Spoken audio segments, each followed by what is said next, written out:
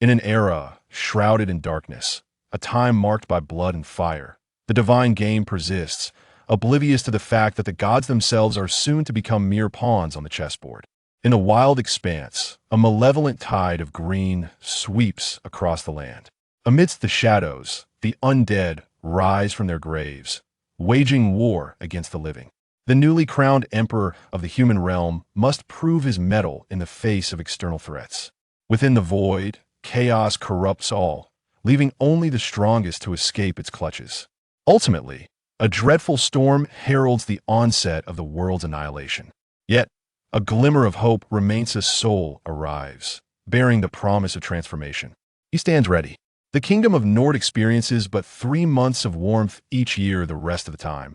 It is perpetually shrouded in snow and cold. The winters here are so frigid that the god of dawn may bring light, yet cannot impart warmth.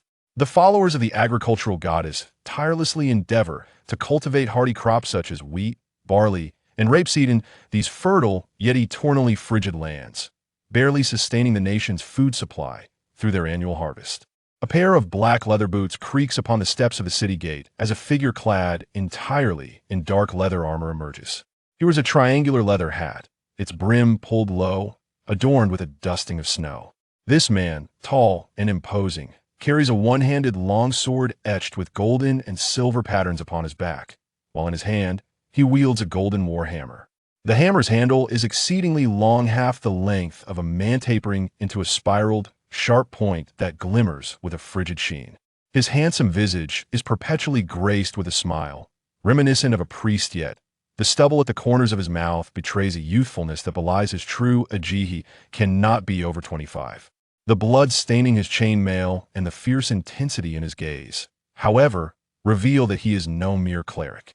Surveying his surroundings, the man notes the desolate road, devoid of footprints in the snow-clad mud. He lets out a soft sigh, observing a sentinel stationed at the gate. Approaching with a casual tone, he inquires, "Pray tell, have you seen a man in a high-crowned hat, draped in a cloak, clad in outdated trousers and black leather boots, with a pallid complexion in recent days?" "Mr. Buta? Let me recall. 3 days prior, a stranger on horseback entered the town," the man scoffs, his derision evident as he gestures, causing the guard to grow visibly uneasy.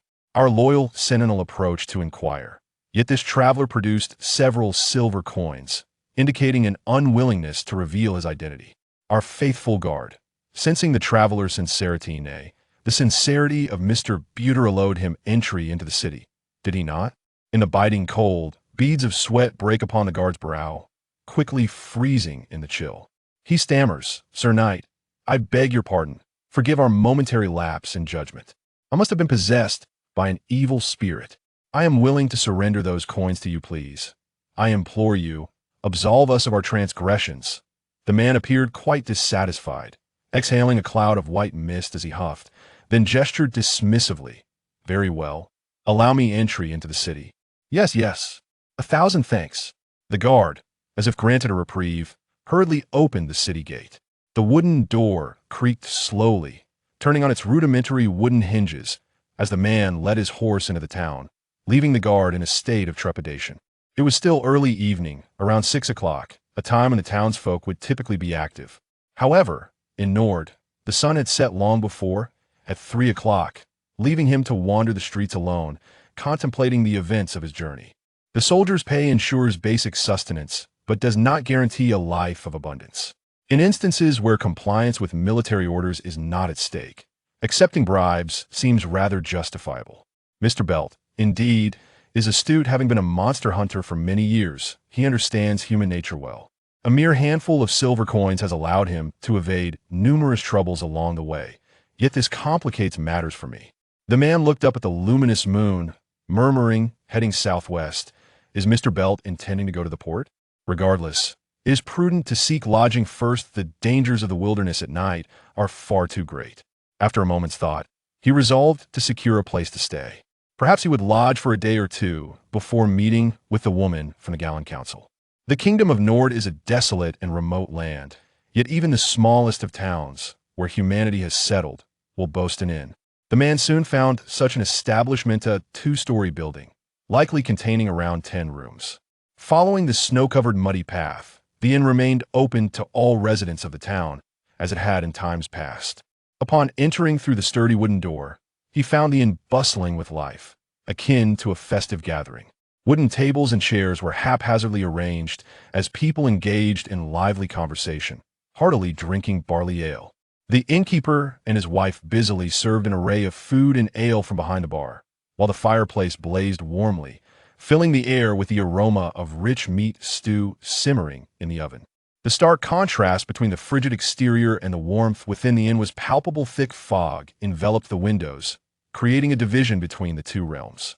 At the center of the room, near the bonfire, two inebriated patrons embraced, dancing merrily to the joyful tunes of a minstrel, while a clumsy merchant from the empire stumbled through the steps, guided by a burly man, eliciting hearty laughter from the onlookers. Lady Freya, another round of barley ale, boomed a burly man with two prominent mustaches, slamming his empty wooden cup onto the bar, its contents long gone save for a few lingering bubbles. Beautiful. When you call my name, make sure to include beautiful. And what about the ale? Settle the bill. First, you've already consumed 4 cups, totaling 20 copper coins. The stout innkeeper, hands on her hips, struck the large man on the head with her spoon. He quickly rummaged through his pockets and produced 30 copper coins in one breath. Here you are, the lovely Freya. Now bring me the ale. Certainly. With a flourish of her ample hand, the coins vanished into her pocket. With payment received, the innkeeper beamed with delight, promptly directing her staff to bring out more barrels of ale. Meanwhile, the innkeeper placed a platter of roasted lamb before the soldier seated at the bar. Sir, your roasted meat, enjoy. Thank you. The soldier accepted the roast and ordered a glass of wine. He appeared to be of considerable age, with numerous wrinkles at the corners of his eyes, as he focused intently on savoring the delectable meal. On the other side of the tavern, a flamboyantly dressed bard in purple attire, adorned with a red soft cap and carrying a lyre on his shoulder, was tuning the strings of his instrument, preparing for his performance. Bard, what story do you plan to share with us today? A patron called out loudly. Indeed, it better be captivating, or we won't part with our coins. The crowd chimed in unison. With a chuckle, the inn was filled with raucous laughter, and the bard, resigned, adjusted his attire and gradually began to play his lyre. Well then, today I shall present to you an ancient tale, a magnificent epic from 150 years ago. Over 1,000 years ago, the world was peaceful. People lived in harmony. Although skirmishes occurred between the northern barbarians and the realms of Middle-earth, trade and peace remained the prevailing themes. The southern kingdoms once boasted the largest and finest seaports and free trade cities. The dwarves, residing in the eastern mountain ranges, exchanged their exquisite armaments and crafts with the human empires, while dwarf fortresses dotted the southern wastelands, standing as a testament to their golden age. Back then, the forests were not as perilous as they are now. But around 1,000 years ago, everything changed. The world was transformed. The tavern gradually fell silent, with only the crackling of the fireplace filling the air. Patrons settled in their seats, as it was customary on the continent for the audience to remain quiet during a bard's performance. Only the merchant from the empire seemed indifferent, yet he still listened attentively. The bard began to play a hauntingly beautiful melody, filled with sorrow, yet brimming with hope. The bard passionately sang the mesmerizing epic, unnoticed by all, as a new guest arrived at the tavern's entrance. Until the chime of wind bells echoed, capturing the attention of everyone in the inn, the man stood at the threshold, having listened intently to the magnificent epic. Only after absorbing the tale of the Savior Ludwig did he push open the grand door. The story of this great noble from the countryside, who later ascended to the throne as the emperor of the new empire, was well known across the entire continent.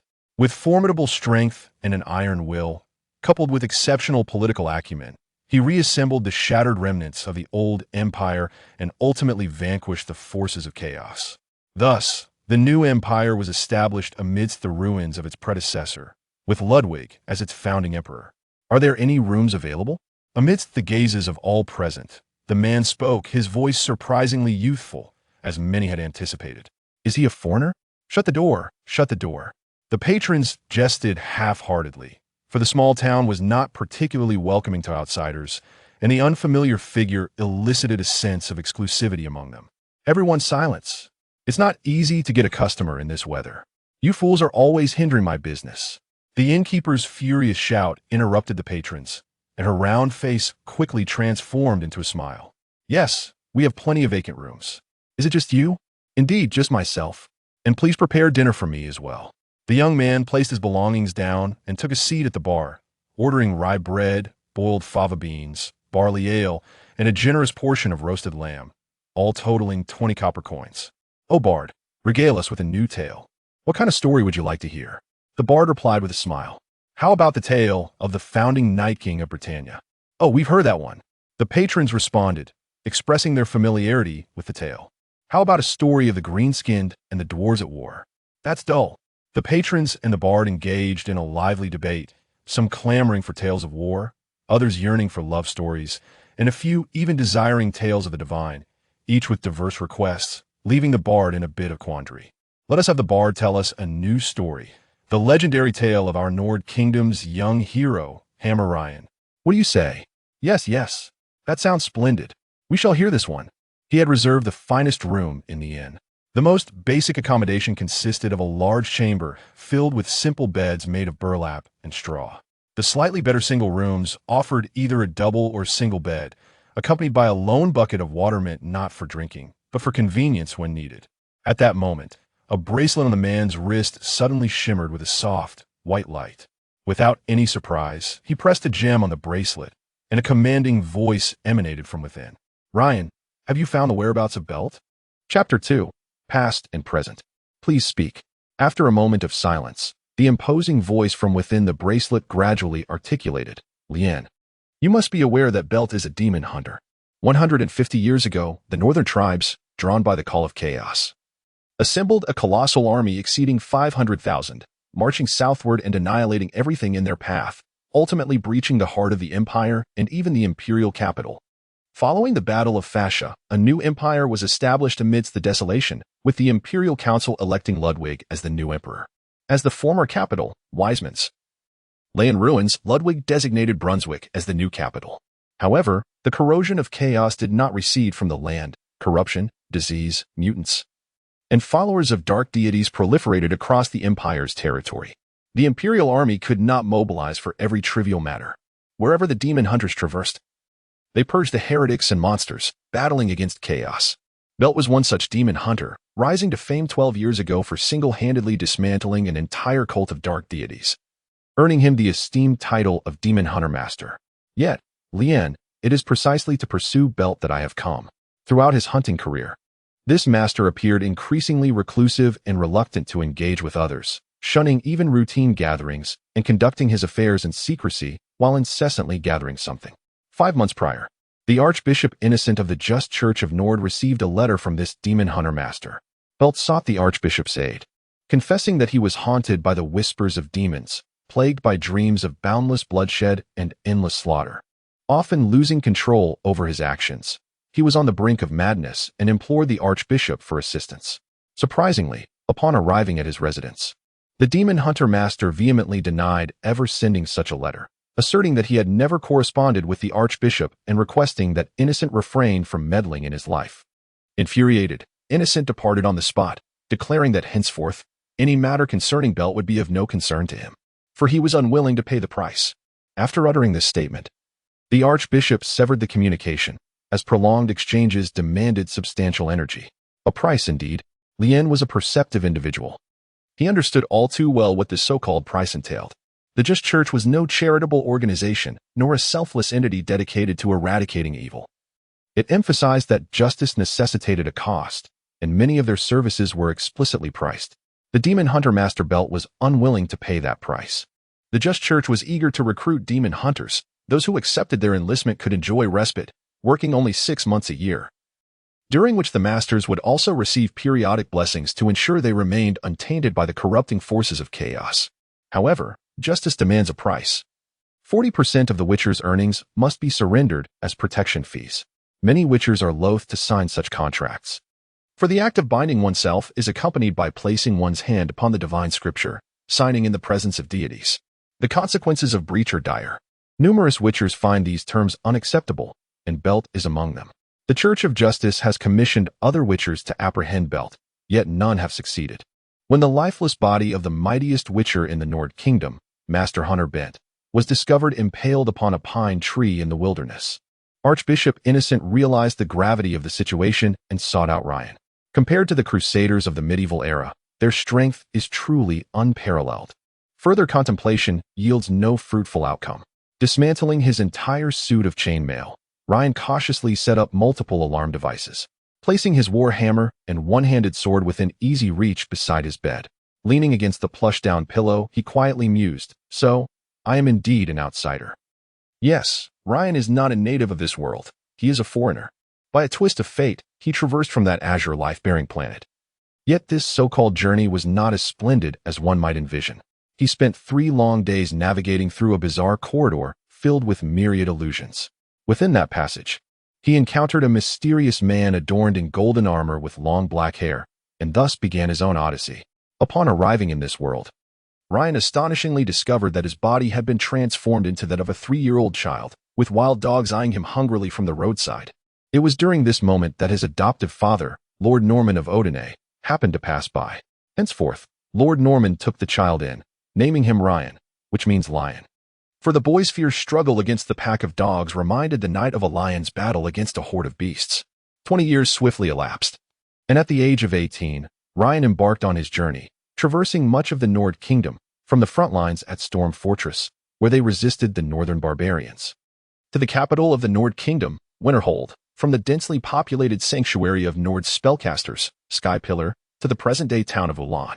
Through relentless hunts of monstrous beings and the fallen, he exchanged his efforts for bounties with the Church of Justice while also accepting various commissions from local lords. To date, he has accumulated a considerable fortune. What does the future hold? Lying in bed, Ryan gradually drifted into slumber. Yet everything began to blur slowly. After 2 decades in this world, his memories of the other realm remain relatively clear, though the visages of his once familiar parents and friends have dimmed. Shrouded in a veil of shadow, in a haze of confusion and muted sorrow, he felt as if he was endlessly plummeting into darkness. Awakened in the dead of night, he touched his cheek, finding it stained with tears. By dawn, Ryan rose early.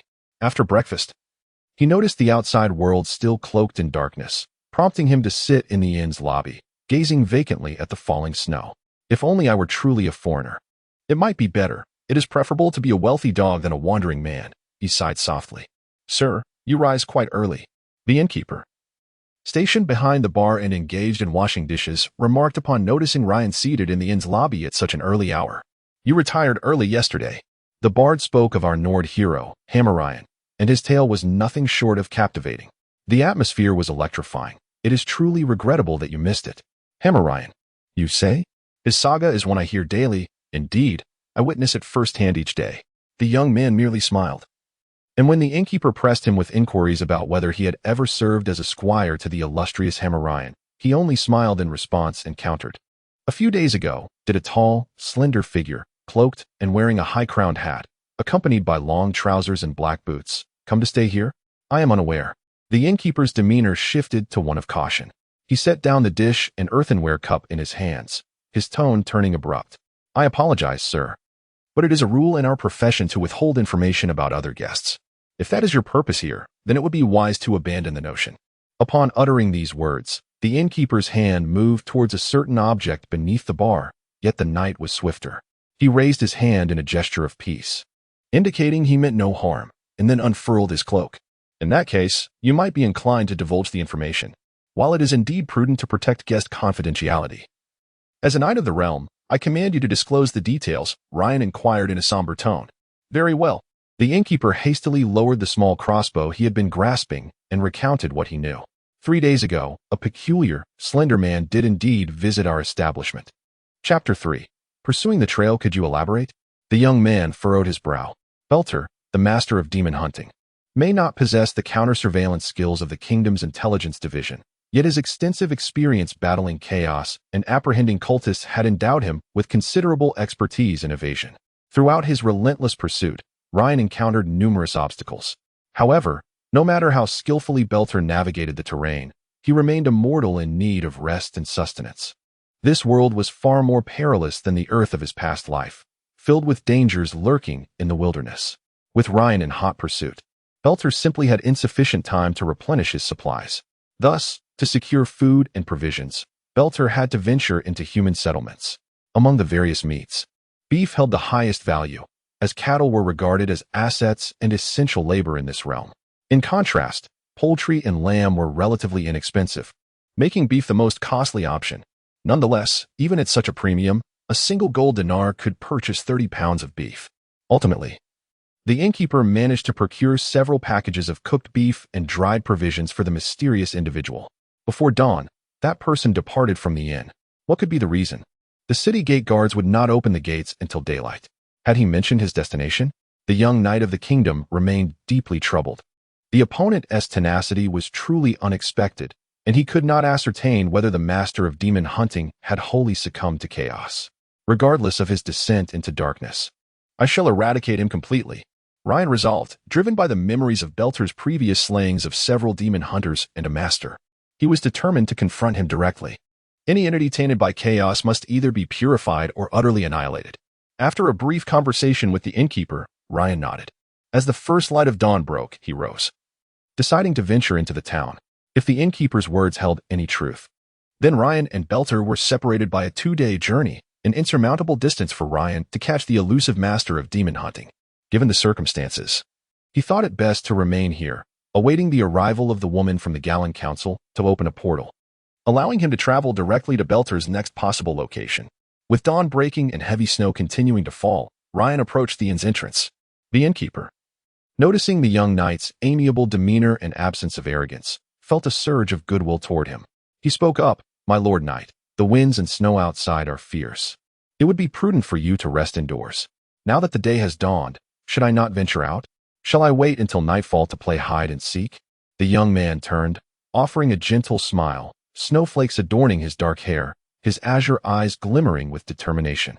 He waved dismissively and departed. Dark hair? Azure eyes? A youth already a knight of the kingdom? Ah. The innkeeper's eyes widened in realization as he recognized the striking features of the young man before him. The inhabitants of the Nord Kingdom are predominantly fair-haired and blue-eyed, with very few possessing black hair and blue eyes. This young man appeared to be no more than 25 years of age. He suddenly recalled the tale recited by the bard last night. The story of a knight from the Nord Kingdom, a hero among thousands, the mighty Hammer Ryan. In that narrative, Hammer Ryan also bore the features of black hair and blue eyes. He hesitated to ponder further. The small cottages on either side seemed to recede from Ryan's gaze. The dwellings of the Nords were longhouses, constructed with timber and thatched roofs that extended from a height to the ground. They were lengthy yet narrow, with heaps of firewood stacked in front, and the doors firmly shut. Based on Ryan's extensive travels, he knew that hospitable souls were few, for many had paid dearly for their kindness. Ah, a knight. Upon glancing up, the man recognized Ryan as a knight and promptly said, "The blacksmith shop is just around the next corner to the right, past a few shops." "Very well, and is there a church here?" Ryan inquired further. "Understood. Thank you." "No need for thanks, my lord. May fortune favor you." As he proceeded towards the Church of Life, he observed that the small town's church was modest, resembling a small building with white walls and a wooden door. 2 soldiers stood sentinel at the entrance. Ryan cast a glance and felt somewhat disheartened. In his experience traversing the continent, the strength of a church could often be gauged by the caliber of its sentinels. These 2 soldiers were, at best, of ordinary soldierly prowess. And Ryan mused that with a single blow, he could send them to meet the Lord of Dawn and the Earth Goddess. Upon death, a believer's soul invariably ascends to the divine realm of their chosen deity. Thus, the church in this town was likely rather feeble. Ryan surmised that the cleric's level of competency would not exceed the 3rd tier. Upon entering the Church of Life, he found a clean, albeit small, courtyard. Despite its limited size, the church was well equipped with the necessary functions one would expect. The Lord of Dawn and the Earth Goddess were deities united in matrimony, their bond strengthened by the life-giving rays of the sun.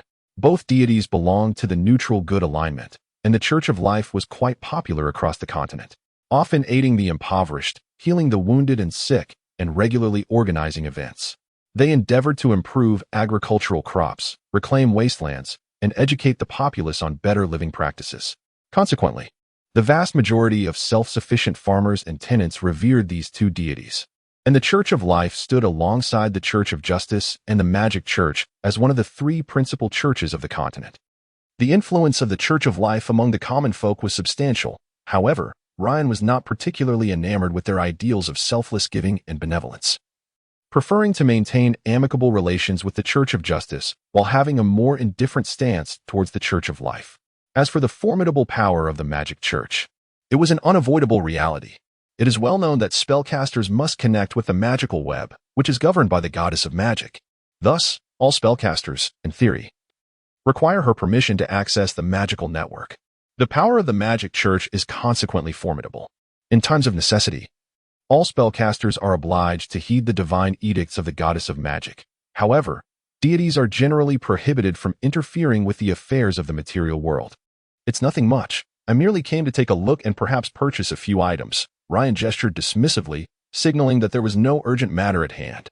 The gatekeeping paladin, upon witnessing this, refrained from hindering him but continued, "The priest is inside. Feel free to speak your mind." Understood. Within the church's confines lay a small courtyard, where numerous children frolicked, engaging in playful snowball fights, their joyous laughter filling the air. A female priest, appearing to be in her 30s, stood on the corridor of the courtyard, smiling as she observed the cheerful scene. However, upon hearing footsteps from the entrance, she turned to see Ryan's arrival and was momentarily taken aback. "A knight, you say? How may I assist you?"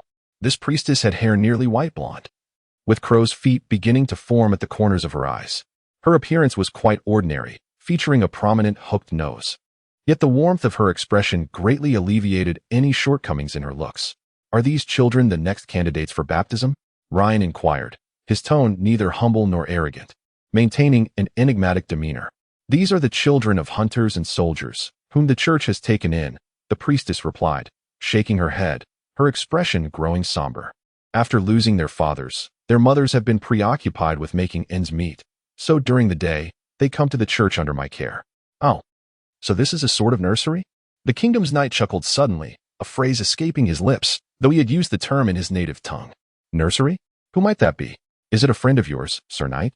The priestess, unfamiliar with the term, did not pursue the matter further and instead asked, "May I inquire as to the purpose of your visit to the Church of Life?" "Indeed, I wish to ask about something." For days prior, was there a tall, slender man? Ryan inquired if the priestess had sensed any chaos energy nearby. As a member of the clergy, she was entrusted with such duties. Since the rise of Charlemagne over 1,000 years ago during the Age of Cataclysm, when he was crowned under the blessings of the gods, an unspoken accord had been forged between the church and the empire. The clergy had a duty in this regard, and those who prayed daily were particularly attuned to chaotic energies. "Ah, this is nothing compared to the astounding scent of blood emanating from you, Sir Knight. The stench of blood has obscured all traces. Have you perhaps engaged in a fierce battle before arriving in this town?" The priestess closed her eyes, attuning herself to the overwhelming aura of blood surrounding Ryan. "Indeed, prior to my arrival here yesterday, I encountered a pack of bloodthirsty beasts in the wild," Ryan replied, shaking his head, realizing that his visit to the Church of Life had yielded no fruitful information, and the frustrating reason was his own presence. "Well, can you produce divine scrolls here?" Ryan inquired, having gleaned no valuable insights thus far. "Ah, what kind of scroll does the knight require?" "I possess only the skills of a second-tier artisan in crafting scrolls." The priest hesitated. "Not that one, I mean the spell. The fundamental divine magic that every priest of the Church of Life must master. You can create that spell scroll, right?" "Oh, I see. I have plenty of those. They are 5 silver dinars each." "I would like 2, please. Thank you for your patronage." As he exited the Church of Life, Ryan's bracelet suddenly flickered with light. Noticing this, the royal knight sought out a secluded corner and pressed the gem on the bracelet. "Archbishop? Ryan, there is new information.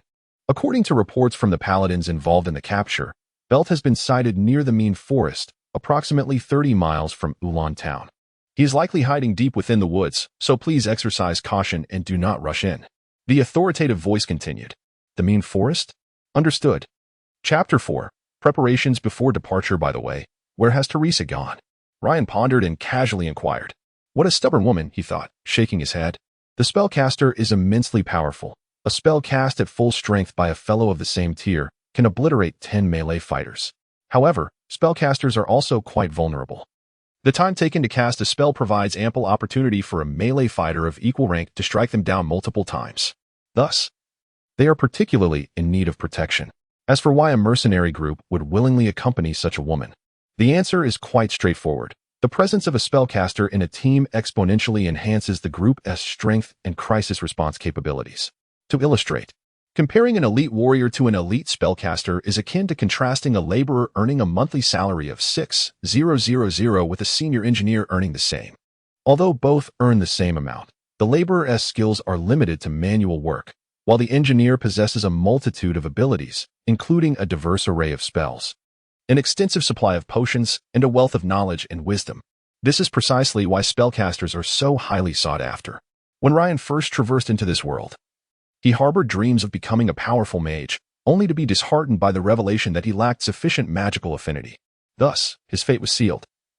He would never become a mage. Reality is not akin to a game where one can choose a profession upon entry. The number of individuals endowed with the talent for spellcasting is exceedingly rare, with only 0. 1 or even fewer possessing the requisite gifts to embark on the path of magic. The vast majority are destined to remain ordinary apprentices for life, only able to claim the title of true spellcaster after transcending the ordinary tier and entering the elite tier. Nevertheless, Ryan extended his hand, his azure eyes shimmering with gathered light as strands of pale blue energy danced at his fingertips, only to vanish into thin air. He was grateful for the mysterious individual he encountered in the corridor, who had imparted to him the technique of utilizing human cerebral energy for spellcasting. Thus, Ryan himself was a concealed spellcaster. Outwardly, he was merely a warrior, a knight of the White Wolf Knights of the Nord Kingdom. Having acquired ample information, further inquiries became unnecessary. Ryan made his way directly to the blacksmith shop. He had recently endured a fierce battle and needed to repair his equipment and maintain his weapons. Many who are accustomed to gaming mistakenly believe that a weapon, once equipped, can be used indefinitely without care. They envision a weapon remaining perpetually sharp without maintenance, allowing the RPG protagonist to wield it from the beginning to the end of the game. Similarly, clothing is imagined to accompany the hero through countless battles, enduring an array of cuts, blows, and even magical assaults, yet remaining pristine and providing unwavering protection. However, a game remains a game, and reality remains reality. The truth is that excessive use of a sword can lead to a dulled edge and nicks, while armor that endures too many assaults will inevitably degrade and gradually lose its protective capabilities. Weapons and armor require regular maintenance and thorough inspections prior to combat, alongside a periodic replenishment of various potions, such as the timely application of sword oil. The blacksmith's forge is situated near the heart of the town, and the seasoned blacksmith has over 20 years of experience, although his forging skills are undoubtedly proficient from Ryan's perspective. Having spent his entire life as a blacksmith in this small town suggests that his expertise may be rather limited. In Ryan's view, this forge resembles an RPG novice village, offering only rudimentary weapons and equipment. Upon entering the forge, it became evident that the old blacksmith could only assist Ryan in assessing the damage to his chainmail's inner rings and provide maintenance for his weapon. As for the equipment hanging within the forge, Ryan found none appealing. He casually picked up a standard iron longsword and performed a few flourishes. The cold blade glimmered within the confines of the shop. These movements alone revealed Ryan's exceptional mastery of swordsmanship. The longsword in his grasp seemed to possess a certain spirit and an enigmatic rhythm, its blade reflecting a chilling light that danced about the room. The blacksmith was busy oiling Ryan's warhammer when he noticed a timid face peering through the doorway. He cast a worried glance outside and shook his head slightly. Yet the small face was filled with reluctance, continuing to watch the knight practice his swordplay. "Oh, this is a fine sword," Ryan remarked as he set the standard longsword down and called out to the entrance, "Stop watching and come in." A boy of about 15 or 16 timidly stepped inside, wrapped in a heavy linen coat and a cloak made of animal hide, his face flushed from the cold. Hello? Sir Knight," he stammered. "Greetings," Ryan replied with a nod, prompting a sigh of relief from the blacksmith. "Sir Knight, this child is named Nim. He is 13 years old and awakened his occupational talent at the age of 8. He is now a warrior and, having seen you wielding your sword, he perhaps wishes to learn something. Please pardon him." Awakened his occupational talent at such a young age. Ryan's interest was piqued. The typical age for the awakening of occupational talents is around 7 or 8. If an individual possesses sufficient aptitude, their talent will automatically manifest, setting the course for their future development and career path. Commoners who do not awaken their occupational talents usually seek the church for an evaluation between the ages of 9 and 13, where assistance is offered to help them awaken their talents, albeit not without cost. Those unable to afford the fees may borrow from the church, while the rest often remain as commoners for life. learning a trade, or tending to the land. A small fraction might still have the chance to awaken their talents before reaching 30, but once past that threshold, the likelihood diminishes significantly as the body begins to age.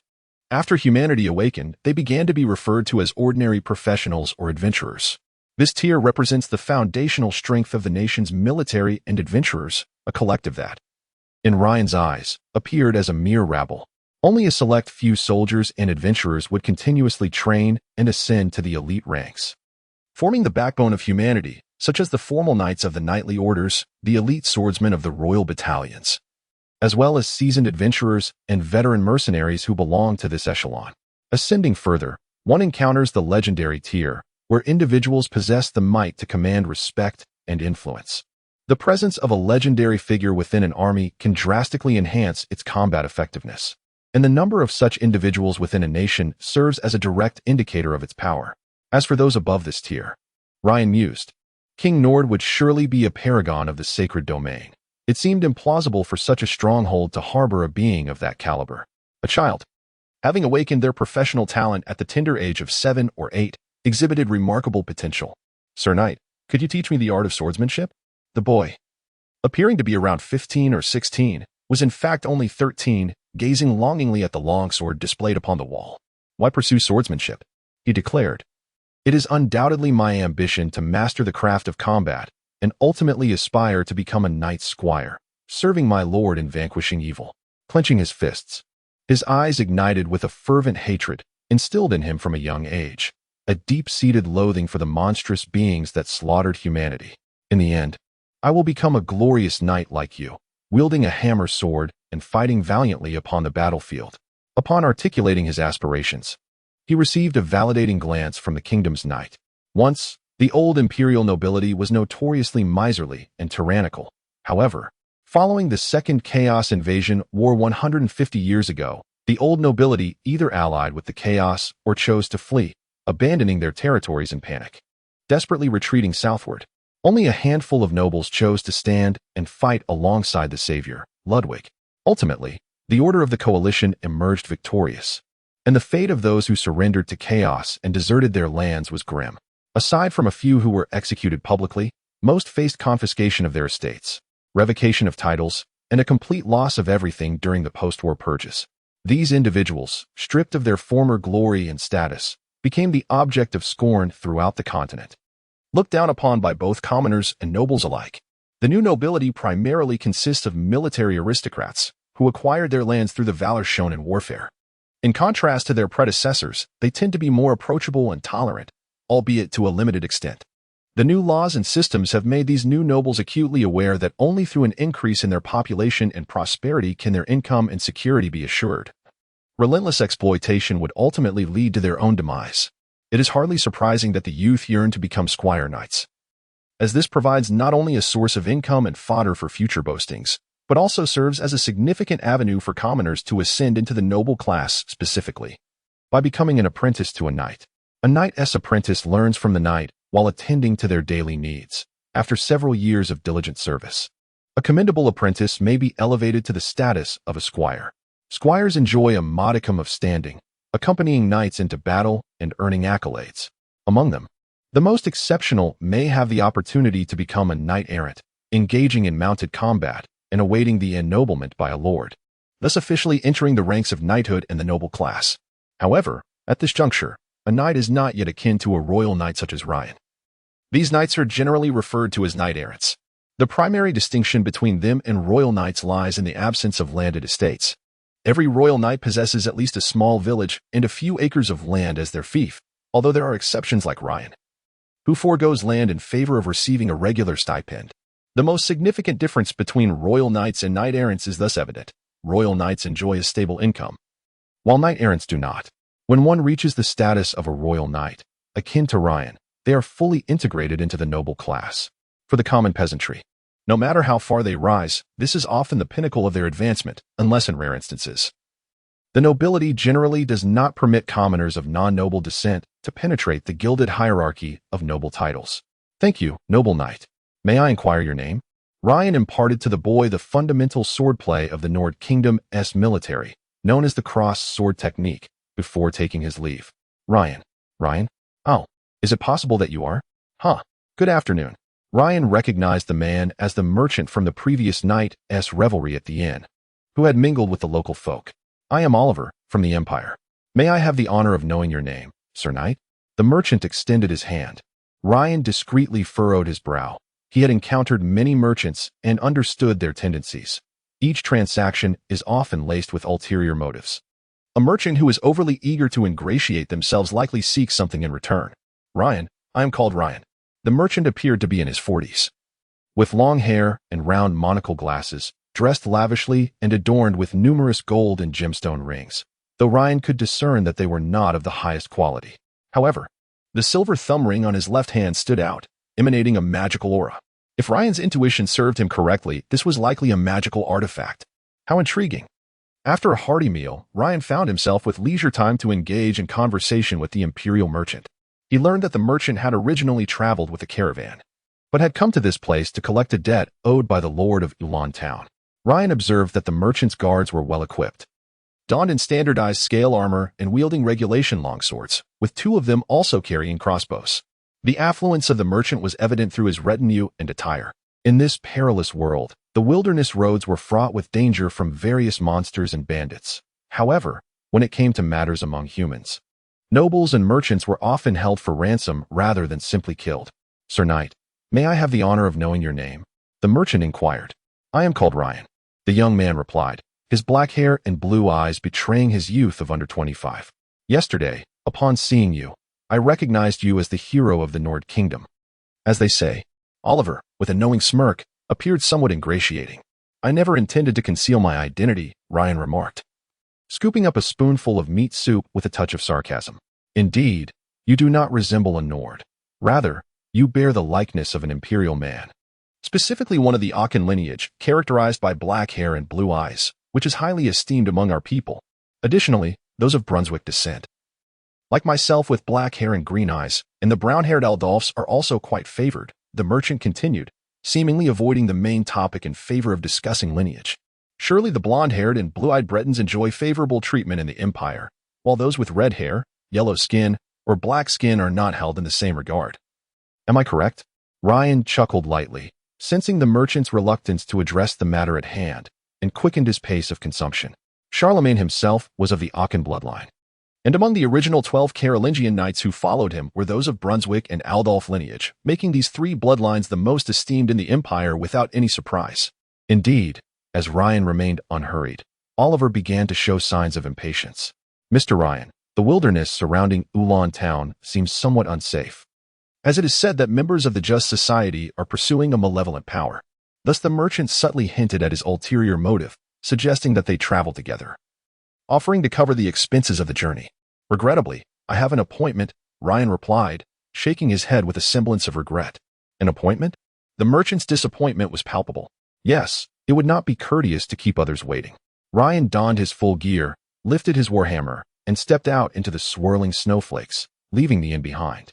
May the goddess of fortune bless your path, noble knight, the innkeeper murmured as he watched Ryan's retreating figure.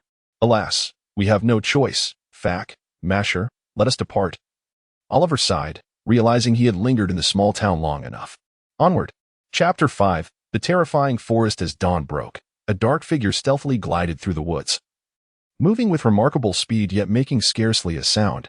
This shadowy figure donned a top hat, a cloak, and a tailcoat, complemented by antiquated trousers and black leather boots.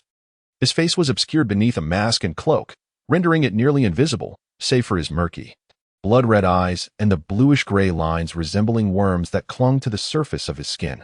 Ha ha ha, do they think they can capture me? The figure scoffed, producing a pocket watch with disdain. As the malevolent power surged within him, more decay and festering sores manifested upon his body, and he could even sense maggots writhing within his wounds.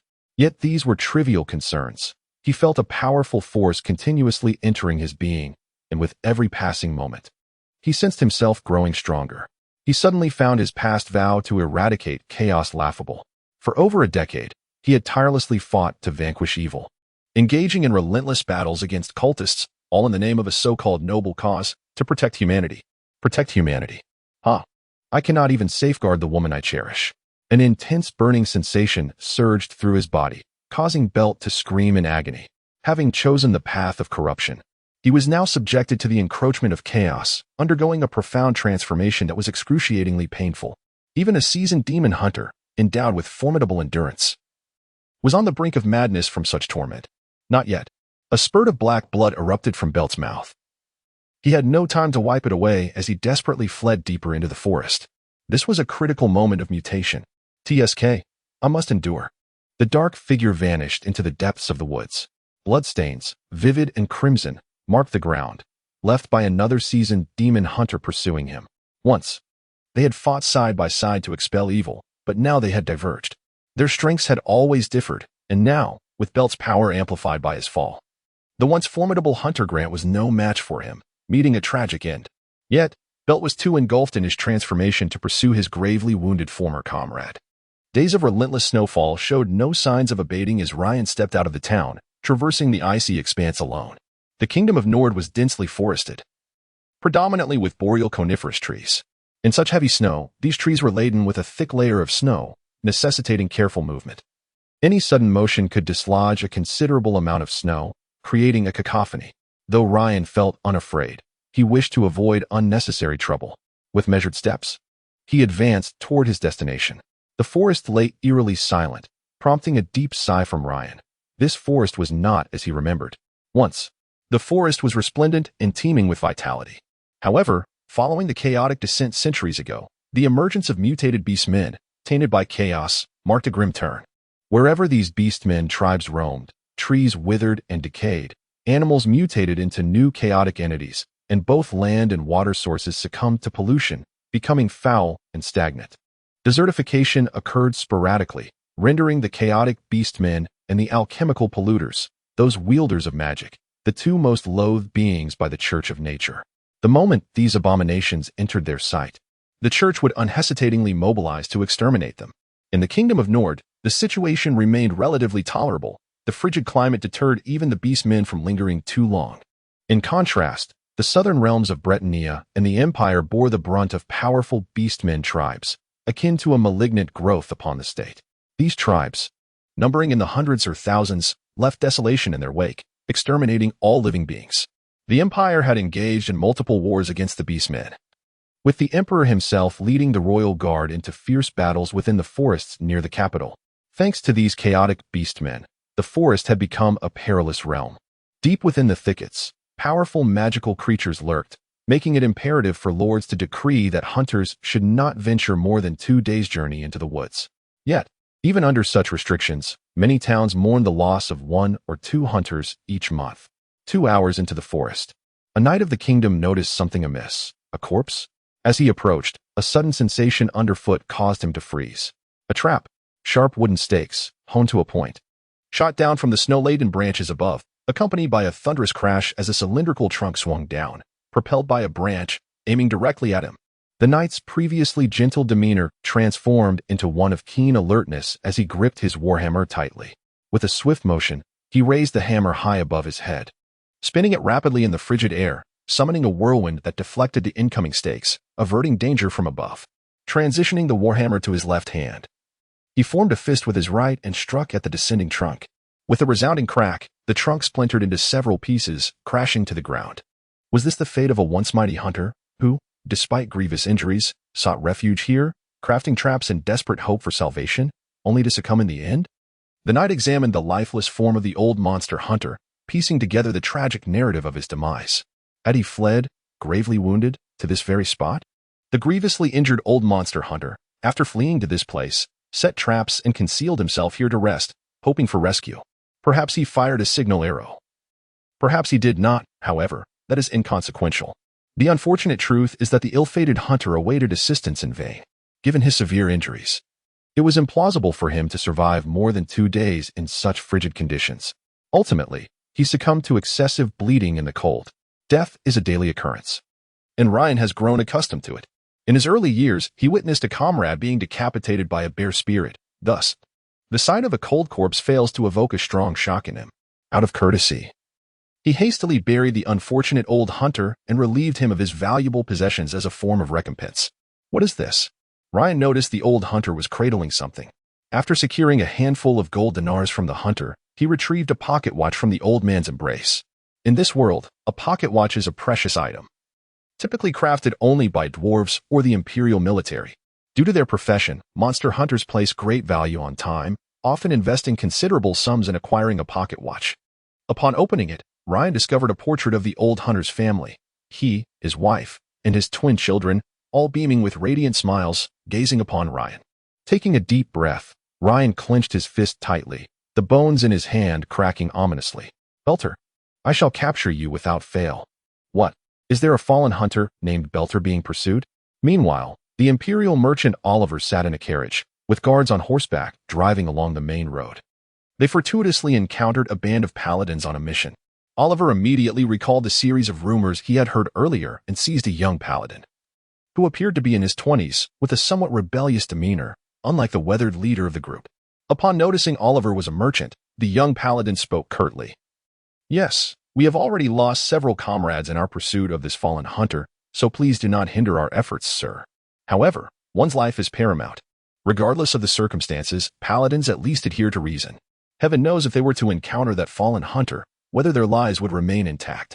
Thus, Oliver suppressed his anger, raised his hands in a gesture of goodwill, and said, are you planning to pass through the forest ahead? If you don't mind, we could travel together for mutual protection. Who would wish to travel with someone like you? The young paladin had only begun to speak when he was interrupted by the leader, a man appearing to be in his 50s. With hair nearly white and a rugged countenance, he bore a single-handed sword at his waist and a shield on his back, the golden patterns on his helmet indicating his rank as the leader. Enough, Alex. Courtesy. Have you forgotten the tenets our Lord has taught us? Of course.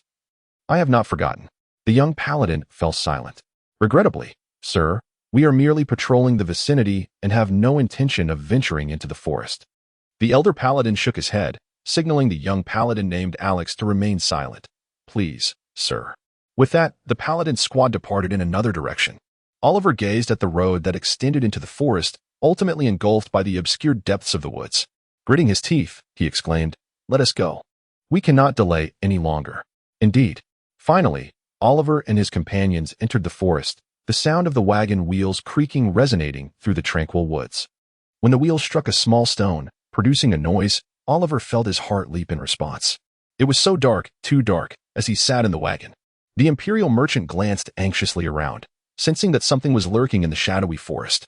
A profound sense of unease enveloped the merchant and his guards. Oliver retrieved a pendant made of pure gold from his chest and silently prayed. O goddess of wealth, grant me safety. O goddess of wealth, grant me safety. Most merchants worshiped the goddess of wealth, though many were insincere or superficial in their faith. The insincere merely proclaimed their belief in the deity, offering half-hearted prayers when necessary, while the superficial, though slightly more devoted, still lacked genuine faith. I shall fetch some ice, one guard announced, intending to retrieve ice from a nearby stream to melt for soup. The guard named Fark suddenly shook his head. I don't know, boss. A neighing of the horses interrupted their conversation, followed by a slight tremor in the ground. Thump, thump, thump. Upon hearing this sound, their expressions shifted dramatically. Fark instinctively discarded his ladle and grasped the hilt of his sword. Oliver, in a panic, scrambled behind his guard, disregarding the snow and mud that stained his fur coat. His face pale as he stared into the depths of the forest where the sound originated, feeling his heartbeat quicken. Thump, thump, thump, roar. A small war dog emerged first into their view, its appearance grotesque, marred by ghastly scars. Its gaping maw revealed sharp, white teeth, and repulsive drool dripped slowly from its mouth. A Chaos War dog from the Beastmen War Clan. Fark screamed, seizing the crossbow from his back and firing directly at the dog. A bolt whistled through the frigid air, piercing the creature's skull. The war dog let out a wail, its body convulsing before collapsing in its charge. Well done. Oliver clenched his fists, whispering in triumph. But before he could utter another word, a dozen more war dogs surged forward, unhesitatingly pushing aside the corpse of their fallen comrade. Their blood-red eyes filled with a ravenous thirst for blood, instilling terror in all who beheld them. They are the Beastmen, the fearsome Beastmen, capable of silencing any child across the continent. They are the Beastmen known as the Blight of the Earth and the Harbingers of Calamity. The Beastmen have arrived. Chapter 6. Reinforcements. The guards swiftly dispatched several more battle hounds, yet the beasts drew ever closer. Without hesitation, Fok commanded the remaining guards to discard their crossbows, unsheath their swords and shields, and prepare for combat, shouting, "Boss, flee. We will hold them here. Boss, the horse." Guard Mather plunged his longsword into the belly of a battle hound, cleaving it in two. The entrails and warm blood of the chaotic creature spilled onto the ground. A gruesome sight. Oliver fought back the urge to vomit and hastened towards his steed. More battle hounds emerged, alongside a fearsome creature resembling a massive boar, adorned with fangs, spikes, and coarse fur. While it was slower than the hounds, it barreled through them, sending them flying, and crashed against one guard's shield. Though the shield held, the guard's arm buckled under the weight, and he fell to the ground with a cry just as the beast pounced upon him. Seizing the opportunity while the beasts were preoccupied with their gruesome feast, two guards mounted their horses, murmuring apologies as they turned to flee. A chilling howl echoed from deep within the forest, startling a flock of birds into flight. The horses, startled, threw their riders to the ground. "This is bad. Is there a beast king? We're doomed." Fok tumbled into the mud, but had no time to dwell on his misfortune as he helped the dazed Oliver to his feet, despair etched on his face. Deep, profound despair. A two-legged human could never outrun a four-legged beast. Indeed, upon hearing the howl, the ravenous battle hounds and razor beasts lifted their heads, halting their frenzied feeding, and charged toward the remaining three men. Just as the merchants prepared to make a desperate stand, a resounding horn pierced the air, its deep tone heavy with authority. The beasts, mid-charge, came to an abrupt halt, glancing around in confusion. "Boss, it's the mercenary company. We are saved," Fok exclaimed in exhilaration, pulling Oliver back. However, the merchant's expression was less optimistic. He spat in disdain, grumbling, "God knows how much wealth those greedy mercenaries will extract from this poor merchant." From the shadows of the forest emerged more figures, resembling humans but wielding spears or crude battle axes, with inconspicuous horns sprouting from their heads. Aside from their muscular forms, they bore little resemblance to ordinary humans. They clustered in groups, flowing from the forest like a tide. Upon hearing the horn, they hesitated, refraining from attacking, and instead formed several lines of varying heights, as if bracing for something. Those were the lesser horned beasts, ordinary soldiers of the Beastman tribe, also responsible for crafting and repairing weapons. Oliver swallowed hard, realizing that they were confronted by a complete band of beastmen. He pondered the strength of this mercenary group, fearing that otherwise they might meet their demise here. Meanwhile, from the opposite side of the forest emerged a contingent of mercenaries, clad in mismatched attire. They brandished a flag emblazoned with a blood-red battle axe, numbering around 50 to 60 individuals, each distinctly different from one another. At the forefront stood a robust man in his 30s, possessing a mane of golden hair and fierce eyes. He wielded a colossal battle axe and donned armor crafted from iron scales, making him the best equipped among the mercenaries. The majority wore simple leather armor or breastplates, while some were scantily clad in tight-fitting burlap, adorned with patches of beast fur. This was an elite berserker. After whispering a few words, a smile broke across Oliver's face. "Thank you very much, sir. It seems you and your mercenary band have come to my rescue. I am Boris, the captain of the Blood Axe mercenary group. Let's cut to the chase. If your men can still fight, join us. Otherwise, we shall all perish here today." The mercenary leader's expression was grave. He understood the threat posed by the beast men and the capabilities of his own band. Yes, Fak, Mather, follow Captain Boris and fight alongside him." Oliver spoke rapidly, yet stealthily gestured to his two guards to temper their efforts. The two exchanged glances and nodded promptly, integrating into the ranks of the mercenaries. The mercenaries wielded a diverse array of weapons, swords and shields, spears and pikes, daggers and scimitars, axes, hammers, bows, and even slingshots, all arranged in two lines, with melee fighters in the front and ranged fighters behind. The opposing beastmen seemed to be awaiting something, restraining their war dogs and razor beasts. Amidst this chaos stood a striking woman, seemingly under 30, tall and adorned in an oversized snow-white fox fur coat. Her lustrous black hair cascaded over her shoulders, shimmering as if alive. Beneath, she wore a form-fitting black leather outfit that accentuated her alluring figure, complemented by tight leather pants that hugged her long, graceful legs and sturdy leather boots. This woman exuded an enchanting aura, her every movement imbued with a charm that spoke of maturity. Silver pupils, captivating phoenix eyes, a prominent nose, and dark red lips adorned with a beautiful beauty mark conferred upon her an irresistible allure. However, what truly captured Oliver's attention was the purple staff she grasped, its tip embedded with a crimson gem, pulsating with concentrated energy. With a resolute heart, Oliver surmised that the presence of a spellcaster would surely tip the scales in their favor. Mr. Boris, initiate the attack swiftly. I sense chaotic energy. It's the Wan Moyen. The area harbors Wan Moyen, and the fallen hunters are activating it to summon more beastmen. The female spellcaster did not spare a glance at the Imperial merchant. Her demeanor icy and her tone commanding. The leader of the mercenary band responded with utmost respect. Yes, Lady Travik. Be wary of your rear. The beastmen favor ambushes and encirclements. Upon hearing this, the sorceress began to intone her incantation, azure magic swirling around her form. The mercenary captain, witnessing her preparation, swiftly commanded. Attack. Yes. The archers in the rear knocked their arrows, while those in the front lines engaged the foul horned beasts. The line of horned beasts staggered under the assault. Many of them struck down, causing chaos to erupt among their ranks. Seizing the opportunity, the mercenaries plunged into the fray, embroiled in a brutal melee. The air filled with cries of anguish and roars of rage. Ice shield. As the close combat began, the sorceress unleashed her magic, and white crystalline frost enveloped the bodies of the foremost mercenaries. The spears of the horned beasts merely ricocheted off the frozen barriers, and the mercenaries laughed in triumph. One mercenary deflected a spear with his shield, and then plunged his long sword into the skull of a horned beast, kicking the lifeless body aside. A nearby horned beast, seizing the moment, thrust its spear towards his side, but the icy crystals deflected the tip. The mercenary, with time to spare, used his shield to shove aside a charging razor beast before triumphantly raising his sword at the horned beast. Come at me. Often. The most terrifying adversary is not an external force but fear itself.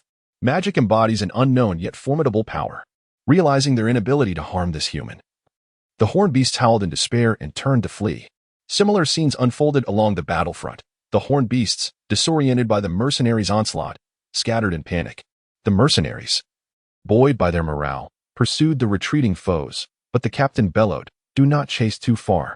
Suddenly, a colossal, humanoid figure burst forth from the forest, looming before all. Standing over twice the height of an average man, it wielded a massive axe, its head adorned with goat-like horns, its face a savage beast's, and its body robust. Great hooves thudded against the ground as it exhaled hot breath from its nostrils, casting a disdainful glance at the fleeing horned beasts. With a casual grip, it seized one of the fleeing creatures and, with a violent tug, tore it asunder. The carcass was discarded onto the ground, where chaos hounds and razor beasts swiftly descended, devouring the remains in an instant. It is the Beast King. The Beast King. Retreat, quickly fall back, and regroup. The mercenary captain, eyes wide with horror, shouted incessantly, raising his own axe, readying for battle. The mercenaries hastily retreated, one by one, as more humanoid beasts emerged from the forest. Though not as towering or powerful as the Beast King, they each stood over 3 meters tall. The beastmen sneered as they entered the battlefield, the ground trembling beneath their weight, as if the earth itself feared this harbinger of calamity. They are the horned beasts, formidable warriors and the primary combat force of the Beastman tribe. As Oliver retreated, he silently contemplated that the Imperial merchants were also withdrawing towards the female spellcaster, where a greater number of people congregated. At this moment, only the spellcaster could provide Oliver with a sense of security. A massive axe swung horizontally towards him, forcing him to raise his shield in defense. The result was that the shield shattered into 2 pieces, and the mercenary was hurled several meters into the air before crashing to the ground. My arm is broken. My arm is broken. Help me. Someone save me. The mercenary's left arm was grotesquely deformed as he lay supine on the ground, desperately trying to crawl away as the Beastman chief approached with a sinister grin. Just as it was about to claim the mercenary's head, an instinctual sense of danger surged within the Beastman chief, prompting it to instinctively raise its axe in defense. Ice arrow, a delicate voice exclaimed. The Beastman chief was momentarily frozen. Regrettably, the ice encased it for merely 2 seconds. With a furious roar, the frost shattered instantly. It pinned down the struggling mercenary, and with a sweeping motion of its great axe, it held aloft a bloodied head. It gazed upon the female spellcaster. Encircled by the mercenaries, her expression fluctuating between fear and determination, and pointed at her, calling out to the horde of beasts, "Woman! Sorceress! Exterminate! You have frozen me. I shall take your life." The Beastman chief reached into the mercenary's chest, extracting his still beating heart, and with a savage bite, it devoured half of it, blood splattering across its face as it chewed with grim satisfaction, a sight that sent chills down the spine. At this moment, 3 or 4 dozen horned beasts appeared before the mercenary group, and their leader, Boris, turned ashen. Lady Travik, please step back. I shall fend off these beastmen. They cannot escape far. The forest is teeming with them. The beautiful sorceress tightened her grip on her staff, raising it to unleash a psychic shockwave. A dark arcane aura spreading across the battlefield. All horned and lesser horned beasts felt a sharp pain in their heads, as if pricked by needles, momentarily alleviating the beastmen's onslaught. However, several mercenaries had already perished beneath the axes of the beastmen. Seeing this, Boris bellowed and joined the fray, wielding his great axe and claiming the lives of several lesser horned beasts upon entering the battlefield. His valiant display naturally caught the attention of the beastman chief. You shall fight me. Boris gripped his finely forged war axe tightly, stepping forward, the swirling snowflakes dancing around his golden hair and thick beard. As the leader of the mercenary group, he had no choice but to accept the challenge posed by the beastman chief, for it was the only path to survival. The beastmen were indeed powerful, yet this predatory species possessed a singular vulnerability. The victor claims the throne. If the chief were slain, the morale of the beastman army would collapse in an instant. Thud, thud, thud. The beastman chief charged forward, and Boris matched its stride, the heavy soles of his boots thudding against the snow. The distance between them closed rapidly. The crude axe in the beastman's hand was splattered with blood, while Boris's steel axe gleamed with a silvery sheen. Closer and closer they drew. Boris swung his battle axe with all his might. Boom. The clash of the blade resonated through the battlefield, the sound of metal striking metal echoing in the air. Chapter 7. Decimation in the moment of confrontation. Boris realized he had lost, for the immense force transmitted through the axe handle rendered his entire body numb. The beastman chieftain staggered back a step under the tremendous impact. The mercenary leader retreated several paces, relying on his battle axe to prevent himself from falling. His palms torn and crimson blood staining his golden beard with a hint of deep red. Gulping down the blood that threatened to choke him, Boris struggled to rise, eager to continue the fight, while anxious mercenaries hastily encircled their commander. Humans, shameless, let us kill them. The beastman chieftain pointed at the mercenary leader, who was shielded by several of his men. Boris's face flushed unnaturally. He gestured for the other mercenaries to stand aside, insisting that he could still fight. The mercenary leader, with his right shoulder sagging, positioned his great axe at an angle, channeling all his strength into his arms as he charged once more at the beastman chieftain. Whirlwind slash. The core technique of the berserker, the mercenary leader spun rapidly, re-engaging with the beastman chieftain. Faced with such a formidable skill, the beastman chieftain was compelled to retreat, evading the brunt of the attack and focusing on defense. At first glance, it appeared that the mercenary leader had the upper hand. However, Boris grew increasingly anxious. The whirlwind slash was immensely taxing on his stamina, and he could not sustain this for long. Meanwhile, the mercenaries suffered heavy losses, their formation crumbling as those who had ventured into the beastman ranks were swiftly dismembered and devoured. The scent of blood heightened the ferocity of the beastman horde, and several horned beasts breached the mercenary line, charging toward the location of the sorceress. The sorceress's expression was grim as she addressed her protecting mercenaries. Cover me, Lady Travik. You. Among the crowd of her protectors, a notably handsome young mercenary interjected, clad in intricately crafted leather armor and wielding a two-handed sword. His gaze filled with concern for the sorceress.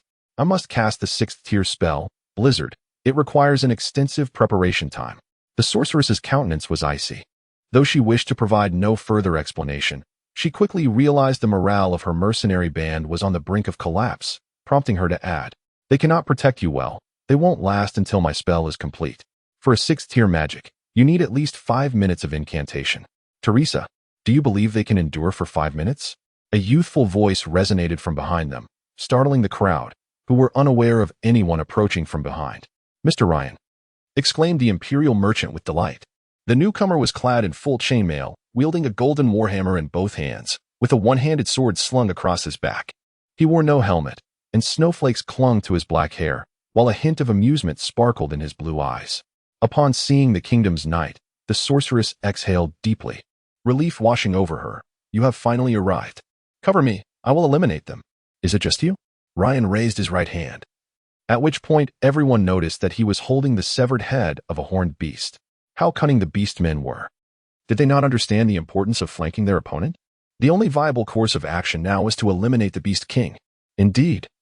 Shortly after securing the relics of the old monster hunter, Ryan felt the formidable power of the demon stone and hurried over, dispatching a horned beast that attempted to ambush him along the way. There was little time for conversation. The battlefield was a scene of utter chaos. The mercenary group had already suffered over 30% casualties, with severed limbs and corpses strewn about. The beastmen had also incurred significant losses. Nearly all of the lesser horned beasts that had entered the fray initially lay dead, and several horned beasts had perished as well. However, their numbers far outstripped those of the mercenaries, and reinforcements continued to pour in. "I'm going in. Cast your spells for me." Ryan lifted his warhammer, casting a reassuring glance at the sorceress. Though somewhat reluctant, she nodded in understanding. An icy armor was conjured around Ryan, and after casting several spells, the sorceress appeared slightly pale. In the brief span of mere minutes, she had unleashed 4 spells. Taking a deep breath, she began to chant a 6th circle spell, Blizzard. Ryan noticed the mercenary captain's defeat and had already prepared himself. A soft blue energy coalesced in his hand, and he brushed his left hand over his warhammer. The originally golden iron head of the hammer suddenly glowed like a red-hot brand, radiating an intense heat that vaporized the snowflakes landing upon it. This was Ryan's unique ability. The knowledge bestowed upon him by the enigmatic figure included the manipulation of human psychic energy. This allowed Ryan to wield psychokinetic powers without relying on the magic web, enabling him to imbue his weapon with elemental damage for a limited time, despite lacking the innate talent for casting spells. The Beastman chief soon spotted Ryan and roared, "Human! Annihilate! Execute! Today, it is you wretches who shall perish." Ryan charged forth from behind the snow mound, leaping high into the air, his warhammer crashing down onto the head of a lesser horned beast. With a resounding thud, the creature's skull shattered, spraying blood and gore across the ground. Following through, Ryan swept his hammer, and the nearby lesser horned beast instinctively raised its shield to block. The result was catastrophic. Both the beast and its shield were hurled several meters away, landing with a sickening thud. The shield and breastplate deeply dented, the creature's body shattered beyond hope of survival. 2 more lesser horned beasts roared as they charged at Ryan, and he could almost smell the foul stench of their breath. Armed with inferior long spears, they lunged toward Ryan's shoulders, but he paid them no heed. He swung his warhammer directly at one of the beasts. The searing hammerhead struck the beastman's skull, releasing the acrid scent of burnt flesh, and with a scream, the creature's head was reduced to a bloody pulp as its long spear clattered to the ground. Immediately afterward, Ryan deftly sidestepped the thrust of the remaining spear and, seizing the spear's tip, snapped it off before driving it into the center of the beastman's skull, subsequently kicking it aside. Impressive, truly impressive. Is this Mr. Ryan? The faces of the Imperial merchants were filled with astonishment and excitement, and the mercenaries surrounding the sorceress nodded in agreement. Only the dashing mercenary wielding a greatsword murmured, "What is so remarkable about this?" Roar. The horned beasts perceived Ryan as a threat, abandoning their skirmishes with the mercenaries to charge towards him. Unfazed, Ryan wielded his war hammer with resolve. He deftly dodged the strike of one beast, leaping onto its axe, and with a single blow, smashed open the creature's skull. Utilizing the lifeless body as a shield, he deflected the assaults of other horned beasts and claimed another life. The kingdom's knight plunged into the horde of beastmen like a tiger among sheep. In a mere 3 minutes, he felled 5 horned beasts and a dozen lesser ones. With a thunderous strike, Ryan raised his hammer and brought it down upon the ground. A tremendous shockwave rippled through the assembly of beastmen, akin to the force of shattering stone, leaving them dazed and hesitant. Seizing the moment, Ryan swiftly transferred the hammer to his left hand, summoning a brilliant white light that coalesced into an ethereal blade, emanating a soft glow in the air. With a graceful motion, he spun around, wielding the energy blade, and the surrounding beastmen stood motionless. No, not entirely still. It appeared as though their bodies were shifting along a flawless line. Each beastman in proximity to Ryan was cleaved in half, their anguished cries and struggles resonating across the battlefield. The knight's chainmail became stained with the blood of these creatures. Yet the pungent scent did not deter him. He surged forward to initiate a massacre against the remaining beastmen. The tide of battle shifted dramatically. The morale of the beastmen plummeted, and even the robust horned beasts began to retreat, overwhelmed by Ryan's formidable combat prowess. Roar! The beastman leader quickly recognized the dire situation. It abandoned Boris, who was writhing on the ground, struggling under its assault, and charged at Ryan, declaring, "Human, knight, die, you shall be the one to perish." Ryan retorted, gripping his sword tightly and contemplating that the time was nearly ripe. Everyone fall back. "The spell is coming," shouted the mercenary leader on the ground. Blizzard. As anticipated, while Ryan single-handedly repelled the foes, the sorceress completed the incantation for the sixth circle spell, Blizzard. Hundreds of ice shards crystallized in the air, forming sharp, prismatic shapes. Under the sorceress's command, they hurtled towards the beastman's ranks. The power of this sixth circle spell far surpassed the previous two-circle ice arrow, as countless ice shards pierced through the majority of the beastmen, eliciting their wretched screams. Their blood was frozen by the formidable magical force, and some lesser-horned beasts and chaotic warhounds lost their heads and limbs to the icy projectiles. Wail. The beastman chief knelt on one knee, struggling to withstand the onslaught of the blizzard. Countless wounds marred its arms and calves, and its body was forced backward. Tracing a line in the snow, after approximately a minute, the power of the magic finally waned, leaving the beastmen nearly all dead, with the chief encased in ice. The completion of a sixth-tier spell left the sorceress pale as snow, her body swaying dangerously, threatening to collapse. Lady Travik, a young mercenary beside her, instinctively reached out to support her, but the sorceress firmly grasped her staff, dismissing him. "I do not require assistance. Mr. Bonda, I am not so fragile." Leaning on her staff for support, she raised her head, yet the battlefield was shrouded in the blizzard, obscured by mist and smoke, leaving the mercenaries aware that Travik could no longer unleash such high-level spells. The original band of 40 to 50 mercenaries had dwindled to less than 30, with nearly all but those tasked with protecting Travik bearing injuries. They anxiously surveyed the battlefield cloaked in white fog and smoke. "It's over. Mr. Ryan is still out there," Oliver exclaimed in despair, covering his face. Yet, even more despair was to follow. "Ah, humans, I want you. All dead." A cacophony of shattering ice echoed from the battlefield. As the smoke cleared, the battered beastman chief shattered the ice encasing its upper body, covered in wounds, most of which were frozen. Its lower half remained locked in ice, with numerous icicles embedded within. Yet, these injuries could not fell the beastman. Despite its legs being encased in ice, it raised its great axe once more, summoning more beastmen to the fray. From the depths of the distant forest, more beastmen surged forth. "Kill the humans." The beastman chief struggled fiercely, cracks appearing in the ice binding its legs. "It's hopeless. Lady Travik, what shall we do?" a mercenary inquired. "He is still here," the sorceress replied, her gaze devoid of panic, rendering the mercenaries momentarily speechless. Suddenly, a roar erupted from behind the beastman chief. "Drink!"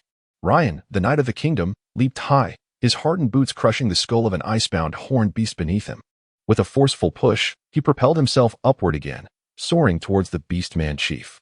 The chief instinctively attempted to turn and block, but the ice binding its lower body slowed its movements. Before it could raise its axe, the head of Ryan's warhammer struck its chest, the searing metal obliterating the beastman's ribs and scorching its chest into a charred blackened mass. "Ah, humans!" Despite sustaining such grievous injuries, the beastman chief did not perish. Its right hand grasped the battle axe and swung it fiercely towards Ryan, the massive weapon slicing through the air with a menacing whoosh. Ryan's reaction was swifter than ever. His right hand had already released the warhammer, and once more, the ethereal white blade manifested, slicing down to sever the beastman chieftain's right hand along with his forearm. A piece of forearm thicker than an average thigh and a rough-hewn hand holding a large axe fell to the ground beside him. The beastman chieftain cried out in agony, clutching the wound on his right arm as torrents of crimson blood gushed forth. Even in such a state, he was not yet dead. Still struggling to break free from the ice binding his feet, attempting to seize his axe with his left hand. "Humph!" Ryan spat disdainfully, placing a foot upon the chieftain's chest, grasping the long horn atop his head. A flash of white light surged forth. The still-bloodied head of the colossal chieftain was raised high by the knight of the kingdom, displayed for the remaining beastman warriors. Who else dares to stand? The cacophony of terrified cries erupted. "Flee! Flee! The humans are formidable!" With their leader slain, the beastman warriors scattered in disarray, frantically fleeing for their lives, even resorting to cleaving their own kin who impeded their escape, rolling and scrambling into the depths of the forest. "We have triumphed! We have triumphed!" Oliver exclaimed joyfully, embracing his guardian, Falk. The mercenaries reveled in the euphoria of survival. The forest echoed with jubilant cheers. The sorceress finally relaxed somewhat. Turning around, she found Ryan, drenched in blood, standing right behind her. "Long time no see, Teresa." "Indeed, it has been a while, Ryan." Chapter 8. Teresa Trovic, thank you for your efforts, Teresa. I have witnessed the aftermath of battle about an hour's journey from here. Are you? Well? Ryan stood before the sorceress. Far better than you might imagine, she replied, leaning on her staff, her bright silver eyes peering through the butterfly-patterned black frames at Ryan. Evidently displeased with his display of bravado, Ryan fully understood her sentiment. The sorceress was immensely powerful, indeed formidable, ordinarily, having stepped into the legendary tier. She should not have exhibited such a level of weakness in this confrontation. Given sufficient time to prepare, she could easily vanquish not just one, but 2 or 3 Beastman warbands. The crux of the matter was that the sorceress had already engaged in battle.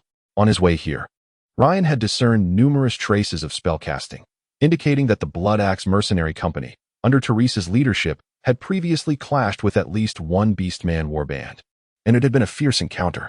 This meant that prior to this skirmish, Teresa had been depleted of her magical energy. To forcefully cast a 6th circle spell in such a drained state was a daunting feat. Ryan surmised that merely standing was an arduous task for Teresa, who might not be capable of casting spells for several days. This was your duty. You nearly jeopardized the entire mercenary company for an uncertain lead. Teresa remained rooted in place, gasping for breath, her proud figure slightly bent, revealing her alluring form.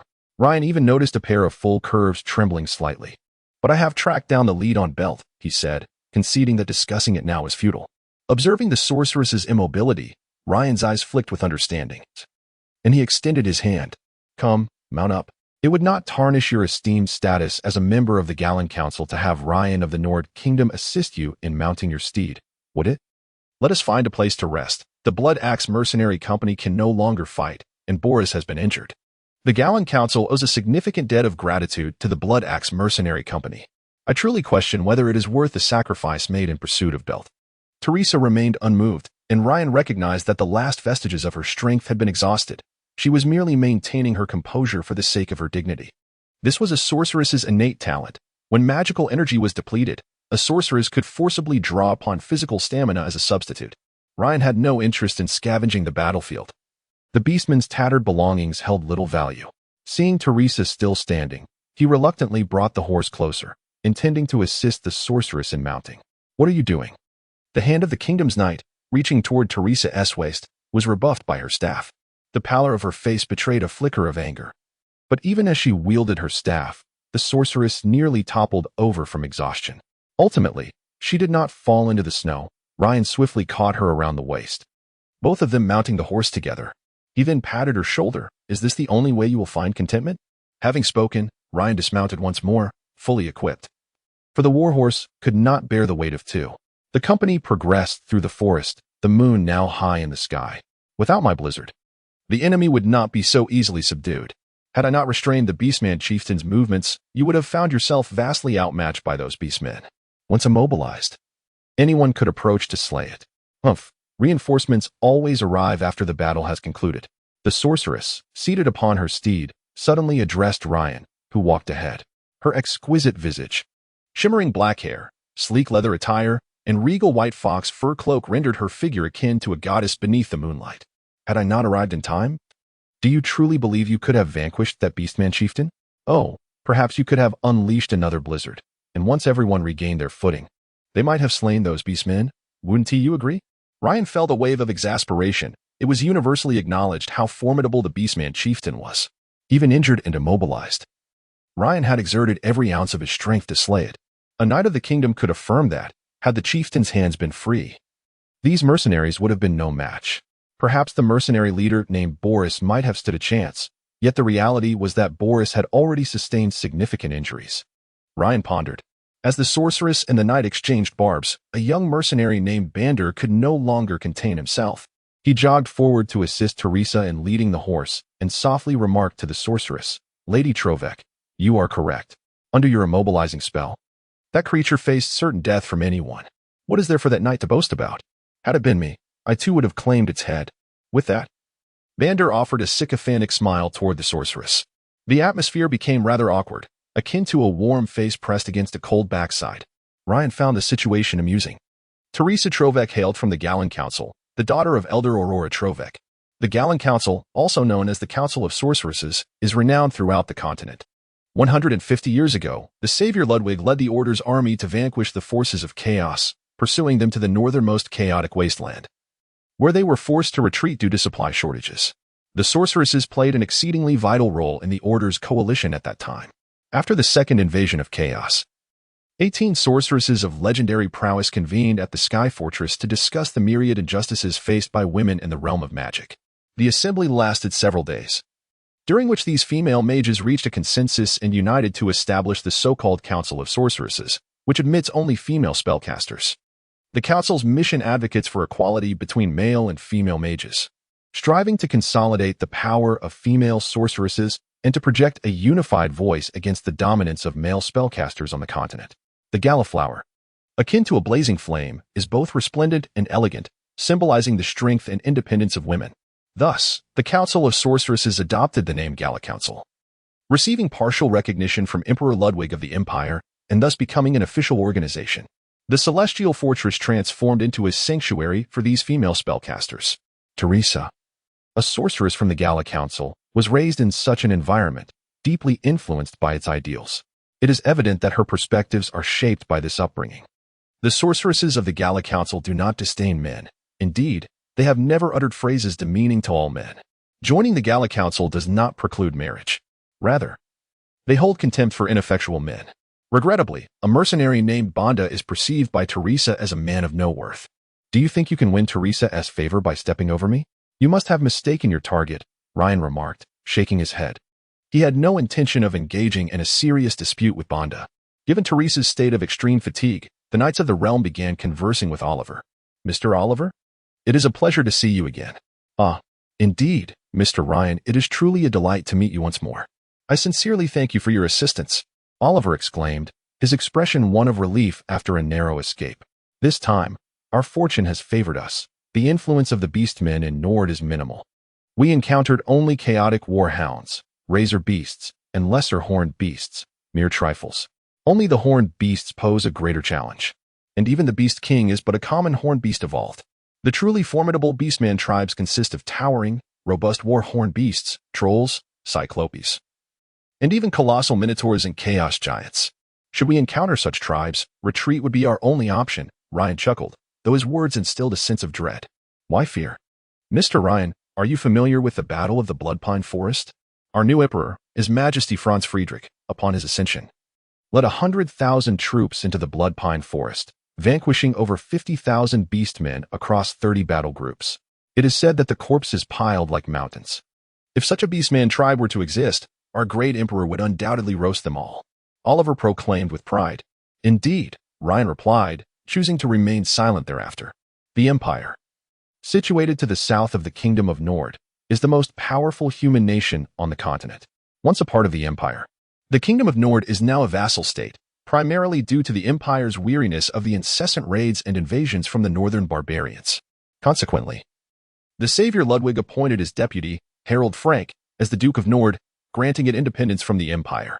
After a leisurely conversation, Ryan estimated that approximately 2 hours had passed, and it was now around 7 in the evening, time to set up camp for rest. The mercenary Captain Boris had yet to recover from his injuries, leaving the leadership to the vice-captain, Vilt, an experienced elite mercenary. He was a warrior who had advanced to a great swordsman, wielding dual greatswords, and it appeared that Banda was his apprentice.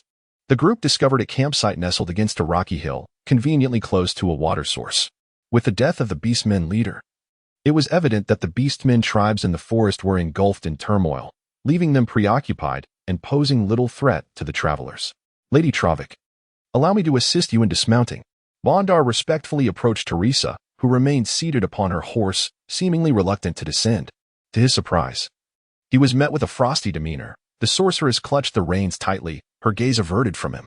Instead, she directed her attention towards Ryan, who was surveying the terrain from a distance.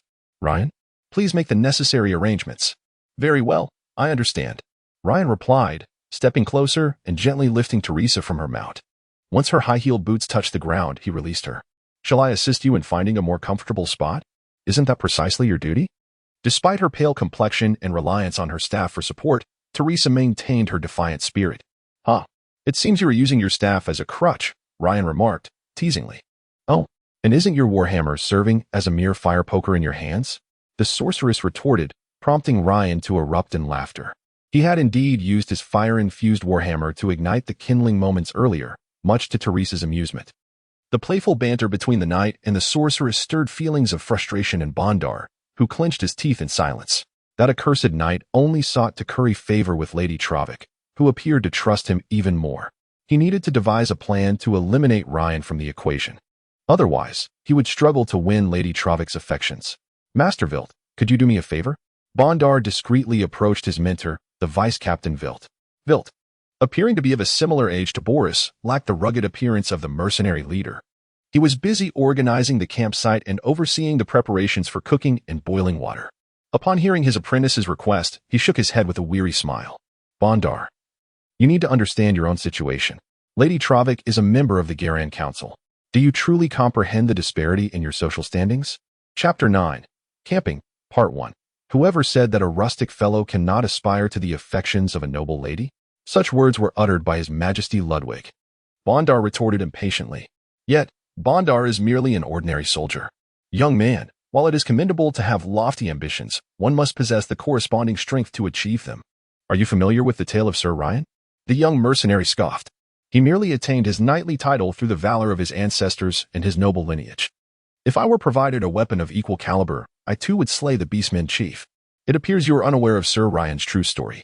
Sir Ryan awakened his vocation at the tender age of 3 and accompanied his father, the balding Lord Norman, onto the battlefield at 16, partaking in the renowned Battle of Lapland. Within a span of fewer than 8 years, the name Hammer Ryan has become a household phrase among our Nord family.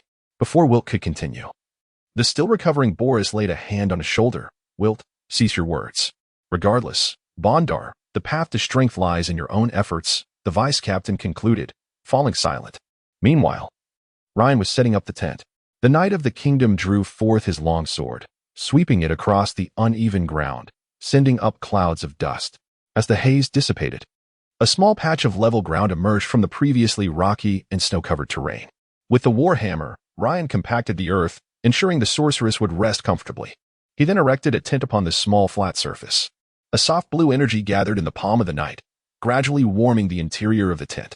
After purifying the space, Ryan laid down furs and blankets to cover the ground, before gesturing courteously to Teresa. Please, Lady Teresa Travik, esteemed counselor. For the first time today, the sorceress's expression softened. She removed her high-heeled boots and white cotton socks at the entrance, revealing her delicate snow-white feet. Leaning on her staff, Teresa half reclined inside the tent, her tone noticeably more amiable. You truly know how to take care of others. I have had my fill of the company of those mercenaries. Do they not comprehend the concepts of hygiene and personal space? Teresa, not everyone can earn 100 gold dinars from a single mission. The strength and circumstances of the mercenaries are such that providing you with a private tent is already a considerable feat that cannot adorn your tent with incense.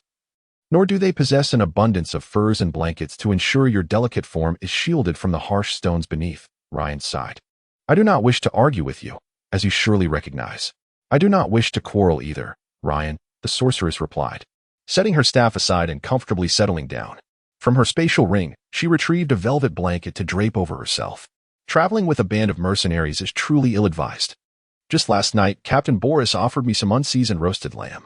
By the mysterious lady, how could I possibly stomach such a foul dish? The mysterious lady is an epithet for the goddess of magic. In this world, deities exist, and uttering their true names or divine titles would invoke their immediate awareness, prompting mortals to bestow upon them various aliases. After all, no one desires the gaze of a god upon themselves. Yet, for mercenaries, such divine attention is a rare delicacy. Is it not? They have offered you their finest. What more could you desire? Ryan sat at the entrance, conversing with Teresa while his hands remained busy with their tasks. I understand, and thus I must express my regret for not hiring a mercenary company to accompany me.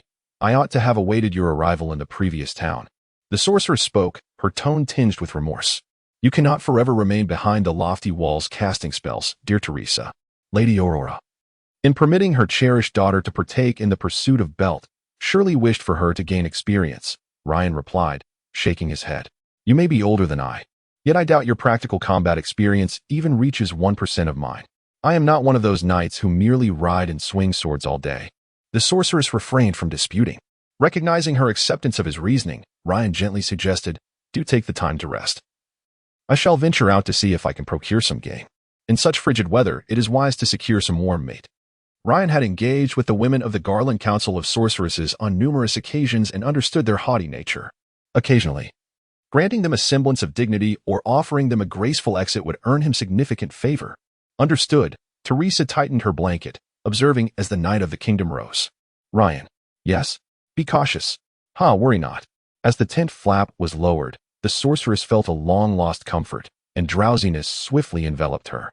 This was not their first encounter. Their initial meeting had occurred when Ryan was merely 16, while Teresa had just turned 20. After being adopted by the Lord Baldnorman of the Oteam territory in the Nord Kingdom, the young boy displayed astonishing talent, awakening his vocational gifts at the tender age of 3. With the Justice Church as witnesses, he transitioned into his profession smoothly. To this day, none have deduced the exact nature of his vocation, though many speculate it to be a unique bestowal from the God of Justice, with the only certainty being that his foundational profession is that of a warrior. For reasons unknown, he appeared far more mature than his peers by the age of 8. He had perused the majority of the Nord National Library's collection and independently completed the Noble Etiquette course. His eloquence and intellect astounded the nobility of the entire Nord Kingdom. By chance, 3 years later, the northern barbarians descended once again, launching an assault on the port of Lapland. Their first encounter occurred in the 16th year of Ryan's life, during which the young warrior decapitated a barbarian champion and single-handedly vanquished 5 barbarian soldiers on the battlefield. The King of Nord, impressed by his valor, immediately bestowed upon Ryan the title of Ranger Knight and invited a multitude of guests to the ceremony, marking the first meeting between him and Teresa. Their second encounter took place when Ryan was honored as a Knight of the Kingdom. At that time, the fearsome Chaos Beast Lord, Gorl, led thousands of barbarian warriors in a rampage across the Nord Kingdom.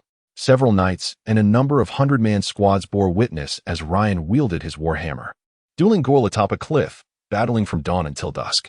In the end, Ryan claimed Gorl's head, earning him the moniker the Hammer and the title of Kingdom Knight. The true extent of Ryan's prowess remained a mystery to the onlookers.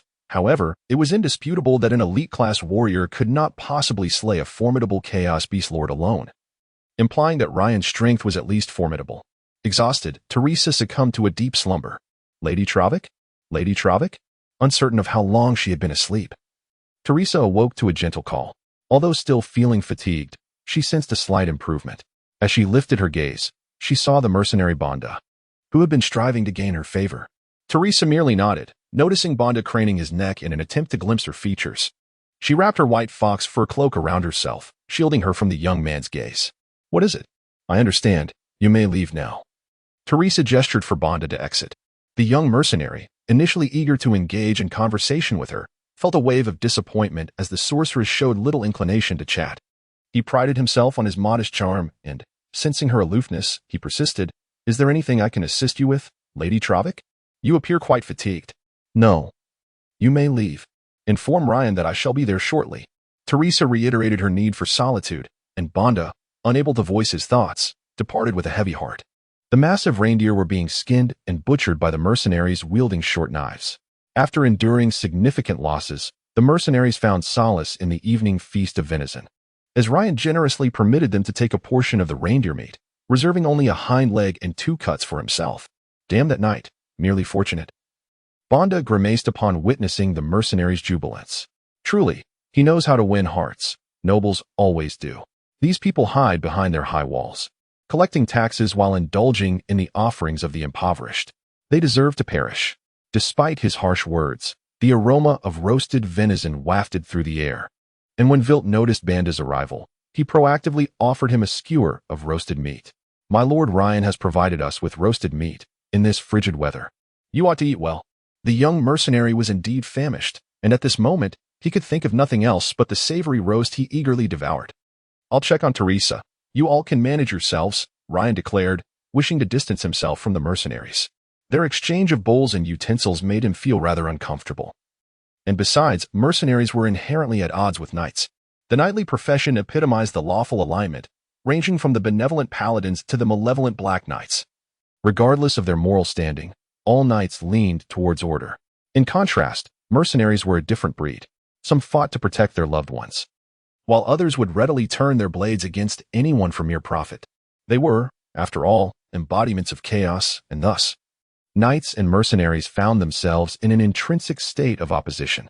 Ryan held little affection for the mercenary profession.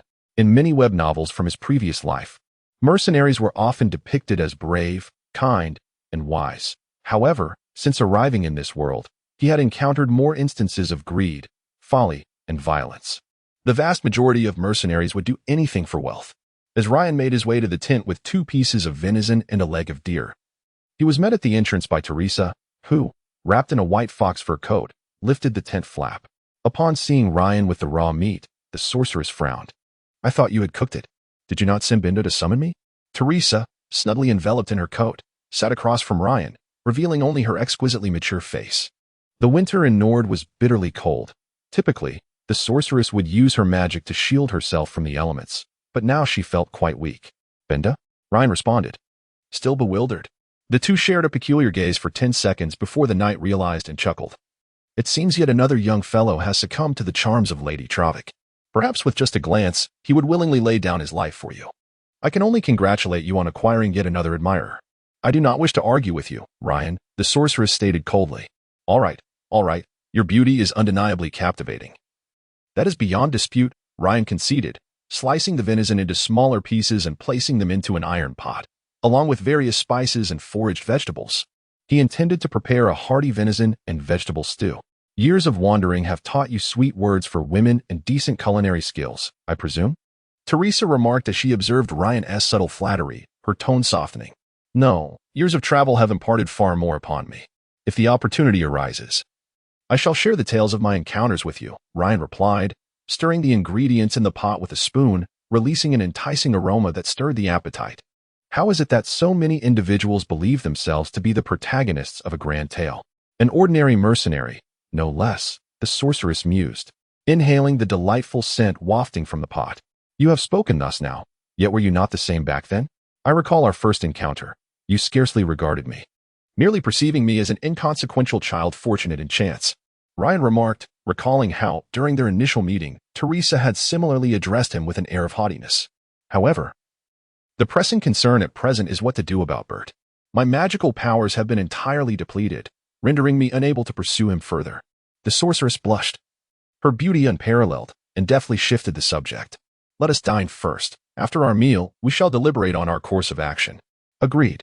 Chapter 10, Camping Part 2. In the iron pot, venison, wild vegetables, 2 spoonfuls of flour, and an assortment of spices including pepper were added, resulting in a fragrant venison stew. Ryan and the sorceress sat across from each other, relishing the delectable concoction. The Knight of the Kingdom produced a large spoon and a small bowl, filling the latter and promptly offering it to Teresa, adhering to the principle of chivalry, ladies first. The sorceress graciously accepted, savoring a spoonful before nodding in approval. "Your culinary skills are indeed exceptional. It is a pleasure to accompany you. At least I am spared the ordeal of repugnant and substandard fare." Ryan paused, captivated by Teresa's exquisite visage illuminated by moonlight. Through her black-framed glasses adorned with purple butterfly patterns, he discerned her silver irises, and he chuckled. "It is rare to find a knight of the realm possessing skills such as mine. At least in Nord, I am unparalleled. Would you care for some bread?" Teresa inquired, producing an iron box containing several pieces of dark bread, resembling the kind consumed by the mercenaries outside. However, Ryan knew that a sorceress would not indulge in mere ordinary dark bread. The most ubiquitous and rudimentary foodstuff across the continent was indeed dark bread. Yet this was not the kind he had encountered back on Earth. The elongated black loaves were crafted from a mixture of wheat along with the bran, germ, and endosperm that were stripped away during milling, occasionally including traces of sawdust and mud. If baked for too long, these loaves would harden like stone, shattering teeth upon a single bite. The proper method of consumption involved boiling them in hot water before soaking and eating. What was particularly revolting was that many of these loaves contained a significant proportion of dirt and wood shavings, with the fermentation process often relying on the precious yeast derived from saber-toothed tiger dung. Just a small amount was sufficient to produce a substantial quantity of dark bread. There was a tale of a thief who sneaked into a farmer's home, only to be met with the panicked housewife who struck him dead with a loaf of dark bread, blood spilling everywhere. Ryan, however, had little experience with such dark bread. His household was accustomed to rye bread baked by servants, which was free from sawdust, mud, or dung. This bread, made from a blend of rye and wheat flour, was often enhanced with a spoonful of sugar, a few dollops of butter, and a touch of buttermilk, rendering it quite delightful in taste. In comparison to the bread Teresa held, that was merely inferior. The dark bread in Teresa's possession was crafted from the sweetest cane sugar imported from Britannia and high-quality wheat flour from the lush plains near Brunswick, the capital of the empire, known as gallon dark bread. The value of the few pieces she held exceeded 50 silver coins. This bread was soft and delectable, requiring no accompaniments for immediate enjoyment. If it weren't for the battle we fought this afternoon, I might have believed we were merely on a picnic in the countryside. My lady. With a sense of resignation, Ryan pierced the venison steak in his bowl with a fork, consuming the meat while discarding the bones aside. I've set it aside. If you wish to partake, feel free to help yourself. The sorceress felt a tinge of embarrassment. This is my first time venturing out alone, and I was concerned that I might not be accustomed to the food available outside, so I brought a little with me. Store it away in the wilderness. One should savor freshly prepared food when possible. Only resort to rations if necessary. Ryan waved his hand in refusal, retrieving a roasted deer leg from the rack beside him. Would you care for some roasted venison? Yes, please. The sorceress did not decline, harboring confidence in Ryan's culinary skills. Indeed, as the succulent meat graced her palate, it lacked the gamey flavor she had anticipated. Instead, a rich, smooth essence enveloped her tongue, and the delightful contrast of a crisp exterior with tender interior caused her to squint her eyes in satisfaction. Not bad. As long as it tastes good. Ryan nodded. And after Teresa had indulged in a bit more, he promptly finished off the remaining food. Time is of the essence. At present, I am no different from an ordinary person. Let us hasten to convene everyone. Teresa spoke up. We have squandered too much time. Oh, aren't you the one who despises being in the company of foul-smelling men covered in blood? Ryan remarked teasingly upon noticing the usually fastidious sorceress extending an invitation. Do not think I am oblivious. There is a peculiar energy surrounding you that dispels any unpleasant odors. As for the others, they can simply keep their distance. Teresa lifted the tent flap to change her attire.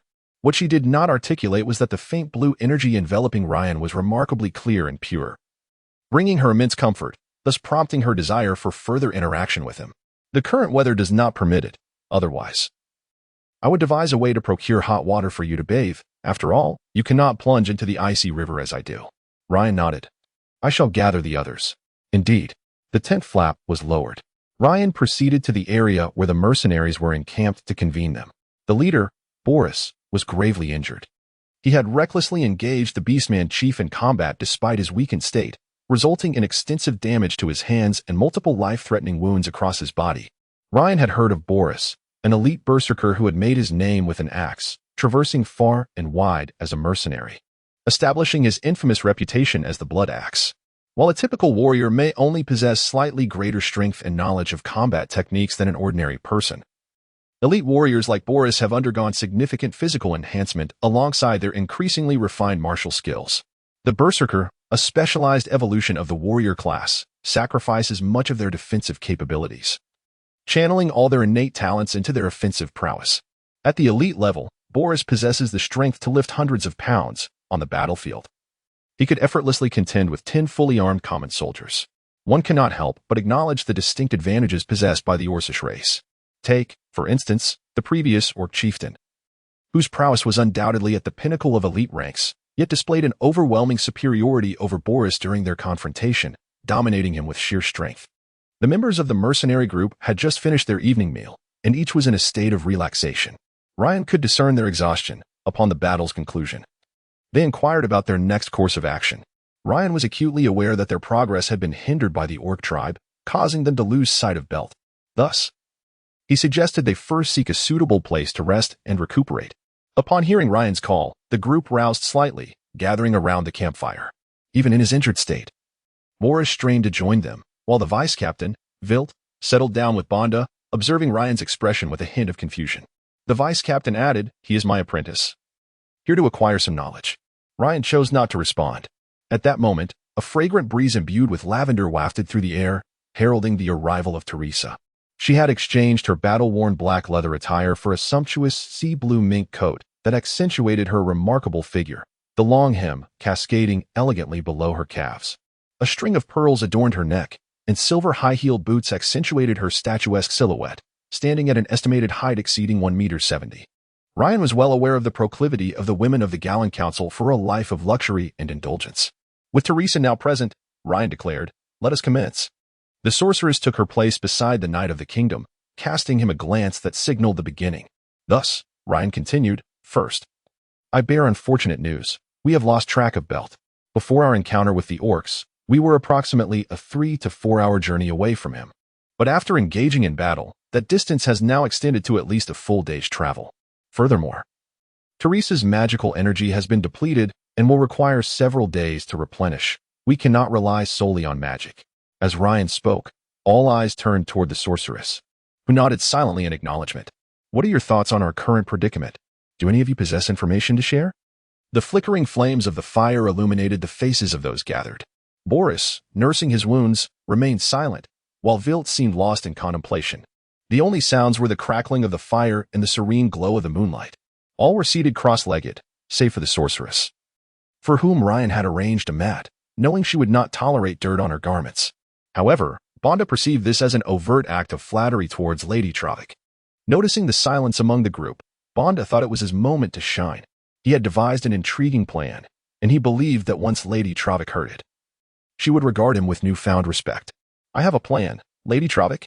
Bonda suddenly spoke up, disregarding Velt's admonitory gaze, and continued, "It is imperative that we pursue our victory." Pursue our victory? Ryan's interest was piqued. He gestured for Velt to hold his tongue, encouraging Bonda to elaborate. Sensing Teresa's attention upon him, Bonda spoke with increasing conviction. "There exists a crucial clue that you have overlooked, the Abyssal Rock. Did not Lady Travik mention that she sensed its power? Therefore, the fallen hunter must be situated nearby the Abyssal Rock. The Beastmen tribe has already been vanquished by Lady Travik. I recall the captain stating that once the Beastmen leader falls, the tribe descends into prolonged infighting and chaos. Hence, if we were to scout the vicinity of the Abyssal Rock tomorrow, we are bound to uncover something significant."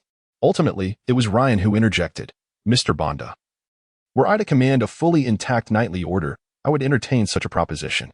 Yet, we are but a mere 20 or 30, and our ranks have suffered grievous losses, with each member bearing wounds.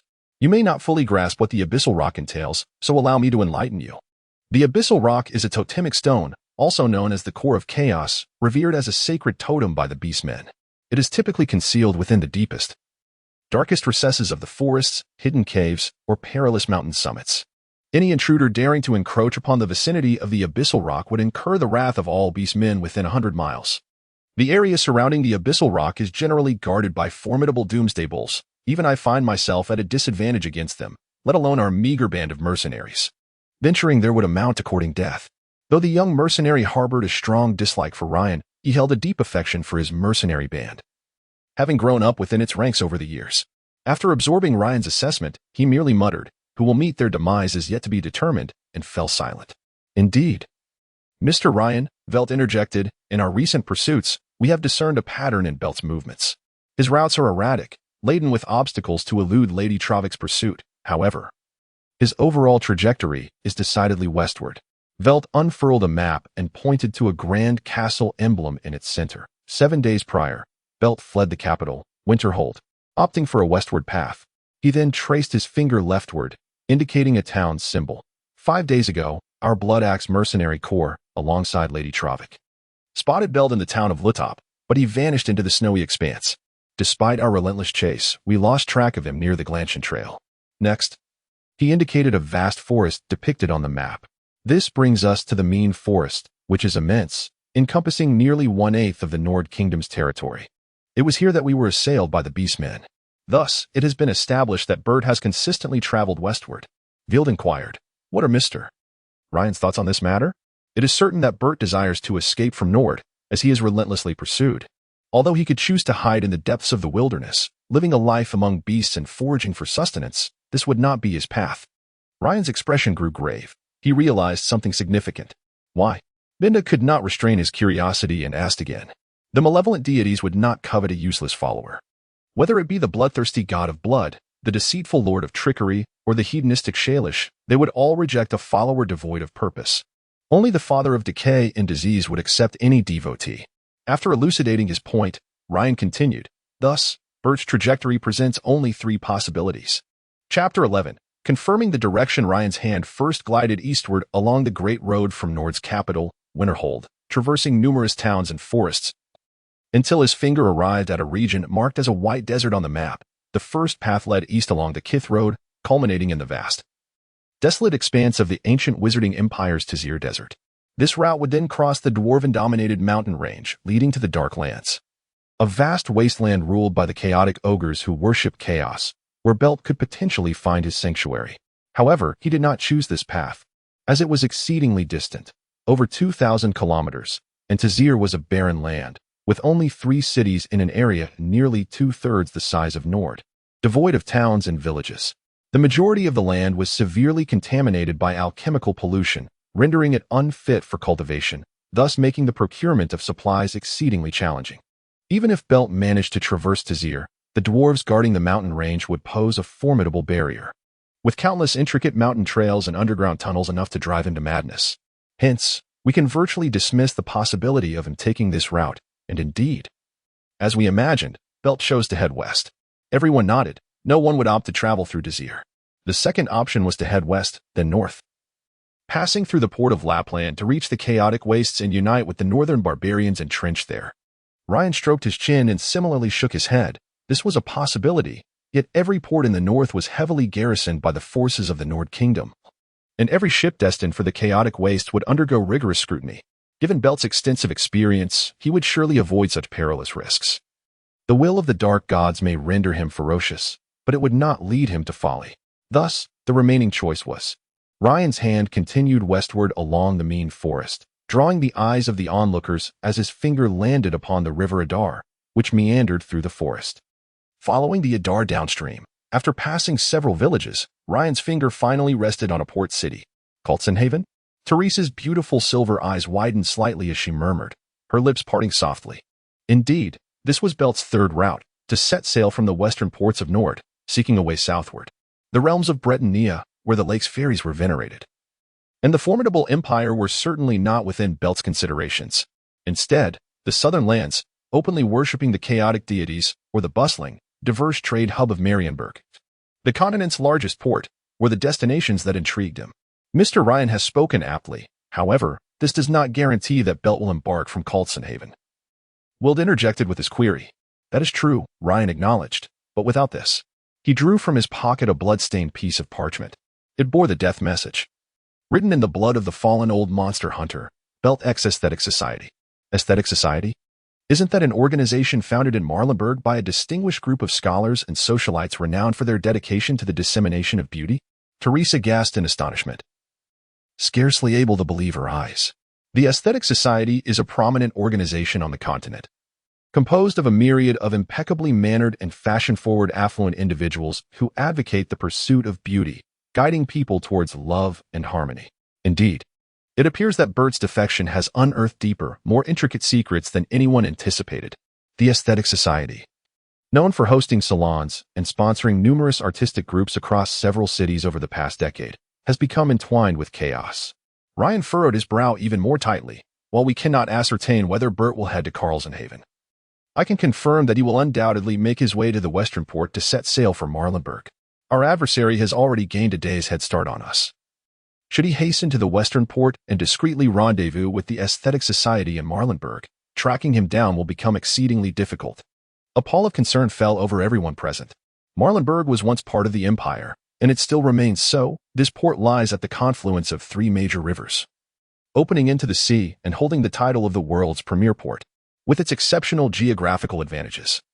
Marlenberg is situated on a plain with a temperate climate conducive to habitation, flanked by 2 peninsulas, while the mountains on one side serve as a natural barrier. Each year, thousands of caravans traverse to and from Marlenberg, with astonishing amounts of gold continuously flowing into this opulent port metropolis, yet very little ever leaves. The city is ruled by the Iris family, and the Duke of Marlenberg is likely the wealthiest individual in the world, as few powers can command him.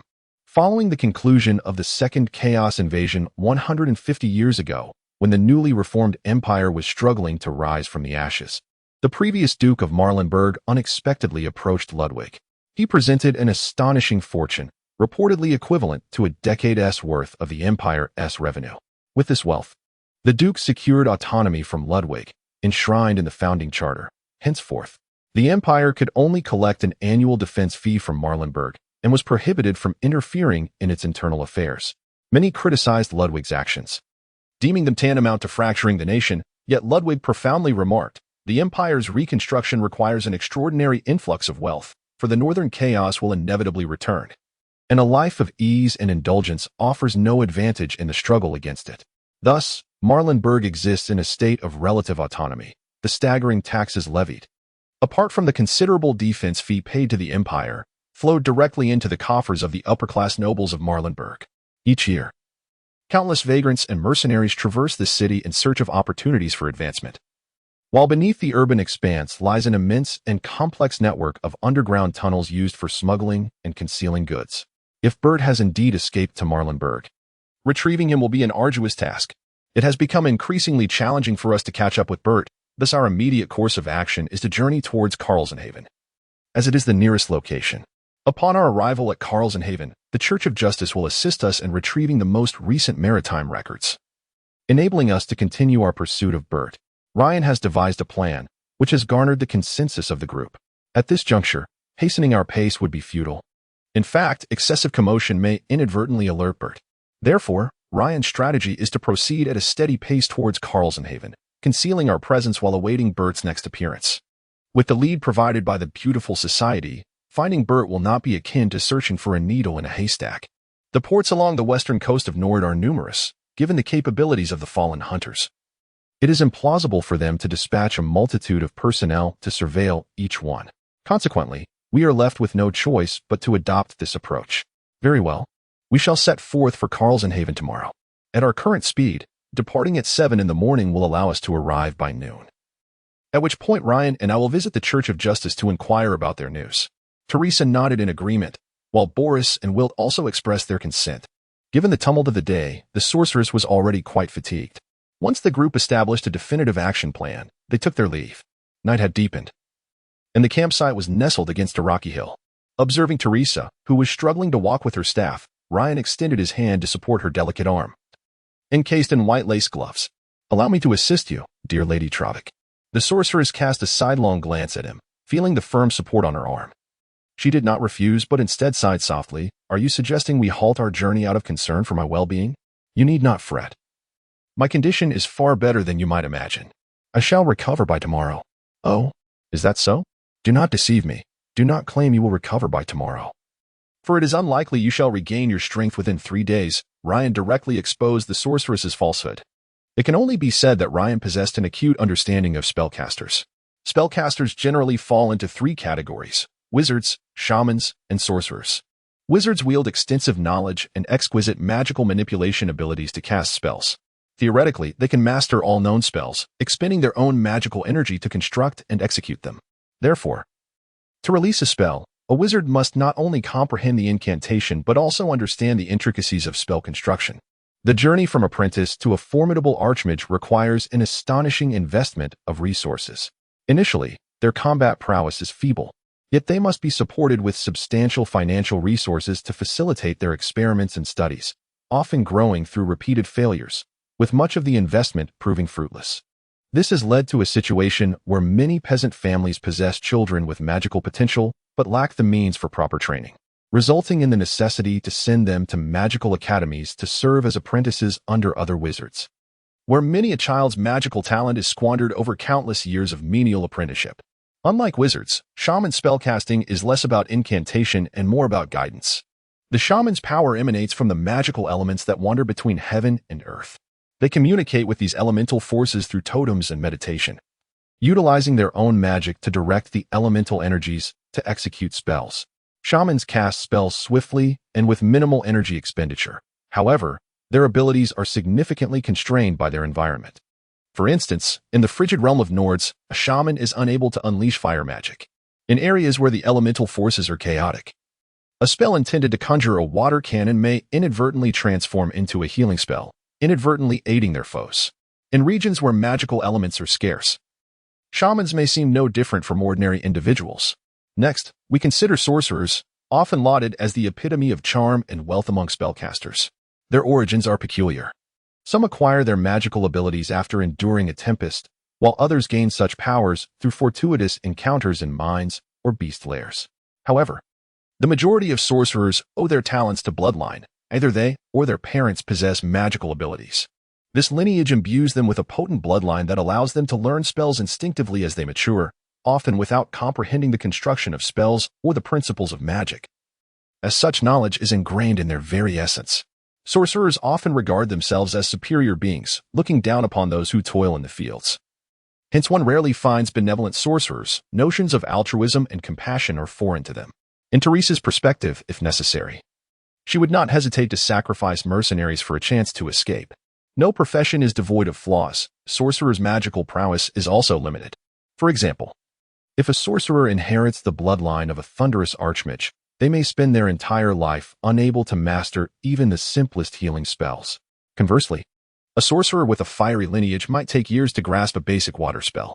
Sorcerers' magic relies heavily on their bloodline, so when Teresa, having exhausted her magical reserves, forcefully invoked her bloodline's power, it left her severely drained, both magically and physically, for days.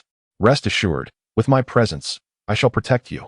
Especially for the sake of Lady Aurora, Ryan assured with a smile that quickly morphed into a sly grin. But I am not your servant. I hope you can comprehend that. I understand. No one would consider a knight of the realm as a mere servant, Teresa replied, acknowledging her earlier tone, which had inadvertently resembled that of a mistress addressing a servant. However, this did not imply that he was willing to be her subordinate or bodyguard. Their relationship was one of mutual support, companions rather than master and servant. As Ryan helped Teresa lift the tent flap, he smiled and said, "Good night, Teresa. May you have sweet dreams." Good night, Ryan. Chapter 12. The Night Kingdom of Britannia. Before dawn, around 7 in the morning, the mercenaries began to rise, packing their belongings in preparation for departure. Ryan had already awakened. Leaning on his war hammer, he stood at the entrance of Teresa's tent, observing the mercenaries as they busied themselves. He shook his head in dismay. The previous day's battle had taken a heavy toll on the mercenaries, leaving them injured and weary.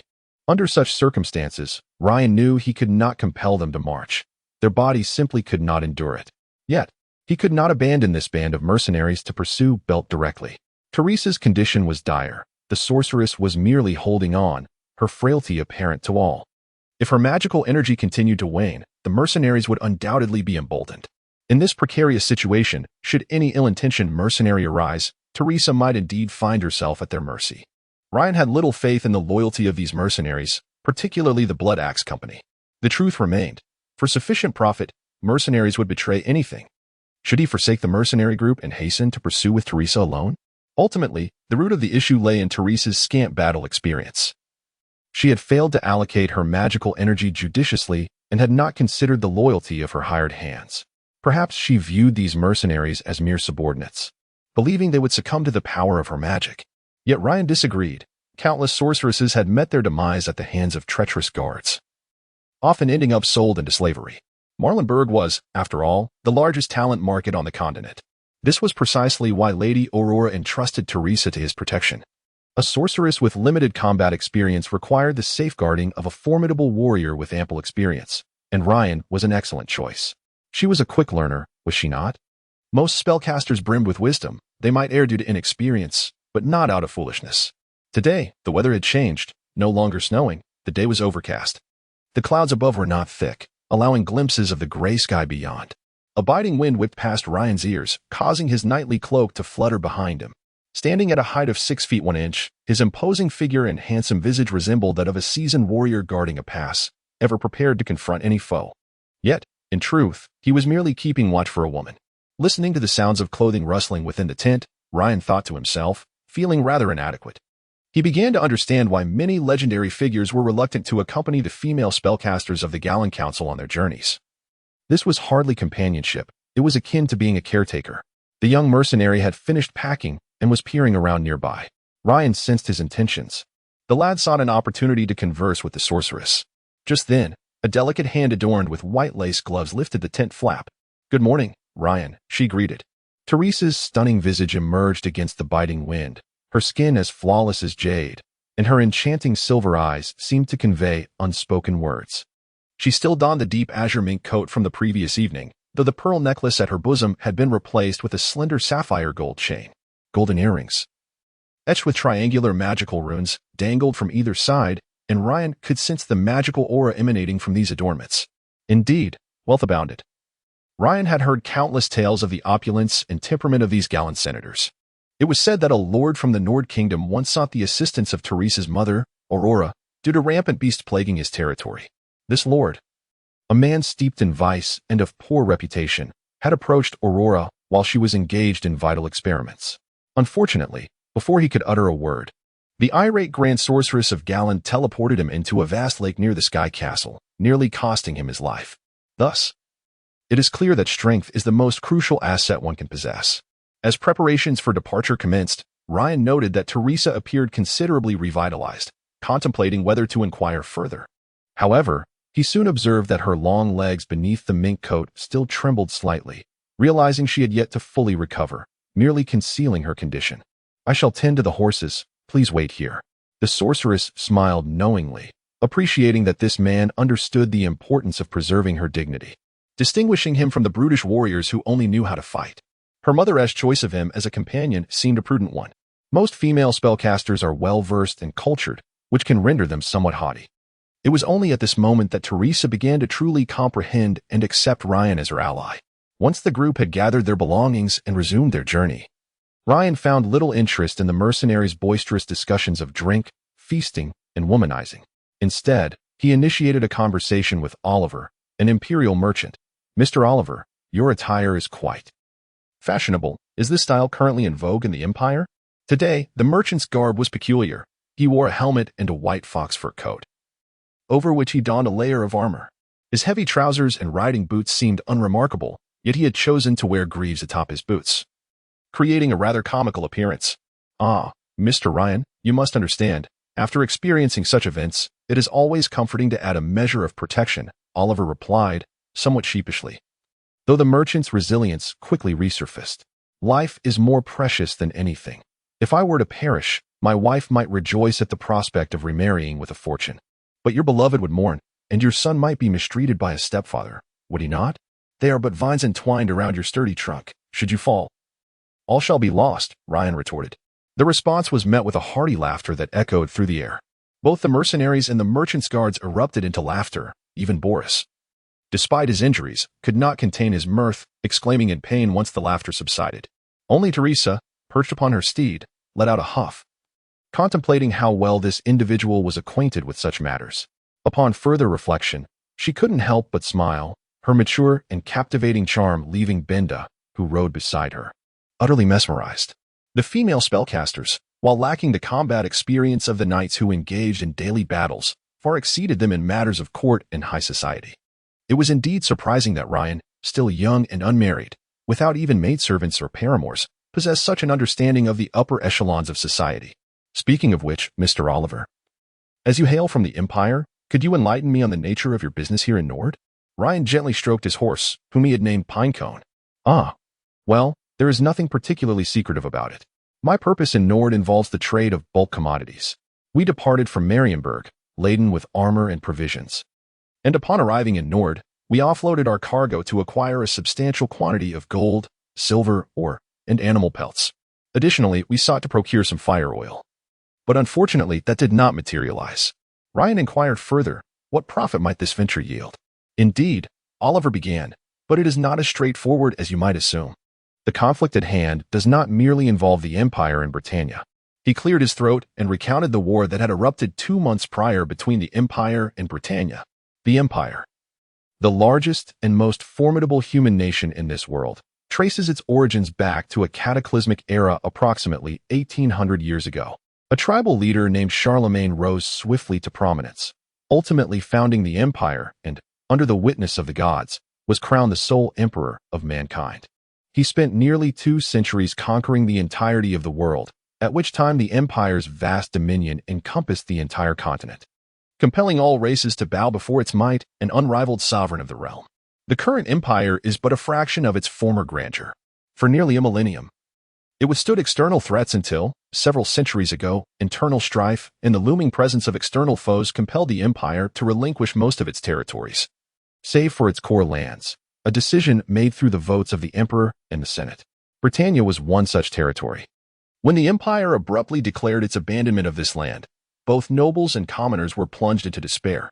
At that time, Britannia faced not only the relentless onslaught of the undead and barbarian hordes, but also the predations of other forsaken human factions.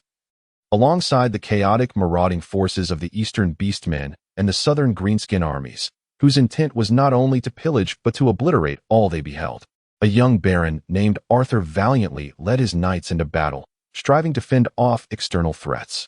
However, his efforts proved futile as the people of Britannia faced the dire specter of annihilation. After enduring several grueling skirmishes, he became separated from his forces.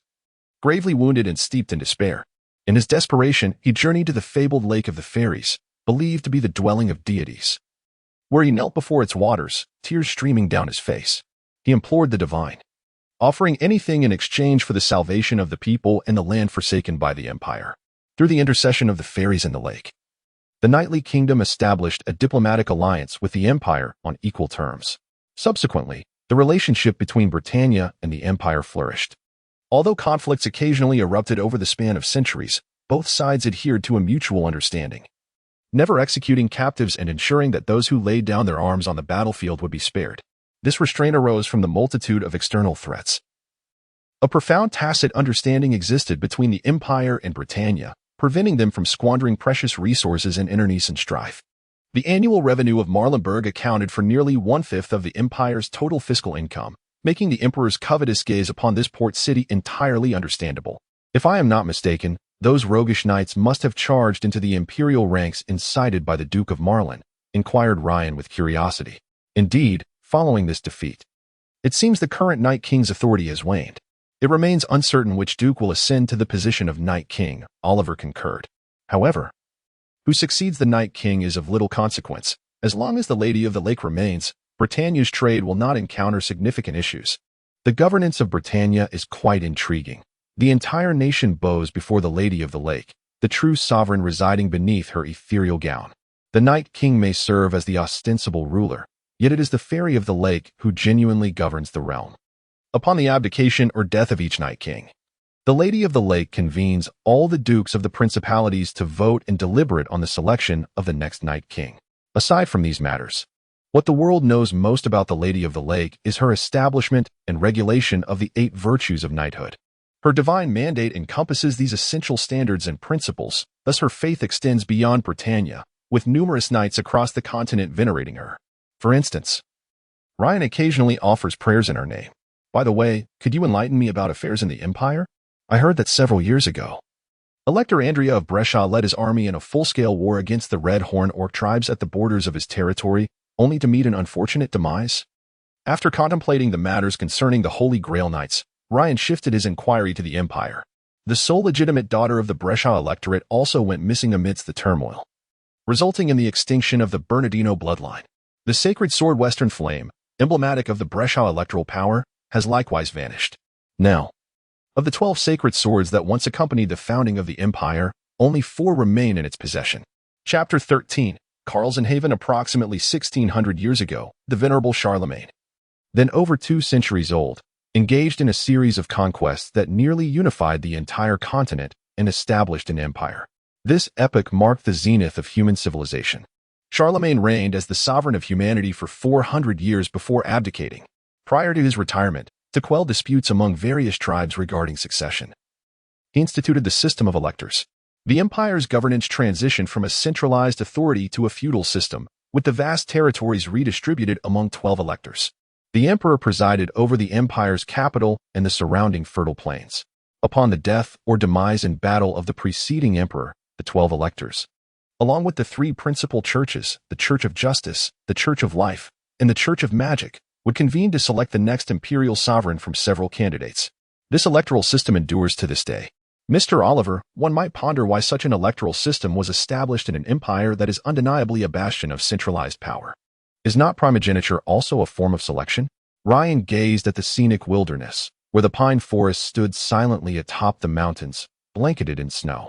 The frigid air caused the horses to snort, while the sentinel, Master, remained vigilant against potential threats. The coachman, Falk, was somewhat inexperienced, having taken over after the original driver perished in a skirmish. The weather was already biting cold. Without conversation, discomfort would only intensify. Were the empire devoid of external foes, situated on an isolated island with no visitors and no trade, then hereditary succession might suffice. However, enemies abound on all fronts. Indeed, we are allied with the Knights of Britannia and have close ties with the dwarves, yet elsewhere lies only hostility. Charlemagne's intention was to ensure that the most capable heir could advance the empire, rather than nurture a cadre of pampered ineptitude born from foolish bloodline biases. The empire's merchants spoke in tones of reverence. Charlemagne never shunned his past. He openly declared his former life as a cattle herder with pride. Did not Ludwig hail from humble nobility? Birthright matters little. What counts is strength, a courageous heart, and a profound love for the empire. Ryan nodded, offering no further comment. After several hours of arduous travel, they finally arrived at the harbor city of Karlsenhaven in the Kingdom of Nord. In contrast to the modest Elon town, which boasts only a few hundred households, the port city of Karlsenhaven is significantly larger, housing approximately 800 residents. From a distance, the plumes of black smoke rising into the sky provide a clear indication of the city's considerable scale. The gray stone walls, though not particularly towering, have supplanted Ulan town's wooden fortifications, solidifying its defenses. The guards stationed at the city gate are distinctly better equipped, while Ulan town's sentinels don mere breastplates. The soldiers of Karlsenhaven are clad in full suits of scale armor, brandishing long spears and halberds with a robust demeanor. The commanding officer stands out, adorned in complete chainmail, a long sword at his waist, and a shield in one hand, draped in a black cloak that bestows an imposing presence. This moderately sized port can accommodate a dozen medium-sized merchant vessels or larger ships, complete with all requisite facilities. The harbor is garrisoned by 150 regular troops and a knight of the realm, and if necessary, can summon up to 600 militia, should the local lord choose to disregard the consequences. Ryan turned to Teresa, offering an introduction to the surroundings. Have you been here before? The sorceress inquired, her curiosity piqued by the port city. Nord has no place I haven't visited, not even the Sky Fortress, let alone this port, Ryan replied, a hint of pride in his voice, having indeed journeyed to numerous locales, far surpassing Teresa, who rarely ventured beyond a handful of major cities or her abode. A cargo ship departed along the inland river, seemingly transporting goods, while the soldiers at the port appeared unusually stern, hinting at some underlying issue. Additionally, Ryan observed a caravan at the city gate engaged in a heated dispute with the commanding officer. Liars. Cheats. You've deceived me. If we cannot set sail, why were we not informed? Why charge us an entry fee? We intend to leave. Refund us. Chaos erupted at the gate, with an entire caravan laden with several carts of goods embroiled in a quarrel with the guards. The tension was palpable, as many in the caravan had already reached for the hilts of their swords, and the guards' pikes began to tilt ominously. Due to this impasse, the mercenary group was temporarily hindered from entering the city, much to Ryan's irritation, as he was eager to uncover Bert's whereabouts. Consequently, the Knight of the Realm dismounted and approached the scene, addressing the commotion. What is happening here? The remaining members stayed still, noting that several guards had their hands firmly on their sword hilts. The seasoned vice-captain, Vilt, understood that provoking the already tense guards would only escalate the situation. All eyes turned to Teresa, silently inquiring how to proceed. Let us wait. At this juncture, only Ryan's status is suitable for negotiations, Teresa suggested, perched upon her steed, the long hem of her coat nearly obscuring her legs, revealing only the tips and heels of her high-heeled boots. The Gallan Parliament exists merely as a recognized entity, devoid of the authority to directly intervene in national affairs.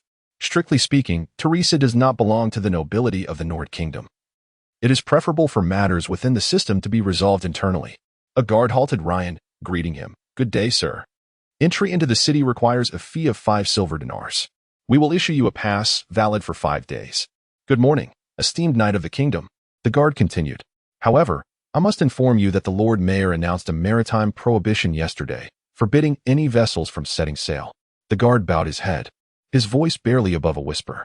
Is there truly no means to embark from here? Ryan pondered, a frown creasing his brow as he chastised the guard.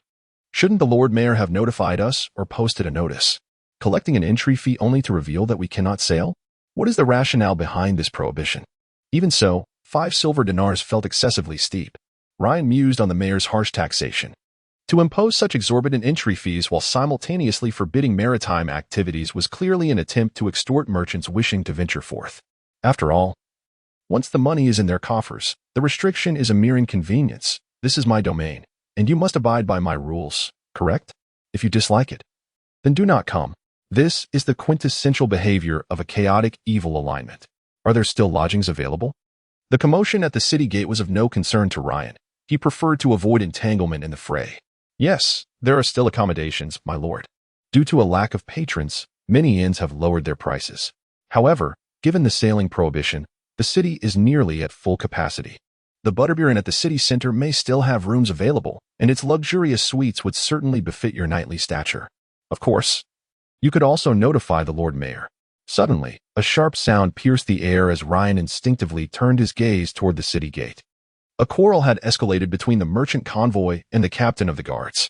At a command from the captain, guards atop the city wall drew their bows, and an arrow landed in the dirt before the merchant convoy. The captain, brimming with arrogance, thought to himself, "You fools, do you not understand where you stand? This is not a place for your reckless insolence." At that moment, an unexpected turn of events occurred. A cloaked figure from the merchant convoy swiftly drew an arrow from his quiver, knocking it with remarkable speed. In an instant, the arrow struck the helmet of one of the archers atop the wall, sending it soaring into the air, while the guard himself was left unharmed. Startled into a sitting position on the rampart. Such prowess. This individual is an elite ranger, perhaps even of a higher echelon. Ryan's interest peaked as he reined in his horse, standing attentively, captivated by the unfolding spectacle at the city gate. Beneath the cloak, the ranger's slightly pointed ears and elongated features revealed his half-elven heritage. His face bore an air of arrogance, and he cast a disdainful smile toward the captain of the guards, who instinctively took a step back, his expression darkening. He was merely an elite of initial rank. And facing this formidable ranger, he lacked confidence in achieving a favorable outcome with minimal loss. Wait, if a fight breaks out and I lose my life, or if I sacrifice the lives of several subordinates, then the Lord will hold me accountable, and I shall no longer serve as the commander of the guards. The matter of taxation pales in comparison to my life and future. The commander of the guards instinctively glanced around and soon noticed Ryan, a knight of the realm. Such a distinguished knight. These unscrupulous merchants flout our nation's laws. They brazenly disregard the rules set by the lord of the city. Recognizing Ryan as a knight of the kingdom, the commander approached him for assistance. Bowing deeply and ingratiating himself with a sycophantic demeanor while casting a furious glare at the merchant group, as if he had been utterly humiliated, Ryan raised an eyebrow. The merchants were engrossed in their quarrels and only then noticed him. Many of the guards exhibited wary and uneasy expressions upon seeing a knight of the realm present, while a half-elf ranger tightened his grip on his longbow, casting a hostile gaze towards Ryan. The merchants' bodyguards gripped their sword hilts tightly, while the mercenary group appeared somewhat hesitant, as no one wished to offend a knight of the kingdom. As a knight of the realm, Ryan indeed bore the obligation to uphold the laws of the Nord Kingdom, even if some of those laws lacked reason. Witnessing the situation escalate to involve him, Ryan gently lifted his warhammer and spoke in a menacing tone to the commander of the guards. "Oh, is the 5 silver dinar entrance fee mandated by Nord law? Your lord certainly imposes hefty taxes. I nearly had to pay this amount myself as a knight of the realm. I sincerely apologize, my lord. But this is the command of the lord of the city, and we can only comply." The commander hastily replied, "Exactly, Sir Knight. We came here precisely because the taxes on bulk commodities are lower than at other ports. Yet now we are subjected to such exorbitant entrance fees and told we cannot set sail. This is utterly unfair." Oliver chimed in, arguing his case vigorously. Ultimately, with Ryan's intervention, a resolution was reached at an entrance fee of 3 silver dinar. The mercenary group's fee for entering was still covered by Teresa, though the few dozen silver coins were of little concern to her. One by one, the individuals entered the city, while Ryan exchanged greetings with them before hastily riding towards the Lord's Manor of Carlson Haven. The Lord of Carlson Haven resided in a large wooden longhouse within the city. This 3-story structure served as a reception area and dining hall on the ground floor, with personal quarters occupying the upper 2 levels, constructed primarily of wood.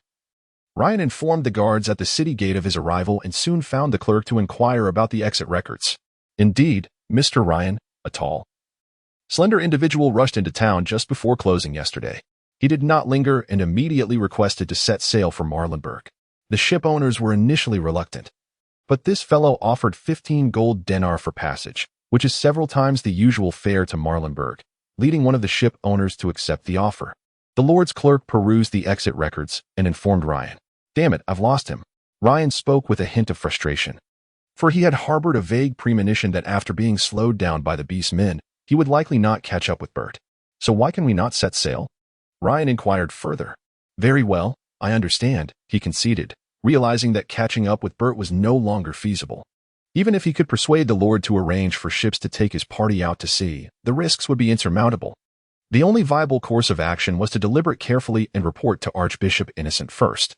"Archbishop Innocent, I have lost track of Bert," Ryan lamented as he pressed the gem on his bracelet. "I'm aware. Bert seized the opportunity to depart Nord by ship yesterday. This matter is not your fault. I informed you only 2 days after the incident transpired. Moreover," the voice, authoritative yet weary, continued, "now is not the time to focus on Bert. The northern barbarians are mobilizing significantly. At least 20,000 of their forces are gathering. Let us put this matter aside for now." "What? The northern barbarians are advancing southward again? This is truly grim news." Chapter 14. The Butterbeer. And by the time Ryan had settled all his affairs and exchanged the head of the Beastman chieftain for a bounty at the Church of Justice, darkness had already descended. Following the directions provided by the gate guards, he made his way to the Butterbeer Inn, situated in the heart of the town. The streets of Carlsonhaven were a far cry from those of Alon town. Alon was a small settlement, characterized predominantly by its typical longhouses, which stood in neat, low rows. In contrast, Carlsonhaven was a medium-sized port city, bustling with numerous shops and 2-story buildings. The cold wind swept across the land, yet it did not deter the city's inhabitants. It was still afternoon, and most residents were diligently at work. For instance, a carpenter was busy crafting furniture, the saw slicing through fine timber as he urged his apprentice to be swifter, for the sun was nearly setting. Many travelers and merchant caravans found themselves ensnared within the confines of this city, with a considerable number of carts and horses observed along the way. Ryan also noted that several citizens had rented out their homes to the caravans. He simply hoped that the Butterbeer Inn would still have vacancies. The name Butterbeer Inn was a common appellation for establishments serving butterbeer across the continent. The inn before Ryan was housed within a grandly converted fortress, boasting 3 stories. Its steeply pitched roof was crowned with a chimney emitting plumes of dark smoke, while the walls were painted a bright white. The sign above the entrance depicted a large wooden cup brimming with butterbeer, a logo that was quite striking. Upon entering the inn's lobby, Ryan immediately recognized the contrast to the cramped lodgings of Ulan town. The first floor of the Butterbeer Inn spanned over 100 square meters, with sets of tables and chairs arranged meticulously. A cozy fireplace radiated warmth, and the bar counter was several times larger than what Ryan had encountered in Ulan. The establishment was nearly filled to capacity with travelers who were indulging in merriment and drinks, creating a lively cacophony. In a corner, Teresa, along with the vice-captain of the mercenary group, Vilt and Bonda, sat together. They appeared to be somewhat intimidated by the imposing greatsword resting against Vilt's back. As no one dared to disturb their gathering, Teresa wore an expression of impatience, and upon spotting Ryan, she waved him over. Ryan took a seat at a wooden table and inquired, "Are there any rooms available?" "None," Vilt replied. "When we arrived, the only options left were the worst stables and thatched cottages. The luxurious suite on the 3rd floor has already been reserved by Lady Trovic." The vice-captain, in his 30s, confirmed that the Blood Axe mercenaries had secured a large communal room with ample bedding for their collective stay. Upon hearing the phrase large room, Teresa's countenance soured considerably. Previously, the sorceress had been curious enough to take a look, only to find the chaos of a group of mercenaries gathered in such a disorderly space, replete with the stench of sweat and feet that nearly rendered her unconscious. "So, it appears I am left with the stables or the cottage, am I?" Ryan noted Banda's barely concealed amusement but refrained from commenting further. He then turned to the sorceress and asked, "You shall stay here tonight. I will seek out a place for myself. Will you be all right alone?" "Certainly not. If Lady Trovic does not mind, we could arrange for someone to sleep at your doorstep," Bondar eagerly suggested. "No need for that." Teresa raised an eyebrow, and Ryan couldn't help but chuckle inwardly, pondering how this woman could possibly allow a filthy man to slumber at her entrance. The 4 of them sat for a few moments, and Ryan subtly signaled to Wilt, indicating he had matters to discuss with Teresa. The vice-captain, perceptive as ever, took the reluctant Bondar away. "It's quite noisy here. Why choose this place to converse?"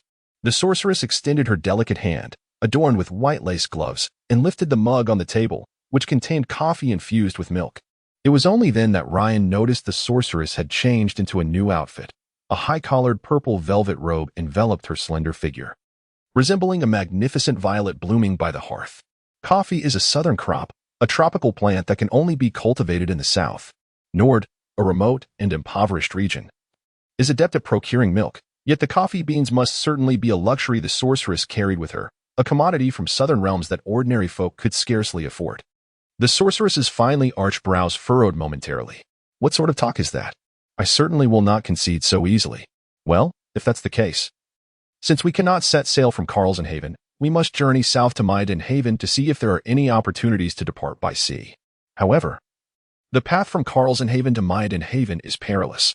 Therefore, let us all rest for a few days, once you have recovered. I believe some merchant caravans will organize to travel together to Maidenhaven, and we can join them, Ryan suggested, unfurling the map on the table and pointing at it. To the south and north of Carlsenhaven lie mountains, were it not for the Adar River flowing into the sea here, carving out flat land on either side. This area would remain uninhabited.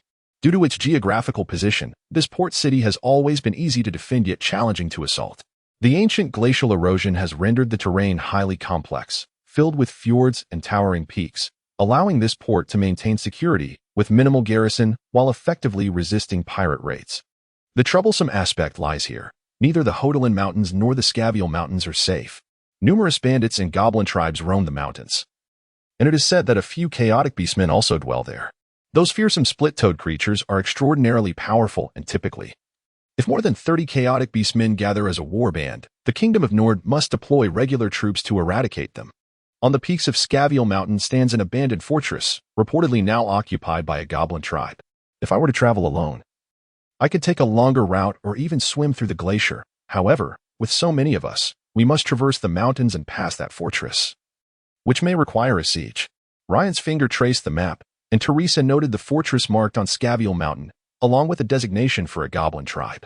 Indeed, I believe you are correct. Whether we assault the fortress or not, the dangers along the way are simply too numerous. Teresa is not one to dismiss opinions. As long as there is a strength compelling enough to warrant her attention, she is more than willing to listen to others' viewpoints. Take, for instance, the man before her. He removed his gloves, exposing his hands directly to the flames of the fireplace, and retrieved a roasted potato from within. His palms bore numerous scars. Yet the flames had scorched them for an extended period without leaving a trace of burns, not even a hint of redness, as if those flames were illusory. However, the roasted potato was undoubtedly real. Extraordinary physique. At just under 25 years of age, Ryan already possessed such an exceptional trait. In many missions, rangers engage in long-range shooting. Rogues lurk in the shadows seeking opportunities, while priests, bards, and monks utilize divine arts or have escape techniques. Only warriors are forced to fight on the front lines from start to finish, suffering the most injuries yet receiving the least rewards. In critical moments, they are often left behind or abandoned. Being a warrior is indeed a burdensome profession. Most of the vast population of warriors perish before advancing to elite status. Even among those who do become elites, only a select few ascend to knighthood. The majority of elite warriors serve as great swordsmen within the military. Despite their slightly elevated status, they remain, in essence, high-level fodder, engaging in close combat and enduring heavy casualties. However, upon reaching the legendary tier, warriors undergo a profound transformation. Legendary warriors experience a metamorphosis, gaining a formidable innate extraordinary physique. As the term suggests, this extraordinary physique represents an unparalleled enhancement of physical attributes, rendering ordinary weapons incapable of inflicting harm upon them. Their bodies become harder than the finest leather armor, and they begin to exhibit significant magical resistance. Spells of the 4th tier and below have a diminished effect on them, and it is often witnessed that legendary warriors can catch fireballs with their bare hands. Under the influence of their extraordinary physique, their strength and endurance multiply, wounds heal at an astonishing rate, and with the aid of divine arts, they can even regenerate severed limbs. As for the sanctified realm, to succinctly summarize, King Harold Frank of Nord can bathe in magma. Legendary warriors are the ideal companions for spellcasters, and Teresa does not harbor disdain for Ryan. The faint blue energy surrounding him is quite comforting to her as a sorceress. Thus she is inclined to consider his suggestions. And you? Are you truly intending to sleep in the stables? Perhaps you could seek a favor from the Lord. Following a casual exchange, Teresa suddenly broached the subject of Ryan's accommodation. Her piercing gaze fixed upon him. Ryan was utterly perplexed by her thoughts, prompting him to jest. What? You too will concern yourself with a brutish man like me who knows only how to ride and slay? You are not that kind of person. You have spent years perusing every tome within the Nord Library. Your knowledge is no less than mine. I have no desire to quarrel with you. How you choose to save money is your affair. What you must do is plan for the journey ahead." The sorceress savored her milk coffee, casually remarking that her inquiry was merely a fleeting thought and that his choice to sleep in a doghouse was of no concern to her. This comment stirred a sense of displeasure in Ryan, prompting the Knight of the Realm to remain silent.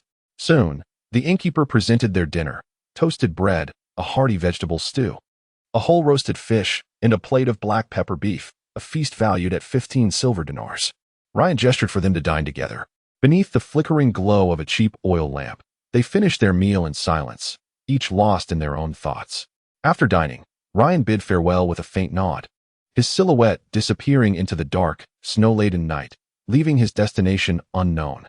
Teresa's gaze followed Ryan until he vanished from sight, only then feeling a twinge of regret for having spoken to him in a tone befitting a servant. She had only recently ascended to the legendary tier, a remarkable achievement at her age of 27 or 28 among humans. Yet, compared to Ryan, it seemed insignificant. She was unaware of when Ryan had attained his legendary status, but it was evident that it had not been recent. His aura was already firmly established at the initial level of legend. Once one reaches such prowess, who would willingly submit to the management of a servant or a common soldier? While her mother had indeed favored Ryan's family, that was no justification for her habitual display of superiority in his presence. It was time for her to amend her attitude. Otherwise, the camaraderie between them would inevitably falter. In contrast to the others Teresa knew, Ryan was youthful, handsome, immensely powerful, and possessed an innate ability to care for others while maintaining her dignity. She recognized that Ryan had treated her exceptionally well, yet she had grown accustomed to the comforts of her opulent upbringing and the demeanor befitting a young lady. Inside the inn, warmth enveloped the space, while outside, the frigid, snow-covered world felt as though it belonged to entirely different realms. Chapter 15. A Visit in the End. Ryan did not seek out the Lord. As he emerged, he fortuitously encountered Oliver, with whom he spent the night. Unbeknownst to him, Oliver's caravan was quite substantial, comprising over a dozen wagons and dozens of individuals, all laden with goods. An imperial merchant had arranged a tidy room for him, where Ryan managed to make himself comfortable for the night. At dawn the following day, as previously agreed, Ryan met Teresa at the inn's entrance, and together they made their way to the Church of Justice. The biting wind and swirling snow swept through the streets, bustling with the comings and goings of people. The cacophony of vendors hawking their wares mingled with travelers haggling over prices. Every household had someone shoveling snow at the doorstep, clad in fur hats and heavy linen garments. The Nord people, accustomed to the perpetual chill, had developed a certain resilience to the cold, while some foreign merchants, bundled in thick cotton coats, shivered uncontrollably, much to the amusement of the locals. The outsiders, in turn, cursed the frigid northern weather. The roads of Carlson Haven were unremarkably constructed, primarily consisting of muddy paths. The accumulated snow was cleared away, revealing the hard black earth beneath, which offered a surprisingly comfortable footing. As Ryan walked ahead, the citizens and travelers instinctively veered away from him. In this era, the nobility retained their dominion over society. Even the wealthiest merchants were regarded merely as useful pawns by the aristocracy. Should they become expendable, their fates rested solely in the hands of those who wielded military power. Only in Marienburg did merchants enjoy a relatively elevated status, but that was solely due to the Duke of Marienburg being the wealthiest merchant of all. Today, Teresa Travik donned a luxurious firefox fur coat, paired with a white woolen knit sweater and form-fitting trousers, complemented by sleek black suede boots. Her long, lustrous black hair was styled into a ponytail that cascaded elegantly over her shoulder. Unlike her usual haughty demeanor, today the sorceress appeared more demure. Yet the brilliance in her eyes still betrayed her unaltered nature and enduring pride. Ryan, having changed his attire, deemed it unnecessary to wear full chainmail within the town. He opted for a loose-fitting blue ensemble typical of Nord nobility, adorned with a broad silk sash at the chest and a long tailored coat. Beneath, he wore a vest, a white shirt, and loose blue trousers, which were tucked into his boots. The once popular tight-fitting trousers had waned in favor since Ludwig ascended as the new emperor. He preferred wearing hunting attire or more relaxed garments to events, a trend that some old imperial nobles viewed as a rural custom encroaching upon the noble court, while the new military nobility eagerly emulated him. This young man, already strikingly handsome, wielded a golden warhammer, its head shaped like a curved triangular prism, resembling a griffin's claw grasping the hammer's head, poised as if in flight. Coupled with his remarkable presence and composed visage, He embodied the youthful hero of the kingdom that Teresa had always envisioned. The individual's demeanor leaves much to be desired. "Good morning, Teresa," Ryan remarked, then proceeded directly towards the direction of the Church of Justice. The sorceress hurried to catch up. "Last night you slept in a doghouse, huh? I formed a profound camaraderie with a large golden retriever, but that is of little concern to you. Once I have concluded matters at the Church of Justice, I shall notify you before we set off," Ryan stated nonchalantly. Possessing an extraordinary physique, he was impervious to the cold. Thus, his attire prioritized decorum over warmth. A subtle rift seemed to develop between them. For Teresa, initiating conversation was already a considerable effort. She would not pursue the matter further. And so they maintained a silence until they reached the Church of Justice. The pristine white paint and towering structure loomed before them, the entrance standing over 2 meters tall. Etched upon the grand doors was the sacred emblem of the God of Justice, a massive blue shield featuring a scale, glimmering atop a warhammer. 2 paladins clad in full-plate armor and helmets stood sentinel at the threshold, vigilantly holding their swords. Upon spotting Ryan, one paladin paused momentarily, exclaiming, "Ah, is this not Hammer Ryan? Are you here to collect a bounty again? How could there be so many bounties to claim?" Ryan retorted, indicating he was merely there to retrieve an item. The 2 paladins then swung open the church doors. "Mr. Ryan, you are indeed a formidable adversary and an old friend of our church. There is no need for formality. Please enter." Having frequented the Church of Justice for bounties over the years, Ryan's visage had become widely recognized. Moreover, as paladins often traversed from various locales, many were familiar with him, even if he could not recall their names. "Since I am your old friend, have you prepared my holy meal?" Ryan jested, prompting hearty laughter from the paladins. It would be quite easy for Mr. Ryan to request a meal. Just say the word, and we shall prepare it. However, I fear our fare may not meet your standards. "Indeed," Ryan acknowledged as he followed one of the paladins into the Church of Justice. "You seem quite familiar with these people," Teresa observed as she entered alongside Ryan. The paladin at the entrance took note of the beautiful yet perilous woman, hesitating momentarily, but ultimately refraining from obstructing their passage. "Quite familiar, indeed, for they are my benefactors. With the meager salary I receive each year, I barely manage to sustain myself. Look, I do not even have a retainer. I am rather impoverished." Ryan spread his hands in exasperation. The sorceress cast him a sidelong glance, choosing not to elaborate further. Ryan had always been a lone wolf, as the information suggested.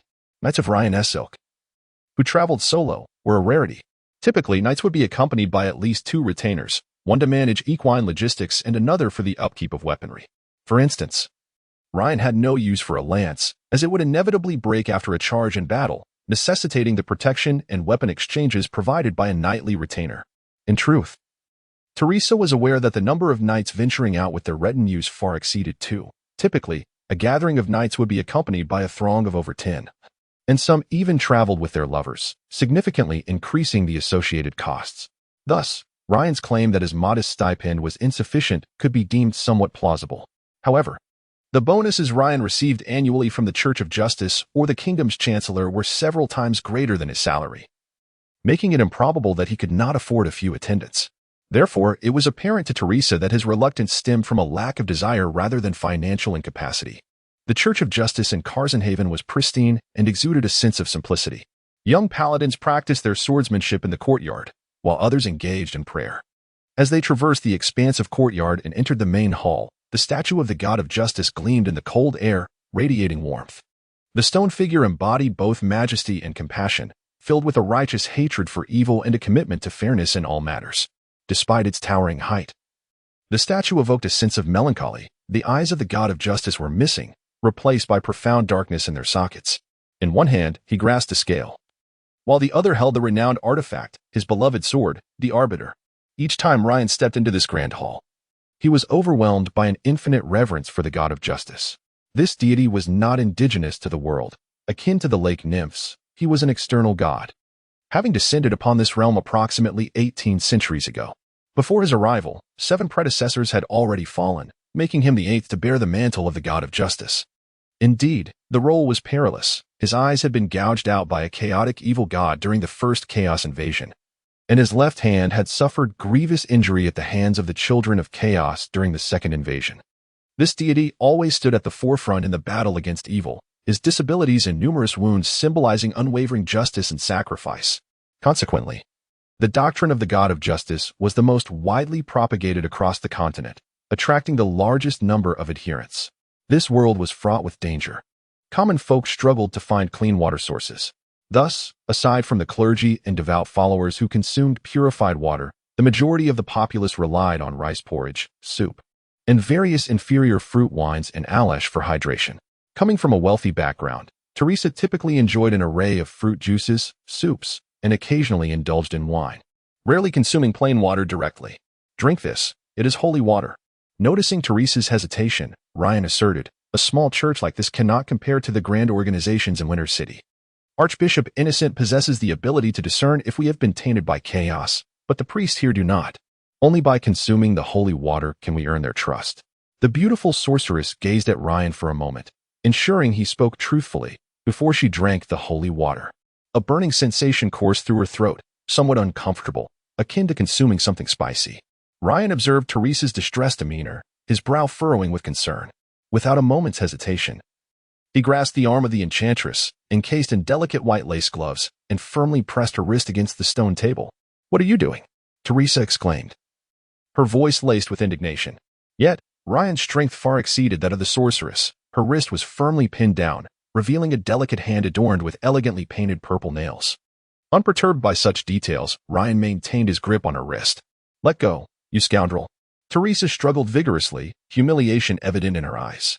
Realizing her misunderstanding, Ryan hastily explained, "The discomfort from the holy water is a result of your exposure to chaos corruption. I am merely assisting you." At this, the sorceress ceased her resistance. A faint blue energy emanated from Ryan's palm, surging into Teresa's wrist. The black chaotic energy recoiled from the soft blue light as if a mouse had encountered a cat, quickly dissipating under its influence. Only then did Ryan release her wrist, exhaling deeply. "Teresa, you must be vigilant in the future. Do not allow yourself to fall into such a state of expended magic power. A spellcaster in such a condition becomes a prime target for the dark gods. If you wish to avoid a fate akin to those deranged sorcerers, you must exercise caution." Understood. Teresa was not one to be oblivious to her circumstances. Her mother had imparted knowledge about the deranged sorcerers. Most spellcasters relied on the magical web constructed by the goddess of magic to channel their spells. In this context, only those of the sacred realm or those who have felt and touched the essence of magic can cast spells without the web. For spellcasters, the magical web is akin to a lifeline. Without it, their ability to wield magic diminishes significantly. A sixth circle legendary sorcerer might struggle even to cast a fourth circle spell. In such scenarios, the phenomenon of deranged sorcerers emerges. Those who refuse to utilize the magical web, often referred to as wild mages. These wild mages exhibit heightened volatility and are heavily influenced by elemental forces. For instance, air mages may find themselves completely bald and with grayish skin after several years, while fire mages often have flaming red hair and a fiery temperament. Life mages may develop a disdain for cleanliness, choosing to dwell in filth alongside beasts. While these transformations are of little consequence, what is paramount is that these deranged sorcerers invariably meet the same grim fate: corruption. The chaotic energy that wanders through the elemental realms is absorbed into their beings, leading to rapid advancement yet equally swift degradation. To illustrate from Ryan's perspective, if the human soul is akin to a school cafeteria, then a spellcaster's soul resembles the faculty dining hall, with the elven soul being the most coveted, akin to a Michelin-starred feast. "Is this how you treat everyone?" Teresa remarked, donning her lace gloves again with a hint of irritation. Though she had accepted Ryan's explanation, traces of dissatisfaction lingered. "No, it's merely because of you." Before Ryan's words could allow the sorceress to bask in a moment of self-satisfaction, they shattered her composure. "You are a vital ally. I currently require a spellcaster to assist me in combating formidable monsters. With a spellcaster by my side, many challenges would be effortlessly resolved, would they not?" "Oh, I believe it suffices if you can merely entangle the opponent, ensuring that I am undisturbed while I chant. I shall handle the enemies myself. There is no need for you to lumber about with your hammer, clumsily engaging foes in battle. Do you not find that rather foolish, in every conceivable sense?" Teresa dismissed the knight's hand with contempt. The sorceress swiftly redirected her focus to the pale blue energy emanating from the man's hand, and could no longer contain her curiosity. "May I inquire about one thing, Ryan?" "You may. What, pray tell, is your profession?" Chapter 16. Visiting the Lord. Those who awaken their vocational talents invariably choose to transition into a profession. Among these, The four most commonplace vocations are the warrior, rogue, ranger, and bard. Humans can directly complete their transition by harnessing their innate talents, and spellcasters can similarly do so, provided their abilities are sufficiently robust. Certain professions necessitate the divine intervention of deities for the transition, such as the paladin. Paladins can only undergo their transition within the four churches: the Church of Justice, the Church of Life, the Church of the Moon, and the Church of Love and Virtue, each possessing its own unique order of holy knights. The most powerful among these is the Church of Justice, which boasts the Holy City of Justice, located in the southwestern frontier of the empire, where several legions of paladins stand ready to confront the vile onslaught from the malevolent lands. There are other such vocations, including druids, monks, and clerics, all of which require the corresponding divine power to facilitate their transition. Beyond these, there exists a plethora of rare and peculiar professions, each more intricate than the last. Upon reaching a certain threshold of strength, an original profession may undergo advancement. For instance, Boris's progression is from warrior to berserker. Ryan's adoptive father, Norman, follows the path of warrior, knight, and ultimately, White Wolf Knight, with the latter requiring the blessing of the White Wolf War God for successful advancement. The nature of Ryan's profession has always been shrouded in mystery, while it is indisputable that his foundational vocation is that of a warrior. Teresa has discovered that he possesses the ability to wield magic. However, dual classing incurs severe penalties, and the notion of simultaneously mastering both martial and magical arts is largely fanciful. Humans are inherently ill-suited for the practice of magic, and during combat, one can only either wield a sword or chant a spell, but not both concurrently. Teresa recalls encountering a legendary profession known as the Spellblade in the archives of the Gallen Council, which allows for the enchanting of weapons, somewhat akin to Ryan's abilities. Yet, today's revelations lead her to dismiss this possibility outright. The Spellblade's use of magical energy is merely superficial and cannot approach the effortless manipulation that Ryan exhibits. Moreover, upon choosing to pursue magic, a Spellblade forfeits enhancements to their martial talents, which often leads them to favor agile weapons such as straight swords or rapiers. Engaging in nimble combat, the warhammer in Ryan's hand weighs at least several dozen pounds. The ease with which he wields such a heavy weapon is incompatible with the characteristics of a Spellblade. I am not inquiring about that. I wish to know your advanced profession, Teresa said, her impatience evident. Were it not for her physical limitations, she would have relished the opportunity to strike this fellow on the forehead with her staff. Would you care to share the spells you command and your daily casting limits? Dear Ms. Travik, Ryan replied, still smiling. Everyone harbors their own secrets. Why should I divulge mine freely to you? With that, Teresa relinquished her pursuit. Secrets are intrinsic to each individual, and this is particularly true among spellcasters. The esteemed Pastor Serd of the Carlsenhaven Church of Justice finally arrived, towering above 6 feet. He was a robust figure, his muscular arms stretching the fabric of his priestly robe, which, although originally loose, now clung to him as if it were a second skin. The knightly tales have indeed led many astray. I must assert that the vast majority of clergy do not fit the stereotype of delicate femininity. Most priests are men, strong and brawny, favoring weapons such as heavy hammers and flails. As Reinhardt gazed upon Sert's formidable physique, he recalled a famous adage, prompting a faint smile. The transfer of duties proceeded swiftly. Upon confirming identities, Reinhardt and Teresa transformed their short-term pursuit of Belt into a long-term endeavor, both resolute in their commitment. After re-signing the contract, they took their leave of Sert. Stepping out from the Church of Justice, Reinhardt remarked, I intend to visit Lord Lumberjack Villard of Carlsenhaven. Teresa, feel free to attend to your own matters. I shall not accompany you. With that, he turned to depart. The day had brightened slightly, and as Reinhardt walked away into the morning light, Teresa, observing his retreating figure, bit her lip and called out, Reinhardt. Yes? Is there something else? Reinhardt responded, slightly taken aback. May I accompany you? The enchanting sorceress inquired, leaning on her staff, a subtle smile gracing her mature features. That seems acceptable, Reinhardt thought. Considering Teresa as both a teammate and a member of the Garland Council, lords would undoubtedly welcome the opportunity to meet a powerful spellcaster. Very well, I shall proceed. Teresa swiftly fell into step beside him, and they ambled down the street together.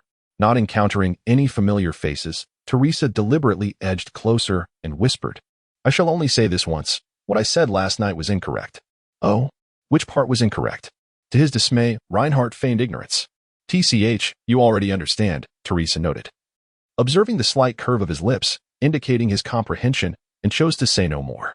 A fledgling takes flight not merely because its wings have matured, and fruit falls not solely due to its weight surpassing the branch's support. Suddenly, Reinhardt spoke an enigmatic phrase, signaling Teresa to follow suit. The sorceress paused momentarily, but soon. A ripple of joy stirred within her heart. Is this man hinting that I have matured? Reinhardt, a knight of the realm with a distinguished reputation, quickly received approval for his request to meet Lord Villard of Carlsenhaven. However, the lord was presently occupied. The butler was to receive them first. The butler escorted Reinhardt and Teresa to a side chamber, personally serving them warm apple cider. I apologize, but the lord is currently engaged. There are some entanglements to address. Not a problem. Ryan courteously placed his left hand over his heart and performed a knightly salute, while Teresa merely nodded in acknowledgement. Meanwhile, the sorceress began to scrutinize the decor within the room. The side chamber was rather opulently arranged, with a fireplace providing warmth to the interior.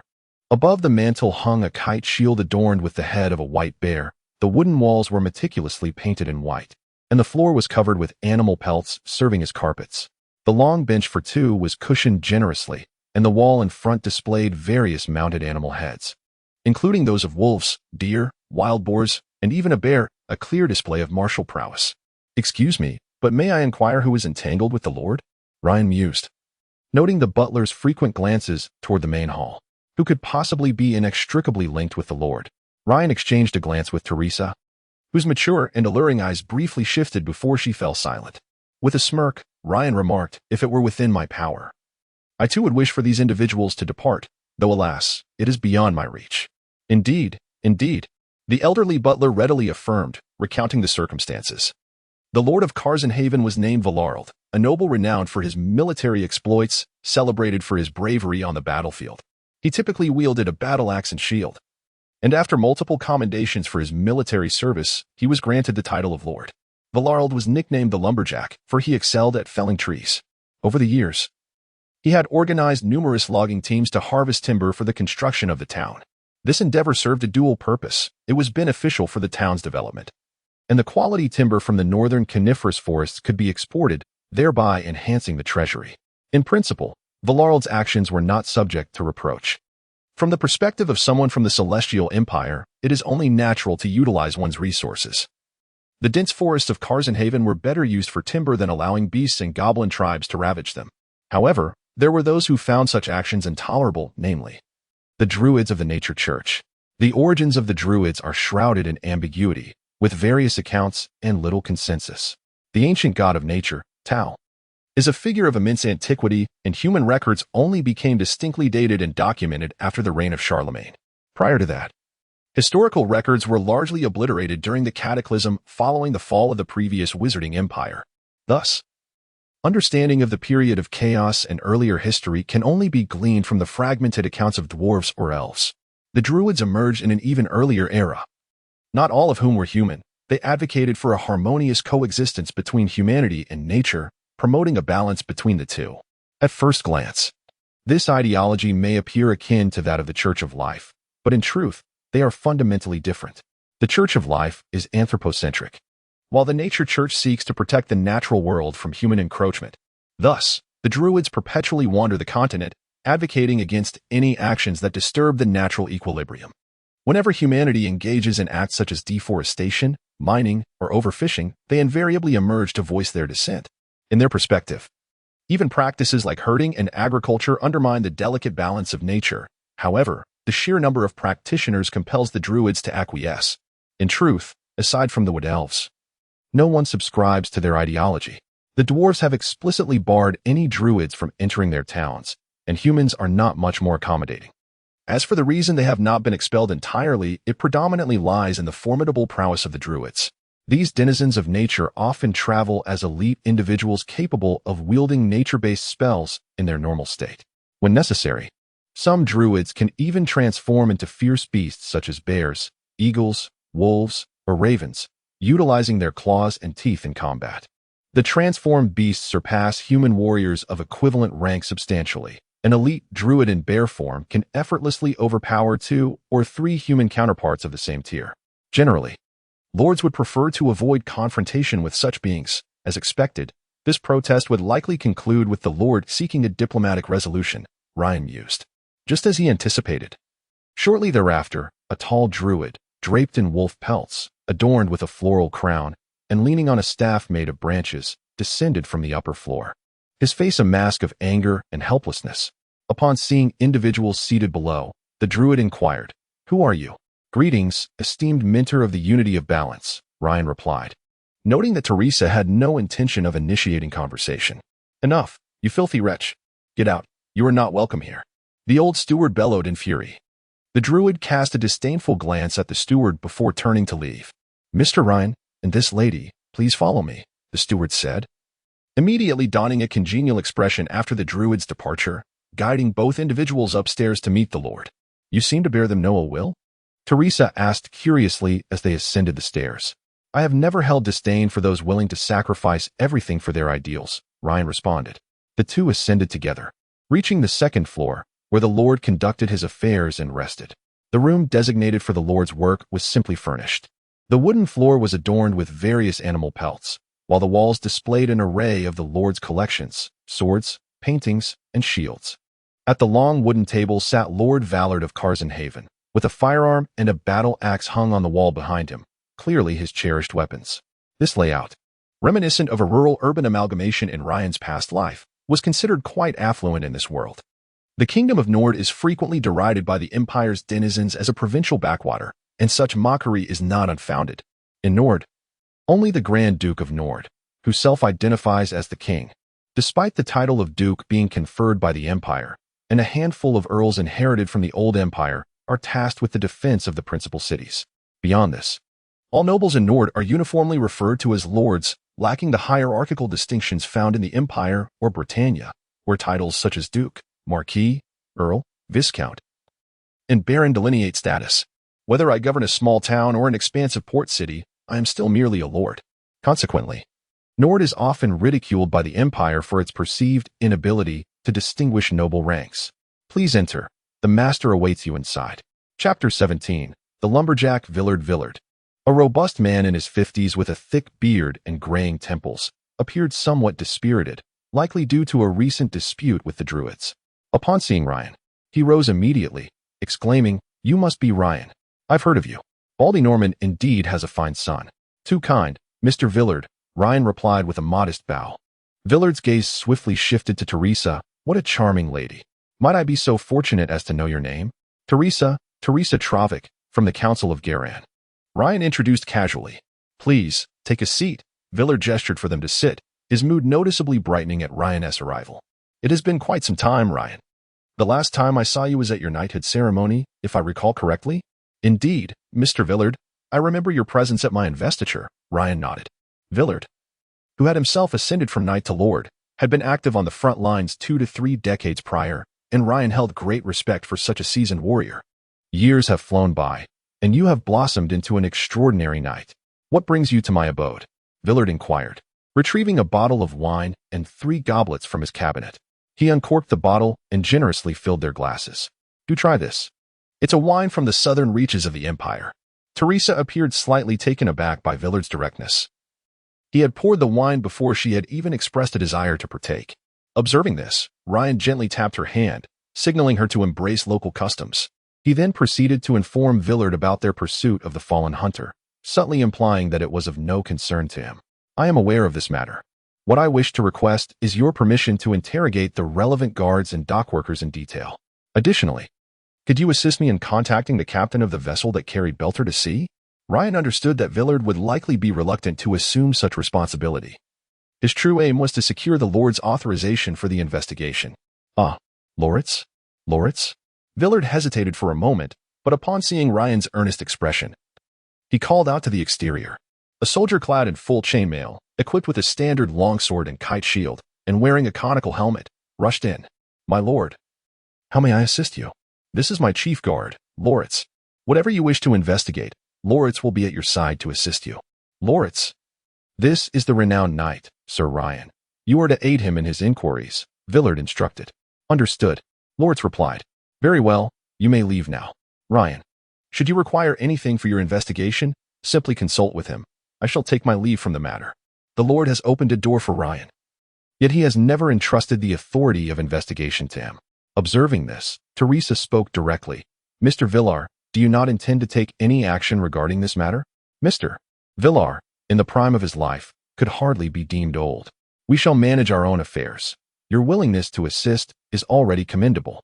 Ryan intervened to smooth over the conversation, keenly aware that Villar was not wrong. Human physical capabilities begin to decline after the age of 30, accelerating dramatically post-45. It is imperative to advance early. The optimal time to reach the legendary tier is before the age of 30, while after 45, achieving legendary status becomes nearly impossible. Villar, possessing peak elite strength, experiences a slower decline than most. A lord in his 50s is indeed nearing the twilight of his years, and the sensation of once mighty abilities gradually slipping away is quite disheartening. Only those like Ryan or Teresa, who have ascended to the legendary tier, enjoy significantly extended lifespans and enhanced physical prowess. The typical lifespan of a legendary warrior exceeds 150 years, with aging typically commencing only after 100. In true old age beginning around 130. Teresa's mother, Aurora Travik, was a formidable presence on the continent over 50 or 60 years ago. And when Ryan encountered her recently, she still bore the appearance of a woman in her 30s. This is the nature of their existence. Having addressed the main topic, Villar seemed eager to engage Ryan further. Ryan, you must be around 24 or 25 now. Have you considered marriage? Would you like me to introduce you to a young lady from a noble family? Rest assured, she would be quite beautiful. I have ample time ahead. I prefer to let such matters unfold naturally, Ryan replied, declining the offer. Indeed, your rapid progression and advancement may render hasty marriage unwise, Villar chuckled heartily, casting a meaningful glance at the enchanting sorceress, and fell silent. Why not take a stroll around the city? I have arranged a banquet. I invite you both to join me this evening. After a brief conversation, Villar expressed that he had other matters to attend to, extending an invitation to the banquet. As they departed from the Lord's longhouse, Ryan noticed Teresa's hesitance. Is there something you wish to express? Perhaps the lords in these regions are not as dreadful as I had imagined, Teresa replied with a light laugh, her mature charm evident. In my recollection, the nobles of those places often indulge in hedonism, rising from the embrace of their paramours only by midday, perpetually sheltered behind high walls.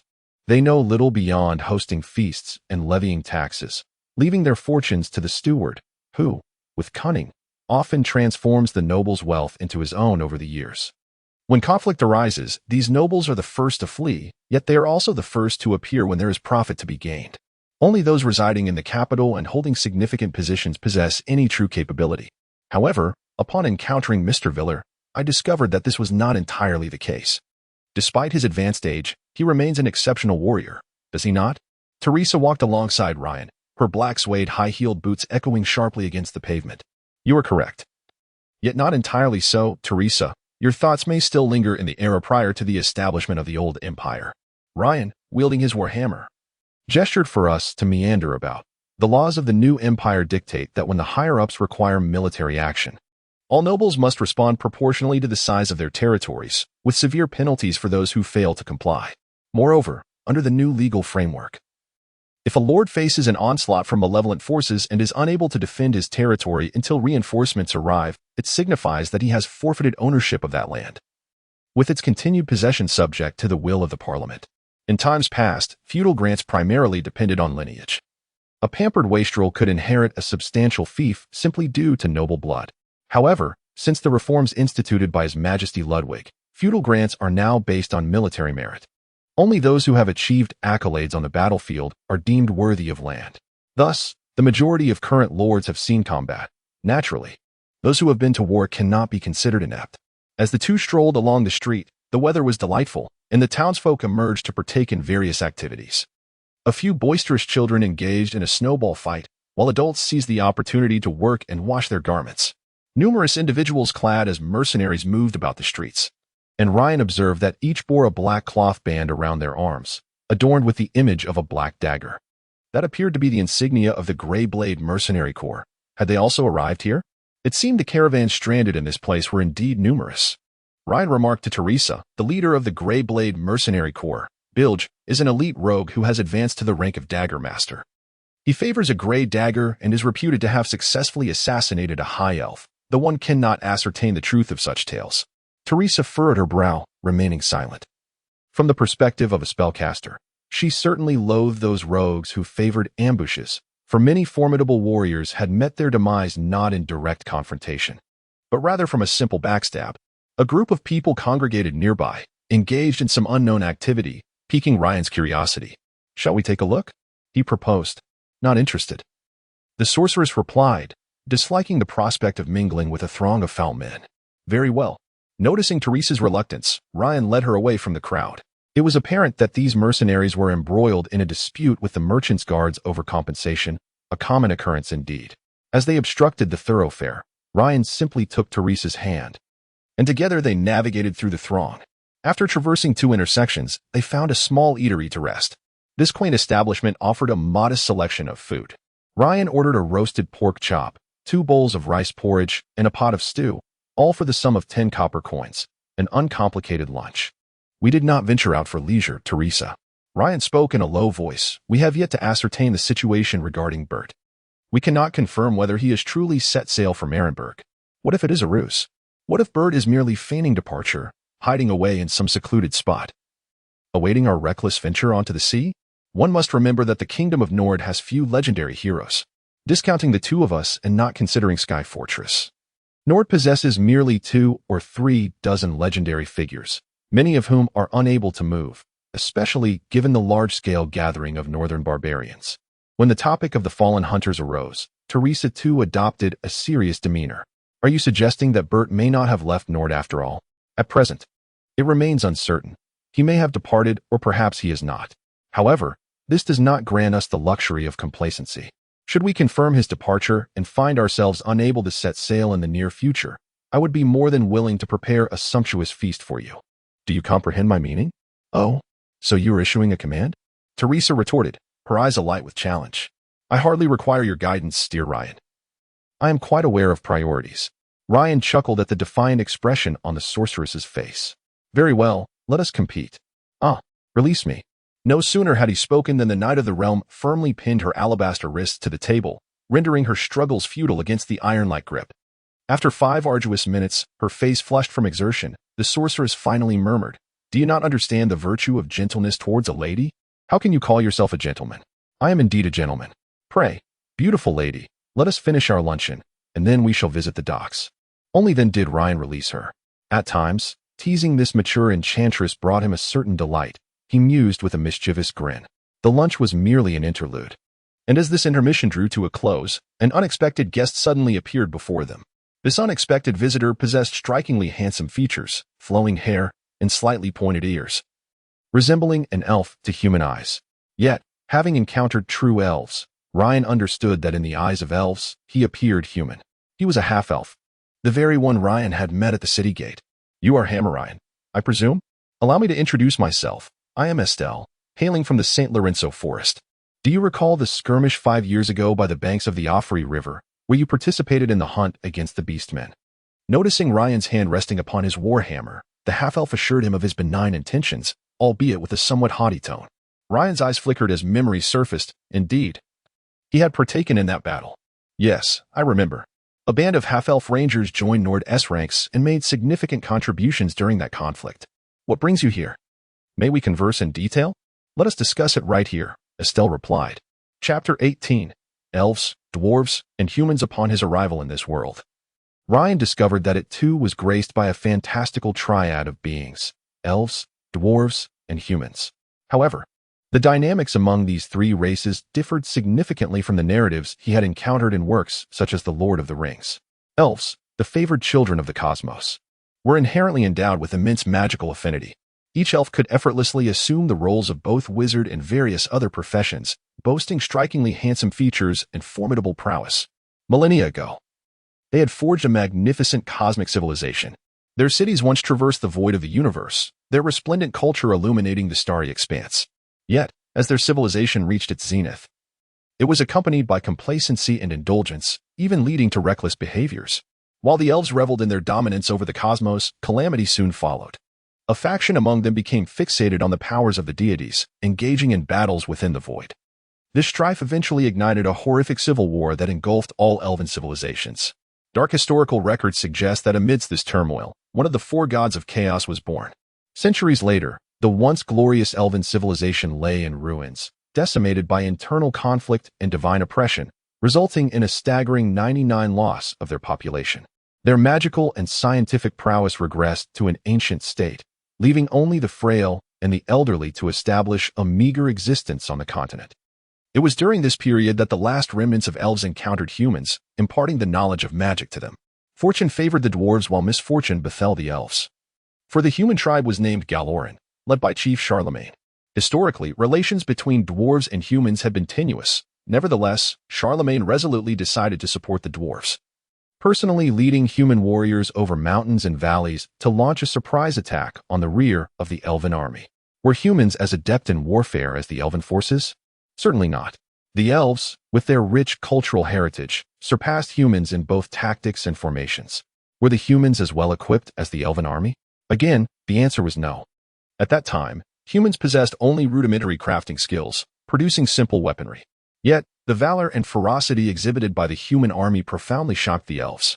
Accustomed to traditional warfare and systematic siege tactics, the elves found themselves thrown into disarray by the sudden onslaught from behind. The morale of the already beleaguered elven forces plummeted, leading to chaos. Before the frontline commander could react, Charlemagne had already dispatched him, and with the dwarves flanking their position, the elven army was utterly annihilated. In the aftermath of this battle, a sacred covenant was forged between humans and dwarves. Charlemagne and Khazad agreed that when the dwarves required assistance, humans would unhesitatingly extend their aid, and likewise, when humans faced adversity, dwarves would offer their unwavering support. This agreement, known as the Sacred Alliance, remains in effect to this day. With the combination of dwarven advanced technology and the humans' remarkable capacity for learning, Charlemagne led his forces to sweep across the world. 2 centuries later, the last organized elven army on the continent was vanquished by a coalition of humans and dwarves. The eternal king of the elves perished in that battle, forcing the elves to negotiate with humanity. Most elves chose to withdraw from the continent, seeking refuge on islands to recuperate, henceforth referring to themselves as High Elves. Subsequently, a faction known as the Dark Elves emerged from the High Elves. A small number of elves opted to remain in the forest of the continent, identifying themselves as Wood Elves. The forest of St. Lorenzo serves as the primary settlement for the Wood Elves. These Wood Elves are peaceful beings, deeply invested in their forest, seldom departing from it unless in exceptional circumstances. However, Ethel is not one of them. He is a half-elf. The existence of half-elves is a beautiful accident. It is well known that there is no reproductive barrier between humans and elves. Although most elves reside in forests or islands, some occasionally travel across the continent or settle in human habitats, enchanted by human vitality, while humans are drawn to elven elegance, leading to occasional intermarriages. For elves, such unions are fleeting due to the brevity of human life. Nevertheless, they bequeath offspring, half-elf children. Half-elves often struggle to find their place within elven society, feeling out of place due to their precociousness, while in human society they may seem to develop at a slower pace. Most half-elves live among humans, drawn to the inclusive nature of human society that fosters a sense of belonging. Some, however, seek out communities exclusively for half-elves. Ethel has heard of a city in the southern Free City states that caters solely to half-elves, known as Twilight City. Due to their unique heritage, half-elves interact well with various races, befriending humans, dwarves, and halflings alike. Yet they harbor a particular disdain for half-orcs, who have largely become extinct on the continent. I have long admired the name of Mr. Ryan. I have heard of your active presence in Nord over the past few years. A half-elf's initial approach is often laden with flattery, yet Ryan is not one to be swayed by such tactics. Speak plainly, Mr. Ethel. Ethel's smile faltered. His striking looks, a gift of his lineage, had always been his asset in human society. Please, be candid, half-elf, urged Teresa, who, for reasons unknown, found this person's presence somewhat disconcerting. Indeed, please speak directly, Mr. Ethel. We knights prefer straightforwardness. If you have a request, feel free to voice it, for I have matters to attend to, Ryan said, uninterested in prolonged exchanges. Mr. Ryan, I am in the employ of the imperial merchant Mr. Matz, whose caravan is currently stranded in this town. We wish to depart from Maiden Haven soon to seek opportunities for passage, but we have been unable to meet with the Lord. I have heard that you are well acquainted with Mr. Villard. Could you perhaps facilitate an introduction for us? Ethel directly conveyed his purpose, sensing that Ryan was not jesting. The half-elf spoke with a gentle tone, imbued with elegance. His handsome visage evoked a sense of refreshing spring. A recommendation, you say? Mused Ryan, stroking his chin. Lost in thought. According to information from Oliver yesterday, as the half-elf had indicated, several merchant caravans were currently stranded in Carsonhaven, due to the large-scale mobilization of northern barbarians and the emergence of sea monsters. It was evident that the port of Carsonhaven would be unable to facilitate any departures in the near future. Consequently, the route to the north would undoubtedly be impassable. The merchants were left with but one option, the largest port of the kingdom of Nord to the south, Maidenhaven. However, the journey from Carsonhaven to Maidenhaven was fraught with peril, requiring the crossing of two treacherous mountains, Hodelin and Scaviel, both teeming with dangers, as previously noted. If Ryan's conjecture was accurate, the merchants might seek to hire troops from Velarde for their protection. The furrowed brow of the royal knight did not go unnoticed by the half-elf, who, mistaking Ryan's expression as a subtle hint, slowed his tone. Even adopting an air of condescension, rest assured, Mr. Ryan, there will certainly be a reward afterward. That is not my intention, Ryan interjected, raising a hand to clarify that he harbored no desire to exploit the situation for mere monetary gain. He was contemplating the matter of travel companions, as both he and Teresa might also venture to Maidenhaven. Standing beside Ryan with her staff in hand, Teresa held no particular rapport with Velarde and was disinclined to involve herself in these affairs. Strangely, her typically advantageous status as a spellcaster seemed to bear little significance to Velarde. There is a banquet this evening, Ryan said after a moment's pause. A banquet? Indeed. At 6:30, Lord Velarde will host a gathering at his estate. My suggestion is that if Mr. Matz intends to make contact with the Lord, finding a way to attend this banquet might yield a favorable outcome. Ryan continued, due to certain circumstances, it is inconvenient for me to present myself directly. But I can inform you that, barring unforeseen events, I too plan to head south, so let us remain in contact. Hearing that Ryan might indeed be heading south was the most delightful news Estelle had received in days. Nevertheless, the half-elf maintained his gentle demeanor, arms crossed and chin raised, indicating his understanding before bowing gracefully. After speaking, the half-elf departed without further ado. Shall we head to the docks? Ryan shrugged and smiled at Teresa. What a handsome half-elf he is, wouldn't he, you agree? Indeed, though his demeanor is somewhat haughty, it is not off-putting, the sorceress replied, staff in hand as she followed. While the half-elf's attitude carried a hint of arrogance and distance, it did not inspire any sense of aversion, rather. It evoked the feeling that such individuals were simply meant to be approached in that manner. This is the innate charm of the half-elf race. They possess a natural aura that invites familiarity, a power derived from their elven lineage, while their human ancestry easily earns our recognition. Thus, despite a hint of pride, it is difficult for us to harbor any ill feelings. Ryan nodded in agreement. Half-elves do not resemble true elves. The high elves regard humans as uncivilized simians. At most, half-elves may perceive themselves as possessing a semblance of noble blood, speaking with an air of arrogance. However, this is of little consequence to humans, for the disdainful hierarchy that exists between classes far surpasses the half-elf's modest pride. Indeed, many aristocrats delight in having a half-elf lover, only to face the inevitable truth that as they age, the half-elf remains perpetually youthful. Teresa is well aware of such affairs, as the members of the Gallen Council frequently mingle within the upper echelons of society's various soirees. A half-elf, even of the most ordinary standing, can live between 180 to 250 years, a stark contrast to the fleeting lifespan of humans. Yet, it appears you remain indifferent to his captivating allure. The sorceress remarked with curiosity. That is because Ryan deliberately left the statement unfinished. Because the woman remained silent, her upturned lips and glimmering eyes betraying her emotions. Ultimately, I find myself disinterested in men. Everything else pales in comparison, Ryan added, prompting a frown from the sorceress. You could have kept that last part to yourself. Honesty is one of the 8 virtues of a knight, dear Teresa. Causing a lady distress is hardly the conduct of a gentleman. Oh, whether I am a knight or a gentleman is not contingent upon your preferences. Knighthood is my essence, while gentlemanliness is my flesh and blood. The two are inextricable yet require discernment. Would you not agree? TSK, a knight with a penchant for sophistry? A sorceress who revels in incessant chatter? Their journey swiftly drew to a close through their playful banter as they arrived at the port of Carsonhaven. Many individuals appeared disheveled, with tangled beards and hair haphazardly tied back. As they approached, a throng surged toward them, causing the sorceress to instinctively retreat a step, prompting Ryan to advance protectively, shielding Teresa behind him. In the wake of millennia of development, the ports of the continent had given rise to foremen among the dockworkers, greatly facilitating Ryan's endeavors. And then? Excited, are we? Well, as you know, dear knight, we are but rough folk, lacking in such knowledge. The fare for a swift vessel to Marlenberg typically ranges from 3 to 5 golden dinars. When he inquired about the price, several captains seized the opportunity to quote 10 dinars. Do you know what transpired next? That eccentric individual actually produced 15 golden dinars, choosing the finest and fastest ship, and thus departed the port. In a hurry to flee, perhaps? Ryan and Teresa exchanged glances, an unspoken understanding dawning upon them. There is something else. What sound is that? Just as Ryan was about to inquire further, a faint rhythmic noise resonated from the ground. What could that be?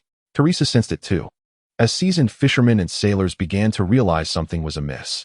The tethered mares and geldings whinnied incessantly, while a small dog barked uncontrollably. This is not good. Ryan instinctively turned his gaze towards the source of the peculiar sound. What he beheld was a tumultuous sea, beneath which countless shadows writhed. Teresa, step back. Ryan urgently signaled for the sorceress to retreat, as her strength had yet to be fully restored. Prepare for battle. I, as the White Wolf Knight, command all guards on the dock to heed my orders. Form ranks. Archers in front, swordsmen behind, ready to face the enemy. Chapter 19. The Blood Battle at the Dock, Part 1. The sudden shout from the man left the soldiers on the dock momentarily stunned.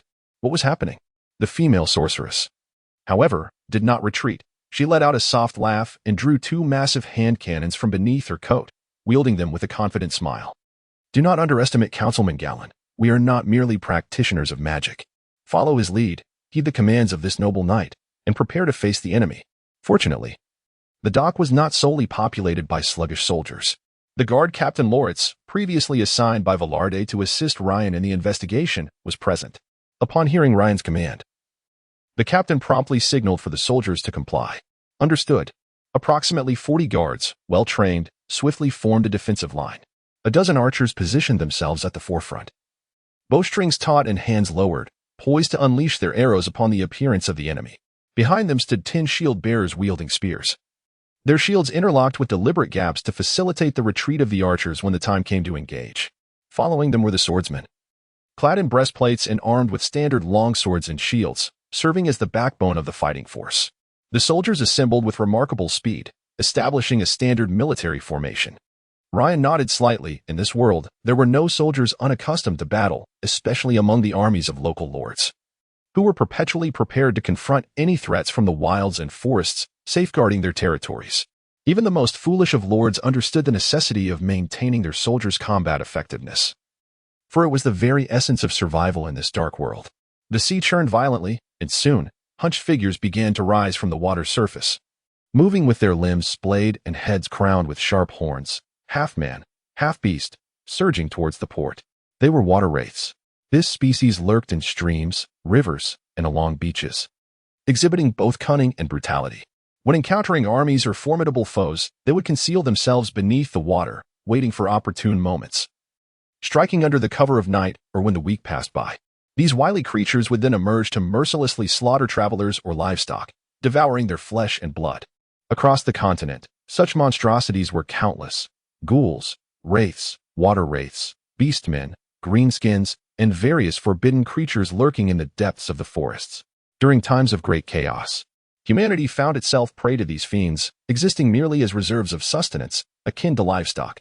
Even with Charlemagne leading humanity to rise and establish an empire, humans still fell short in strength and physical prowess compared to greenskins and beastmen, their intellect and magical affinity lacking in comparison to elves, and their technological advancements inferior to those of dwarves.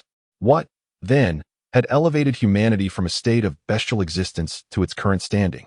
Ryan observed the soldiers' tightly formed lines, a smile gracing his lips.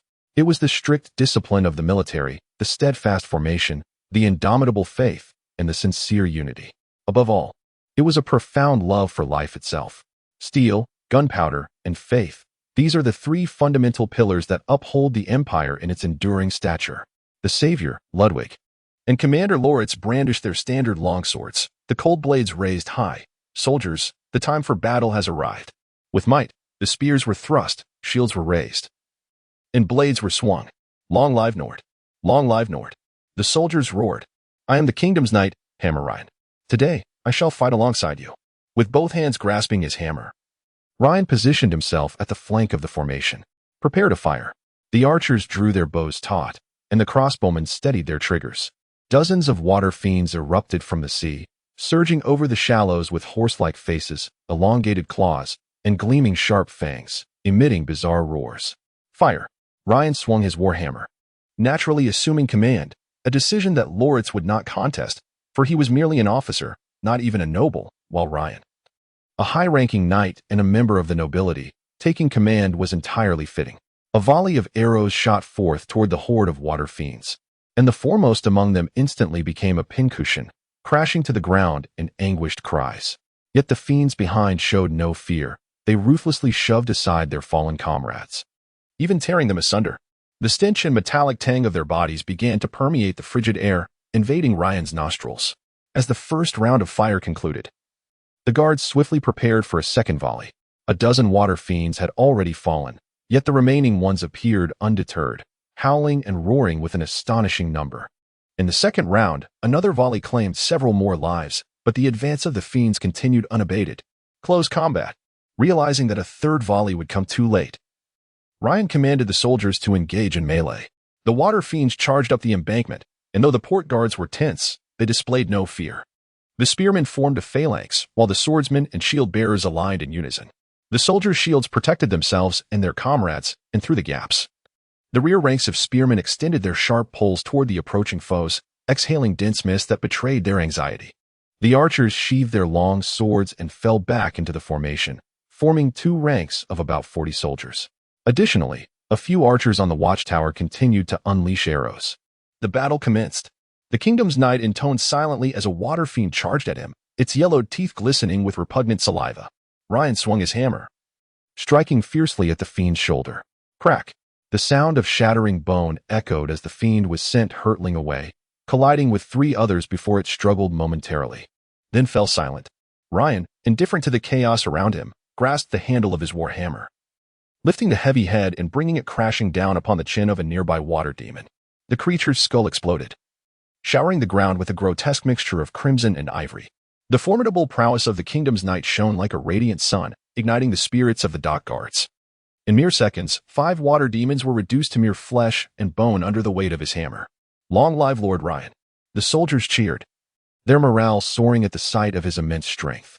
As the tide of water demons surged toward the battle lines, the first wave was met with the piercing thrusts of pikes or the blunt force of shields, only to be cleaved in twain by long swords. One pallid water demon collided violently with an iron shield, but the guard commander, Loritz, retaliated with a fierce blow to its head and then, with a single-handed thrust, drove his sword through its chest. Greenish blood clung to the fine steel blade, yet he had no time to ponder, for more water demons were rushing forth. The battlefield echoed with the cacophony of shields clashing against hard bodies. The sheer number of these fiends was overwhelming. They swarmed forward, often before the guards could extract their weapons from the fallen demons. The line slowly began to falter. Alas, the first casualty struck. A young guard on the fringes of the formation was unfortunate enough to be knocked down by a robust water demon. Its sharp claws sank into his shoulder, and he cried out in agony as the shield slipped from his grasp. The demons, sensing weakness, lunged toward him, pinning him to the ground, their ravenous maws poised to rend him apart. Suddenly, a water demon atop him was sent flying, as a figure appeared, swinging the warhammer in a graceful arc. Its iron head splattered with the green blood of the demons. The young guard looked up to see Lord Ryan, enduring the pain in his shoulder. My lord, rise, there are still foes to vanquish. My lord, behind you. The young guard cried in alarm, having noticed a threat. What? Ryan felt a sudden weight on his shoulder and turned to find a water demon leaping onto him, its sharp fangs poised to bite. Just as he prepared to act, the sound of a firearm echoed from behind, and a bloody hole appeared in the demon's head, causing it to slump weakly off him. In the distance, a sorceress, exuding elegance, raised her firearm, her sweet lips blowing gently upon the scorching muzzle. Ryan, watch your back. You're still in your finery. That outfit is quite expensive. With the first casualty having occurred, the human line was forced to retreat once more, and the toll of fallen soldiers increased. Loritz, beads of sweat glistening on his forehead, noted that 3 guards had already fallen. The swarm of water demons attacking the port numbered in the hundreds and continued to swell, while the guards at the port scarcely numbered 40. Even with the militia arriving, their numbers barely reached 80 or 90, leaving the effectiveness of their contribution in question. On the left flank of the battlefield where Ryan stood, the Knights of the Kingdom exerted their overwhelming might to stabilize the situation. With a single movement, he could claim the life of at least one water spirit. Wherever his golden warhammer struck, death was imminent, and injury was unavoidable. He faced no worthy adversary. Even when besieged, Teresa's firearm support proved lethally effective against the water spirits, with a dozen of them falling victim to her precise shots. Ryan's reflexes were astonishingly swift. He swept his left hand, and sparks danced upon the warhammer as its iron head crashed onto the ground, unleashing several arcs of electricity. The nearby water spirits were rendered charred husks, while a particularly robust water spirit charged forward, only to be met with a crushing blow to its chest. Under the force of the lightning, its body shattered, soaring into the air before disintegrating. From the direction of the docks leading to the town, a militia of around 50 approached. Clad in worn and rust-stained armor, armed with rudimentary spears, short swords, and curved blades, their eyes reflected both fear and determination. Despite their low morale and inadequate equipment, they were resolute in defending their homeland. This was the essence of warfare in the age of cold steel, especially in a realm of swords and sorcery, where a leader's command and martial prowess embodied the soul of an army. A rhythmic tolling of bells echoed from the port toward the town. It was the sound summoning the troops. Vallard was rallying the forces. Upon hearing the bells, even Ryan could not suppress a smile. After a prolonged siege, the morale of the water spirits had begun to wane. They were intimidated by Ryan's formidable combat skills. Following several waves of assault, the smaller water spirits, unable to breach the defenses of the dock, began to retreat cautiously. For these cunning creatures would not recklessly march to their doom. At that moment, another group arrived at the dock's entrance, the Blood Axe Mercenary Corps. Leading the charge was the mercenary chief, Boris, who raised his battle axe and plunged into the fray, his axe soon stained with the vibrant green blood of his foes. The vice captain, Vilt, wielding a great sword, followed closely, and with the mercenaries' participation, the water spirits were utterly shattered. The remaining water spirits wailed as they fled into the sea. The young mercenary Bonda approached from behind, concerned. "Lady Travik, are you unharmed?" "I'm fine," the sorceress replied with a nod, her gaze fixed intently on Ryan, who resembled a war god descending upon the battlefield. He had already dispatched countless water spirits, standing resolutely at the forefront, exuding an aura of power that was almost blinding. Bonda quickly grasped the situation, thinking to himself that he too could contribute. He sought out a less crowded area and, under Vilt's guidance, had honed his skills reasonably well. Steadying his stance, he charged forward, gripping the hilt of his sword with both hands, raising it to the level of his brow. With a swift motion, he executed a precise strike, severing the head of a water spirit. Yet, before he could revel in his triumph, an unexpected turn of events unfolded. The Water Spirit King had emerged. Chapter 20, The Blood Battle at the Dock, Part 2. Help. Help. Had the reinforcements from the Lord not arrived yet? The situation was grim. The morale of the dock's defenders began to waver as the militia gazed upon the colossal figure of the Water Ghost King. Their eyes filled with terror. The guards, who had been fighting for some time, swallowed hard. The Water Ghost King brutally tore the head from a fallen guard and let out a triumphant howl, causing the defenders to collectively step back. The commander, witnessing this, was filled with anxiety. The 40 dock guards had dwindled to fewer than 30. Their morale, despite such heavy losses, remained intact, thanks to the leadership of a valiant knight from the kingdom. Otherwise, the guards would have likely fled in disarray. How formidable could the Water Ghost King be? "Watch as I bring it down," Bonda thought, convinced that his moment had arrived. "No, Bonda, don't go," Vilt cried out in alarm. "That creature poses at least an elite-level challenge, and the water ghosts today seem unusually menacing." Normally, the eyes of the water ghosts were black, but today, both the water ghosts and their king exhibited a sinister red hue. Something was amiss. Roar. The Water Ghost King soon noticed the young human charging toward it. It raised its spiked club high and brought it crashing down toward Bonda. Ugh. Bonda barely managed to dodge aside. Under Vilt's tutelage, his foundational skills were solid. The massive club slammed into the ground, sending a cloud of dust into the air. Bang. The sound of metal clashing reverberated, accompanied by the cries of the young mercenaries. Amidst the thick smoke, a body was hurled backward, crashing to the ground. It was Bonda, his long sword flying into the air as his right hand was severely deformed. Clenching his teeth tightly, he was drenched in cold sweat, clearly enduring immense pain. Not far from him, the massive creature approached, dragging its enormous spiked club with heavy footsteps that pounded the soft sand, striking fear into the hearts of all present. Banda, the members of the Blood Axe mercenary group, shouted in unison, while Vilt, heartbroken, kicked aside a nearby water ghost and rushed toward his beloved disciple. Though they were still 30 to 40 meters apart. Damn it. Teresa's silver eyes fixed on the battlefield. With Banda now too far to be within the range of her pistol, the sorceress instinctively attempted to summon her magical energy, only to find it depleted. She had overexerted her bloodline power just days prior, and risking another depletion could lead to a decline in her capabilities, having only recently achieved a legendary status.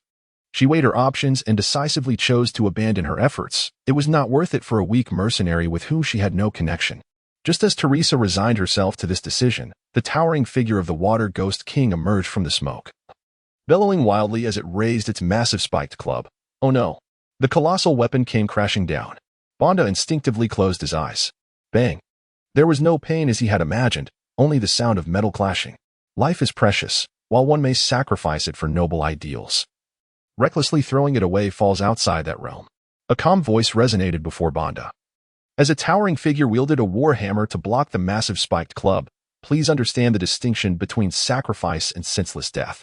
Your recklessness may very well cost you your life, and once life ends, everything ceases. I hope this moment today fosters your growth, Banda. With that, Ryan summoned all his strength. At this juncture, he understood that the hopes of all rested upon him. It was his valor and might that had sustained the defenders until now, and should he falter, their resolve would shatter. The moment of reckoning had arrived. The enormous spiked club collided with the hammer's head, producing a thunderous sound and a shockwave that stirred the dust, rendering the onlookers at the dock nearly unable to open their eyes. When Banda reopened his eyes, he beheld an astonishing scene. The Water Ghost King's spiked club had been deflected by Ryan's hammer. Ryan possessed greater strength than the Water Ghost King. Once more, the weapons clashed, and the club was repelled again, forcing the Water Ghost King to stagger backward, incredulous at the sight of this human before him, unable to fathom such formidable power. Indeed, the great hammer Ryan lives up to his name, Loritz exclaimed, exhilarated. The outcome of this skirmish had become clear. It was merely a matter of grasping and biting. The water ghosts relied solely upon their brute strength and sharp claws. And with Ryan surpassing the Water Ghost King in raw power, defeat was no longer a possibility for him. Cheers erupted from the soldiers and militia at the dock. The water ghosts recognized that even their king could not triumph over this fearsome knight, prompting them to scatter in all directions. The soldiers and militia, realizing it was time to claim their glory, rushed forth to seize the opportunity, hoping to claim a few more trophies for rewards. Even the Water Ghost King grasped the gravity of the situation. Its once prized strength had proven ineffective against this knight, leaving it with no hope of victory. Thus, this previously arrogant leader hurled its massive spiked club at Ryan and, without hesitation, abandoned its weapon to flee, its enormous form retreating in a manner that appeared rather comical. Ryan intercepted the incoming spiked club, momentarily slowing his momentum, yet this posed no challenge for him. He had encountered such situations countless times before. Drawing a dagger coated with a yellow poison from behind his belt, an heirloom from his former comrades, he declared, "This blade is laced with venom." Gripping the hilt tightly, his pupils narrowed, and with a flick of his wrist, the dagger was released. "Taste my righteous throwing knife." The two-handed warhammer lay discarded by the man as he bent down to retrieve a standard longsword that had fallen to the ground. Like a cornered beast, the Water Ghost King lashed out with its claws towards Ryan, but the blade met no resistance as it cleaved through the creature's forearm, gushing forth a torrent of green blood. Before it could even utter a cry of anguish, the cold steel pierced through its chest. The Water Ghost King's body convulsed a few times before it lay still, utterly motionless. Victory! Victory! Victory! We have triumphed. By the time Valard led his troops to the dock, he was greeted by the aftermath of a concluded battle. The bodies of the water ghosts sprawled across half the dock, while the soldiers busied themselves tallying casualties and clearing the battlefield. This minor skirmish with the water ghosts had cost 3 dock guards their lives, with around 10 others wounded, 2 of whom had lost their arms. Even if they recuperated, they would only be able to retire from service. The militia had suffered even fewer casualties, and Ryan found this unsurprising. The militia's primary utility lay in rallying the troops and boosting morale. Their main objective during combat was self-preservation, ensuring their safety before launching any attacks. making it nearly impossible to compel them to charge or fight to the death unless the tide of battle had decidedly turned. Without a suitable commander, the militia would crumble under pressure during combat. "You are an exceptional warrior, Ryan, just like your father in his youth," Ballard said, approaching with his battle axe in hand. "Thank you, Ryan. Were it not for you, many fathers and husbands would have perished in this battle. It's nothing. Just remember to deduct my share from the spoils, the 2/10 for the water ghost fangs, as is my due," Ryan replied with a smile, sheathing the retrieved longsword. "Of course. It is an unwritten rule, a customary agreement on the continent. Those who provide crucial information and those who slay the enemy leader each receive 2/10 of the spoils." Ignoring Bonda, who lay on the ground receiving treatment, Ryan approached Teresa. "Teresa, are you all right?" Despite the fierce battle, Ryan's attire remained unscathed, save for some splatters of green blood. The sorceress had kept every water ghost at bay, ensuring none ventured within 20 paces of her. Upon Ryan's return, she raised her hand cannon. "I thought you would finish the fight more swiftly. It should have been quicker. You must have noticed, too, these beasts are not right. Their eyes glowed a blood-red hue, and I could feel the power of the blood god within them. The water ghosts were under control, compelled to attack the dock. If it weren't for Mr. Vallard's maritime ban," Ryan thought, a shiver of dread creeping over him, "then we would have encountered this horde while at sea. Our ship's hull would have been breached, and we would have been forced to battle these beasts in the water." The sorceress reacted with remarkable speed, her scalp prickling at the thought. Fighting the water ghosts in their element was a profoundly foolish notion. Humans were not a race renowned for their swimming prowess. Though the Blood Axe mercenary group was the first to arrive, they were ultimately the last to engage in battle, except for a few, such as Boris and Velt, who charged ahead and fought the water ghosts. The majority of the mercenaries barely drew blood with their blades before the conflict concluded. Consequently, this led to a fierce dispute over the spoils between the militia and the mercenaries. "Everyone deserves a share. Why should we receive so little?" The mercenaries, armed with short knives and longbows slung across their backs, argued incessantly. One such mercenary, with a head of short golden curls, a face marred by numerous blemishes, and a prominent scar, was still quite handsome upon closer inspection. Ryan recognized him as Simon, a common ranger within the mercenary group. "Everyone deserves a share? You greedy mercenaries only joined at the last moment. How many monsters did you actually slay? How dare you audaciously demand a portion?" A weary old militiaman retorted impatiently. "I personally killed a water ghost. In fact, I dispatched 3. The young mercenary, eager and desperate, lunged forward to seize the water ghost's teeth. Each tooth could fetch a handsome sum of silver coins. "Not a chance." The old militiaman quickly pulled the burlap sack to his chest, and as Simon attempted to snatch it away, they became embroiled in a scuffle. This commotion captured the attention of many, and the atmosphere grew tense. The elderly militiaman was knocked to the ground, his sack torn open, scattering the water ghost's teeth across the ground. Even Ryan and Teresa, who had been discussing their next course of action, were drawn to the scene. It was only then that they noticed a wooden prosthetic limb protruding from beneath the militiaman's robe. As he fell, the prosthetic had detached from his right leg, lying forlornly on the ground. This elderly militiaman is disabled. Upon witnessing the teeth strewn about, he attempted to rise, but how could he do so easily without a leg? After struggling briefly, he was overwhelmed by pain from his frail body and ceased his efforts. "Enough. A cripple wants to join the battlefield? Are you hoping to gain a battle injury to boast about?" A mercenary scoffed derisively. "Indeed, old fool. This might come in handy for you, ha ha ha." Simon, seizing a wooden stick from somewhere, tossed it at the aged militiaman, taunting, "Be careful not to fall, ha ha ha." Some soldiers whispered among themselves, "I mean, old Terry is of that age yet insists on fighting. It's simply too much. Perhaps he was a valiant warrior 20 years ago, but now he is merely a burden." "True, but once on the battlefield, the past doesn't matter." "Enough, enough. Stop speaking ill of him. Old Terry is a retired veteran. Let us show him some respect. Do you wish for the day when you too might be crippled, disabled, and old, only to be mocked in the same manner?"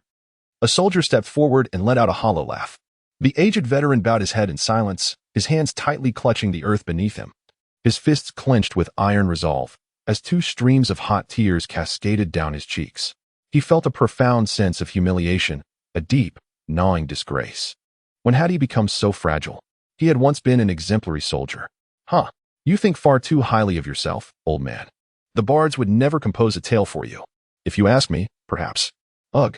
Before Simon could finish his thought, a powerful arm seized his throat, lifting him effortlessly as one might a chick. It was Ryan, suppressing his fury, who spoke in a low voice. Apologize to this gentleman at once. Orion, sir. Simon was rendered speechless, unable to fathom why this noble knight of the realm would intervene in this matter. Apologize immediately. Ryan commanded, now, or I shall crush your neck. Why, yes. I am sorry. Chapter 21. The advent of Rain and Teresa walked along the street, Rain's countenance dark and ashen, as though shrouded in a veil of gray. He casually discarded the long sword he had picked up at the dock, prompting a frenzy among the local inhabitants. Paying no heed to the commotion, he hesitated for a moment before retrieving his single-handed sword and securing it at his back. How foolish of me to think there would be no conflict in a town, he murmured. Teresa took particular note of Rain's single-handed sword, for in her memory, it had accompanied him since their first encounter, though he had never drawn it. Rather than a weapon, it seemed more akin to an ornament. The sword was longer and larger than a standard longsword, measuring approximately 1 meter and 30 centimeters. By specifications, it should have been classified as a two-handed greatsword. Yet its design was that of a single-handed blade. The blade remained concealed within its scabbard, visible only at the hilt, where a peculiar golden box adorned with various runes marked the junction between the hilt and the blade, its purpose unknown. The black hilt exuded a somber gravity, while the sword's pommel was crafted into the shape of a silver skull, serving as a counterweight. Is this sword a ceremonial piece custom-made by a craftsman for you? I see you have never wielded it, the sorceress inquired casually, her curiosity piqued. Perhaps it is not. Who can say? Rain replied, lost in contemplation of that damned mercenary and the cursed customs of Nord. Sensing his reluctance to discuss the matter, Teresa chose not to provoke a conflict, instead gently suggesting, why concern yourself with a mere mercenary? If you truly dislike him, you could simply eliminate him. What is there to ponder? Thus, the 4th decade passed, followed by the 5th and 6th, as individuals gradually diminished in number, some drifting away from their company. By the 9th decade, the elders who could still gather in the square were but a handful of the few who had crossed the threshold of legend. Yet, after 90 years, even they began to succumb to the ravages of age, and many veterans had faded into the dust of history. As the 10th, 11th, and 12th decades unfurled, Teresa remained silent, acutely aware that without breaking through to the sacred realm, human life inevitably reaches its conclusion, an immutable truth. In the 14th decade, on yet another morning of promise, when Baron Manuel Rudy was wheeled into Griffin Square by his servant, he found himself alone, devoid of any comrades. Initially, he assumed he had arrived too early and gestured for the servant to remain, patiently awaiting their arrival. As the sun rose, climbing higher into the sky until it reached its zenith, no one appeared. No one will come again. Thus, Baron Manuel sat in the square for the better part of the day, and as the afternoon sun bathed him in its warmth, he seemed to surrender to despair. Yet, at that moment, an unexpected occurrence transpired. Countless imperial legions poured forth, converging from every direction into Griffin Square, their pikes standing tall like a dense forest, swords raining down like a tempest. The Empire's halberdier regiments, the elite greatsword legions, the firearms troops, and the Knights of the Empire all surged into the square. Following them were the formidable Bjarnwick elite guards and the royal sorcerers, and then the legendary war court guard, entrusted with the protection of the Emperor and the electors. The Emperor had arrived, the electors had come, and the grand nobility of the Empire were present. His Imperial Majesty, Franz Friedrich, who had recently ascended the throne, approached Baron Manuel, standing at attention, saluting him. This was followed by all the electors, the dukes, and the generals and ministers of the Empire, as every noble and soldier paid their respects to Baron Manuel. The Emperor spoke, declaring that the Empire would forever remember their contributions, and that their sacrifices had forged the Empire's present glory.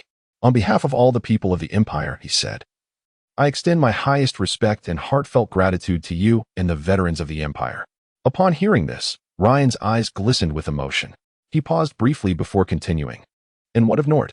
They derive pleasure from belittling veterans, mistaking pity for kindness.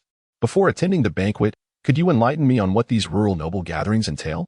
The sorceress, with her slender phoenix-like eyes, gazed at Ryan, a subtle smile gracing her lips. A man of all knowledge, Mr. Ryan? Man of all knowledge, indeed, Ryan scoffed, rolling his eyes. And what of Mr. Big Hammer? His face twitched in annoyance. The moniker truly vexed him.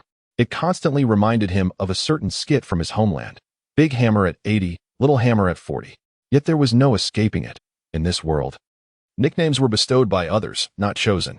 Generally, for someone of his lowly noble status, such epithets were often derogatory and unpleasant. It was not that Big Hammer was inherently negative, but rather that such names were typically coined to reflect one's subservience to deities and society. Among the 8 virtues of knighthood, humility is indeed a significant one, is it not? To earn a commendable nickname, Ryan knew he must grow stronger and attain greater renown. A rural lord's banquet typically consisted of a gathering indulging in barbecued meats, stews, and fine wines, with guests either standing or seated, conversing while feasting. Ryan nodded, then shook his head in self-deprecation. Though some lords' banquets may differ, they tend to be a bit more uninhibited, shall we say. What do you mean? The sorceress clearly did not grasp his implication. Ryan chuckled softly, making a gesture with his right hand, where his thumb and index finger pinched together in the frigid winter air to form a circle. Then, his left index finger swiftly pierced through this circle, mimicking the motion of a rapid stake-driving action, accompanied by a wink. Oh, how I wish to send an ice arrow straight through your neck. The sorceress immediately grasped the man's intention, her exquisite face flushing crimson before turning to a shade of indignation. Those foul-smelling men should perish as far away as possible. She suddenly lost her desire to attend the banquet. You may go tonight, I shall not. And what of that little mercenary? The one who broke his arm trying to show off before you, Bonda? Ryan stroked his chin, intrigued. Ah, the lovely Lady Teresa herself comes to visit the valiant mercenary, bestowing upon him a fervent kiss. Our dear little mercenary is bound to be so touched that he might wet his bed, I am certain. Those who admire me could line up from the chaos sea to the pinnacles of the world, and among them are certainly my suitors. What of that mercenary, Bonda? How does he concern me? Teresa scoffed, her expression rife with disdain. To a sorceress, a mere mercenary of ordinary strength was undoubtedly categorized as a useless man. Thus, even if he were willing to die for her, he would leave no impression in her heart. The women of the Garland Council were pragmatic and ruthless, which rendered them quite unpopular among many. Ryan found this simplicity refreshing. If you don't care to speak to me, do you think I wish to seek you out?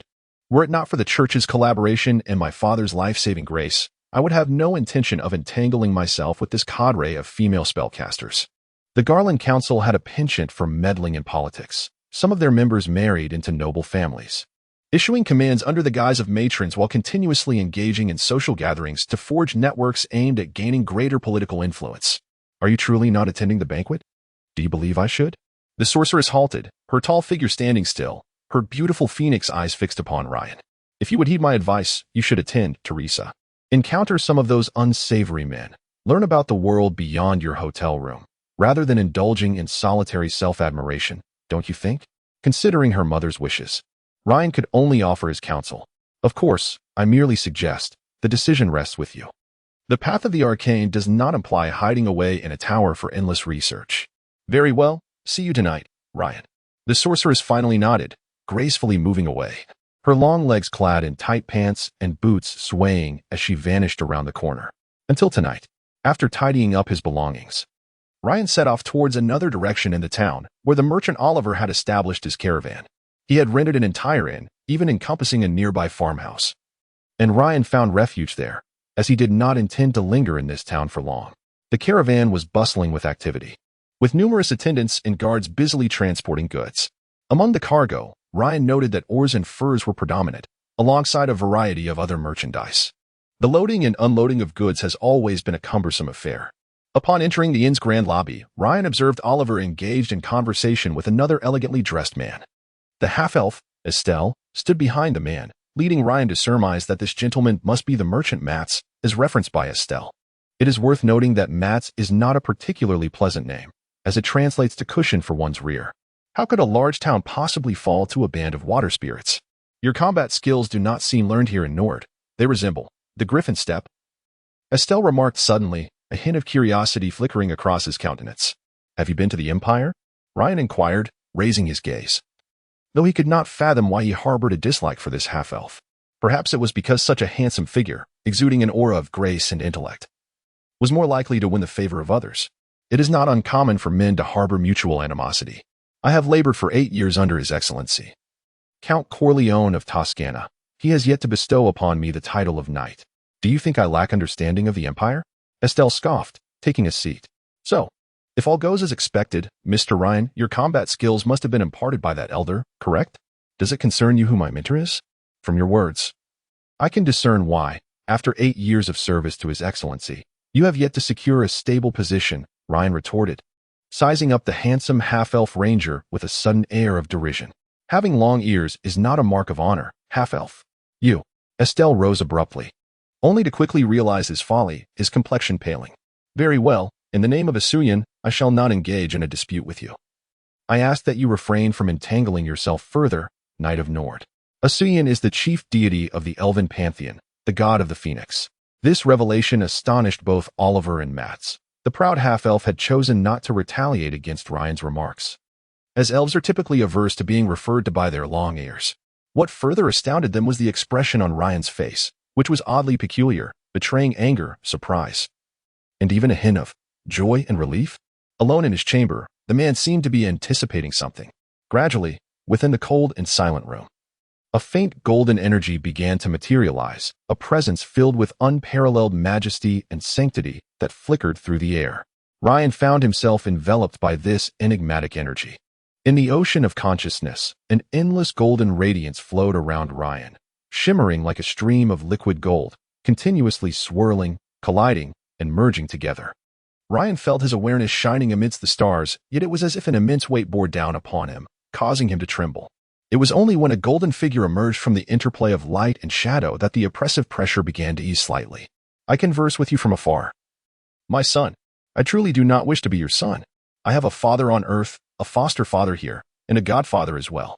Now you tell me I am your son. How many fathers do you want me to have? Ryan retorted towards the golden figure, a hint of dissatisfaction on his face, yet more prominently, a sense of relief. You are indeed my son. From the moment you accepted my genes, Ryan, you became my son, the youngest of my sons. The golden figure remained unwavering, continuing in a gentle tone. He is indeed his son. Yes, he is his father. Chapter 22. Father and son. Very well. I shall reluctantly refer to you as my father. Pray tell, what manner of world is this? What purpose have I been summoned here to fulfill? I believe I have already articulated this in your dreams. The gentle voice remained utterly unfazed. Have you not been seated upon that golden throne, basking in the adoration of the multitudes? Father, are you now unwilling to emerge and behold your newly acknowledged son? Ryan suddenly erupted into laughter, his countenance adorned with scorn, devoid of any semblance of respect for his progenitor. The decaying corpse upon the golden throne merely serves as my shackles, my son. The golden figure gradually approached, a man of unparalleled majesty and imposing stature, towering beyond the limits of humanity, conservatively estimated to exceed 2 meters and 80 centimeters. His long, black hair, parted down the middle, danced with the golden light, held in place by a diadem-like headpiece. Clad in resplendent golden armor, the breastplate bore the image of a golden falcon poised for flight. The armor was crafted from an unknown golden metal, intricately adorned with winged motifs that extended across his form, culminating in an eagle statue upon his right shoulder. The man wielded a colossal sword, inflamed with golden flames, while an eagle statue loomed ominously behind him, rising from the back of his armor, coldly surveying the horizon. Indeed, Father, you may sit upon your throne, silently observing the masses, yet what of me? You have summoned me to this place, imparted a fragment of your power. Yet I am to confront adversaries who are thousands of times more formidable. Ryan expressed his discontent towards the dark-haired man, beyond the genes and the sword you bestowed. I possess nothing, yet you declare this to be my destiny? This is your fate, my son. It appears you have fared well over these past 2 decades. The expression upon the dark-haired man's face revealed no discernible change. His gentle tone resembled a deceit. You are unlike my other sons. The gifts you may receive from me are considerably fewer. Then what course should I pursue? You possess knowledge of this world. You understand how archaic and conservative these inheritance laws are.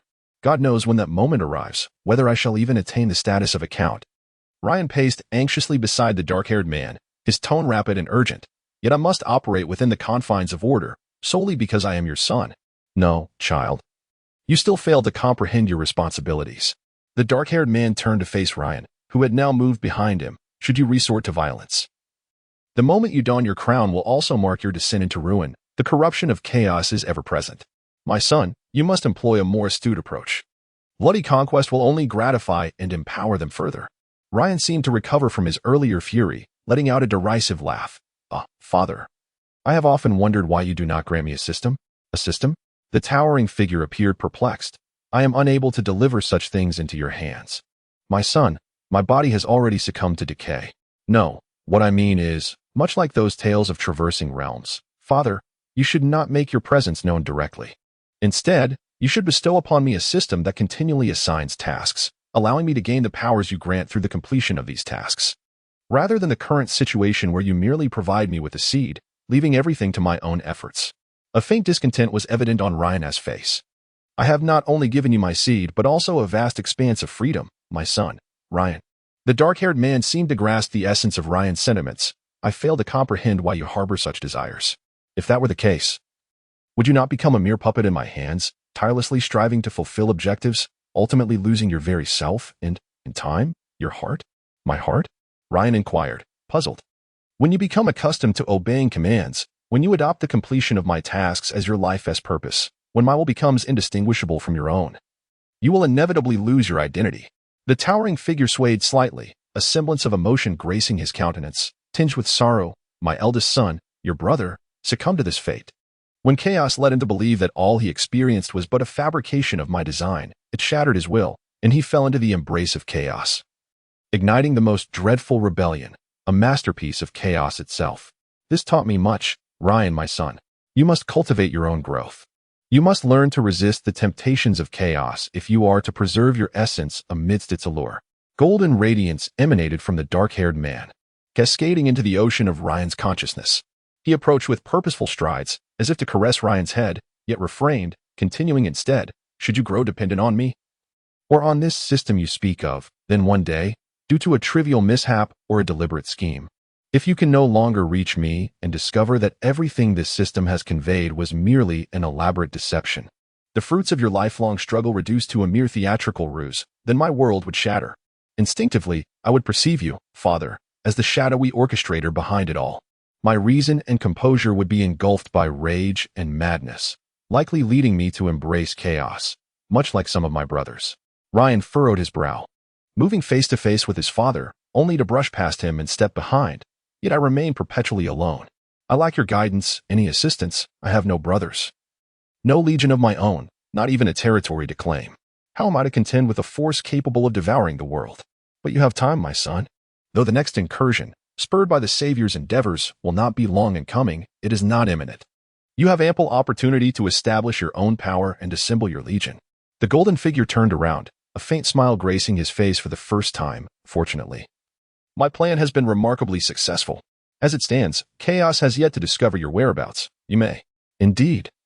How reminiscent it is of a great creator issuing commands to his creation. Father, I am myself. You are you. I am your son, yet not your servant. You possess no love. I am the sword in your hand, rather than the son you cherish. You bestowed upon me genes and new life, yet expect me to repay it with my very existence.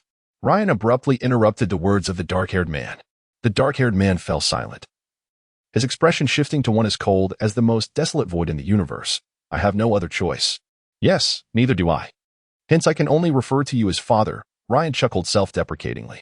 In the golden light and shadows, father and son stood silently facing each other. All things must rely upon you alone, my son. All I can do is continue to watch you from the icy void in this dark era. The dark-haired man murmured, before his voice rose once more. You are not alone, Ryan. You shall never walk alone.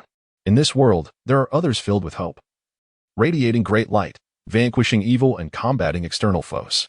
Unite with them. When that day arrives, you shall face challenges together. The dark-haired man continued, his golden aura growing ever brighter with his words. One cannot accomplish everything alone. You are weak and isolated, which is also part of my plan. I could certainly elevate you to the status of a noble or royal, but this would come with the attention of evil and assassination. I have heard of the most renowned imperial genius, the firstborn of the Whittlebach family, BRCK, who displayed astonishing talent from the age of 4. Yet met his demise at the hands of Chaos's chosen assassin, the Listener, by the age of 9. Ryan nodded deeply. He had once resented his father's choices. Yet he could not deny that a significant reason for his smooth growth thus far was the absence of Chaos's attention. Otherwise, the young boy would have been utterly incapable of resisting those terrifying Chaos assassins. So what should I do now? Ryan inquired, a blend of complaint and a search for affirmation in his tone. Heading south is the correct course. You already have plans in mind for what comes next. A fledgling will never learn to soar beneath the sheltering wings of its parent. A flash of light passed over the eagle statue behind the dark-haired man. Very well. Let this meeting conclude here. One last question, Father. Speak. My ability to bear children should pose no issue, correct? It should not. That is good. The tall golden figure slowly faded from Ryan's consciousness, and the dark-haired man added, Your recent series of valiant actions has attracted the attention of Ulrich, his existence.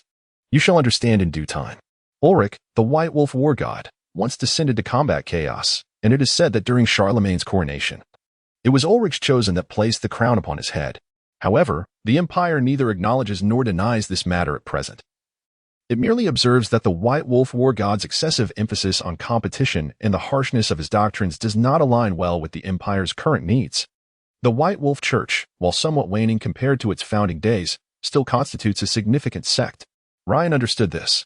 He nodded, for regardless of his personal sentiments, his father's appearance had undeniably alleviated much of his burden. He comprehended the reasons behind his father's inability to assist him, although this was their first direct conversation. His father had visited him in dreams multiple times prior, imparting knowledge of his forthcoming tasks, which Ryan had already grasped. Yet, understanding did not quell his dissatisfaction at times.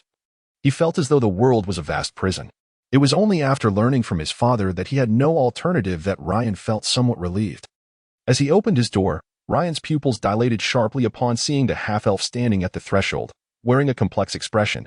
Was that just now a divine oracle? Please refrain from eavesdropping on others' conversations, Mr. Estel, Ryan remarked with resigned humor. Nevertheless, in his current good spirits, he was inclined to converse further. I suppose so. Faith empowers us. I have witnessed your prowess, Mr. Ryan. Allow me to reintroduce myself. I am Estel Windfire, hailing from the sacred Lorenzo Forest, a devotee of the Lord of the Phoenix. The half-elf extended his right hand. Greetings, Hammer Ryan. I shall not elaborate further, as I believe you are already well informed. Ryan reciprocated the handshake. Since the half-elf had taken the initiative to reconcile, Ryan saw no reason to prolong the tension. After all, the virtue of a knight lies in humility and courtesy. I am pleased to see you both have reached an understanding. However, I must regrettably interrupt your conversation. Oliver approached with a smile. The evening banquet is about to commence. My friends, you may continue your discussion on the way. How long have I been inside? Ryan suddenly realized that his communication with his father must have consumed a considerable amount of time. A little over an hour, Mr. Ryan. The banquet is nearly underway. Another merchant, Mats, approached, now clad in formal attire. Compared to Oliver, whose waistcoat was strained by his girth, Mats's slimmer figure made his outfit appear far more fitting. We can discuss matters en route. Very well, I shall change my clothes shortly. With remarkable speed, Ryan donned a fresh outfit, and the four of them departed the inn together. Among them, only the two merchants and the half-elf had secured invitations. Ryan was uncertain how the half-elf had obtained his, but it seemed reasonable to assume that a poised and handsome half-elf could effortlessly procure an invitation to such a provincial lord's banquet. Have there been any developments, Mr. Oliver? Ryan inquired, seated upon his tall steed, smiling at Oliver. Indeed, there has been some progress. We plan to unite several merchant caravans and hire a few mercenary groups stationed in this town to set off together, Oliver replied, nodding, while Mats also indicated his participation in the plan. I have encountered Bill, and his Greyblade mercenary corps possesses commendable combat prowess. Should they face ordinary mountain bandits, they would likely manage with ease. The half-elf, exuding an air of elegance, flicked his golden locks and nodded, asserting that even when confronted with formidable foes, they are not without their capacity to fight back. Could his mercenary band truly measure up to a Nord infantry company? This piqued Ryan's interest. A standard Nord infantry company comprises 1 knight, 5 cavalrymen, and between 25 to 80 infantrymen. They are somewhat lacking. Mr. Ryan, our discussions may lead us in circles without yielding conclusive results. You shall understand once we arrive, Oliver remarked with a smile. Indeed, let us proceed. Ryan ceased his inquiries. Onward. Chapter 23, The Feast in the Lord's Longhouse, Part 1. P.S. I will be taking a day off tomorrow for the Lunar New Year. I hope for your understanding. P.S. 2. Wishing all friends reading this book a joyous New Year's Eve. The combat efficacy of a mercenary company is typically assessed in comparison to that of regular troops. When the fighting strength of a mercenary band surpasses that of a standard count's army, comprising a maximum mobilization of 60 knights, 500 cavalry, and 1,500 swordsmen or archers, excluding temporarily summoned pikemen and peasant soldiers, it is generally referred to as a mercenary army. In regions such as Nord, the presence of mercenaries is virtually non-existent, for such impoverished lands cannot sustain a formidable mercenary force. The Empire and Britannia have no need for them either, as they possess even more powerful knightly orders as their standing military. Only in places like Marlenberg or the southern realms do mercenaries roam freely, exemplified by the Iris Guard of Marlenberg, a force comprising over 6,000 cavalry and more than 10,000 infantry, serving as the primary defense of Marlenberg. It is crucial to distinguish between knights and cavalry. The former denotes a title of nobility and a guarantee of martial prowess, while the latter is merely a collective term for soldiers mounted on horseback. A standard knightly unit includes several mounted retainers or even squire knights, along with multiple knightly attendants. Esther chuckled dismissively, a half-elf accustomed to grand spectacles. Such a caliber of mercenary company would not be found in Nord, Mr. Ryan. Oliver noticed Ryan's keen interest in the Greyblade Mercenary Company. Are you curious about Bilge, Mr. Ryan? The Greyblade Bilge is indeed quite renowned. As Ryan rode, he pondered deeply. The Blood Axe Mercenary Company had suffered catastrophic losses. It would not be an exaggeration to say that Teresa had brought calamity upon this ordinary mercenary band.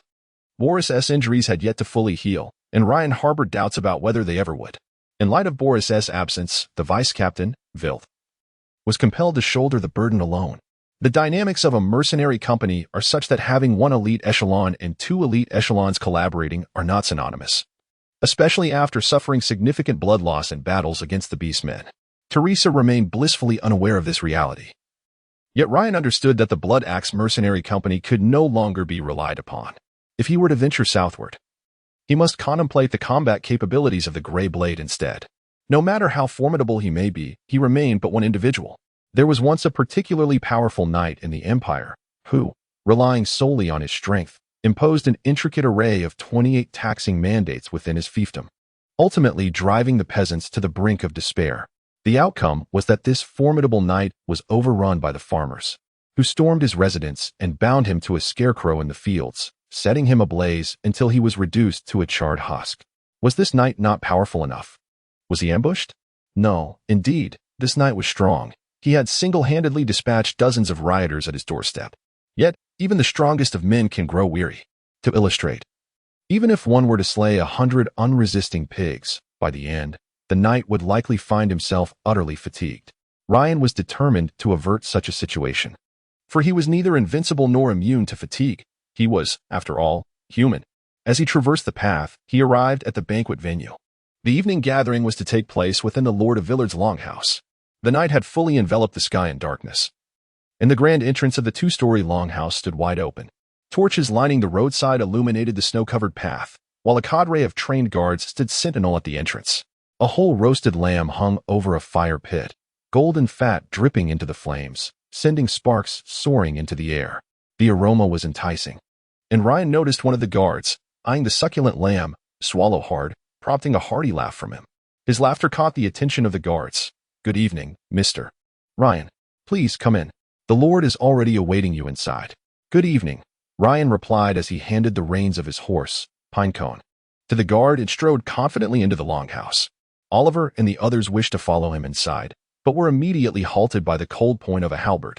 "Sir, please present your invitation." This invitation was quite valuable and had taken Oliver some effort to procure. "Very well, you may enter." Esther instinctively clenched her fists, but Mats, noticing this, patted his shoulder and shook his head. What transpired thereafter was unknown to Ryan, but upon entering the longhouse, he found it already filled with guests.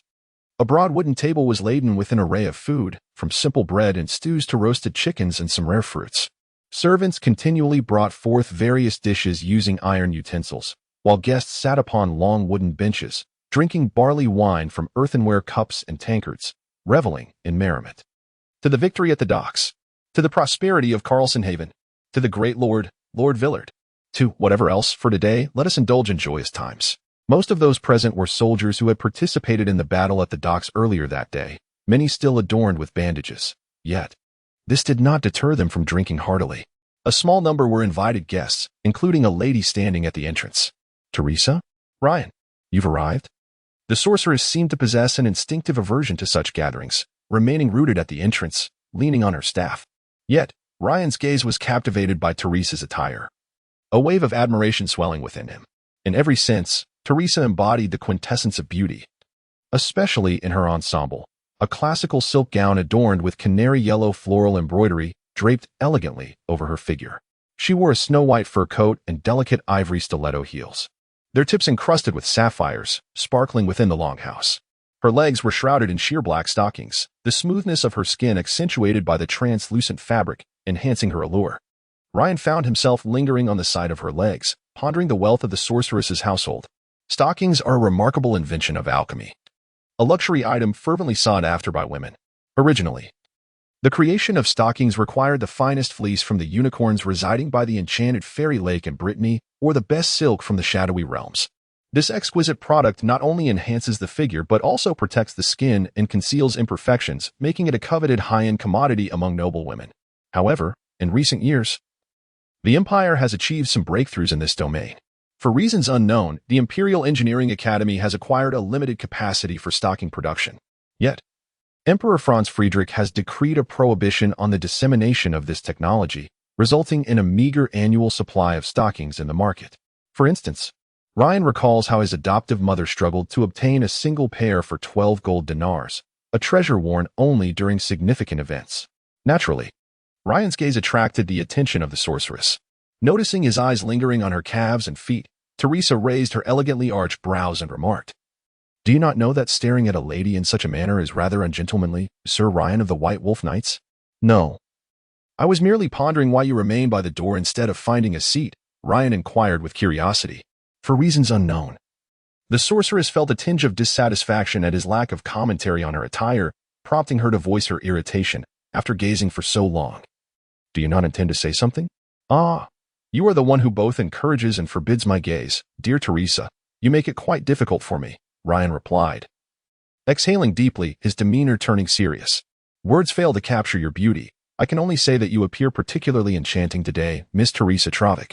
May I have the honor of guiding you into this gathering? Ah, if only those men possessed your eloquence, our interactions with the Gallon would surely be much simpler." The sorceress finally expressed her contentment. "Indeed, if your Gallon could abandon such clumsy social manners, our communication would be far more effortless," Ryan retorted without hesitation. I understand. I am already making changes. Is there a quieter place?" Teresa remarked as she followed him indoors. "The atmosphere here is quite overwhelming, and the noise is rather loud." "Yes, I encountered a slight delay. Please, follow me." Ryan led Teresa further inside.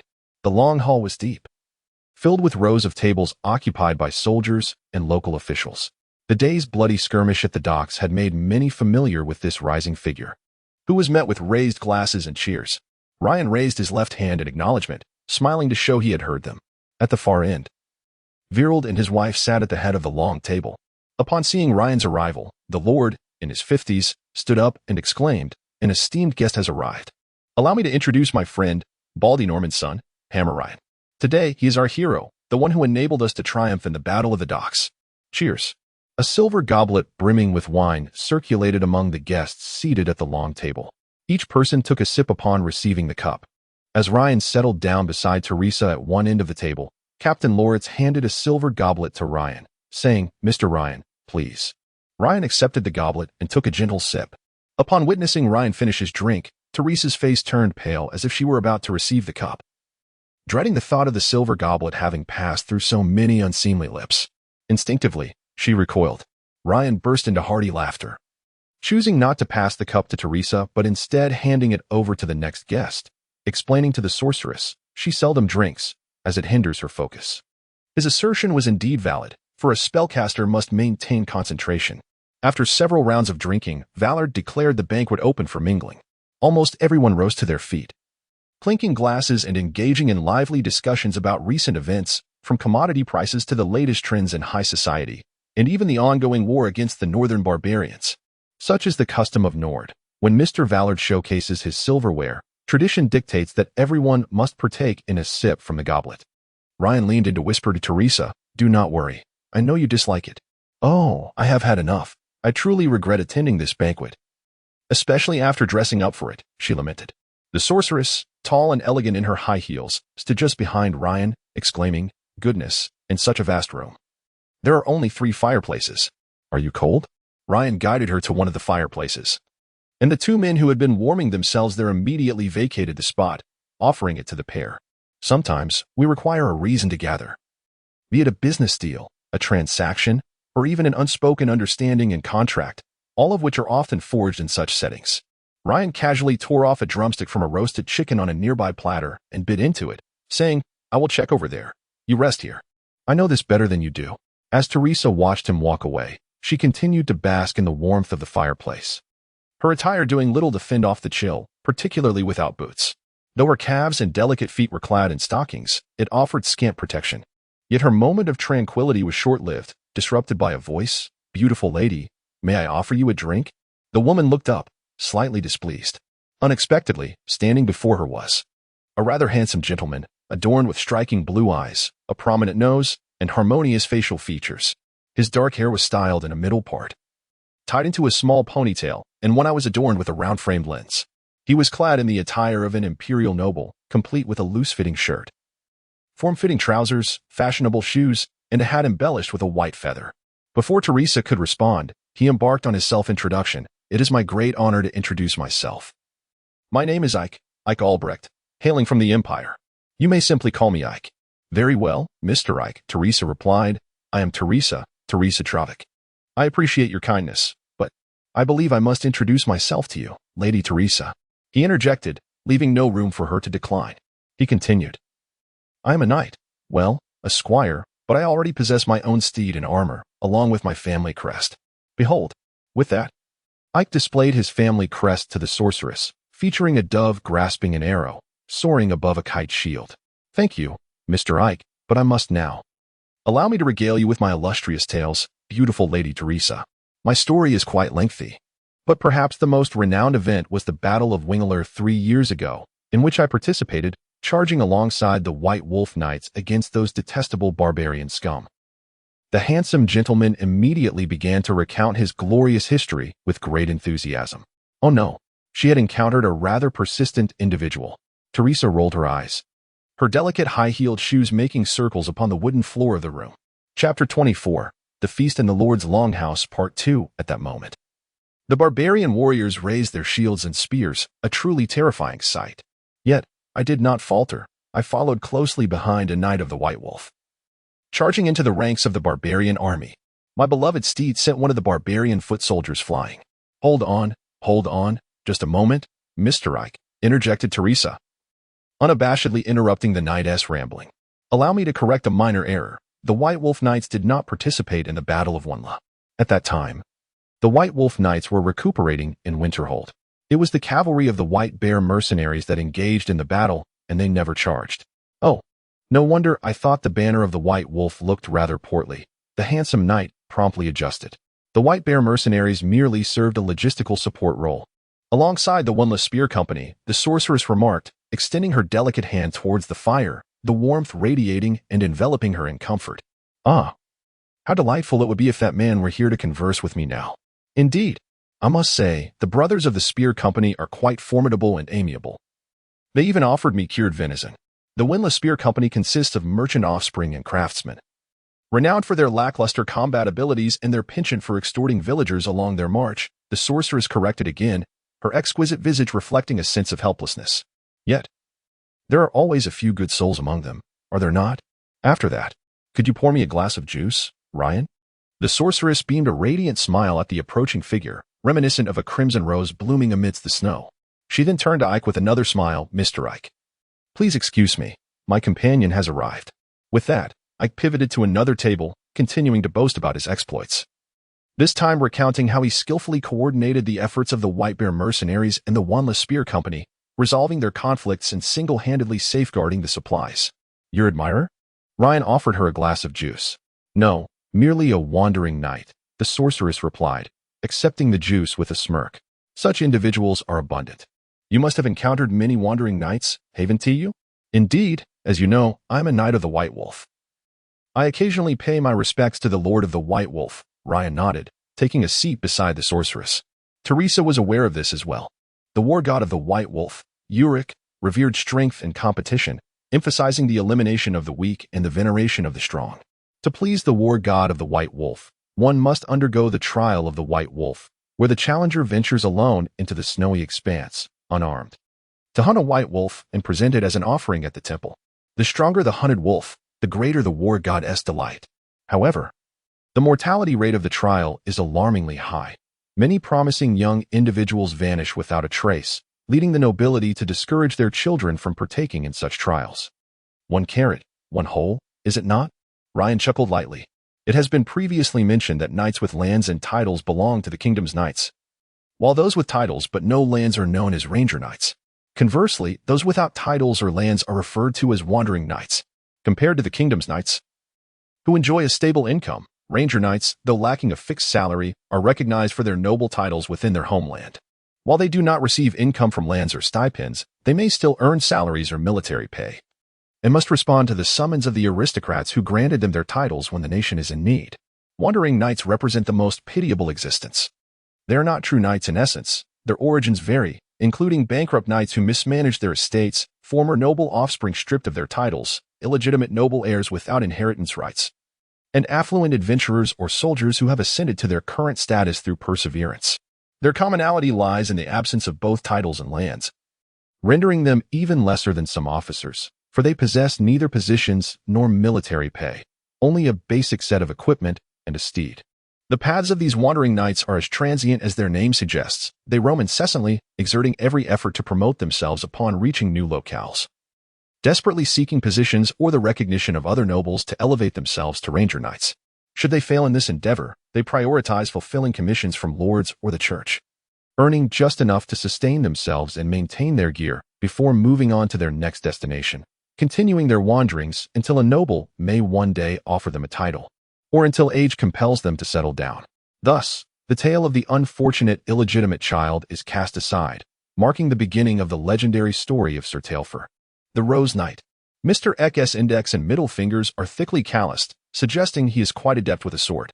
As Ryan observed the wandering knight bragging about his various exploits to the bewildered soldiers, he remarked to the sorceress with a mischievous glint, "I dare say he must have approached you after noting your attire. Cultivating a rapport with a lady of nobility would undoubtedly prove advantageous in future adventures." Goodness, Ryan, do not tell me you have succumbed to the vices of those wandering knights. The sorceress suddenly seemed to recall something, her silver eyes glimmering with a dangerous aura. Ha ha. Ryan erupted into laughter, nearly shedding tears from his mirth. Indeed, wandering knights are a restless lot, and they quickly discover a shortcut to wealth and achievement, becoming the favored companions of lonely noblewomen. You see, I find these fellows quite bothersome, you know? I often overhear complaints from my fellow White Wolf Knights, who suspect that their wives might be entangled with the wandering knights within their territories. Ryan muttered, "Do they not possess even a modicum of self-awareness regarding the nature of their relationships?" Nonsense. I have only met Princess Caroline once. Ryan seemed reluctant to continue on this topic. Could you share the progress from your side in Gallon? Any breakthroughs in the excavation of the ruins? No, the sorceress replied, shaking her head as she lifted a bowl of corn and ham soup, savoring it with her silver spoon. Since Rohart's demise within, Aunt Martha has declared a halt to the deeper explorations. Rohart, the infamous bandit, is dead as well? My heavens. That marks the third legendary figure lost to the Gallon pit, Ryan remarked, fully aware of the council's undertakings. Let us not dwell on that, the sorceress suggested, seemingly reminded of something else. Could you enlighten me about Bert? How could a master demon hunter ultimately succumb to chaos? At 36? What transpired that year? The sorceress relished this intimate atmosphere, akin to a fireside chat, where the surrounding clamor felt less intrusive. A plague claimed his family, his wife, his daughter. After that, Bert grew morose, withdrawn, shunning communication. He isolated himself within his home, and by the time Archbishop Innocent sensed something amiss, it was already too late. Ryan shook his head. Tonight is a banquet. I prefer not to discuss such matters. If you wish to delve deeper, we can find a time later. May the Lady of Mercy bless us with the slender priest and the rotund doctor. Cheers, the sorceress declared, raising her glass of juice. Cheers. Ryan chuckled at this adage, which implied the plump priest would offer little aid to the impoverished, while the slender doctor's remedies were hardly effective. The state of healthcare in this world was rather dismal. Although elven medical texts provided some guidance, it was still far superior to the grim realities of Earth's dark medieval ages, yet significantly limited. Ryan mused that had it not been for his own spiritual energy capable of purifying germs, he too might have fallen victim to illness. Their conversation was delightful, with Ryan's humorous quips eliciting soft laughter from the sorceress, her radiant beauty glowing by the fireside, her cheeks flushed. Occasionally, she would glance at Ryan's handsome visage, reflecting on the merit of her meticulous grooming that day. Time slipped by unnoticed until they were interrupted. Mr. Ryan? The newcomer was Oliver, the imperial merchant, who had finally seized an opportunity to speak with Velarde. Unfortunately, Velarde had declined the request for military escort. However, the Lord had relented on some matters, and Oliver, eager to share his findings, hastily sought out Ryan. Yet, as he began to speak, he immediately sensed the piercing glare from Teresa. The sorceress's gaze was akin to a needle, causing a sharp pain in the merchant's head. This was no illusion, it was a genuine sensation. As even Ryan could feel the surge of her magical aura, it seemed her condition had improved considerably. Noticing Teresa's displeasure, Ryan gently placed his hand over the back of her gloved hand. Teresa, we must focus on the important matters. Have we not been attending to important matters prior? She retorted. A woman turned her head in displeasure, her silver eyes fixed intently on him through the butterfly-patterned black-framed glasses, her purple eyeshadow glimmering subtly. Once the discussions concluded, there would be ample time for a proper conversation, wouldn't there? The man understood that now was not the moment to provoke her. So he leaned close and whispered in her ear, I would certainly relish the opportunity to spend more time with a beauty such as yourself. She nodded in response, and the immense mental strain that had enveloped the imperial merchant began to dissipate. Oliver felt a sheen of sweat on his brow, realizing for the first time that accompanying a spellcaster was not as delightful as he had imagined. Her wrath could easily obliterate the fragile existence of a merchant. Spellcasters, influenced by their magical powers over the years, often exhibit altered temperaments. Those like Teresa, an ice mage, are considered relatively mild, possessing a cold demeanor and a reluctance to engage with strangers. In stark contrast, Oliver had learned of the fire mage from Marlenberg, whose explosive temper could ignite at the slightest provocation. Other spellcasters also exhibited varied traits. Earth mages were known for their stubbornness, while those adept in transformation were often more agreeable. Facts passed among merchants like whispers in the wind. Some even compiled a manual titled How to Interact with Spellcasters, which became quite popular among adventurers and merchants alike. As Ryan and Teresa followed Oliver to the round table where discussions were to take place, all the men present were struck by the sorceress's breathtaking beauty and opulent attire. However, they quickly felt a prickling sensation in their heads, snapping back to reality. Welcome, Mr. Ryan. Miss Teresa greeted a middle-aged man by the table, his voice hoarse. He appeared to be in his 40s, short in stature, with disheveled hair reminiscent of thatch, suggesting he had not bathed in some time. His tattered cloak hung loosely on his frail frame, making him appear decidedly unkempt, resembling a farmer one might encounter by the roadside, an utterly forgettable visage. He was, however, a dangerous man. If Ryan was not mistaken, this individual was none other than Bilge, the captain of the Grey Blade Mercenary Corps. How intriguing. Chapter 25, The Feast in the Lord's Longhouse, Part 2, a hymn. Now that you both have arrived, let us delve into the matter at hand. Oliver gestured for his guards, Falk and Master, to clear the food from the table, upon which a circle of parchment was unfurled. The Lord has declined the request for military action. However, upon learning of our friendship with Sir Ryan, he has granted us this. A map? The leader of the Blood Axe Mercenary Company, Boris, was present, along with his deputy, Vilt, who appeared somewhat troubled, likely due to Bondar's grave injuries. Indeed, by the flickering light of candles and oil lamps, a group gathered, attentively listening to Oliver's introduction. We possess 23 wagons and over 100 guards, and we are also accompanied by the druid tree planter, Eldred of the Natural Church. Coupled with the legendary strength of Sir Ryan and Lady Teresa, our safety should be well assured. Oliver fully unfolded the map and placed it on the round table, pointing to the route between Colsenhaven and Maidenhaven. Ryan glanced at it briefly. The journey would traverse 2 mountains, with indications of potential bandits, goblin tribes, and other monstrosities marked on the map. Notably highlighted was the Beastman tribe, prompting a significant deviation from the expected trade route to avoid them. The mercenary company led by Boris and our guard contingent would form the outer layer of the caravan, ready to confront any approaching enemies at the first sign of danger. Oliver added, as the mercenary chief raised his large axe, let those ruffians come. I shall cleave them to pieces. Lady Teresa and Mr. Estelle would occupy the central position of the caravan, with Mr. Estelle using his keen eyesight to monitor nearby movements and employing his bow to provide protection. We also request Lady Teresa's assistance. At the rear of the caravan, several wandering knights accompanying us would ride to offer additional protection. A thoroughly comprehensive plan with meticulous details. Ryan found this proposal satisfactory, extending a finger to indicate the front of the caravan sketch. Then I shall ride at the forefront, ready to confront any No. Sir Ryan, it would be safer for you to remain with us, wouldn't it? Oliver promptly interjected. Ryan's eyes shifted, and he smiled, nodding in agreement. That will suffice. Next, I shall speak. The speaker was Mats. On the first day, we anticipate reaching the foot of Hodauren Mountain. As Mats's finger slowly traversed the map, the timeline began to unfold before the Knights of the Kingdom. The third and fourth days would present challenges. On the third day, we shall ascend Scavial Mountain, where an abandoned fortress lies within its valley, likely occupied by bandits or goblins. To pass through here safely, we may need to launch a frontal assault on the fortress or perhaps offer a small token of goodwill to its occupants. Mats caressed his golden beard, provoking a discontented murmur from the half-elf ranger. A mere trifle? Yielding excessively only breeds greater greed. I concurred with Estelle. We have no cause to capitulate to a rabble. If necessary, I shall demonstrate my prowess to ensure our safe passage. And what of the fourth day? What challenges await us? Ryan echoed the half-elf sentiment, asserting that mere appeasement would only incite more severe repercussions.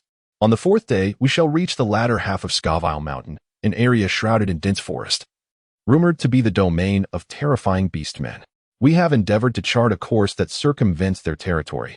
However, who can predict whether we might encounter one of these creatures on some winding path?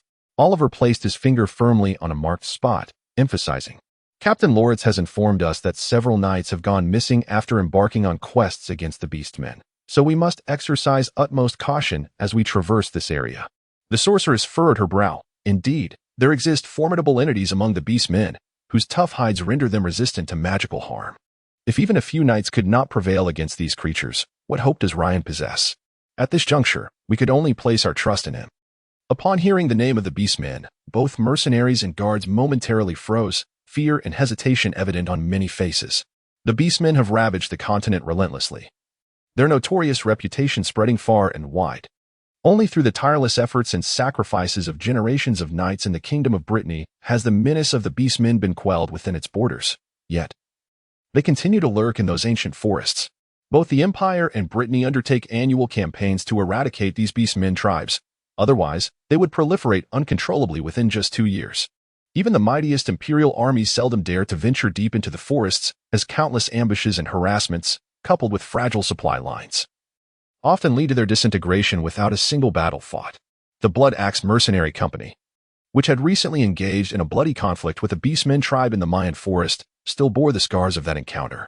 This presented the most significant challenge along our journey. The individuals gathered around the round table fell into silence, the flickering candlelight casting dancing shadows. The general route was tentatively agreed upon during the discussion until Oliver finally broke the stillness. Mr. Ryan, we may need to linger here for another day. Due to the substantial number of individuals amassed in this town, we shall seek to enlist more companions, including those wandering knights willing to join us, thereby enhancing our chances of success. Those individuals are not entirely trustworthy, Oliver. I hope you can discern who may be suitable companions and who should be avoided. Ryan frowned, surveying the raucous environment of the longhouse, where clinking goblets and frothy beer filled the air amid raucous revelry. Among the merriment, a certain exiled knight named Ek was boasting to a group of soldiers. Brothers, have you ever heard of Bagman beer? Oh, how I lament. The moment I thought of it, I was already intoxicated. The exiled knights are often referred to as rogue knights or scoundrel knights, and while they seek legitimacy, they are not averse to plundering or highway robbery, posing a significant threat to local security. I comprehend now. Oliver, of course, was agreeable. Merchants have their own agendas. Ryan chose not to elaborate further. From certain perspectives, he indeed required Oliver to organize a merchant convoy, as the sorceress had yet to recover her strength, making it unwise for the two of them to embark on a journey at this juncture. With a rough plan established, Ryan relaxed somewhat, indulging in the festivities with abandon, feasting heartily until he felt a tug at the back of his shirt. Teresa, are you leaving? Ryan noticed a hint of impatience on Teresa's face, prompting him to lead her away from the round table. Are you weary? Would you prefer to depart? How long must this banquet endure? The sorceress indeed felt somewhat weary of it all. Why don't you accompany me? Or is it that your unsightly desires compel you to seek solace in another woman? The sorceress stood before Ryan, her visage replete with disdain. Ryan's countenance flushed. He had indeed been flirting with a widow and had established a secret signal, unaware that his actions were under the scrutiny of the sorceress. Well, if you insist, then let us go. The sorceress, without a hint of politeness, grasped the collar of the man's attire, compelling him to excuse himself to the Lord. My apologies. I must take my leave. Ha ha ha ha. Go on. Do not feel obliged to remain with us old folk. Villard bellowed, with frothy beer splattering from his beard. Then casually remarked to the courtiers beside him, I hear the women of Garland often seek out a monster hunter after the banquet. What a change of palate for this woman today. Ha ha ha ha ha. She might fancy this sort. After all, Mr. Ryan is surely more appealing than those monster hunters who wallow in blood all day. What a dashing young man he is. Some officers chimed in teasingly. It could also be that these two share a close bond. Amidst the speculations of the crowd, Ryan and Teresa departed the longhouse, the hour growing late. The night sky sparkled with countless stars. The biting cold air felt tangible as it filled his lungs, causing Ryan to shiver involuntarily, the effects of the wine fading. He lowered his gaze, breathing heavily. Why did you suddenly pull me out? I despise their stares. The gazes of men always linger upon me, particularly in many places. The sorceress stomped her foot, the delicate heels of her shoes leaving an imprint in the muddy ground. It is truly revolting, especially that exiled knight named Ek, whose gaze fixated upon my legs. My gaze also lingers on your legs, for beautiful things are always worth appreciating, are they not? Ryan retorted, shrouded in darkness, relying solely on his senses to detect the sorceress's presence. I know you adore stockings. Do you recall the banquet during our second meeting? I remember. A foreboding sensation lingered in the man's heart.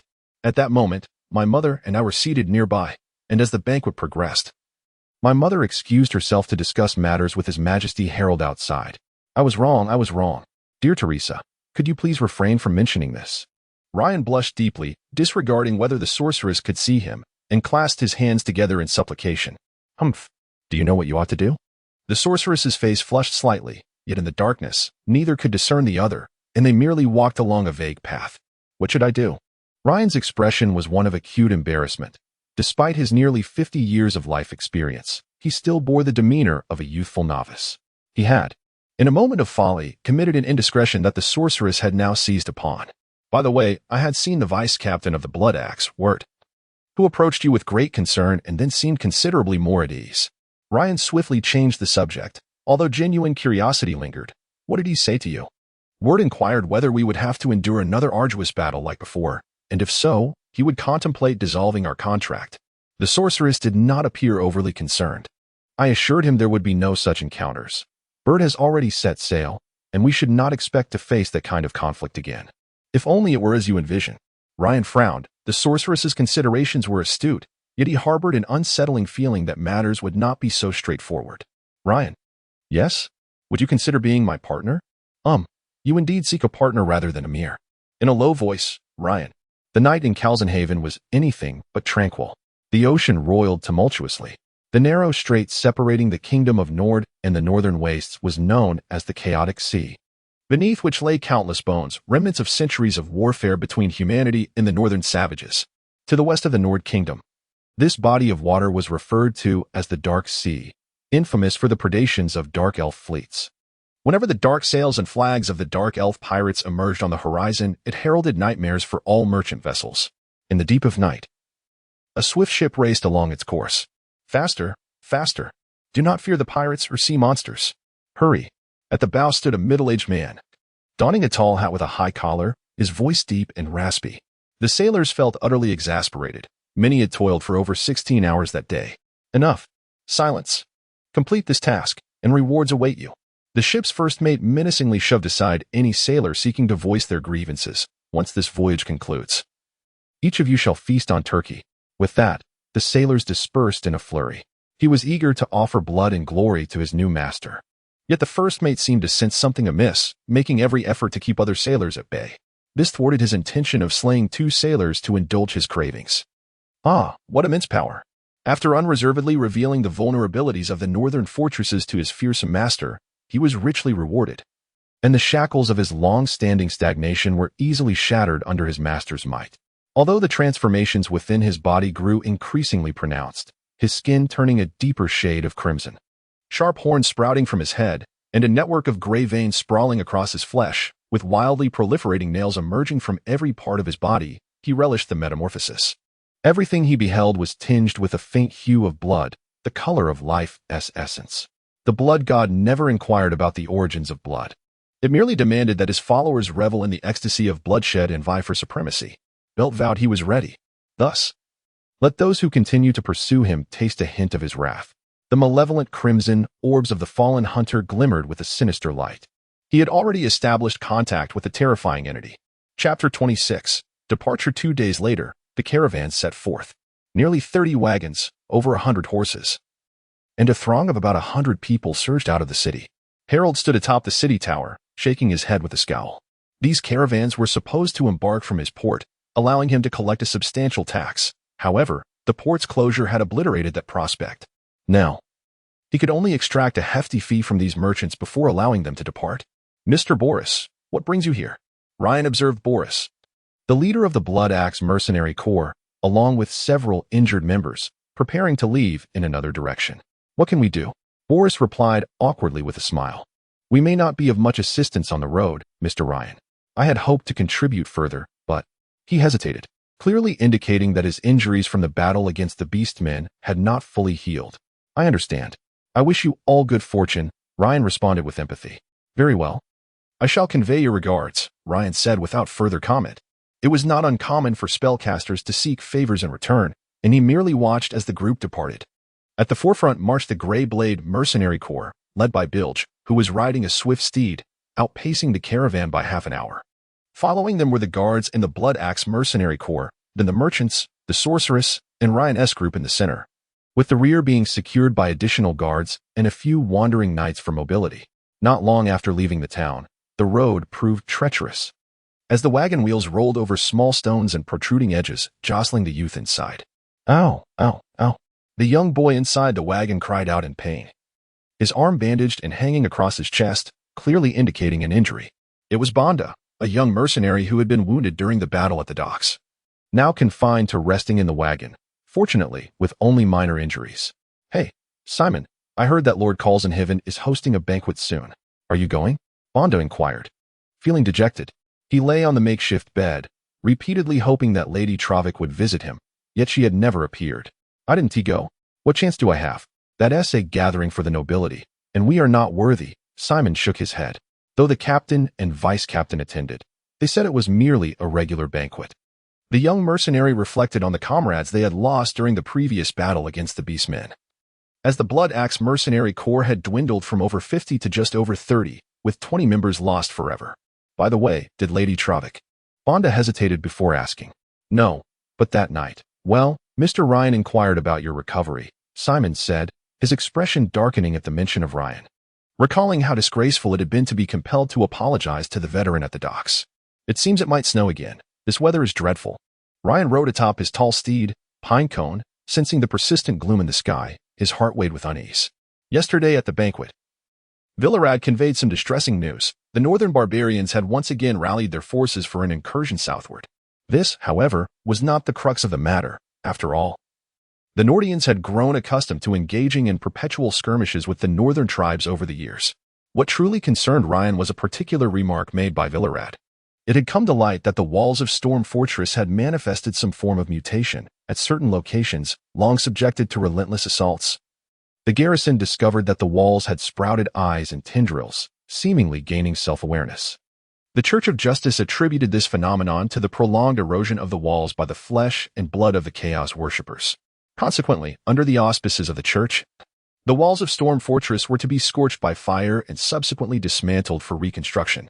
Yet, the timing of the northern barbarians' attack felt suspiciously intertwined with these events. Ryan sighed, unable to decipher the connection, shaking his head to dispel the chaotic thoughts from his mind, only to notice a few snowflakes dislodged from his hair. It was snowing again. The weather had indeed been peculiar of late, he mused, directing a casual smile towards the druid riding along the road. Yes, on this journey. The rather irritable tree-planting druid Eldred would accompany them, and the reason was simple. Eldred had been banished from Carlson Haven by Villarad and had nowhere else to seek refuge, thus agreeing to travel with the caravan alongside Oliver. The whispers of nature must be heeded. She is wailing, a dreadful storm is sweeping through, Eldred murmured in a trance. But Ryan promptly interrupted. Enough, enough. Nature's mentor, could you please express yourself in simpler terms? Mr. Eldritch is not as challenging to communicate with as you are. Eldritch, you know him? The druid inquired, somewhat perplexed, before nodding and continuing in a rather unpleasant tone. It is the chaos energy. Chaos energy is swirling in the skies, resulting in the current overcast and snowy conditions. Eldritch, the ancient tree walker, was one of the few emissaries of the nature church traversing the world, making Ryan's acquaintance with him reasonable. Ryan merely squinted and smiled. The members of the nature church were indeed quite unlikable. When acts as mundane as picking fruit or donning clothing could be construed as an affront to nature. And when this group could trample upon the fundamental laws of the kingdom, independence and property rights, all in the name of their so-called natural balance, Ryan believed it was challenging for anyone to harbor fond feelings towards them. They bore a striking resemblance to those petty animal rights activists. The exchange between the ancient tree walker and Ryan was notably amicable, as Eldred had been more forthcoming after being suspended from a tree by Ryan. Words were scarce when minds did not align. Ryan then noticed that a few wandering knights had stealthily infiltrated the midst of their party. Gentlemen, shouldn't you be at the rear, ensuring the safety of the convoy? The leader of the group was Yak, who was attempting to peek into the cart at the center of the convoy to discern its cargo. Upon hearing Ryan's words, he chuckled awkwardly. My lord knight, we have scarcely begun our journey. We have yet to enter the forest. Would you not agree that we are? Please fulfill your duties diligently. This time, I shall overlook your negligence, but ensure that there are at least 3 individuals at the rear of the convoy at all times. Ryan retorted, somewhat irked. At that moment, the curtain of the cart beside the horses lifted. Were it not for Mr. Ryan's leadership, I would truly hesitate to travel with these fellows. Mr.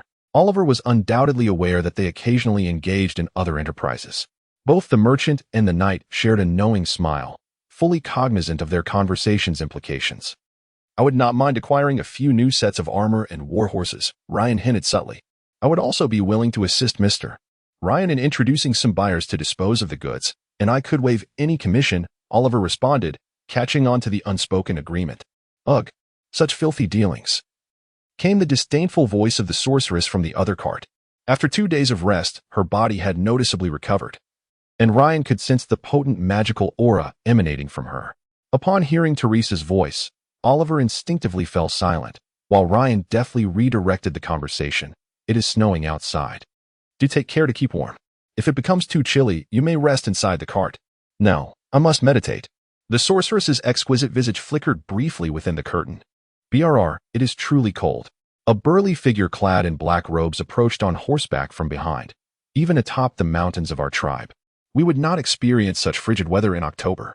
This black-robed man had his face adorned with paint, his hair closely shaved at the temples, and the hair atop his head woven into dirty braids. His thick beard was similarly braided and cascaded down his chest. He wore heavy leather armor beneath a brown deer-hide coat, adorned with animal teeth strung into a necklace across his robust chest. A long spear and a longbow were slung across his back, and a dagger was sheathed at his waist. He appeared to be of considerable age, with dark skin and a weathered visage, the wrinkles at the corners of his eyes stretching with his hearty laughter. You must be the White Wolf Knight, Hammer Ryan, am I correct? I am familiar with you. And you are? The black-robed man knew he would not be met with surprise. The Kingdom of Nord had actively promoted Ryan's reputation, and he was quite well known in this region. Haha, I am Rost, from the Howling Wolf tribe. Mr. Oliver has employed me as his bodyguard, the black-robed man boisterously announced, uncorking a flask from his waist, the rich aroma of alcohol wafting forth. Care for a sip, brother? Thank you, but I generally do not drink on an empty stomach. Such a pity. Ross took a hearty swig from the flask. This is a fine brew blessed by our tribe's shaman, crafted from malt. Tried? Shaman? You hail from the north, then? Ryan observed the robust arms of Rooster, who stood at a towering height of 6 feet 3 inches, while Ryan, at 6 feet, had a well-proportioned and solid physique. Rooster embodied the very essence of a muscular giant. Among the Nord people, such imposing figures were not uncommon. Yet few bore the distinctive traits of oiled skin and dreadlocks. Indeed, after several centuries, I am a barbarian. Rooster casually spread his arms wide, quickly adding, a recognized barbarian.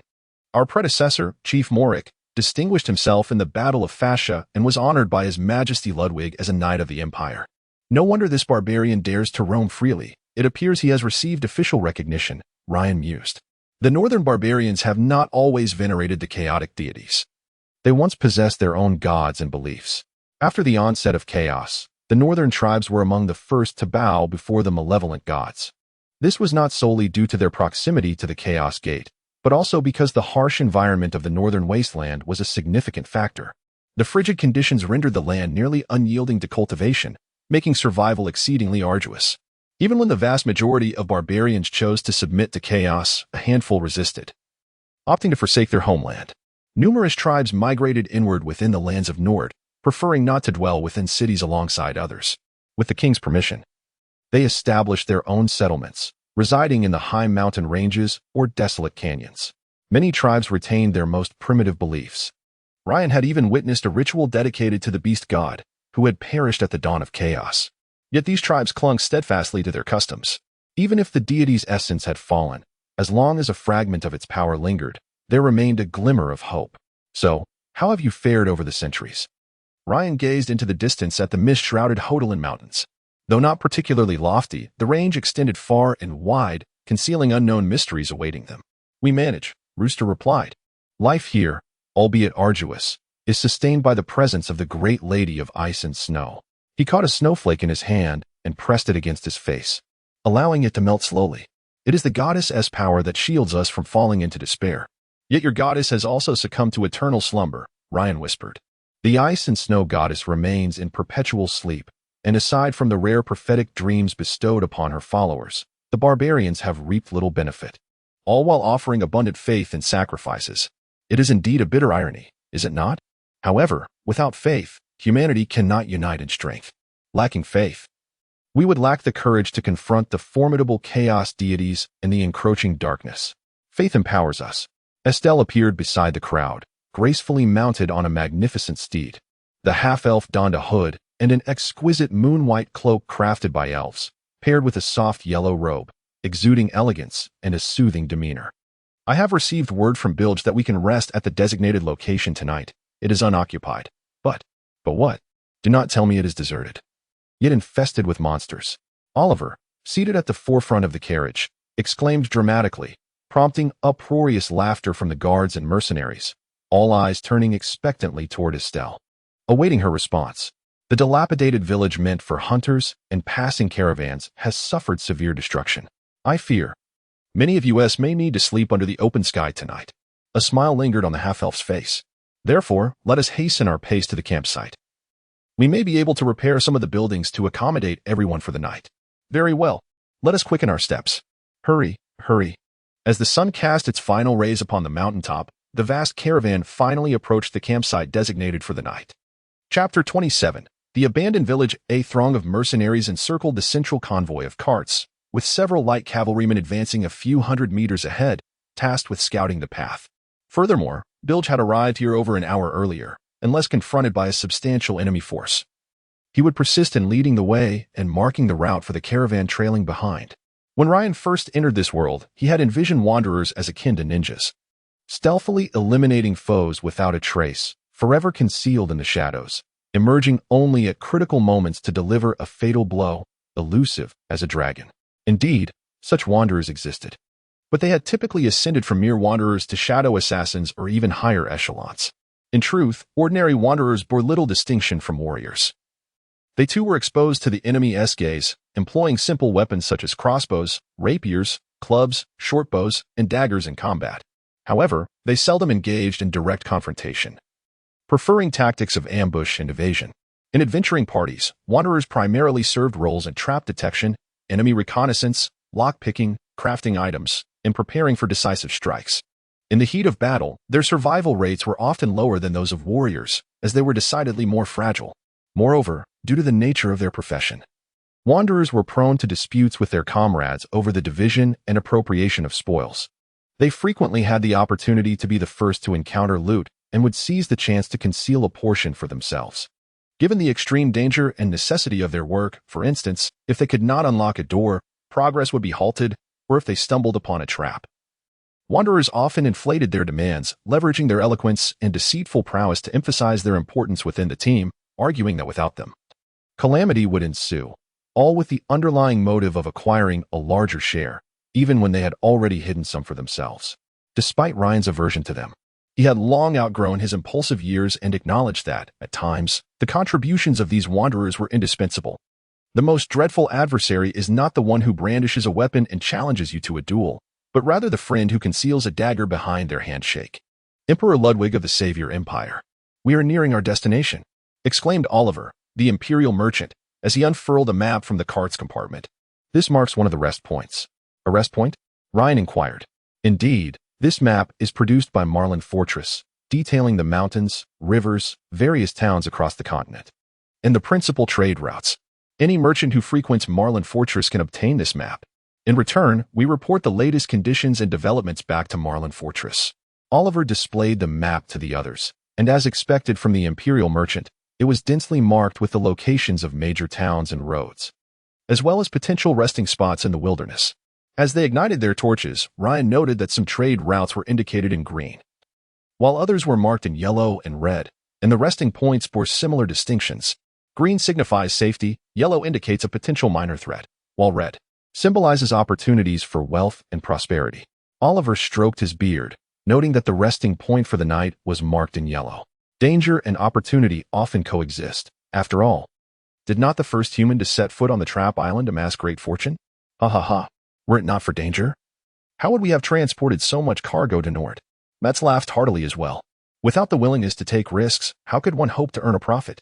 The convoy continued onward, and as darkness enveloped the landscape, the guards and mercenaries ignited their torches. Around 4:30 in the afternoon, they finally arrived at the resting point indicated by Esther. Through the heavy snowfall and hazy mist, a dilapidated village came into view. The village was small, comprised of about a dozen houses, most of which had leaking roofs. The village's walls were constructed of logs, with soil and bricks forming the base, standing less than 3 meters tall. The main gate had been destroyed, appearing to have been violently breached. Additionally, several sections of the walls were damaged, with the most severe opening wide enough to accommodate at least 2 carts. The forest loomed just 200 meters from the village, and to ascend the road leading to Hodelin Mountain, one must traverse through this woodland. "We've arrived, brothers of Nord. Disembark and unload the cargo. Fact. Take a few men to gather some wood nearby and block the breach. Mather, take 3 men to fetch a few barrels of water from the nearby river." Rost instructed promptly. "Assign a few to keep watch. Esther, and those gentlemen, follow me." Ryan gestured for the half-elf and several wandering knights to accompany him. "I shall join as well." A long leg clad in black high-top leather boots descended from the cart. Teresa donned a complete set of black combat leather, draped in a white fox fur coat, and approached the group with her staff in hand. The sorceress's flowing black hair reached her waist, her exquisite features radiating brightness even in the night, while sapphire earrings glimmered softly, and the violet crystal atop her staff illuminated the path ahead. The men present were momentarily rendered speechless. Only Ryan could ascertain that Teresa had regained approximately half of her strength. "Let us proceed." Without further ado, the women of the Gallon Council were never mere ornamental figures. Ryan led the party cautiously to the village gate, where Esther knelt to examine the footprints. This footprint likely belongs to Bilge, she surmised. Elves possess the innate ability of dark vision, while half-elves cannot see as far as their full-blooded counterparts. Their close-range observation is more than sufficient, aided by the sorceress's staff illuminating their way. But what of these chaotic footprints? Ryan knelt as well, scrutinizing the prints in the snow, noting their smaller and more erratic nature. These must belong to goblins. Correlating with the known intelligence, Esther arrived at this conclusion. Did the Pathfinder leave no messages? Inquired the wandering knight, Eik, though his gaze remained fixated on the sorceress's long legs and figure. Women are acutely sensitive to the gaze of men, and Teresa immediately felt it.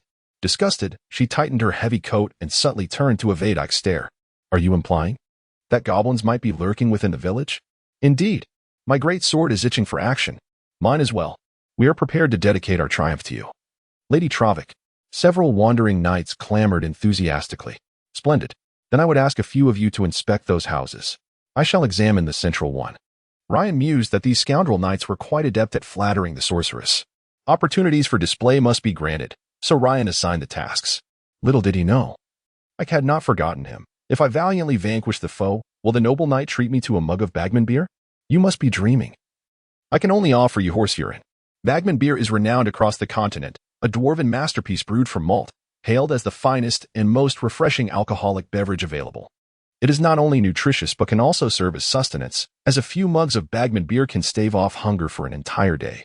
The price of this dwarven brewing marvel is understandably steep, and unless Ike is willing to dip into his savings, he surely cannot afford it."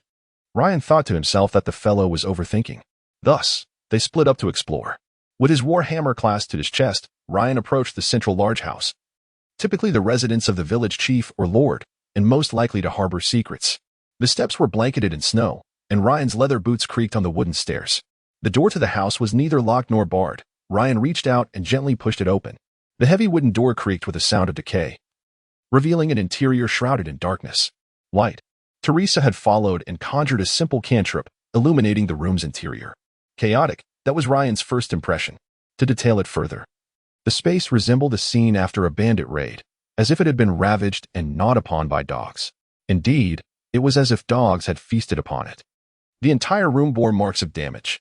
While a desolate village might attract adventurers and travelers in search of treasure, it is an unspoken rule that a hospitable environment should be left for future visitors. Thus, the holes in the walls could not possibly be the work of adventurers and mercenaries. Aside from some splintered wood in the corner, Ryan found no furniture within. The floor was relatively level, though numerous breaches in the walls allowed the cold wind to seep through, which the mercenaries would hastily reinforce with wooden planks, making do for the night. Wait, Ryan, what is this? The sorceress discovered something new in the inner chamber. Ryan hurried over and found that the sorceress had stumbled upon several mushrooms nestled in a corner of the wall. To assert that this grotesque entity resembles a mushroom is indeed a considerable stretch. It is adorned with a blood-red epidermis, punctuated with unsightly yellow and green spots, evoking a profound sense of revulsion. Even more disconcerting is the faint visage that appears to emerge from its surface. An ambiguous countenance that could belong to either man or beast, its elongated eyes twisted into a maniacal grin. Good heavens, what on earth is this? Upon scrutinizing the creature up close, Teresa felt a wave of nausea wash over her. The sorceress instinctively recoiled, only to realize that her stiletto heel had inadvertently trodden upon something. Turning to glance behind her, she discovered that she had crushed a similar mushroom beneath her heel. The murky, yellowish ichor splattered onto her elegant boot, filling the air with a nauseating stench. Oh no! A scream lodged in her throat as she staggered backward, leaning against the man beside her. What is this? What manner of creature is this? Ryan, sensing her distress, wrapped an arm around Teresa's slender waist, finding the moment oddly comforting. This is a bloodshade mushroom. Bloodshade mushroom? The sorceress retrieved a towel from her spatial ring, but the vile mushroom juice proved obstinate, clinging stubbornly and emitting an unpleasant odor. She lamented, "My shoes." Ryan relinquished his hold on her waist and, using sheer force, uprooted the entire mushroom, hurling it out through a gaping hole in the wall amidst Teresa's protests to discard it. This is the handiwork of goblins. However, would you care to learn how it comes into existence? How does it form?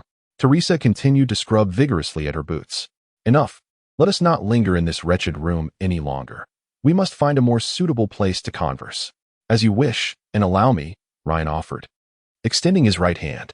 A soft azure energy swirled within his palm, and the humidity in the air coalesced into a sphere of pure water, gliding over the surface of her boot, finally washing away the repugnant mushroom residue. Teresa exhaled in relief and promptly urged Ryan to exit the room. With a swift gesture, she cast a spell, summoning discarded wooden planks from the corner to barricade the door. That should suffice. As they emerged, several wandering knights had already inspected the surrounding rooms and discovered more bloodshade mushrooms. EIK lifted one of the largest specimens, addressing Teresa with a mock bow. "Dear Lady Trovic, I believe I can present this to you just jesting. Please don't point your staff at my face." Laughter erupted among the mercenaries and guards, many of whom were busy repairing damaged walls with felled timber and boards, while others had begun to kindle a fire for cooking. And what of the druid? Ryan mused, perplexed at how such tree felling did not provoke an explosion of wrath from him. Quite strange. The druid, however, did not linger, venturing directly into the forest. "Mather, do not dawdle there. The water supply is insufficient for our numbers. Take a few men and fetch more." Rost walked forward, the burly figure in the black cloak seemingly relishing the tumultuous environment. He then bellowed, "Brothers, hasten your pace, unless you wish to sleep under the open sky tonight.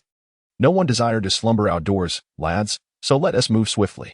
Wilt responded with a smile as the mercenaries pulled the tarpaulin to cover the leaking roof.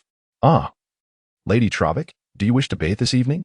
If necessary, do not hesitate to command us, and we shall fetch more water."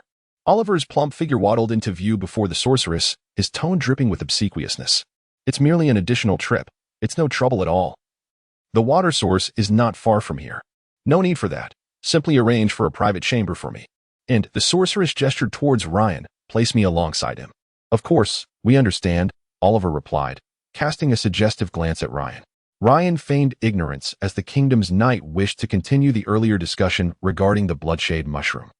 Yet the half-elf Estelle interrupted, Mr. Ryan? There seems to be a situation here. Could you come take a look?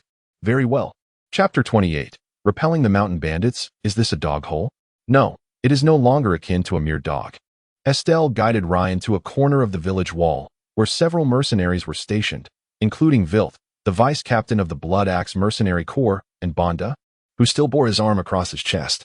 Upon seeing Ryan's arrival, they both nodded in acknowledgement, Vilt out of respect for Ryan's formidable prowess, and Bonda in gratitude for Ryan's life-saving assistance. The mercenaries were inclined towards the chaotic faction. They valued camaraderie over rigid rules. In the corner of the wall, a sizable hole had been breached from below the foundation, with bricks and earth excavated by some creature, leaving an opening large enough for 2 individuals to crawl through. We cannot find sufficient materials to fill this void, and if this beast can gnaw through the foundation, nothing we attempt would suffice, Vilt stated, his voice laden with concern. Moreover, we have discovered this. Estelle led a few individuals around the wall, where they found a pile of putrid refuse not far from the perimeter. Some large creature? Ryan inquired with curiosity. Most likely. Judging by the feces, it appears to be a rather sizable beast, Vilt assessed, his experience as a seasoned swordsman evident. Let us assign 2 individuals to keep watch here tonight. Ryan concluded, realizing there were no other viable options. The distant forest stretched endlessly up to the foothills. Sending individuals into the woods to track this ferocious creature would be akin to offering them as fresh prey. Additionally, I noticed a flicker of light approximately 500 meters within the forest. I suspect there are bandits in the mountains. Estelle whispered conspiratorially to Ryan. Can you be certain? Ryan's vigilance heightened. According to the previous guard commander, Loritz, there indeed were bandits and rogues lurking near Hodelin Mountain. With the half-elf's keen night vision, his claim of witnessing a flame could not be dismissed. I shall personally investigate. Ryan nodded, understanding the adage that one cannot guard against thieves perpetually. If bandits were present, the most effective solution was to eliminate them. Let us first check our assigned positions. Ryan observed a number of onlookers eager to witness the unfolding events, and he raised his hands in a gesture of dismissal, indicating he had no intention of performing for them. As the strongest and most esteemed members of the group, Ryan and Teresa were allocated a solitary cottage just a few paces from the main house. The cottage featured a 1-bedroom layout, with the female sorceress opting for the bedroom while Ryan claimed the living area for rest. Well, this hole is not excessively large. It shouldn't let in too much wind at night. Ha ha ha, wouldn't you agree? Ryan remarked, noting that while the cottage lacked a leaky roof, the living room walls were indeed damaged. Observing the haphazardly nailed wooden boards in the draped canvas, he felt that the environment was quite acceptable for the night. What transpired earlier? Why not leave such reconnaissance to the mercenaries? Why must it be you? Teresa opened her door, having already adorned her room with a carpet and a camel hair quilt. It was I who suggested we venture out for a stroll in hopes of discovering some game. Ryan offered a brief explanation. On such a frigid day, I yearn for some activity and perhaps procure some meat. Approximately 10 minutes later, the Knight of the Realm found himself wandering alone in the dimly lit black forest. The snowfall had just ceased, yet the sky remained shrouded in dense clouds. The trunks of the trees were predominantly wider than a single embrace, and the heavy blanket of snow intermittently bent the branches, falling to the ground and muffling Ryan's footsteps. As he cautiously advanced, he pondered the words of the sorceress. It was certain that Teresa had a father. In this world, there existed no realm of daughters alone, nor any river that could guarantee pregnancy. The sorceress undoubtedly had a father, and as far as Ryan was aware, Teresa's mother, Aurora, was once a noblewoman of the Empire. She had eloped with a man, forsaking her title, and ultimately, through her formidable prowess, joined the Council of Gallon, settling in the Sky Fortress. This raised an intriguing question. Having met Lady Aurora several times, Ryan recognized her as an individual brimming with wisdom and talent. The man capable of winning her heart could not possibly be a mere charlatan or a rogue. Reality is not akin to a web novel, where inept protagonists effortlessly capture the affections of well-bred noblewomen. Thus, Teresa's father must possess some degree of capability. Coupling this with the fact that the sorceress was 27 years of age, and that Aurora, as a powerful witch, had dominated the continent for the past 50 years, one might wonder why Teresa seldom mentioned her father. Her expressions did not convey hatred or shame. It was puzzling. Lady Aurora did not appear to be abandoned in any sense. Why had curiosity about her arisen within him? Unable to decipher this enigma, and with scant information at hand, Ryan resolved to dismiss the thought. He continued his cautious journey along the forest path, navigating through the gaps between the trees. Unlike the wood elves, he lacked the ability to traverse the forest stealthily, necessitating utmost caution. A humorous saying once declared that knights fear not a glorious death in battle, but rather a death devoid of honor. What weapon claims the lives of the most knights? It is neither swords nor arrows, nor even magic, but the humble pitchfork. This common agricultural implement possesses astonishing lethality, with many honorable knights who have fought valiantly throughout their lives ultimately succumbing to such a weapon, often tainted with excrement, leading to fatal infections. Throughout history, countless formidable knights have met their demise at the hands of pitchforks. Ryan, possessing extraordinary vitality, found that ordinary weapons could scarcely harm him. Nonetheless, as previously mentioned, a legendary tier is not invincible against foes of ordinary or elite tiers. Caution remains paramount. The Knight of the Realm carefully navigated toward the direction indicated by Estelle. In truth, this matter should have been resolved by the half-elf herself, leaving no need for Ryan's intervention. He merely sought to test his luck and see if fortune might smile upon him. Fortune favored him, for he swiftly uncovered the trail of the bandits. Beneath a towering tree, approximately 80 paces from the kingdom's knights, a group of individuals brandished torches. Their garments tattered and replete with patches, ill-fitting armor, and an eclectic array of weapons. Yet, their unkempt hair and disheveled beards bore an uncanny resemblance. "Boss, this is troublesome. The caravan's numbers are overwhelming. We scarcely have 20 brothers. We might not stand a chance against them," remarked a bandit with braids. "Indeed, Chief. I even spotted several fully armed knights." Another subordinate chimed in. "I understand," nodded a small leader, while the bandit chief gazed reluctantly at the camp below. Had the caravan been smaller, he would have charged down without hesitation. "Damn it, these vampires, a horde of dogs from the Empire and Marlenberg, have stolen our wealth and plundered our possessions. Everything that belongs to Nord is rightfully ours. Remember, comrades, this is not mere highway robbery. We are executing divine justice. We cannot idly watch as these scoundrels abscond with our riches." The bandit chief spat vehemently. "What the hell do these merchant scum do every day to earn such fortunes? These treasures should belong to us. Let us slay these vampires. Long live Nord." "Well said, Chief. We have long loathed these scoundrels." The bandits roared. "There will be bread. There will be milk." With that, most of the bandits swiftly followed their chief away from the tree, seemingly traversing a unique path through the forest, moving with an almost eerie silence. Only the small leader, known as Noah, and 4 other bandits remained to keep vigil beneath the tree. From Ryan's vantage point, a structure resembling a watchtower was nestled among the branches, allowing a view of the abandoned village below. Connecting the dots from the bandit chief's words, Ryan deduced that the abandoned village concealed hidden passages crafted by the bandits. The entire resting spot served as a trap, enticing unsuspecting prey into their snare. If the prey proved too formidable, they would feign innocence. If weak, they would pounce, mercilessly slaying passers-by, seizing their wealth and lives, all while justifying their actions as a crusade to protect the treasures of the Nord Kingdom. A truly theatrical performance. What to do? A thought sparked in Ryan's mind. Noah and his companions were gathered around a small fire beneath the tree. Damn it, who failed to ignite the fire properly?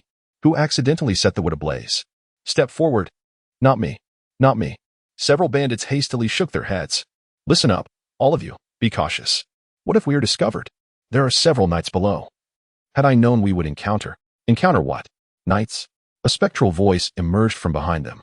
A striking man, clad in chainmail and wielding a massive 2-handed hammer, stepped forth from the shadows. "I am Ryan, the hammer of the Nord White Wolf Knights. Son of Lord Aotin, what brings you here? Who are you?" The small leader instinctively raised his sword, trembling as he spoke. Put down your weapons and hand over your valuables." "Humph." Ryan directly seized the blade, wrenching it from his grasp with sheer brute strength, twisting the blade into a crumpled mass of iron and casting it aside. "Your valuables lie here. Come and claim them if you dare." The bandits trembled in fear, their earlier bravado evaporating into thin air. Noah, quaking, immediately dropped to his knees. No. "My Lord Knight, we meant you no offense. We are merely villagers hunting in the mountains." "Liars." Ryan's right hand struck with ferocity, piercing the trunk of a nearby tree. Splintering wood and sending snowflakes cascading through the forest, creating a cacophony of sound. The bandits, terrified by his overwhelming power, prostrated themselves. "We were wrong, my lord. We are just villagers struggling to survive. We had no choice but to block the road. It was all the idea of our leader, not ours. Not ours at all." Indeed, Ryan mused, observing the bandits, his suspicions confirmed. These outlaws were likely desperate villagers, driven to banditry by necessity. They exhibited cruelty towards merchants and travelers. Yet before a knight like Ryan, they displayed an innate fear. This fear was deeply ingrained, not easily dispelled by mere words or the presence of weapons. A slight demonstration of his might was sufficient to shatter their resolve. "Take me to your leader, at once." "Why, yes, sir." Chapter 29. The Porcupine's Thrust Indeed. The bandits' hideout was remarkably concealed, nestled within a forest and resembling a cave where bears might hibernate, an abode few would choose to rest within. As Ryan traversed the passage, he was taken aback to discover the interior was surprisingly spacious, evidently reinforced by the bandits. Torches adorned the rocky walls, and the sounds of dining and merriment echoed within. "Go knock on the door," Ryan urged, smiling as he tightened his grip around the neck of the small leader. Noah was certain that if he dared utter a negative response, his neck would be instantaneously crushed. "Boss, it's me, Noah. Open up," the small leader called out. And the grand door swung open with ease. Boss, the small leader stammered as he entered, accompanied by a few others. "I have come to seek you," a newcomer declared, seemingly disinterested in engaging in trivial banter with the bandit chief. Without hesitation, he swung his warhammer, bringing it down fiercely upon the bandit leader. "Traitor!"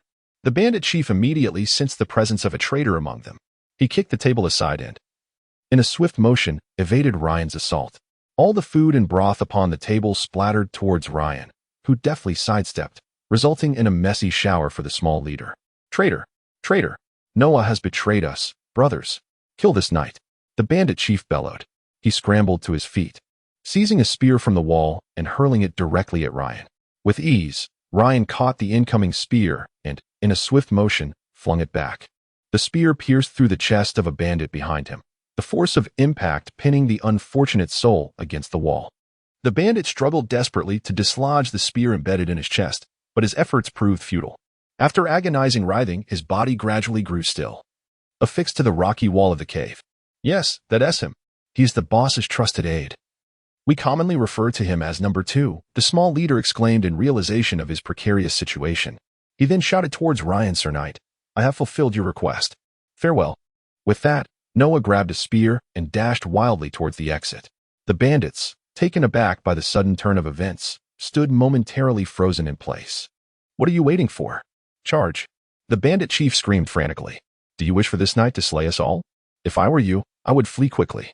For my intention is to eliminate him alone. If you scatter in all directions, I cannot possibly pursue you all." Ryan declared, his warhammer pointed menacingly at the bandit chief. His eyes narrowed. "The boss is finished.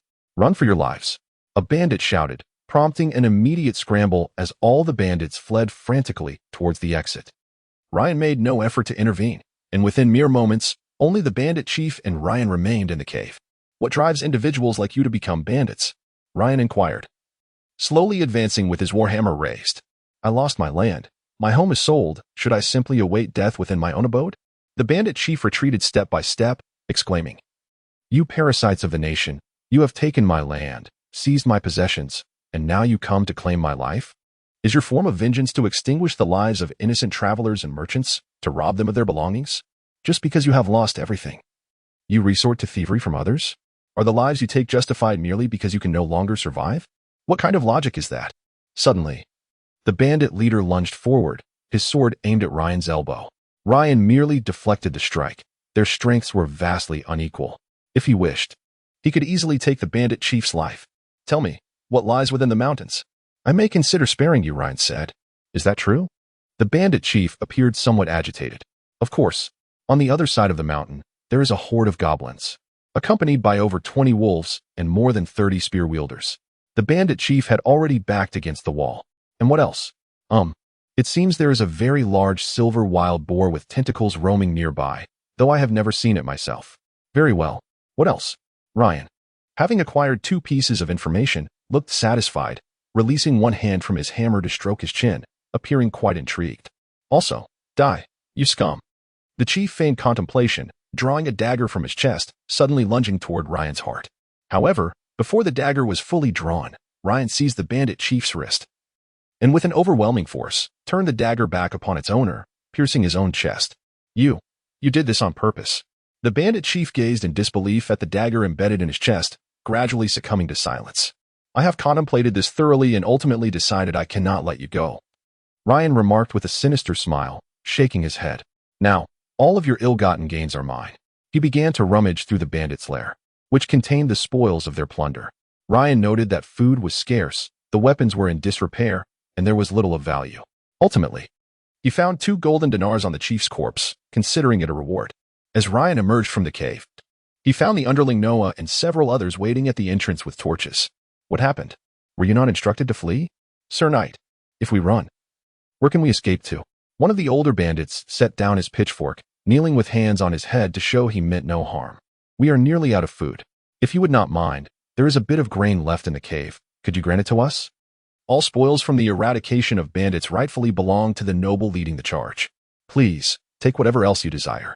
We are truly starving, and there is no food left at home, Noah pleaded from his kneeling position.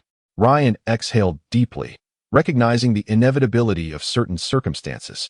Had they not been desperate, they would not have resorted to becoming bandits, for truly skilled brigands thrived along the main trade routes. You lot, go on in. Is it that being a bandit leaves you starving? With a gesture, Ryan signaled the bandits to enter. The best provisions were always reserved for the leader, with greater plunder.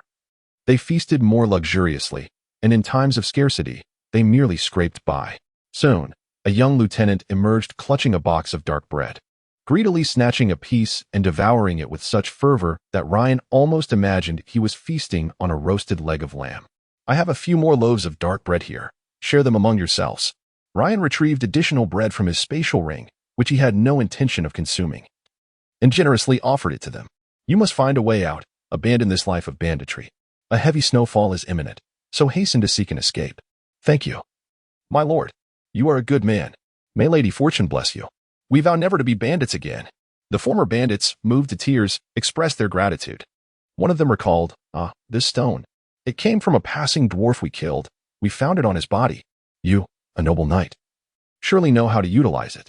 We bid you farewell. As Ryan accepted the stone, he discerned it was a dwarf's identity rune, albeit severely damaged. Very well. May we meet again by fate's design. Until we meet again.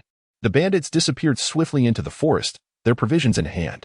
Watching them depart, Ryan pocketed the rune stone and made his way down the mountain.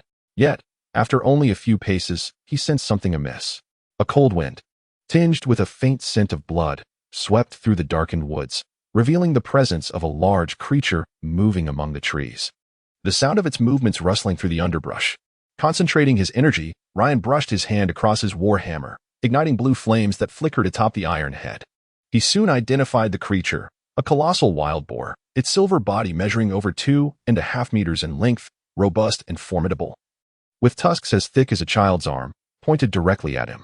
Mist billowed from its large nostrils as it pawed the ground, its eyes glinting with hostility. It was prepared for battle.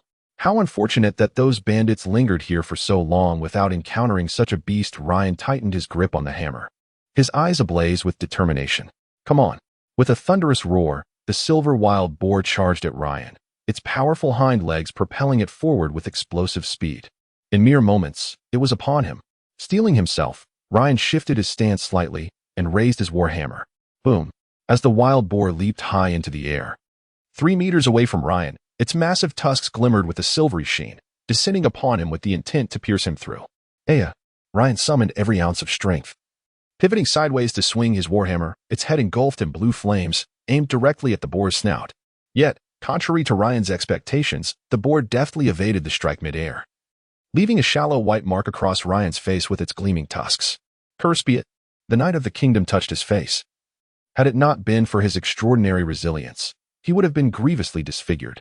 The boar landed heavily 3 meters behind Ryan, letting out a triumphant howl, its tail sweeping through the air, stirring up flurries of snow.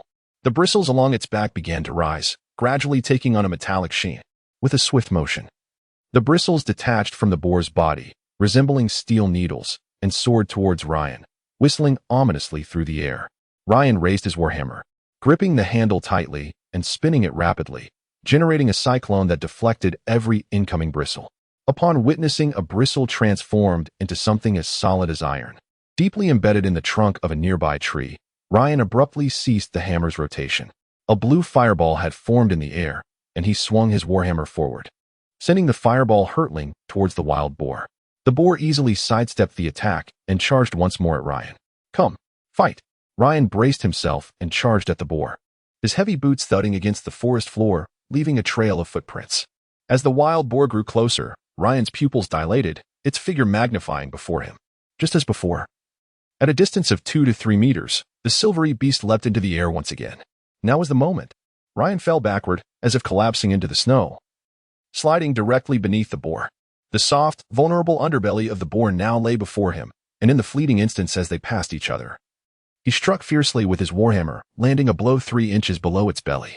The wild boar let out a heart-wrenching cry, its body plummeting to the ground like a deflated balloon, rolling several times in the snow, writhing in agony. Ryan swiftly rose from the snow and approached the boar, disregarding its pleading gaze, and brought his warhammer down. With a crack, the boar's skull shattered, white brain matter oozing forth as its eyes glazed over. After a brief convulsion, its breath ceased. Task accomplished.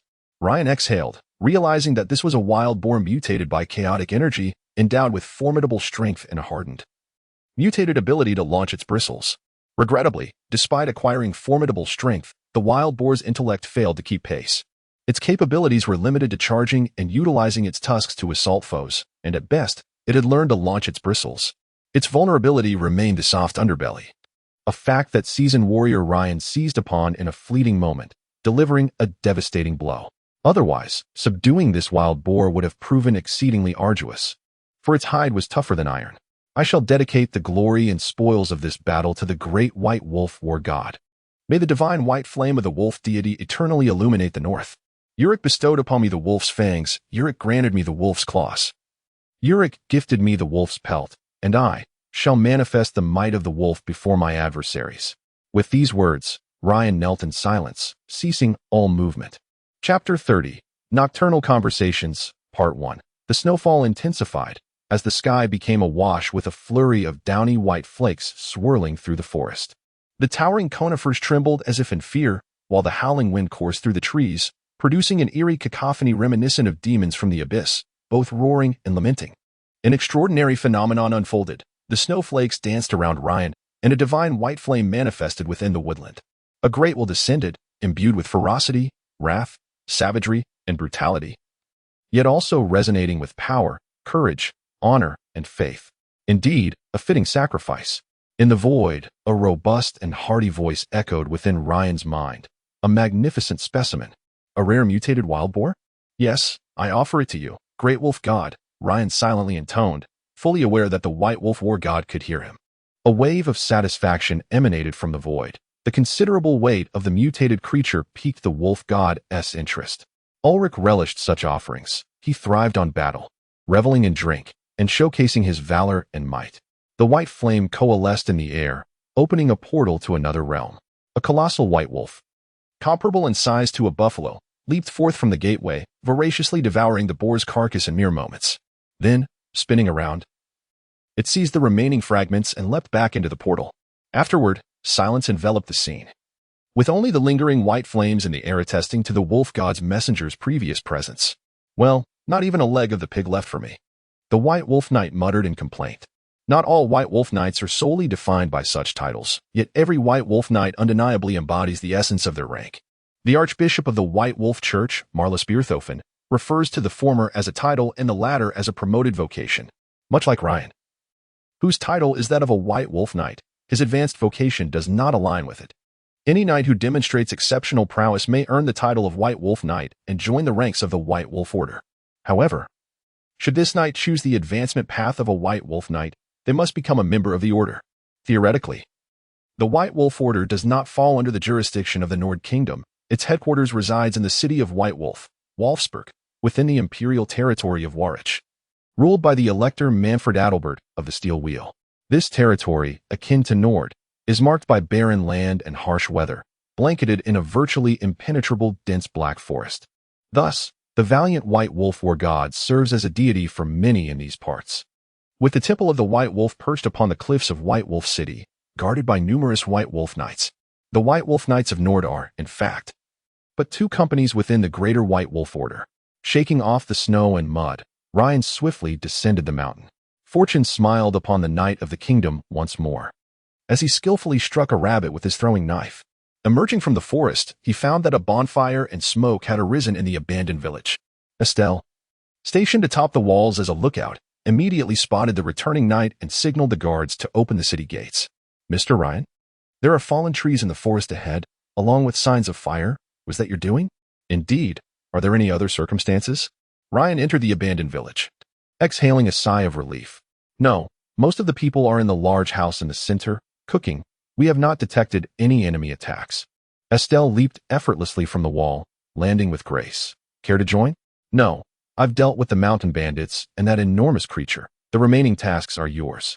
Ryan shook his head, aware that if he joined the gathering in the large house, he would inevitably end up as a wandering bard. Approaching the designated cottage, Ryan reached for the door, only to find it secured. "Teresa? Ryan?" The door swung open, revealing the sorceress clad in a plush coat, her inner attire a flowing purple silk gown. Upon confirming Ryan's identity, she allowed him entry and promptly secured the door once more. "You've been gone for quite a while. I've prepared hot water." The cottage was illuminated by magical lamps, their soft yellow glow brightening the interior.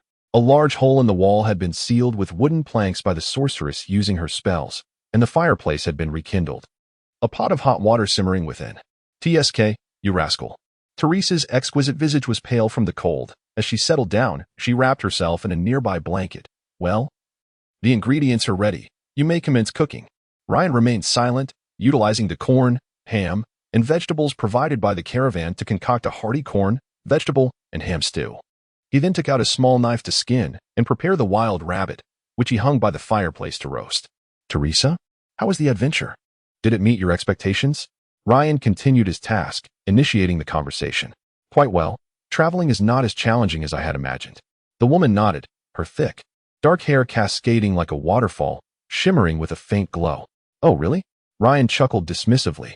All right, Ryan, I know you care for me. Can I express my gratitude?" Teresa, fully aware of the man's amusement, pouted. "Did you know?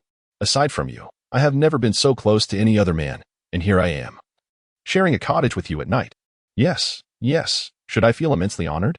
As your bodyguard?" Ryan cast a sidelong glance at the sorceress.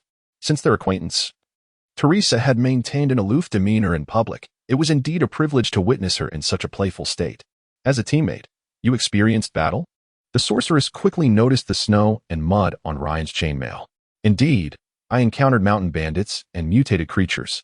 Ryan recounted his recent experiences to the sorceress, including the bandits and the silver wild boar, deliberately omitting any mention of the White Wolf or god, Uric.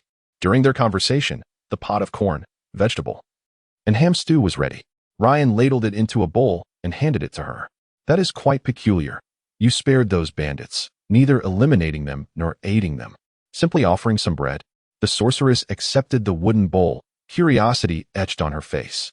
"Their fates were in your hands, yet you chose not to alter their circumstances. That is uncharacteristic of you." "What could I possibly do?"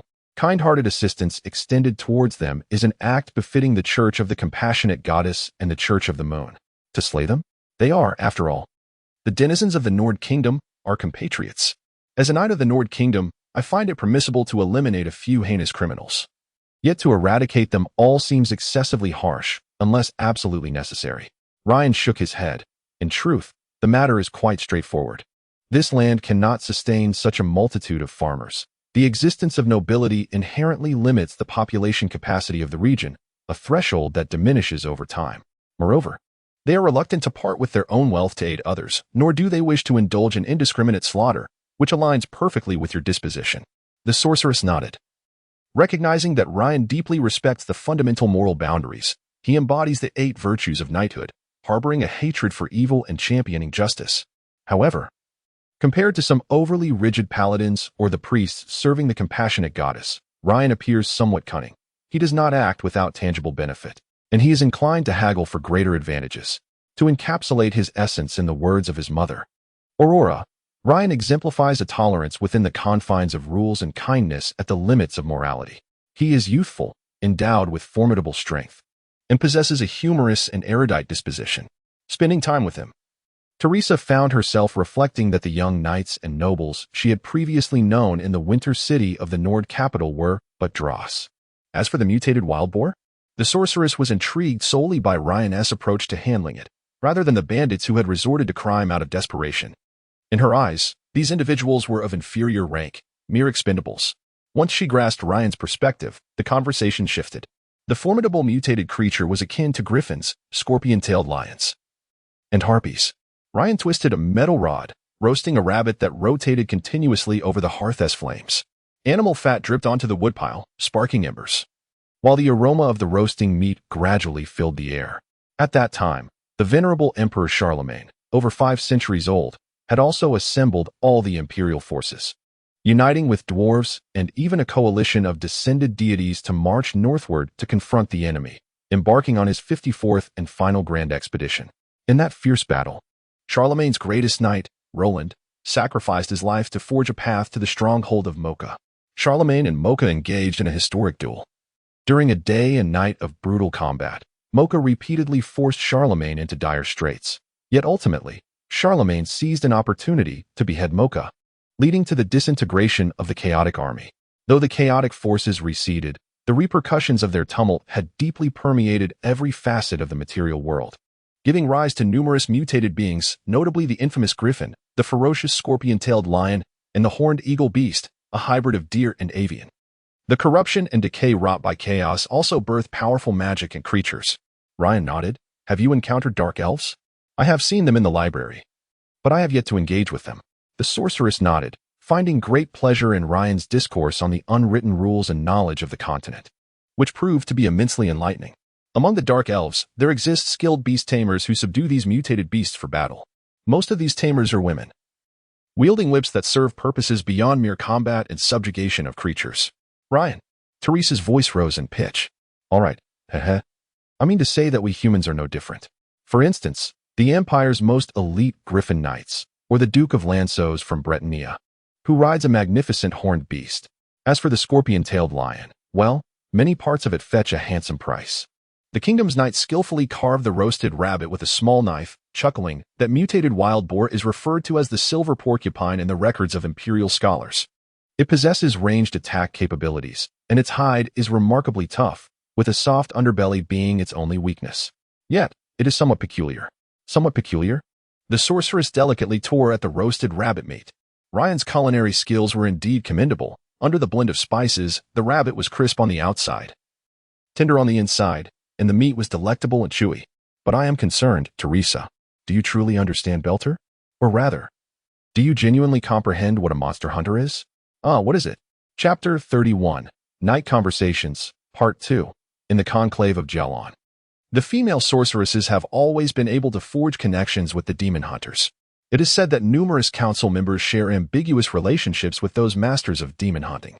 People often jest that a demon hunter's life revolves around 3 pursuits: eradicating corruption, vanquishing evil, and courting sorceresses. Ryan is aware that there is some truth to this, as the women of the Jalon Council and demon hunters easily ignite sparks of attraction, not only due to their complementary skills in battle, but also because of a profound mutual allure. Over a century ago, the great savior, His Majesty Ludwig, led the Order Coalition to repel 500,000 forces of chaos on the plains of Farsha. However, in the aftermath of this triumph, Ludwig was left with not only a ravaged land, countless destroyed towns, and devastated fields, but also something far more sinister. This was the corruption and religious fanaticism that chaos had left in its wake. The perverted faith spread wherever chaos had traversed, with mutated creatures of chaos and its followers lurking within the empire, incessantly corroding the world and biding their time for the return of chaos. In this dark epic, humanity did not require heroes, but rather specialists, experts adept at annihilating chaos. This was the origin of the demon hunters. Their inception is steeped in complexity. The earliest demon hunters were predominantly individuals who had lost loved ones and friends during the Chaos Wars. They regarded the creations of chaos as eternal adversaries. Under the collaborative training of the Empire and various churches, these individuals embarked on relentless crusades, sacrificing their lives. Swift, cunning, and lethal, the demon hunters delivered merciless judgments upon all who adhered to chaos. If a village was found to harbor a chaos follower, the demon hunters would reduce the entire settlement, to ashes. Yet, after more than a century, most of those original demon hunters have perished. With the waning threat of chaos and a decrease in the world's corruption, fewer individuals willingly embrace the harsh training required to become demon hunters. Consequently, the demand for demon hunters diminished, leading to a new generation primarily sourced from orphans of war, abandoned infants, destitute villagers, and soldiers or mercenaries aspiring for advancement. Through rigorous training, demon hunters acquire the knowledge to prepare simple potions, carry holy water and sacred relics, and master the techniques of firearms, rapiers, and longswords. Their extensive experience enables them to swiftly identify chaos followers and execute fiery judgments upon all suspicious individuals. As for vampires, despite being adversaries of the demon hunters, they generally refrain from initiating attacks. Typically, upon being discovered, vampires will choose to retreat. 3 methods are employed. First, demon hunters are clad in long cloaks, outer garments, wide-brimmed hats, and belted waistcoats, complemented by thick gloves. Such attire helps to prevent their skin from direct contact with the creations of chaos, and these garments are regularly replaced. Secondly, as I previously mentioned, the Witchers invariably carry the sacred water and relics bestowed by the Church. These items serve not only to purify corruption but are also ingested periodically to combat the insidious erosion of chaos. Regarding the third method, it is the privilege of a select few Witchers, those who exhibit exceptional abilities and adhere to the Church's leadership. The Church regularly commissions priests to bestow divine protection upon them, safeguarding them from the encroachment of chaos. This is, in fact, the most efficacious of the 3 approaches. It is crucial to choose one's superior wisely. Ryan relaxed, stretching his legs as he spoke. For instance, the Witchers under the banner of the Church of Justice receive silver swords blessed by the Church. These weapons are particularly effective in vanquishing chaos. Similarly, the Church of Life supplies its Witchers with small quantities of the precious waters of life, which are adept at purifying corruption. Furthermore, the adherents of the Dawnbringer and the Moon Goddess may pray beneath the sun or moonlight, allowing the divine energies to dispel the chaotic energies clinging to them. Due to prolonged exposure to chaotic energies and the continuous struggle against them, the bodies of the Witchers undergo subtle transformations, akin to what is described in medical tomes as a state of minor ailments without significant illness. Such physical changes tend to attract the members of your council, Galen. They are often drawn to the Witchers. Ryan mused that this was akin to viral antibodies. However, he refrained from voicing this thought, knowing that Teresa would likely not comprehend it, and instead opted to reference a saying from the Elven medical texts. Oh, now it makes sense. It is no wonder that Sophia and Emma share such connections with numerous Witchers, Teresa remarked, reclining against the soft velvet pillow, her tone imbued with melancholy. Are you also involved? Ryan casually gathered the remnants of his meal and remarked, I am not. Teresa suddenly sprang upright, her tone sharp. Did I not mention that today is the first time I have ever been alone with a man?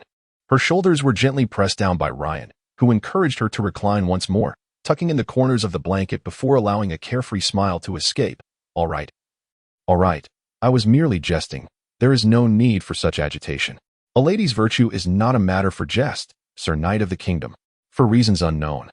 Teresa felt a surge of vexation at Ryan's indifferent demeanor. She had never permitted any unsavory man to touch her.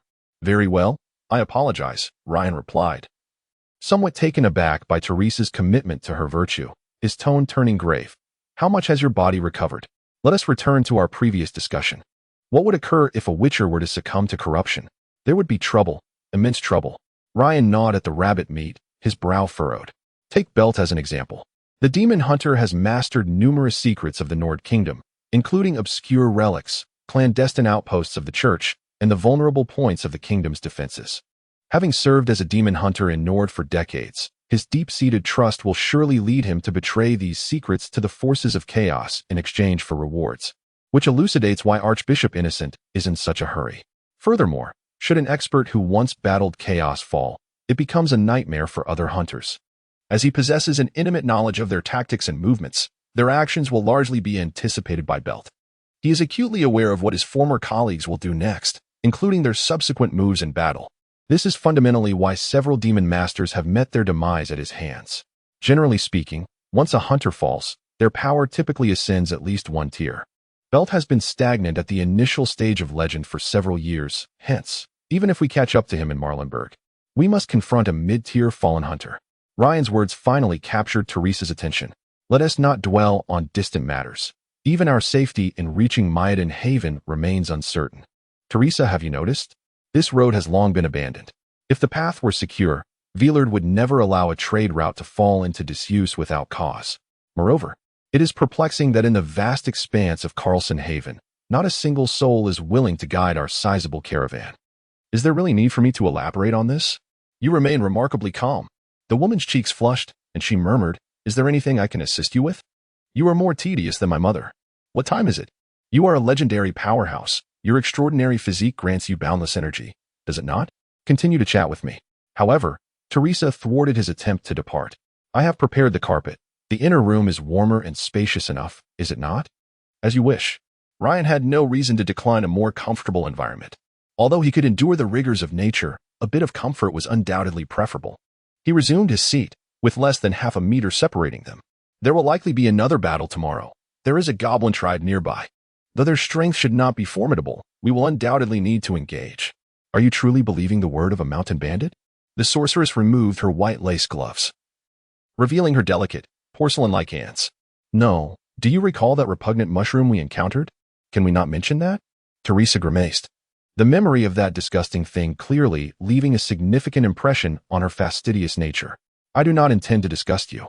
I merely wish to convey that do you understand why the bloodshade mushrooms appear there? You mean to say it is the goblin's handiwork?" The sorceress quickly grasped his implication, her intelligence shining through. "Precisely, each bloodshade mushroom harbors the soul of a mischievous imp." Ryan began recounting the tale of the bloodshade mushroom. It is widely acknowledged that the greenskins are divided into 3 tiers, with the highest being the orcs, followed by goblins. And lastly, the diminutive snotlings, who occupy the lowest echelon among them. These snotlings serve as both the subordinates and sustenance for the former two. As Ryan articulated, the existence of greenskins defies human comprehension. They are beings coalesced from green spores capable of photosynthesis, thus classifying them as autotrophic organisms.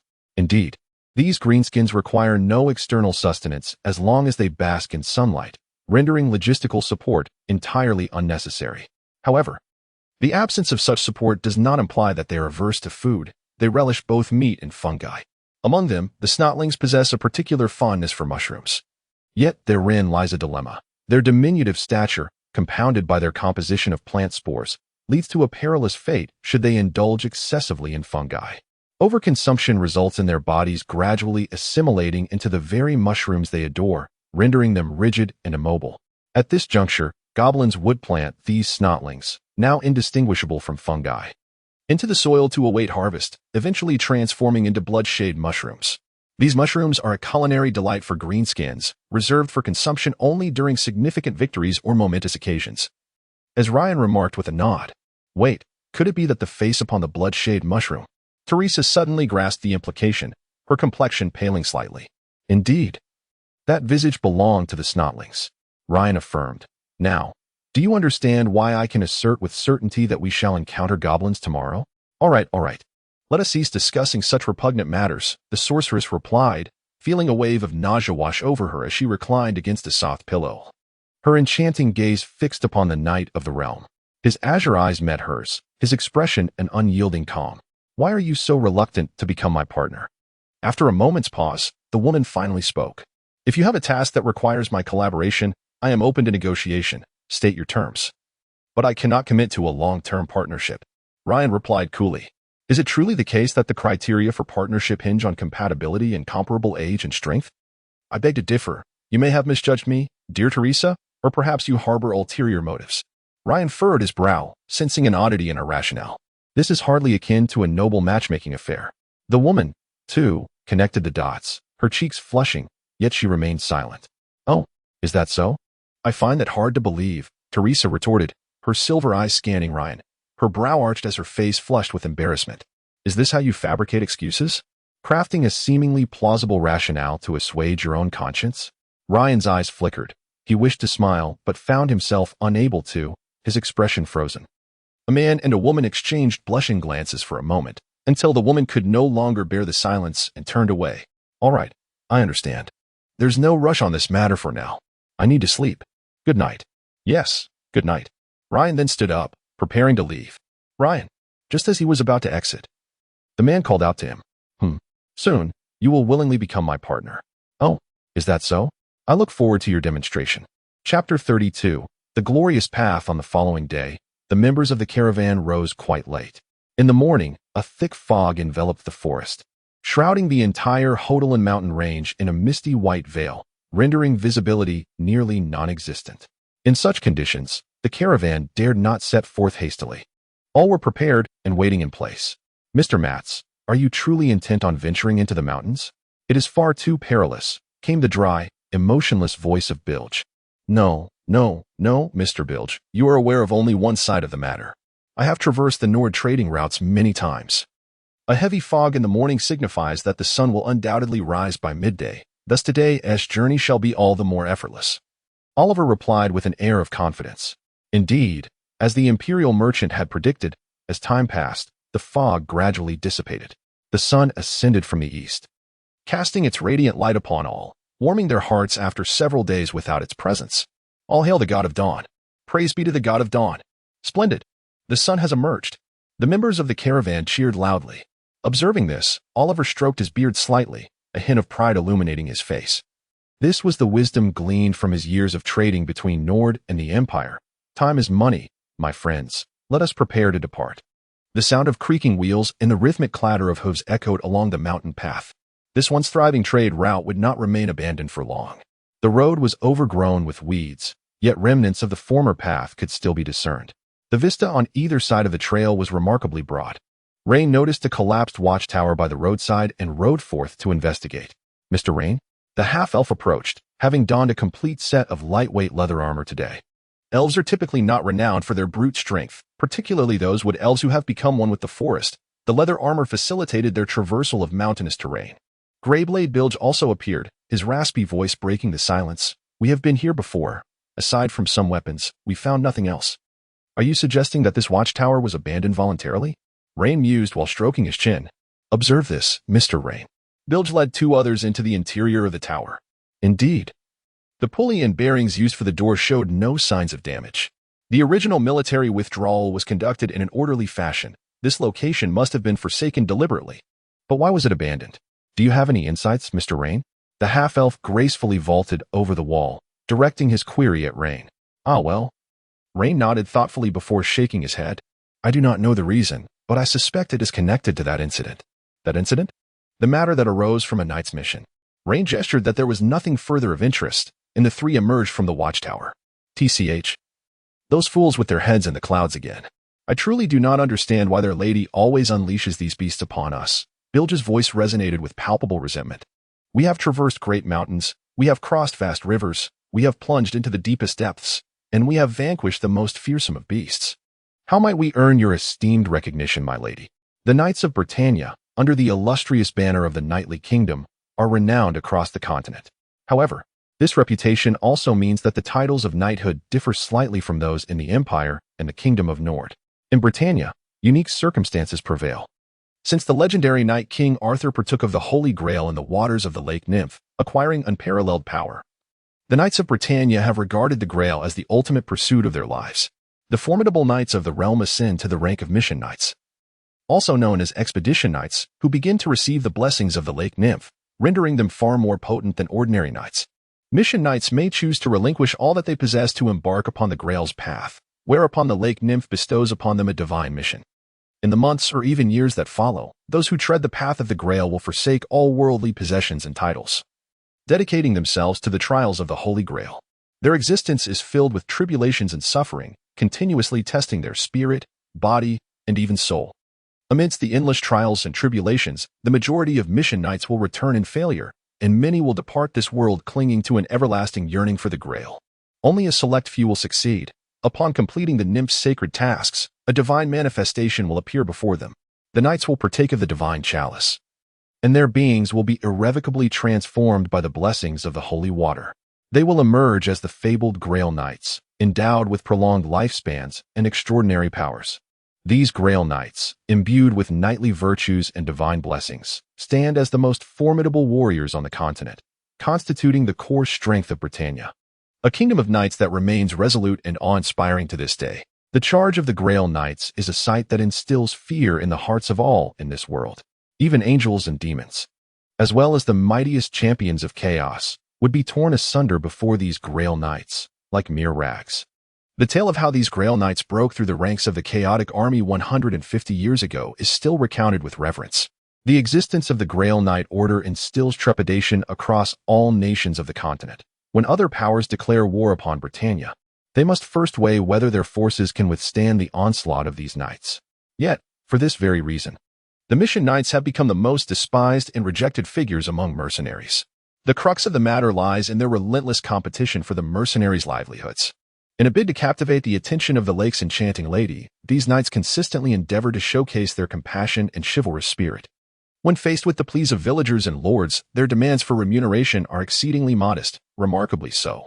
Moreover, they often excel in fulfilling tasks, as the trivial monsters that ordinary mercenaries can handle are pathetically feeble in comparison to the prowess of the Mission Knights. While this may seem innocuous at first glance, as Ryan would articulate in his previous life, the actions of these knights constitute a disruption of market order. Their presence frequently encroaches upon the mercenaries' ability to sustain themselves, leading cunning villagers and lords to seize the opportunity to drive down prices. Consequently, mercenaries often find themselves compelled to accept remuneration far below the standard rates, all the while facing accusations of being greedy vampires. The particulars elude me, Ryan admitted, shaking his head. I have heard whispers of a mission knight from the south, who ventured into the depths of the mountains, the details of which remain shrouded in mystery. Following an outbreak of monstrous chaos, that trade route was abandoned, and the knight vanished without a trace. Humph. It is undoubtedly the work of those wretched beasts, Bilge scoffed, turning away in solitude. Ryan and Estelle exchanged glances. The half-elf shrugged in resignation. It was evident that mercenaries harbored a deep-seated animosity towards the Mission Knights. With the area thoroughly explored, it was time to retreat. Mounting their steeds, Ryan initiated the conversation. Mr. Estelle, hailing from the St. Lorenzo forest, how well acquainted are you with these Mission Knights? Not extensively, Estelle replied, deftly mounting his horse. Unlike the cumbersome humans, he effortlessly balanced himself upon the saddle, cradling the horse's neck. I only know that the forest does not welcome these Mission Knights. At times, in their quest to impress their lady, they even contemplate unleashing sealed malevolent entities only to vanquish them. Perhaps this is an essential lesson imparted by the Lady of the Lake to these knights. Ryan mused with a grin. It is entirely reasonable for the Mission Knights to demand such meager compensation. To embark on the path of the Holy Grail, one must first attain the status of a Knight of the Kingdom. Thus, these Mission Knights are unequivocally free from economic burdens.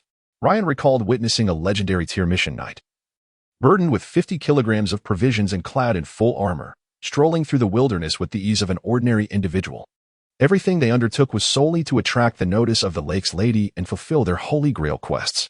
Hence, their acceptance of payment merely serves as a symbolic gesture to cover minimal maintenance costs for their armor and provisions, an utterly negligible expense that mercenaries could never replicate. Carrying 50 kilograms of provisions is, in fact, quite manageable. Legendary warriors possess appetites 2 to 3 times greater than that of an ordinary person.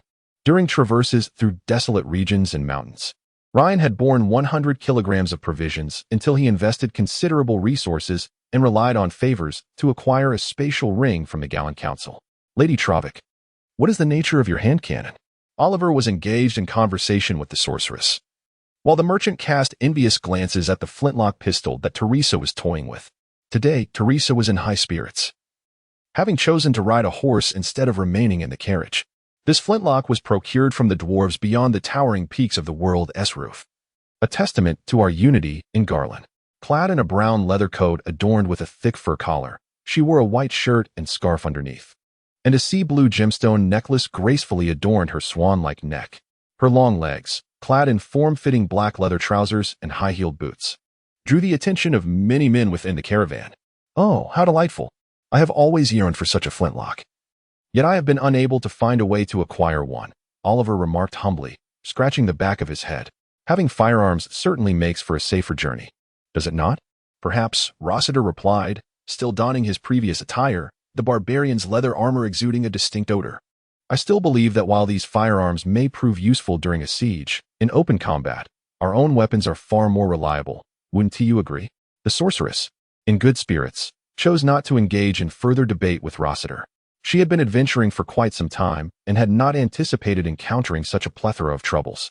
Over the course of several days, little had been accomplished, Yet the journey had yielded numerous rewards. Thus, the current situation was not without its merits. Dwarven flintlocks were considered the epitome of fashionable adornments among the elite, particularly within the Empire. And Oliver yearned for one, but felt he had no justification to incite the wrath of a legendary spellcaster. As the caravan traversed the forest, their pace was somewhat leisurely. Ryan, mounted on his horse, recited a somewhat obscure saying, thus, "The mountain is not lofty if it possesses a Sioux, and the water is not deep if it has a river." Why have I never heard this proverb before? Teresa questioned, pulling the reins and guiding her horse to Ryan's side, turning her head to look at him. Never mind, it's not important. Look, we are nearing the edge of the forest, Ryan replied, gesturing with his hands. It is a sea of clouds. Truly beautiful, Ryan continued, reaching out to stroke his horse's mane. Do you like it? I behold such vistas daily at the Sky Fortress. Unbeknownst to him, the sorceress did not reciprocate his sentiment, and Ryan could only manage an awkward smile. The headquarters of the Garland Council, the Sky Fortress, was perched atop a 1,000-meter-high mountain at the edge of the world's roof, making it rather unremarkable to witness the sea of clouds daily. The Sky Fortress. Indeed a breathtaking locale, interjected the half-elf, brushing his long hair. I once dreamed of ascending to the Sky Fortress alone. Impossible. To ascend to the Sky Fortress alone, one would need to prepare an entire set of winter gear and carry at least 20 pounds of provisions, along with fire-starting materials and a tent, Ryan quipped. 2 years ago, I ventured to the Sky Fortress alone, shouldering over 100 pounds of supplies, covering 50 miles a day, taking a full 7 days to reach my destination.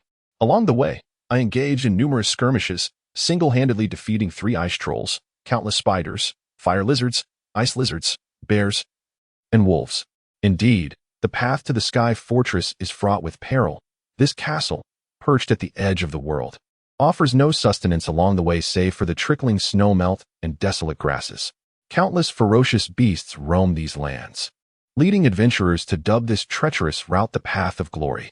It is not that traversing this road is in itself a mark of honor, but rather that the likelihood of encountering glory while journeying along it is exceedingly high.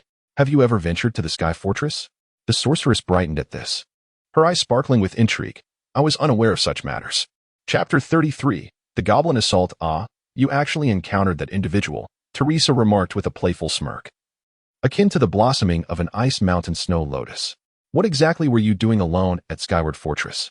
It was both an experience and a delivery. I procured the heart of a harpy, which Lady Dietland entrusted me to find, and I am bringing it to her, Ryan replied, lifting his right hand. In exchange, I acquired this spatial ring. Oh, how I envy you. The half-elf gazed at the ring on Ryan's right index finger, her face radiating admiration. In the forest, only the landlords and sorcerers possess spatial rings. The wood elves' ability to produce magical items pales in comparison to that of their high elf kin. And humans are not a race well suited for magic. Thus, the output of magical artifacts is rather limited.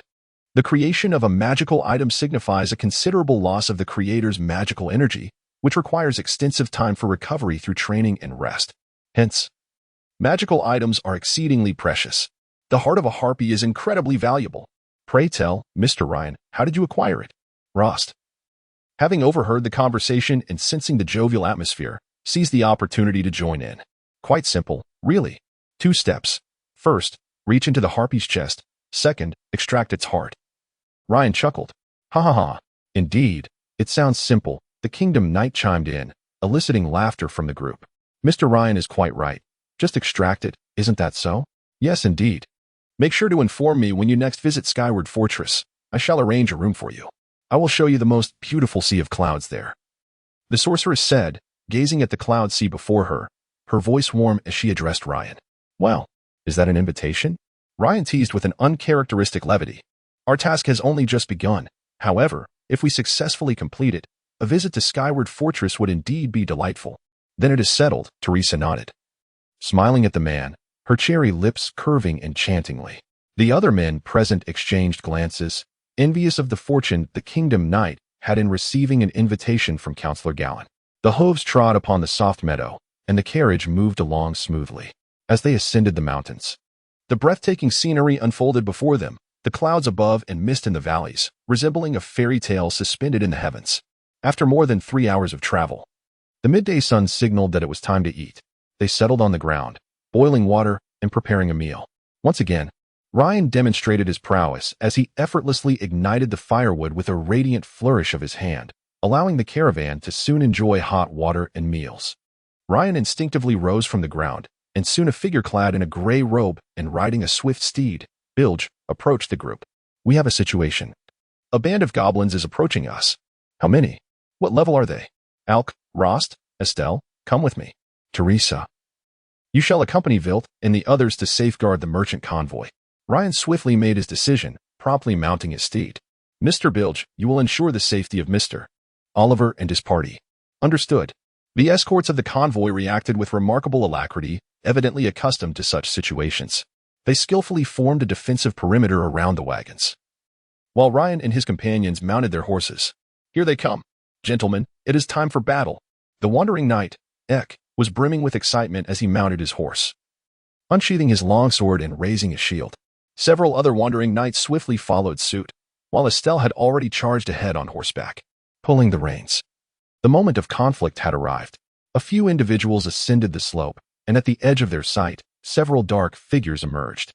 They were diminutive creatures with broad faces, long ears, and sunken noses, their appearances exceedingly menacing. Clad in green, they wielded rudimentary spears and wooden clubs, mounted upon towering dire wolves. And they had clearly noticed Ryan and his group. Waag, the largest of the goblins, leading the charge, bellowed, prompting the others to echo, "Waoag! Humans! Kill! Kill!" It was quite a sight, witnessing the goblins' antics, almost comical. Estelle, a half-elf well-versed in the ways of the world, stood atop the hill. He deftly retrieved an arrow from his quiver, nocked it, and drew his bowstring, releasing a piercing shot that sliced through the air. One of the goblins riding a direwolf was struck, relinquishing the reins and tumbling down the slope with its mount. A second arrow swiftly followed the first, finding its mark squarely in the wolf's head. "A volley shot," Ryan murmured. It is widely acknowledged that rangers and warriors tread divergent paths. To simplify, warriors excel in melee combat, while rangers wield their prowess at a distance. Yet, reality diverges from mere games, for many rangers often employ curved blades, longswords, and polearms in battle, albeit with less frequent use of shields. Numerous warriors are also adept with bows and crossbows, delivering ranged strikes against foes, though they seldom achieve mastery. When a ranger, through years of rigorous training, attains elite status and masters the arcane arts of archery, volley and split shots become the hallmarks of these bowmen. Ryan, however, knew that any ranger capable of executing such feats was typically over 30 years of age. Estelle, being a half-elf with elven lineage, was a natural archer. And judging by his appearance, he seemed no older than 80, a mere trifle compared to the 30-something humans. With such a formidable long-range asset, Ryan felt a wave of reassurance wash over him as he raised his warhammer. "Advance, warriors! Charge!" Before Ryan could finish his command, Ek was already galloping down the slope with fervor. "Charge!" The remaining wandering knights followed suit, recklessly rushing towards the goblin wolf riders. Did these individuals not comprehend the orders? Nevertheless, it was merely a few goblins. It should pose no significant issue. Upon witnessing that even Leon Rost had charged ahead, Ryan decisively relinquished his command. He observed Ike, sword in hand, charging directly towards the advancing goblin wolf riders. The goblins, in turn, shouted as they urged their mounts forward. In the fleeting moment of their clash, Ike deftly adjusted his stance to evade a spear thrust, his sword shimmering with cold light as it cleaved through the goblin's torso. Scarlet blood splattered into the air, further igniting the ferocity of the wandering knights. As they engaged in close combat, the goblin riders were quickly thrown into disarray. The diminutive goblins, wielding their crude blades and spears, could scarcely inflict harm upon the seasoned knights. The wolves still retained a modicum of combat prowess, but soon succumbed under the knights' onslaught. Goblins have never been symbols of power. They epitomize a trifecta of subpar strength, morale, and leadership, an inferior race that holds a position beneath even the orcs among the greenskins. Typically, when a goblin army suffers losses exceeding 10%, they face imminent rout, with their leader being the first to flee. In contrast to these pitiful creatures, the wandering knights, though lacking titles or noble status, are professional soldiers trained to a rigorous standard, equipped with respectable gear, making the task of vanquishing the goblin riders exceedingly effortless. A wolf was struck in the eye, tumbling down the hillside. The half-elf nimbly drew his bow, knocking another arrow. Another wolf was hit beneath the jaw, crashing to the ground, its body rolling over amidst the thick meadow, lamenting in pain. What a remarkable skill! Estelle, they say that the Wood Elves' volley resembles a torrential downpour. And today, I bear witness to its truth. Ryan did not spur his horse forward, but dismounted to stand beside Estelle, finding the enemy too feeble to spark his interest. In our realm, my archery is not deemed exceptional. Every adult in the forest has practiced for at least 20 years. The half-elf moved with grace, his long hair flowing elegantly, embodying a striking nonchalance. 20 years may mean little to you, but for a human, it could represent half a lifetime. Estelle, you may simply call me Ryan. Ryan observed several wandering knights causing the remaining goblin riders to flee in disarray, leaving behind a few corpses as they retreated in the direction from whence they came. 20 years does not feel short to me, Ryan, nor did it for my father. When I was deemed capable of standing alone at the age of 35, he finally departed from this world. As the goblin wolf riders retreated beyond the half-elf's range, Estelle lowered his bow. Yet even after decades, my mother remains as beautiful as ever, while I now appear older than she. Is this the reason you are reluctant to remain in the forest? Ryan pondered briefly before breaking into a soft smile. I felt out of place and weak. When I mingled with them, I often sensed they regarded me as a mere infant. Perhaps it was not merely my illusion. Unlike my experience among humans, where I felt like an elder, I often perceived myself as a giant. The half-elf stowed his short bow behind him. Wearing a disdainful expression, the techniques of rapid-fire arrows and split arrows are known to any archer who can wield a bow in the forest. But here? I dare say that in Nord, the number of rangers in a complete lord's army who possess these skills does not exceed 20. True enough. But human soldiers can develop a certain level of combat prowess after merely 6 months of training. Ryan observed as several wandering knights utterly decimated the goblin wolf cavalry, then turned to mount his horse. And what of the elves? Their numbers are too few, are they not? Ryan spread his hands, his expression devoid of panic. The intelligence we've gathered indicates there are over 30 goblin wolf cavalry, along with a greater number of spear wielders. Yet, the goblin wolf cavalry we have encountered thus far does not exceed 15, and the spear wielders have vanished without a trace. This is clearly a ruse, Rost. The goblins are notoriously cunning. Indeed, compared to the Orcish brutes, the goblins, as fellow greenskins, are remarkably more cerebral. This may simply reflect the difference between charging mindlessly into battle and hurling stones before charging again. A diversion. We have been deceived. Another goblin force has drawn us away. Mr. Oliver and his company are in peril, Rost exclaimed, but quickly reassured himself. Look at my foolishness. Mr. Oliver and his men are perfectly safe, utterly secure. The mercenaries and guards dispersed, eagerly rushing towards the goblins. The tide of battle was overwhelmingly in their favor. Oliver's guard, Fack, bellowed his own name, effortlessly blocking the spears hurled by the goblins with his shield. He strode forward, closing the distance to a goblin spearman, whose short legs left him vulnerable. In a moment of terror, the goblin was overtaken, his longsword cleaving down, splattering red blood across Fack's face. Fack severed the goblin's ear and continued his pursuit for the next target. The leading goblin chief shouted, "Run, run!" But before he could finish, a bolt of white ice soared from afar, striking the goblin chief squarely in the head, severing his neck in an instant. The head rolled aside, and several mercenaries rushed to claim the prize for the one who had loosed the ice arrow. Should I perhaps be more courteous at times? Ryan thought, instinctively touching his own neck, contemplating the formidable nature of an angry woman, especially one like Galen. Clear the way. None of these greenskins shall escape today. Make way. Teresa stood at the center of the convoy, raising her staff, deep blue arcane energy swirling around her purple staff. Then, guided by the sorceress, it surged forth, Frost Nova. In a sweeping arc from her center, the magical force enveloped a fan-shaped area within 100 meters ahead, encasing all fleeing goblins in ice, including a few mercenaries who had failed to retreat in time. The battlefield fell utterly silent. This was the power of magic. Chapter 34. Emilia, a goblin assault concluded with remarkable ease, leaving the mercenaries jubilant as they recounted the delightful skirmish. They meticulously examined the fallen, for the green-skinned creatures had an affinity for shiny objects, be it inconsequential glass beads or stones, or perhaps enchanting gold coins and precious gems. What a splendid battle it was, devoid of casualties. Even the unfortunate few who were injured merely suffered from frostbite. We shall soon set forth once again, Lady Travik. The mercenaries reveled in their good fortune, and Vilt extracted a handful of silver coins from the goblins, a pleasant surprise, and promptly approached the sorceress to report his findings. Excellent. Summon Ryan, she commanded. In Vilt's imagination, Lady Travik would not frown, if not smile. However, the vice-captain discerned the sorceress's pallid complexion and harsh tone, prompting him to retreat quietly. What is this woman's grievance? Is she displeased with our efforts, or does she find the intensity of this encounter lacking?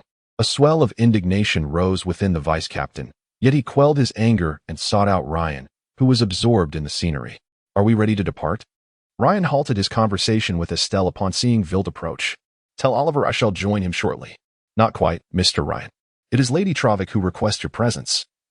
Vilt replied with a shrug. Oh, very well. Ryan nodded. It seems our discussion will have to wait, Estelle. The sound of Vilt's boots echoed against the ground as the vice-captain shook his head. I have a question for you, Mr. Ryan. Speak freely. Are all spellcasters so difficult to engage with? The vice-captain chuckled wryly. We of the Blood Axe Company always demonstrate the utmost sincerity and best intentions, exerting ourselves in every endeavor. Our mercenary group has suffered nearly 50% attrition, yet Lady Travik appears utterly oblivious. Your mercenary perspectives may not align with those of the spellcasters, and the rules governing knights may not suit you either. I have been striving to find a harmonious way for both of us to coexist, and thus far, the results seem promising. Ryan hoisted his war hammer onto his shoulder, freeing a hand to pat Vilt's shoulder. We shall surely discover a means of getting along. If all else fails, perhaps ignorance is bliss. Mr. Ryan speaks so lightly. Yet I have been stagnating at the elite mid-tier for 2 years. At 35, this milestone looms near, and I fervently hope for another breakthrough. Vilt paused before the wagon. I shall refrain from joining you, please. Upon spotting Teresa amidst the crowd, Ryan noticed the sorceress seated atop a crate, her complexion ashen. Instinctively, she attempted to rise upon his arrival, only to furrow her brow in evident distress. Ryan, it's bad. I am injured? Ryan inquired with curiosity. Can goblins truly inflict such harm upon you? No, the situation is dire, Ryan. It has suddenly arisen. The sorceress clutched her abdomen, her voice tinged with agony. Damn it, why now? What has arisen? After a moment of contemplation, Ryan's expression shifted slightly. No way. Allow me to carry you. His demeanor darkened as well, for the sorceress and he were the only 2 high-level combatants. Any reduction in their ranks could lead to dire consequences. This time, Teresa did not refuse again. She obediently allowed the man to reach beneath her arms and lift her into the carriage, where she leaned against the side, gasping for breath. Her discomfort evident. Would you sit with me for a while? The carriage jolted to life, and the caravan resumed its journey. Observing this, Ryan leaned against the opposite side of the carriage, his usual smile fading. Do you often find yourself in such predicaments? We gallants frequently encounter this, because the influx of magical energy into our bodies alters the cycle of such occurrences, and if not managed well, it can lead to distressing situations. Teresa clutched her abdomen, reclining in pain. It's nothing. Usually, it passes within a day. It's just that my trousers are soiled, and I may not be able to change myself. The sorceress looked at Ryan with a plea in her eyes. Perhaps it would be best if I sought out a female mercenary to assist you, Ryan suggested, feeling a twinge of embarrassment as he rose and exited the carriage. Teresa watched his retreating figure, her eyes shimmering with an unspoken thought. Stepping out of the carriage, Ryan called out loudly, Are there any women in the caravan? Just women will do. A wave of shock rippled through the crowd as they began to murmur amongst themselves. They were taken aback that the renowned knight of the kingdom, Sir Ryan, would express such a desire in broad daylight, contemplating such matters within the confines of the carriage, and not merely within the carriage, but one that was in motion. Surely, he must have a peculiar taste, only seeking women. Veins of frustration appeared on Ryan's forehead, prompting him to clarify, there is a patient in need of care. The chatter subsided as the crowd absorbed this information. Approximately 10 minutes later, Ryan returned with a woman to the carriage where the sorceress resided. Teresa? This is the only woman in the entire party. She will attend to you. A slender woman with beautiful golden hair entered somewhat bashfully, clad in simple mercenary attire, consisting of brown leather armor and a yellow linen shirt. Teresa felt a slight relief upon noticing the mercenary's cleanliness. However, when the woman lifted her gaze, Teresa felt a wave of disappointment. Her face was marred with freckles, and her small eyes paired with a prominent nose rendered her features somewhat disjointed. Her beauty could only be described as average. Who is she? Teresa inquired casually. Wait. Teresa interrupted. Why do I feel as if I have never seen her before? Is she truly a member of the Blood Axe Mercenary Corps? Indeed. She usually handles cooking and laundry, excels in medical care, and is proficient with a rapier. According to Vilt, her skills are quite passable. In any case, please change your clothes first. We can discuss any matters afterward, Ryan added. Despite repeated reassurances, Teresa continued to regard the mercenary with an air of distrust and scrutiny. Her gaze appeared to physically traverse the mercenary's form, particularly lingering upon her visage. Within Teresa's silver pupils, arcane light flickered incessantly. Under her penetrating stare, the mercenary named Emilia appeared quite reserved, even exhibiting signs of retreat. Very well, she shall remain. Ryan dismounted from the carriage and rode over to Mr. Vilt. Mr. Vilt. That mercenary, Emilia? I do not recall having seen her before. Emilia? Indeed, she possesses a certain, unremarkable quality. Do you know how she came to join our company? Vilt inquired. I would be keen to hear the details. She joined our band approximately 2 years ago while foraging for wild vegetables in the wilderness, looking rather forlorn. A group of bandits took notice of her. And as fate would have it, our mercenary company happened to be passing by. Boris rescued her.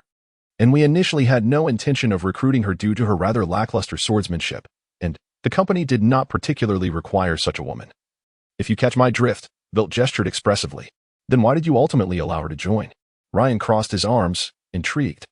Because she is literate and possesses a wealth of knowledge.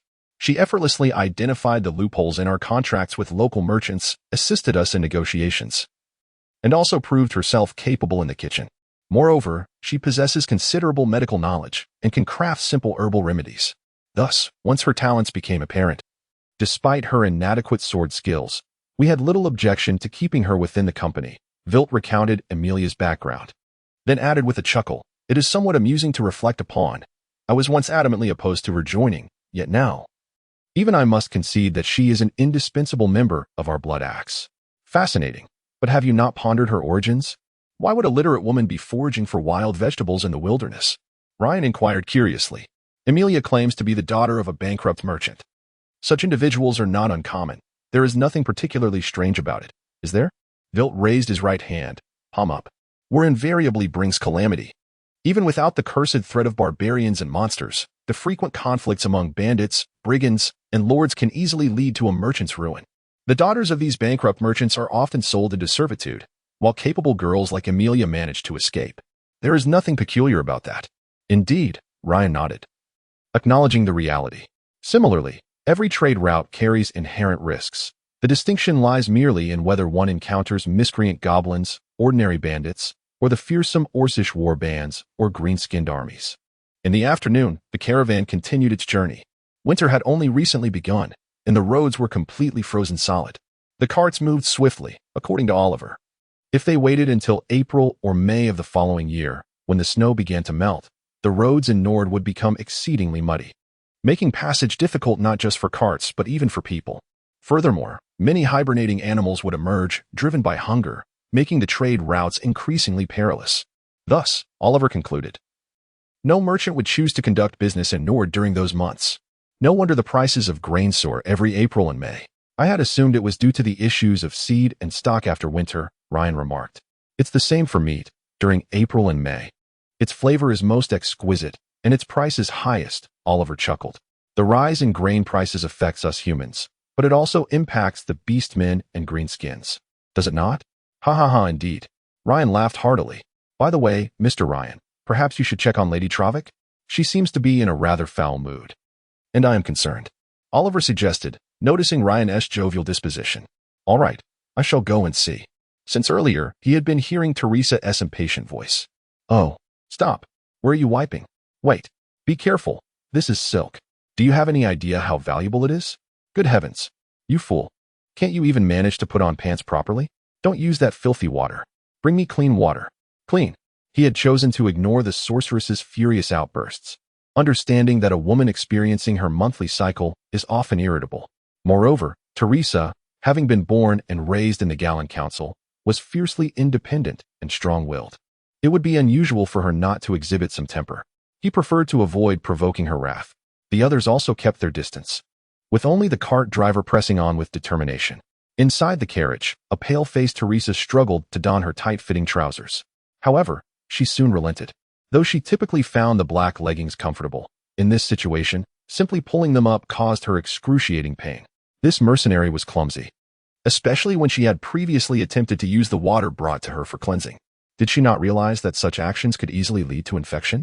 The water ought to have been boiled with snow to filter out impurities. This discomfort plagued her both physically and mentally. All right, from now on, whatever I say, you will do, understood? Chapter 35. Ryan's inference. Very well, Miss Trovick. Please give your orders, Amelia replied softly, momentarily taken aback, yet noticing Teresa's palpable impatience. First, summon someone to bring clean, fresh snow, and place it in the pot. Then have Ryan transform it into water. Hurry. The sorceress finally relinquished her tight-fitting attire, donning a flowing blue velvet gown from her spatial ring, then covering herself with a blanket. Without further comment, Amelia filled an iron pot with snow and delivered it to Ryan. Miss Trovick instructed me to bring this to you so you could turn the snow in the pot into water. Very well. Ryan extended a hand, and through the iron glove, his psychic energy coalesced, manifesting as blue flames that swiftly melted the snow within the pot. Soon, a bowl of warm water was handed to the mercenary. Take this. Move quickly. In this weather, the water cools rapidly. Understood. The carriage fell into a semblance of calm, allowing Ryan to redirect his focus elsewhere. He comprehended why the dangers of Hodolin Mountain were diminished. The terrain was remarkably flat and expansive. On a clear day, he could easily perceive the landscape stretching for several kilometers from horseback, rendering thieves and monsters visible, as the entire mountain range was blanketed in meadows and pristine snow. Robbers and beastmen could not contend with humans in direct confrontation. Their reliance lay in ambushes and sneak attacks, persistently targeting supply lines and severing human formations.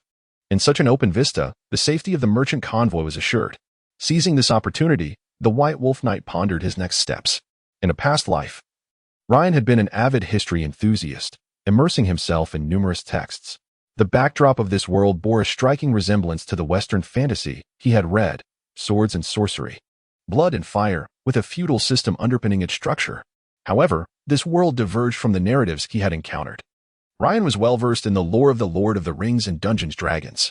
The realm of the Lord of the Rings was intriguing. It depicted a low-magic world where the forces of order were perpetually beleaguered by evil. The human capital stood besieged, and it appeared that through countless improbable efforts, only the relentless endeavors of the Fellowship led to the downfall of the malevolent Sauron. Sauron, the protagonist's adversary, was merely the lieutenant of the true master, Morgoth. Morgoth himself was merely one of the more formidable among the Vala, the gods in the Lord of the Rings, possessing limited power, which paled in comparison to that of Aiel Vader, the father of all. To summarize, one might articulate it in simple terms: Gandalf, Aiel Vader. Does Aragorn roar as the king of men? Aiel Vader. Indeed, he does. Gandalf. Do the Vala also support him? Aiel Vader. Of course. Thus, the Fellowship of the Ring invariably emerges from dire straits, and countless factions strive to assist them. For it is decreed that Aragorn shall ascend as the Emperor of Man, a decision made by the Council of the Gods.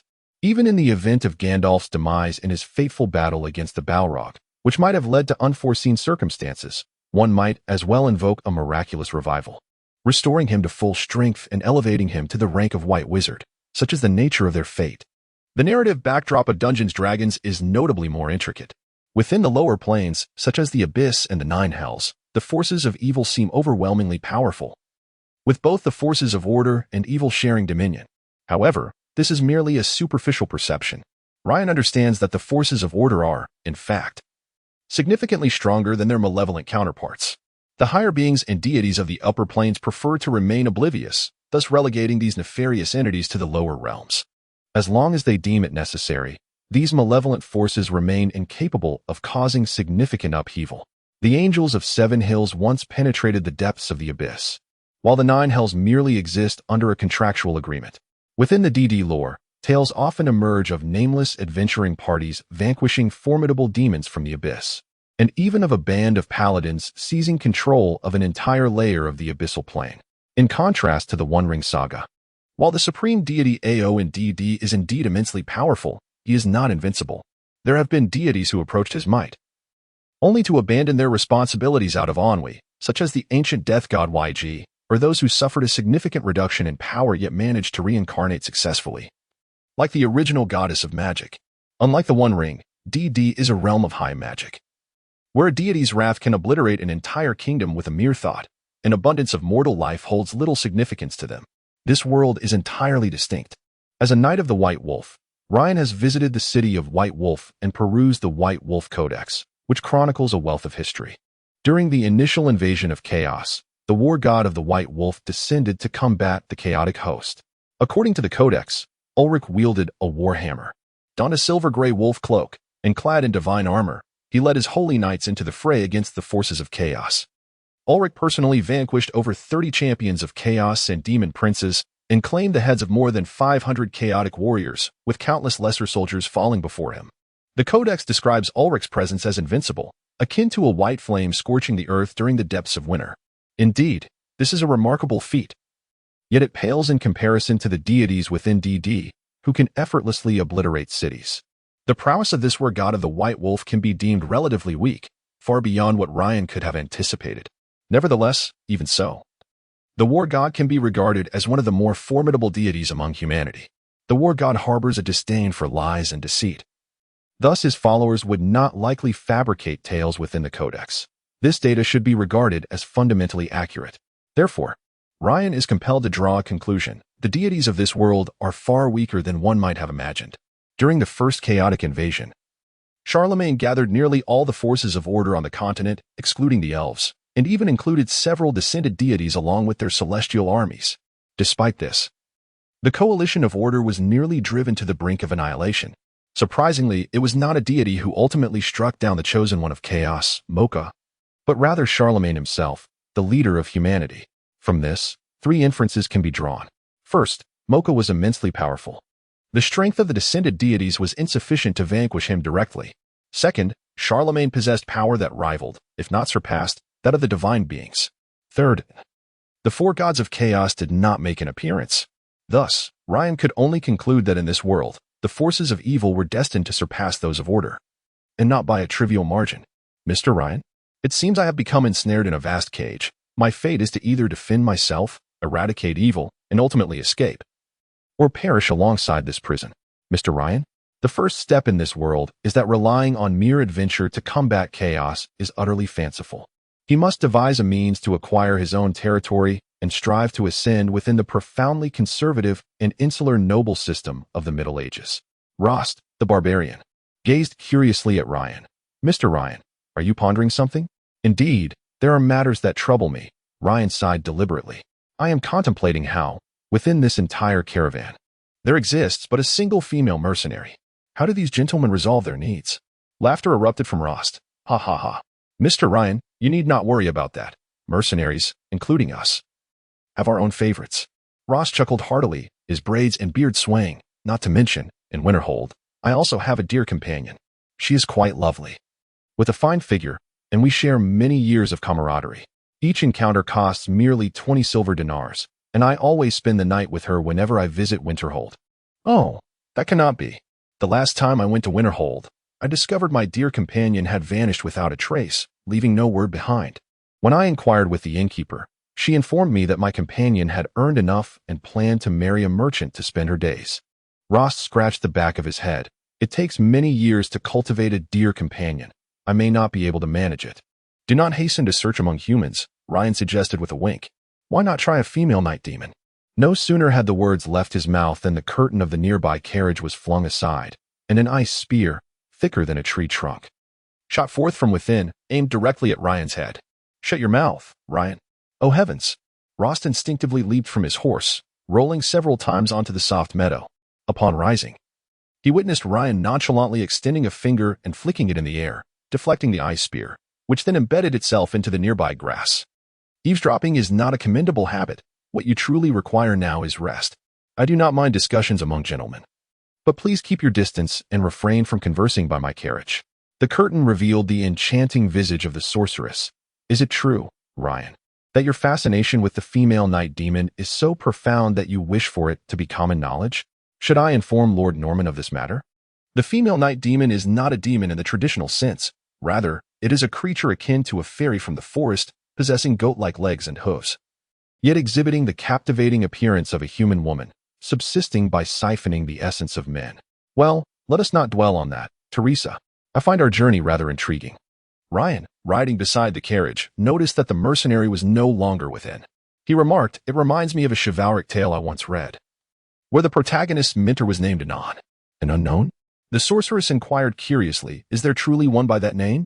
In any case, within that story, the mentor, known as the Nameless One, was proclaimed the greatest knight of the continent, yet his performance throughout the narrative was consistently lackluster, as he perpetually found himself in a state of dissatisfaction. State of dissatisfaction? Please clarify, she urged. Time and again, he appeared in critical battles, yet never emerged victorious. Either he was poisoned by his adversary, faced a lack of resolve from former comrades, or suffered from old injuries. This so-called greatest knight of the continent never demonstrated the might befitting his title, consistently falling to lesser foes. Ryan scoffed. Yet the author incessantly emphasizes his status as the continent's greatest knight, which is quite ironic, isn't it? Are you mocking my tendency to encounter difficulties? The sorceress quickly connected the dots. I see. She was aware of her own discomfort and preferred not to argue with a man. After a brief admonition, Ryan's expression softened considerably. Are you feeling any better? Fairly well, I suppose. I shall meditate now. Very well, I shall not disturb you. Ryan had no intention of entangling himself with the sorceress. Her emotional state was precarious, and it was wise to speak less. Experience had taught him that a day of rest could significantly alleviate her pain, perhaps.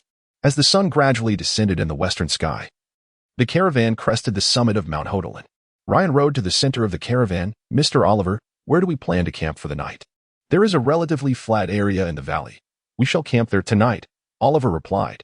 By the way, Ryan, since you've come from the rear of the group, have you seen Yak? Not at all, Ryan shook his head. That's strange. Where could Yak have gone?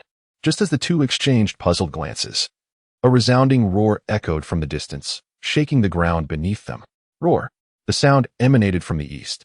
Thunderous footsteps approached rapidly, and Yak appeared, disheveled, his armor marred and distorted. He dashed towards the caravan, exclaiming, It's a bear spirit. Good heavens, there's a bear spirit here. Chapter 36, The Ominous Shadow Indeed. Behind Ike, a towering bear, exceeding 2 meters in height, was relentlessly pursuing him. The wandering knight frantically sprinted, yet the distance between him and the colossal creature was diminishing. Foolishness. How could one attempt to ascend a slope when faced with a bear? It would soon catch up. Ryan swiftly raised his warhammer and dashed towards the bear's direction. In the presence of a bear, one must never run uphill. Bears ascend rapidly due to their short forelimbs and powerful hind legs. Even the swiftest of humans would struggle to evade them. The correct approach is to descend the hill, for in such a scenario, the bear, hindered by its short forelimbs, may find itself tumbling and struggling to regain its footing, thus granting humans a chance to escape. What a formidable creature! When standing, it could reach 3 to 4 meters tall, its gray fur dusted with dirt and snow, eyes glinting red, and its gaping maw filled with sharp teeth, drool stretching into long strands. I merely sought a place to relieve myself. Ike's gaze darted nervously before he quickly changed the subject. Hurry, save me. Ryan was the first to arrive, warhammer in hand, cautiously observing the immense bear. The beast abruptly halted, seemingly recognizing that the human before it was not an ordinary foe. Stopping approximately 10 meters away, steadying itself, it scrutinized the man wielding the warhammer. The bear's coat was laden with dust and snow, and its size and claw length suggested it was at least a decade old. With bloodshot eyes and sluggish movements, Ryan muttered under his breath, glancing sharply at Ike. I shall confront it. You look for an opportunity. Understood.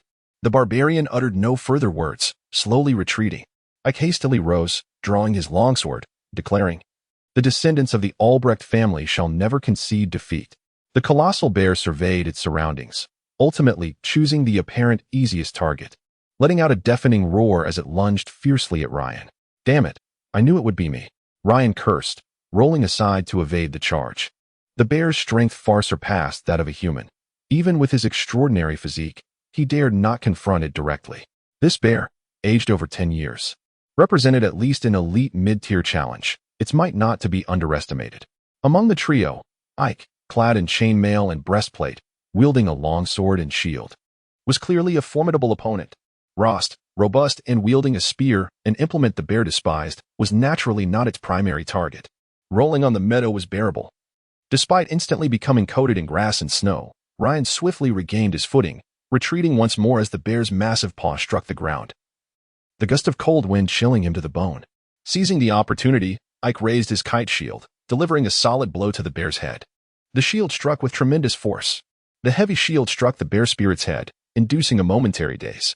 While this maneuver inflicted minimal damage, it effectively stifled the creature's mobility. The intense disorientation caused the bear spirit to falter, and seizing this opportunity, Rost held his spear aloft and thrust it toward the creature's vulnerable flank, exclaiming, "Taste this." The spear tip penetrated the bear's dark fur but could advance no further. Realizing the peril of the situation, Rost quickly released his grip, exclaiming, "Oh, damn it."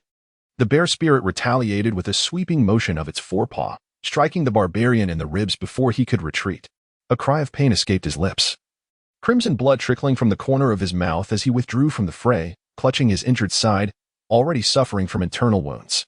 The bear spirit, intent on pursuit, hesitated as a war hammer approached, sensing the imminent danger. Instinctively, it abandoned the chase and lunged at Ryan, who stood firm, pivoting to deliver a crushing blow to the creature's shoulder with the hammer. The sound of shattering bone echoed, eliciting a pained howl from the bear spirit. It was time for Ryan to test the fruits of his previous efforts. He silently chanted within as a pale blue energy swirled around his fingers. First, he unleashed a cantrip of illumination. Go! The ethereal energy coalesced into a luminous orb, striking the bear spirit's eyes and inducing acute discomfort. Following this, Ryan swept his hand across the warhammer, causing a plume of vapor to erupt from the iron head, rapidly crystallizing into frost that enveloped its surface. Thunderous strike. Ryan brought the hammer down upon the ground, encasing the area within a 2-meter radius in ice, while a thick layer of frost blanketed the bear spirit, temporarily immobilizing it. Reinforcements soon arrived. The first arrow found its mark in the bear spirit's shoulder. Before it could react, a second and third arrow struck its forelimb and chest, respectively. The onslaught continued with a barrage of arrows, transforming the bear spirit into a veritable pincushion. Surrounded by guards and mercenaries, the creature realized its dire predicament. With a thunderous roar that disoriented those nearby, it curled into a ball and rolled down the mountain, kicking up a cloud of dust. The bear spirit's speed was astonishing. In mere moments, it had rolled several dozen meters, gaining momentum as it descended. Enough. Do not pursue. We must continue our journey, Ryan commanded, sheathing his weapon. Why not pursue? That beast is on the brink of death, Ike exclaimed, visibly alarmed as he stepped forward. Pursue? How would you do that? On horseback? Is your steed an elven warhorse or a Britannian hybrid? Are you certain that the bear spirit's roar won't frighten it into throwing you to the ground? Ryan retorted, his expression grim. Why not? I don't need to fight it on horseback. That creature, so grievously wounded, will surely be unable to move after rolling down the slope. Give me a moment, and I can claim its head, Ike implored urgently. As long as you provide cover, such glorious honor is within our grasp. What is there to hesitate about? Our precious manpower is not merely a resource for you to seize glory, Mr. Ike. Ryan abruptly interrupted him once more. If it weren't for you, I doubt Rost would have been injured, correct? Rost was receiving bandaging and treatment. As the mercenaries administered a potion to him, he clutched his chest and managed a faint smile, saying, "It's nothing serious, just a minor injury. I will recover in a few days." Before Eik could say anything further, Ryan leaned in and whispered, "You are now aware that even a bear spirit is difficult to fell with a single blow, even in hibernation. What makes you think you possess the capability to slay a colossal bear spirit that has merely sustained some injuries?" The expression on the wandering knight's face shifted between shades of pale and flush. He ultimately yielded, his tone turning scornful. "I understand, Mr. Ryan. You have no intention of allowing me to achieve glory. Your plan is quite clever, as it enables you to maintain your position of leadership, is it not?" With that, Eik stepped closer to Ryan, his eyes ablaze with animosity. "Surely, you do not care for this trivial trophy, do you? Your reputation precedes you. You are already a knight of a noble kingdom, yet what of me?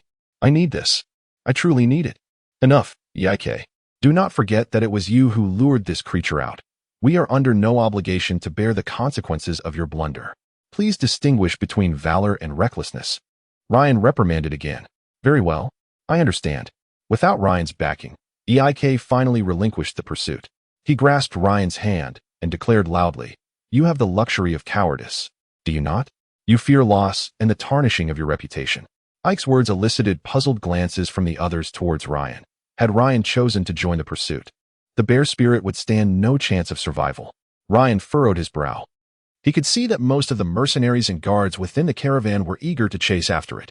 His order to refrain from pursuit indeed left them bewildered. The bear spirit was a treasure trove. The organs of such a massive creature could fetch at least 50 golden dinars. Or if offered as a sacrifice to the bear god Essen, one might receive a 5-ring spell scroll and Essen's blessing. Do you think I spared this bear spirit out of pity? You are mistaken, Ryan replied firmly. Then why did you let it go? The half-elf was puzzled. I have an ominous premonition that this journey will not be easy, and we cannot afford to separate. In the darkness, it feels as though something is watching us. Ryan squinted, ever attuned to the elusive gaze that seemed to linger. Are you a celestial mage from the Imperial Royal Wizard Academy? Or perhaps a sky mage from the Wizard Alliance? Do you possess prophetic abilities? Estelle recalled how Ryan had indeed cast a minor spell during the earlier skirmish. This revelation was born of his psychic sensitivity. He had sensed a great filth lurking in the distance, observing the caravan's every move, just as Ryan intended to investigate. That presence vanished without a trace. Ryan had endured numerous battles, yet the terrifying force that manifested in a blood-red hue was unlike anything he had ever encountered. Perhaps Ike's disturbance of that bear spirit was no mere coincidence.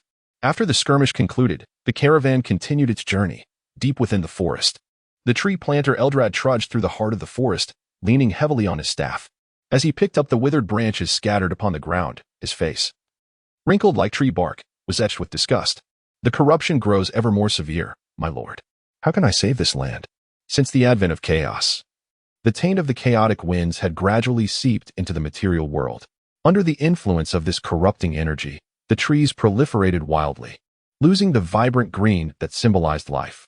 Their dense canopies obscured the sky, allowing scarcely a ray of sunlight to reach the forest floor. Since its inception, the Church of Nature has tirelessly endeavored to thwart the encroachment of chaos. Unlike the Church of Life, which champions humanity, the Church of Nature stands resolutely with the natural world. It is home to numerous rangers and druids who tirelessly seek to repel any beings that threaten the stability of the forest and nature. To the farmers, the druids of the Church of Nature are seen as champions of nature and trees, often appearing as benevolent healers, assisting farmers in tending to their ailing oxen. They caution villagers against entering the forest, warning of ferocious beasts and bandits lurking within, urging them not to fell the trees. Na'vi villagers, steadfast in their beliefs, heed their warnings without realizing that these beasts are nurtured by the Church of Nature, and many of the bandits are funded by them, all with the underlying aim of safeguarding the forest. The truth, however, is destined to be unveiled, leading to the Church of Nature becoming an unwelcome entity among the noble lords. The forest weeps, its very essence succumbing to decay, as the vile chaotic energy gnaws at its core. Yet within its deepest recesses, a small patch of pure forest remains. I must find a way to extract its seeds, for with the seeds, hope for the future can blossom. Eldrad illuminated the forest depths with his staff, a soft, verdant glow emanating from its tip. Wherever its light graced, the black chaotic energy was rendered visible, and as the emerald light dispelled even a fraction of the chaos, the tree's morbid growth began to reseed, new buds appearing on their branches. My lord, save this land beset by corruption. I am at my wit's end. Eldrad sighed deeply. The northern kingdom of Nord was the closest territory to the chaotic wasteland, suffering the most severe degradation, and the Church of Nature had exerted considerable effort in response. The verdant energy coalesced around the druid before channeling into his staff. Then I shall compel you to reveal yourself. With a resounding thud, the staff struck the ground, sending rippling waves of green energy across the parched earth, swiftly spreading towards the source of the sound. In the fury of the forest, I invoke the 4 rings of divine art. Eldrad bellowed. I have found you. Citizens of the forest, arise and fight. Thorns and branches sprang from the ground, ensnaring the unwelcome intruders with relentless resolve. Before Eldred stood an imposing figure, an uninvited guest towering nearly 4 meters in height, for massive horns jutted proudly into the air, while plates of iron armor were deeply embedded within its robust physique. Its arms, thicker than tree trunks, wielded 2 battle axes, stained with blood and marked by numerous chips. The chest armor was adorned with a multitude of sharp spikes, and its colossal eyes glimmered with a crimson hue. With each breath, it exhaled vast clouds of white mist, causing the very earth to tremble. Despite being ensnared by branches and thorns, the creature emanated an aura of sheer brutality and bloodlust. The emblem of the blood god. The 8 pillars. Who are you? A chilling sensation crept through Eldred as he beheld the beast before him, drawing unsettling parallels. Is it a human? No. A bear? Neither. The creature's bovine visage faced the druid, its scarlet eyes ablaze with fervor, not a target, but a sacrifice. Battle. With that proclamation, the muscles of the intruder swelled dramatically, shattering the restraints of branches and thorns that bounded. Filth. Today, in the name of my lord Tal, I shall purify you. Chapter 37. The message from Ulrich. On that night, the merchant caravan camped within the valley. The guards and mercenaries bustled about, their spirits notably elevated compared to the previous day. Ryan speculated that this buoyancy stemmed from the successful battle earlier, as most mercenaries likely reaped rewards from their encounters with goblins. In contrast, the merchants appeared less jubilant during their descent. A cart was overturned due to a wolf pack's assault, spilling black pitch barrels and resulting in a loss of over 100 golden dinars, as calculated by Mats. The night sky sparkled with stars, and in the distance, the densely forested Scaville Mountains revealed a glimpse of their wild, untamed woods and the bleached bones lining the roads. Whispering tales of grim pasts. Hurry, hurry. The guards were unloading cargo, and a large wooden crate was being lifted from the cart with the aid of 2 men. The exhaustion from the day's toil weighed heavily upon them, causing the crate to tumble to the ground, dislodging several pieces of or from within. This stone, a blend of azure crystals and rough rock, was clearly unrefined magical ore. Heartstone? Teresa approached, leaning on her staff. After a half-day's rest, her complexion had improved. Mr. Oliver? Is this your cargo? Oh dear. What are you doing? Clumsy fools, quickly tidy up. Mats rushed over, signaling the guards to gather the items, then awkwardly smiled. This is my cargo, Lady Trovic. Matt stammered, glancing around to find the entire caravan's gaze fixed upon him, rendering him speechless. Ryan stepped in to alleviate the tension. All right, Teresa, merchants have the freedom not to sell to you, do they not? The Kingdom of Nord does not have laws expressly forbidding the export of such goods. After all, if they were banned, His Majesty might find himself troubled over military pay. Wouldn't he? But Heartstone is exceedingly precious. Our Gallon is in urgent need of this magical ore, and we have offered such a high price. Yet the Imperial Royal Wizard Academy is willing to offer an even higher bid. Am I correct? Ryan interjected, then, with a wry smile directed at Mats, continued. Am I right, Mr. Mats? Yes. With that, Ryan swiftly whisked Teresa away before she could respond further, surprisingly finding that she did not resist, thus sparing him considerable trouble. At 7:30 in the evening, lifting the tent flap, Ryan encountered Amelia, who was vacantly carrying a basin of hot water. He stepped aside to clear the path and inquired, feeling better? Much better. And did you not know that one should at least knock before entering a lady's chamber at night? The sorceress reclined on the cushioned backrest, her mood evidently sour. Apologies. Well, rest well then. Good night. Ryan sighed, nodded, and turned to leave. Silence enveloped the tent once more, setting aside the matters within. Ryan bid farewell to the members of the caravan and ventured alone to a nearby clearing. He retrieved the divine scroll he had previously acquired in Elan Town, a level 0 cantrip known as the Light Spell, and fell into contemplation. Unfurling the scroll, Ryan meticulously traced the energy patterns and symbols inscribed upon it with his spiritual energy. Mimicking the incantation, he then raised his hand and proclaimed, Light Spell. A sphere of light, slightly smaller than his fist, shot forth from his palm, illuminating the chilling and eerie surroundings. Yet, unexpectedly, the luminous orb vanished abruptly about 10 meters away. Unlike the conventional light spell, which could travel a distance of at least 20 meters before gradually fading, Ryan's imitation dissipated after merely 10 meters. He pondered aloud, is this a consequence of divine power?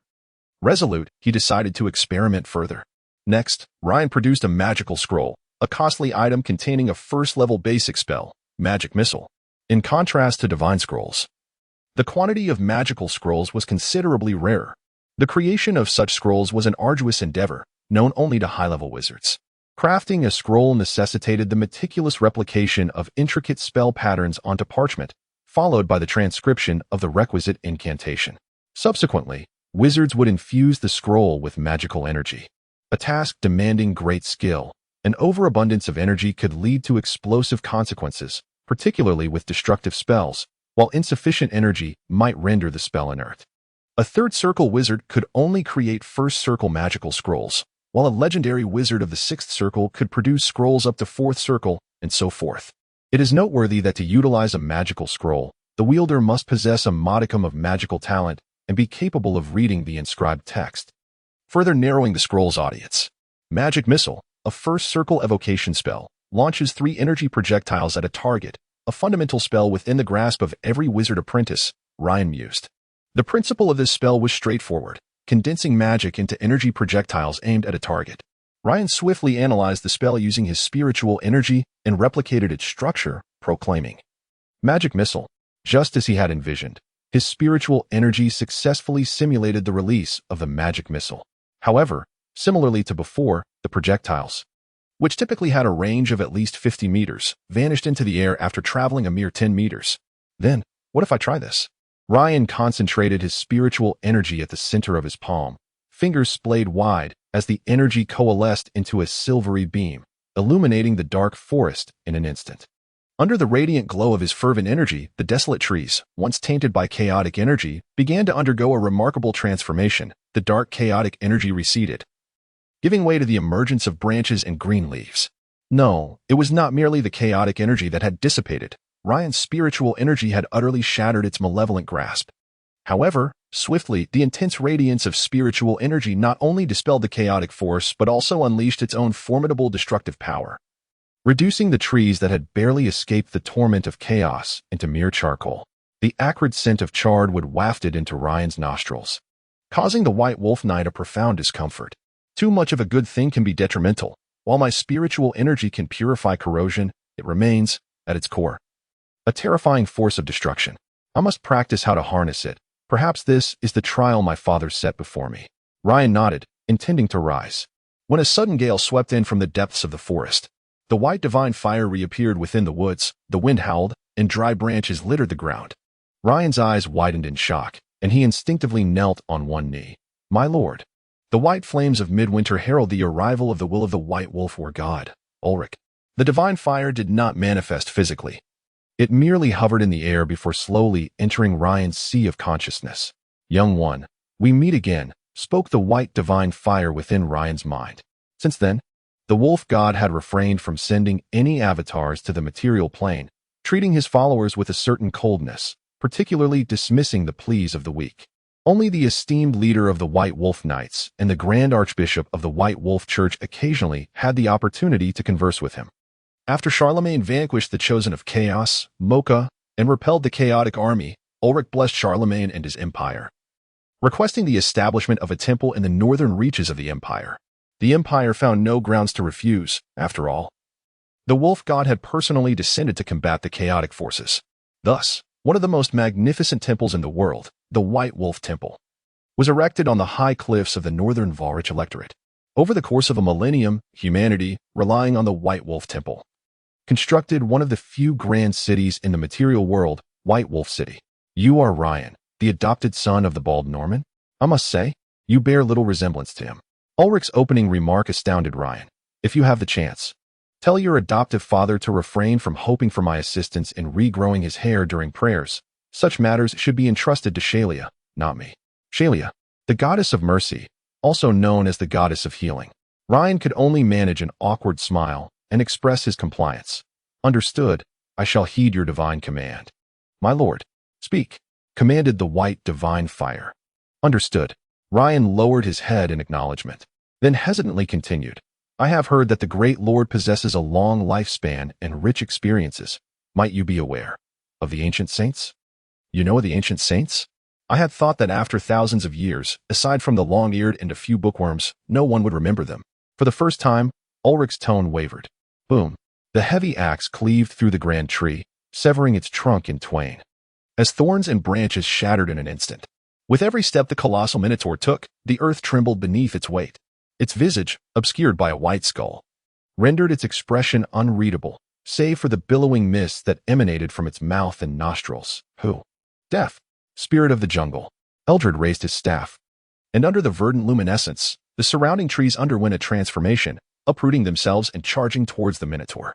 The sturdy hooves thudded against the forest floor, and with each advancing step, Eldred felt an increasing pressure. Was it a mere minotaur? No, for minotaurs are creatures of raw emotion, whereas this being remained unervingly composed. Was it a greater breed, a mighty horn bull? If that were the case, Eldred forcefully plunged his staff into the ground and inhaled deeply. His tattered garments stretched with his movements, and coarse hair sprouted upon his wrinkled skin. His nose elongated, claws replaced his palms, and his form began to swell. Within mere moments, he had transformed into a bear. The druidic magic lacked formidable offensive spells. Thus, Eldred resolved to engage in battle using his claws and teeth. Just as he was on the cusp of fully becoming the great bear, a peculiar smile flickered at the corners of the minotaur's mouth, as a foul energy coalesced around it, as if poised to devour all existence. Savage charge. The battle technique was unleashed, and in the blink of an eye, the behemoth surged nearly 50 meters forward, shattering the protective barrier formed by the staff and Demir Ash. The immense shadow loomed over Eldred, who was still in the throes of transformation. The war axe swept through the air, leaving a gaping wound that exposed bone across the druid's chest. Extending from his right side to his left shoulder, blood cascading over Eldred's torso. The force of the impact sent him hurtling several meters away, but fortunately, the remaining treants surged forward, temporarily restraining the beastman's limbs. The colossal minotaur erupted into maniacal laughter, crimson liquid dripping from its maw, the vile energy radiating ever more fiercely as it inched closer to Eldred. Gasping for breath, Eldred watched as the minotaur advanced, each step echoing like the tolling of a death knell. You are the harbinger of doom. Chapter 38. The return of the beastmen in every religious scripture and historical account. All terrestrial beings acknowledge the ancient sage as the creator of this world, having either crafted or at the very least accelerated the evolution of elves and dwarfs. However, the status of humanity as their creation remains uncertain. Regrettably, it is not that they intentionally conceal this from Ryan. Rather, they themselves are unaware. The god of justice, being an external deity, possesses no knowledge regarding the ancient sage, yet he informs Ryan that Ulrich might hold some insights. Ryan realizes that this is not an opportune moment to pose inquiries, yet the matter of the ancient sage is of paramount importance to him, directly influencing his mission. Suddenly, the white divine fire ignites, showering sparks upon Ryan, scorching his skin. He grits his teeth, enduring the searing pain, fully aware that this is the price for his slight transgression. Under ordinary circumstances, mortals are forbidden from making demands of deities, for such an act is sacrilegious and audacious, particularly with the fiery-tempered Ulrich. Ryan is gambling, yet he possesses confidence. Firstly, as a knight of the White Wolf, his tone, resembling that of inquiry rather than demand, is less likely to provoke Ulrich into punishment or endanger his life. Secondly, he trusts that Ulrich regards him with a discerning eye. Once he concludes his thoughts, the white divine fire dissipates into the frigid air. Ryan exhales softly, recognizing his strategy has succeeded. Ulrich has laid forth his conditions, and Ryan must comply. Bargaining would be tantamount to courting death. At this moment, Ryan's bracelet unexpectedly illuminates. Ryan, where are you? It is the voice of Innocent, the Archbishop of the Nord Justice Church. We have just arrived at the foot of Mount Scaviel, Your Excellency, Ryan replies, lifting his wrist. So, you are heading to Maiden Haven. The holy paladins of the Justice Church have already reached Maiden Haven ahead of you, and your old friend has also arrived, says Archbishop Innocent, his tone as grave as ever. They will join you. Is there anything else? How fares the conflict in the north? The tribes are advancing southward in 3 divisions, led by the barbarian leader Ufriek the Wanderer, totaling approximately 20,000. Currently, the Nord Navy is engaged in fierce naval battles with the barbarians, Innocent reports, indicating the situation remains manageable. That is reassuring. Ryan exhales again. Originally, the northern tribes posed little threat to the south. However, everything has changed since the advent of chaos. The vessels of the barbarians are conjured directly by the chaotic evil gods, and their formidable, fully armored warriors are gifts from the chaos deity. When a barbarian warrior endures countless bloody battles and pleases the evil god, he descends into true chaos, donning chaotic armor that manifests upon him without the need for technology or forging, unreasonably so. Only upon becoming a chaos warrior do these barbaric individuals lose the ability to lead a life akin to that of a normal human. For humanity, even the most valiant and battle-hardened souls can find solace amidst the warmth of a crackling hearth, the embrace of a beloved spouse, and the savor of delectable sustenance during the lulls of war. In stark contrast, the chaos warrior, once he succumbs to his fate, is eternally accompanied by the chill of desolation and the specter of slaughter. The simple joys of mortal existence can no longer stir any semblance of emotion within him. The only means of appeasing the malevolent god lies in an endless cycle of bloodshed and sacrifice, granting but fleeting moments of respite, moments that swiftly evaporate, leaving an insatiable thirst for the next offering.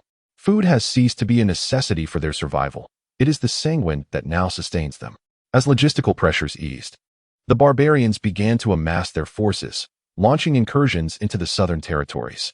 Their presence was felt across the northern kingdom of Norska, various ports of the empire to the west, and even the distant southern realms. However, constrained by supply lines, given that the number of chaos warriors within their ranks remained limited, the Norska kingdom emerged as their primary target for sustained plunder. The Norska had long anticipated the threat posed by the barbarians, fortifying their major northern port cities with robust strongholds for defense. Following the establishment of the new empire, the barbarians found it increasingly difficult to gain an advantage against imperial forces, prompting them to cast their gaze further afield. In recent years, the Knight Kingdom of Britannia has borne the brunt of their relentless assaults. Within the encampment, silence reigned supreme. The weary mercenaries and their protectors, having trudged through a long day, had settled into their chosen resting spots. Only the flickering bonfire and the sentinels huddled nearby broke the stillness, engaged in quiet conversation. "What a frigid night it is," remarked the foremost among them, members of the Blood Axe mercenary company, including Wirt and Simon, who were gathered around the fire, warming their bodies. The fire was a divine gift from the White Wolf war god, Ulrich, as long as the flames burned. Ordinary chaos creatures would not dare to approach its vicinity during the night, shielded by Ulrich's protective grace. The headquarters of the Blood Axe mercenary company was nestled in a corner of Winterhold. Unlike the exorbitant land prices in the Empire, Norska, being vast and sparsely populated, offered relatively affordable real estate even in its capital. "Do you think we might seize this opportunity to forge a connection with the Imperial Royal Wizard Academy? Surely the wizards could use some additional hands," inquired a member of the mercenary band. "Are you referring to the Heartstone?" Wirt furrowed his brow. It was indeed a viable option. Should Matt seek to procure the Heartstone, he would inevitably need to liaise with those at the Imperial Royal Wizard Academy. The Blood Axe could potentially take advantage of this opening to propose their services and seek new engagements. This is certainly worth exploring. I have heard that the Empire's alchemical archmage, Belsazargeld, is in search of mercenaries to assist him with the task. Furthermore, we might contemplate abandoning our stay in Norska altogether. If we are to elevate the name of the Blood Axe, remaining in Norska will yield no results. Perhaps we could join a merchant caravan bound for Marienburg? Wirt mused thoughtfully. "Master," I said, "the leader's injury will not heal quickly. At this moment, it is your responsibility to make a decision, is it not?" Bonda sat beside the fire, the flames casting a bright and warm glow upon the young mercenary's face. Before the young mercenary could finish speaking, another mercenary abruptly rose to his feet. "Bonda, what do you mean by this? Such words are disrespectful to the leader. As long as Boris is the leader, you should refrain from uttering such things. Yet the leader is absent. At this time, Master is the deputy leader. It is only fitting that he takes the reins. Is it not?" Bonda also stood up abruptly, confronting the mercenary. As the standoff unfolded, Vilt suddenly gestured for everyone to halt. "Wait, what is that sound?" The ground is shaking. An earthquake?" The mercenaries all rose to their feet, and among them, the seasoned Vilt noticed the horses tethered nearby whinnying incessantly, sensing impending danger. He immediately shouted, "Enemy attack! Enemy attack!" No sooner had he spoken than from the shadows surrounding the camp, several robust minotaurs wielding large axes charged into the encampment. It is the Beastmen. Chapter 39. Night Assault. The Beastmen that surged into the camp were utterly dissimilar to those previously encountered. Indeed, they bore no resemblance to any Beastmen that Vilt had witnessed thus far. These creatures exhibited the formidable appearance of bulls, standing upright on two legs, their sinewy muscles reminiscent of majestic mountains. Their iron breastplates were adorned with crimson blood runes, and they charged into the camp with ferocious roars, indiscriminately attacking anyone in their path. Following closely behind them were numerous horned beasts and chaotic warhounds. Battle! Battle! As Vilt's anguished screams echoed through the night, the Beastmen invaded the camp, mercilessly slaying many who were still lost in slumber. Fortunately, timely warnings allowed most to rise swiftly from their beds. "Damn it! It's a night raid." Ryan, too, was jolted awake from his dreams. Fortunately, he had anticipated such an occurrence. Sensing the taint of foul energy lingering nearby, he had resolved to don his chainmail and sleep in readiness. Bursting forth from his tent, he found the camp in utter disarray.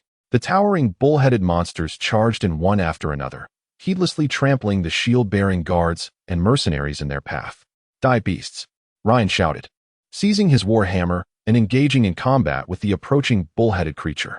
These foes were astonishingly powerful. With a mighty swing, Ryan repelled one of their assaults, and soon, man and beast were locked in fierce conflict.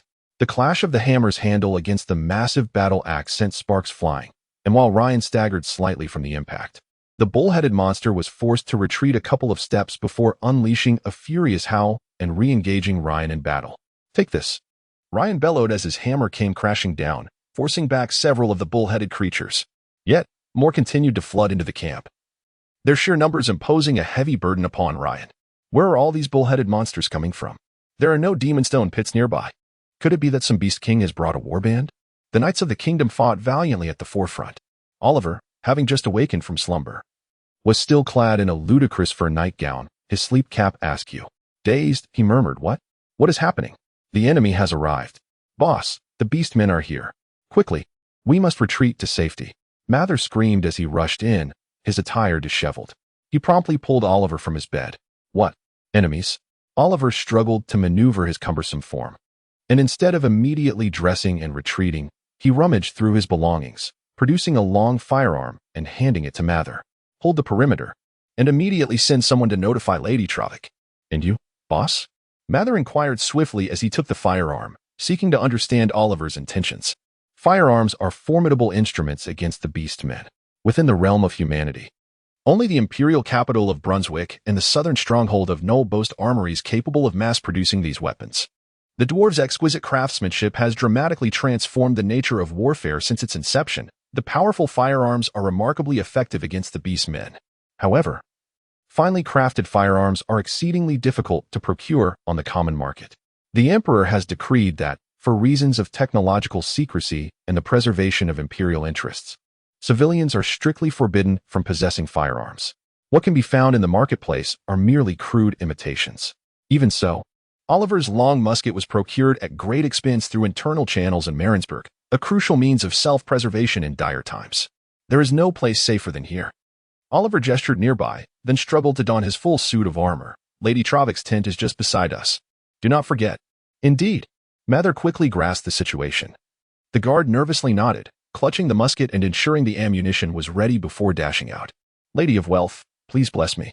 As he watched Mather rush forth, Oliver fumbled with his armor, quietly praying, for years of mercantile odyssey had instilled in him a sense of foreboding. This trade was unprecedentedly perilous, and Oliver sensed he had become entangled in a grand event. At this juncture, all he could do was leave his fate to chance, murmuring to himself, "Lady of Wealth, what should I do?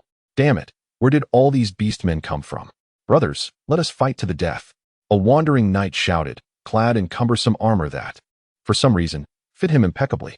He raised his shield and soon confronted a minotaur, bellowing beneath the darkened sky and the fiery glow. The knight discerned the silhouette of the minotaur. It stood upright, adorned in a massive black breastplate covered in menacing spikes. The creature's face was concealed by black iron, revealing only a pair of eyes, while its twisted horns and tree-trunk-like arms wielded a great axe, intent on cleaving any living thing into fragments. Gazing upon the minotaur's imposing figure, the knight swallowed hard, his heart racing with trepidation. He had never faced such a formidable beast before. Yet, with no choice left, he understood that he must fight to the bitter end. The knight drew his long sword and struck his shield. "Come forth, beast." The minotaur's attention was swiftly drawn, its hooves scraping across the ground as it charged at the knight with a ferocious roar. The knight steadied himself in a firm stance, raising his shield as he thrust the tip of his sword toward the creature's heart. The minotaur, perceiving the attack, deftly sidestepped the blade, then crashed its right shoulder, along with its entire body, into the knight's shield. Oh! A resounding crash echoed as the shoulder armor of the minotaur collided violently with the shield of the wandering knight. The immense force transmitted through the knight's arm elicited an involuntary scream, a wave of intense numbness coursing through him. Though the shield remained intact, his body was forced backward, his arm losing control over the shield, leaving his defenses wide open. Nearby, a horned beast, witnessing this scene, immediately hurled its javelin. The filthy, dung-covered bone tip pierced through the gaps in the knight's breastplate and shoulder armor, embedding itself deeply into his shoulder. The wandering knight screamed once more, retreating as his long sword clattered to the ground. Clutching his wound, he collapsed, rendered incapable of continuing the fight. As the wandering knight fell, the minotaur merely shook its head, quickly recovering from its prior disorientation. Yet, before it could rise, a loud gunshot rang out behind the knight, a gaping wound erupting from the minotaur's skull as its robust form crashed to the earth. "Kill it! Kill it! Kill it!" cried the wandering knight named Gudson, painfully pressing his hand against his injury. Ike rushed to apply a hasty bandage before joining the fray. "Damn it! Why didn't we use the firearms earlier?" Ryan's warhammer swept upward, striking the Minotaur's knee. As the beast fell, Ryan swiftly delivered a finishing blow to its head, only to confront yet another Minotaur. Cursed be, why are there so many? Beastmen surged into the camp, and the guards and mercenaries formed a defensive perimeter with their carts, raising shields and taking cover behind makeshift barricades, desperately resisting the onslaught. Only the eastern entrance remained under Ryan's solitary defense, as he valiantly held off multiple Minotaurs and horned beasts. Yet, this could not last. How could fragile carts withstand the fury of these savage creatures? One Minotaur, laughing derisively, shattered a cart with its hammer, allowing a horde of Minotaurs to pour through, cackling as they lifted panic-stricken horses and hurled them backward. The greedy chaos hounds and horned beasts eagerly anticipated their feast, while brave mercenaries brandished their spears to counterattack. The Minotaurs effortlessly seized the spear tips, swiftly decapitating 2 mercenaries in an instant. As the defensive line crumbled, the horned beasts and chaos hounds breached the gap, flooding into the camp. The mercenaries and guards found themselves fighting in disarray. In the blink of an eye, more than 20 mercenaries and guards, including one wandering knight, were eviscerated, becoming a gruesome banquet for the beastmen. Blood and dismembered corpses littered the camp, transforming what should have been a resistance into a brutal slaughter. Block them. Hold them back. Wilt witnessed, horrified, as a Minotaur chewed off half of a comrade's face, revealing ghastly white bones. The poor mercenary had yet to succumb to death, howling in agony. The vice-captain, his heart filled with rage, charged forth as an elite greatsword wielder, delivering a powerful strike. The Minotaur raised its battle axe to parry while, under Wilt's anguished gaze, it crushed the mercenary's skull. Failure, humanity, food. Consume, consume. The beastmen overturned the carts, and the canvas of the tents was torn asunder. Following closely behind, the lesser horned beasts surged into the tents, ransacking them in search of their desired spoils. As a few of the lesser horned beasts pulled aside the flaps, a glimmer of cold light flashed, and their throats and eyes were instantaneously split open. Collapsing in anguished cries, a slender hand wielded a delicate sword, the tip stained with blood. Surprised by your prowess, are we? Teresa, supported by Amelia, rose to her feet. The sorceress, leaning on her staff, gritted her teeth and exclaimed, "Damn it, of all times. Lady Trovic, are you unharmed?" The mercenary voiced her concern. Yet her gaze remained fixed on the chaotic camp, burning with a deep-seated hatred. "I am fine. Cover me, I must prepare my spells." Teresa, in a flurry, rose to her feet. It was her first encounter with such a tumult, leaving her momentarily dazed, in a state of extreme discomfort. She fled the scene with Amelia's assistance, pain coursing through her nerves, making movement exceedingly arduous. "Lady Trovic, please move to a safe location. It is difficult for me to ensure your safety in this chaos." Amelia's sword flashed again, and yet another lesser horned beast lost its eyes and throat. "This is not a problem, Frost Barrier." The sorceress was already poised to cast her spell, as tangible magical energy coalesced into a wall of ice adorned with sharp spikes. The pursuing beastmen collided with the icy barrier, their bodies torn and bloodied by the protrusions. Amelia swiftly helped Teresa mount a horse, and despite enduring excruciating pain, Teresa retreated to safety. On the other side of the battlefield, Ryan did not fault the mercenaries on watch for their delayed response. He understood that in the forest, the movements of the beastmen were nearly unpredictable. These creatures were adept at navigating the most intricate and treacherous paths hidden within the woods, while terrains deemed impassable by humans were merely obstacles for them. Yet Ryan knew this was not the time for contemplation. He raised his warhammer and smashed the head of an incoming Minotaur, turning it twice upon its neck. Then, extending his left hand, the energy blade on his wrist pierced the jaw of a sneaking horned beast, penetrating its skull entirely. With a twist of his wrist, the horned beast's head flew away. His extraordinary physique and genes endowed Ryan with robust strength and resilient skin, enabling him to continue the fight. This marked the fourth wave of beastmen he had repelled.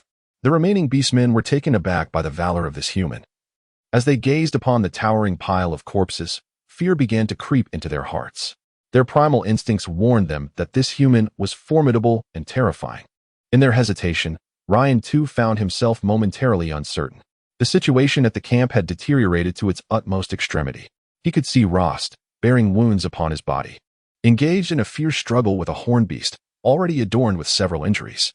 Estelle tirelessly drew her bow, her once supple golden hair now drenched in sweat. Vilt continued to wield his great sword, repelling the adversaries, though signs of exhaustion were becoming evident in his form. Mercenaries and guards fell one after another, their bodies swiftly becoming a feast for the beastmen. The caravan had suffered more than half its losses, and despair was etched upon every face. Unbeknownst to them, the number of beastmen had indeed begun to dwindle. The minotaurs at the forefront had sustained severe casualties, and the corpses of horned beasts, lesser horned beasts, and chaos hounds lay scattered across the camp. Yet, their numbers still vastly outnumbered those of the humans. If this continued, Ryan instinctively reached for the hilt of his sword at his back. The silver skeletal orb emanated a blinding white light, causing all beastmen to sense an overwhelming danger from the depths of their souls. They instinctively retreated in a frenzy, tearing apart their fellow beastmen in a desperate bid for survival. So, shall it be used now? Chapter 40. Barriers and gaps. Ryan swiftly relinquished his sword, for he could sense a formidable surge of magical energy coalescing at the rear of the caravan. The sorceress had made her move. After a prolonged period of preparation, she had finally amassed sufficient mana. Unlike the previous Azure Ice magic, this time, Teresa's magical aura radiated a brilliant crimson gold. Mind howling. The mountains trembled, and the forests quaked. This was the most potent spell currently wielded by Counselor Gallon, the seventh circle mind magic, Mind Howl. A profound sense of dread, emanating from the depths of the soul, pierced the nerves of all surviving members of the caravan like needles. The entire caravan was severely affected. The weaker mercenaries clutched their heads, wailing in despair, while only a handful of the elite could withstand the intense mental assault and barely managed to move. Seizing the opportunity, Rost and Ek, shielding their heads, struck down the defenseless beastmen within the camp. "Hurry, my magic won't last long," Teresa exclaimed, her complexion pale, urgently calling out to Ryan and hastening the mercenaries and guards. "Move quickly." Just as the sorceress's words faded, a piercing roar echoed from the depths of the forest. In the shadows, a blood-soaked battle flag emerged from the dense coniferous trees, crafted entirely from human skin, with a severed head hanging from its apex. The roar seemed to penetrate the hearts of the caravan members, who had intended to pursue but were now engulfed in a profound sense of terror. An icy chill seeping into their very bones, causing them to slow their pace, paralyzed by fear, as if a dreadful presence lurked deep within the woods. What is that?" Estelle gasped, her voice trembling. Rost, clutching his side, found himself shrouded in darkness, unable to discern anything. "That's the druidess head. The planter is dead. His skin has been fashioned into a banner, and his head has become a trophy." The half-elf possessed dark vision, yet at that moment, he wished he lacked such an ability. The horrifying sight extinguished any remaining will to pursue within his weary body. "What is that? A chaotic demon?" Ryan pondered. If so, none of us would survive. He could feel the terrible power brimming with ferocity, bloodlust, and filth. That entity was likely what Ulrich referred to as the abomination. A foul stench of blood invaded his nostrils. Yes, the beastmen were retreating. There was no joy of victory within the camp. No wine or songs of praise, only countless corpses strewn across the ground and the chaos of a devastated campsite. Ryan trudged through the sea of corpses, and on the adjacent ground, he spotted a mercenary, his body riddled with fatal wounds and grotesquely gnawed upon. Yet, Ryan recognized him immediately. It was Simon, the very mercenary with whom he had clashed at the docks. The vacant eyes of the small mercenary spoke volumes. "Simon, Simon, awaken, awaken. It is I, Bonda. Rise swiftly. We cannot linger here." A youthful figure collapsed upon the lifeless body, weeping inconsolably. "Bonda? Please, awaken. He has already departed," Ryan implored from behind Bonda. The young mercenary paid him no heed, lost in his sorrow. The Blood Axe mercenary corps had suffered grievously in this battle, with barely a dozen members remaining. Ryan chose to disregard Banda's anguish as tumult erupted among the crowd. Vilt stood before Teresa, his voice laced with fury and despair. "Madame Travik, you made me a promise." Supported by Amelia, Teresa struggled to remain upright, her pallid complexion and clenched lips betraying her distress. Faced with Vilt's accusations, the sorceress found herself speechless. "You promised me," Vilt exclaimed, casting aside his broadsword in a fit of rage, advancing towards the sorceress. She instinctively recoiled, apprehension flickering across her stunning features.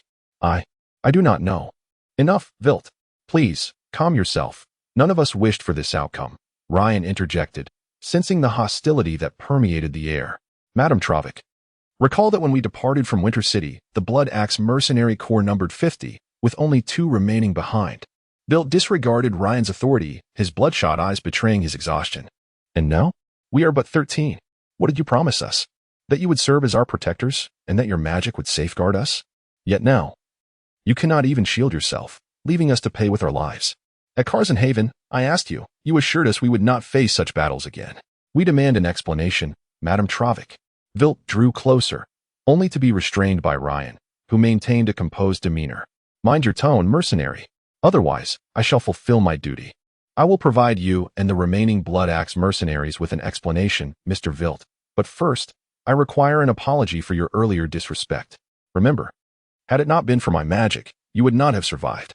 With Ryan's presence, the sorceress regained her composure, gently pushing Amelia aside to signal her well-being. I apologize for this.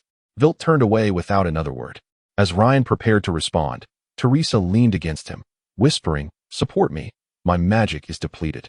Ryan nodded, his strong arm encircling the sorceress's shoulder, despite his own bloodied appearance. Teresa furrowed her brow but did not resist as he led her away from the chaos. Before Oliver, Greyblade Burge emerged, his voice low and gravelly as he addressed him. "The Greyblade has lost 16 of our young men in this battle. We demand adequate compensation. We shall pay this sum, as agreed." Oliver furrowed his brow. The merchant's sense of obligation compelled him to nod, yet reason whispered that matters were far more intricate. "No, it is sufficient compensation." Bilger's complexion was equally grim. Following this encounter, his mercenary band was gravely weakened, and he sought to extort more from the merchant.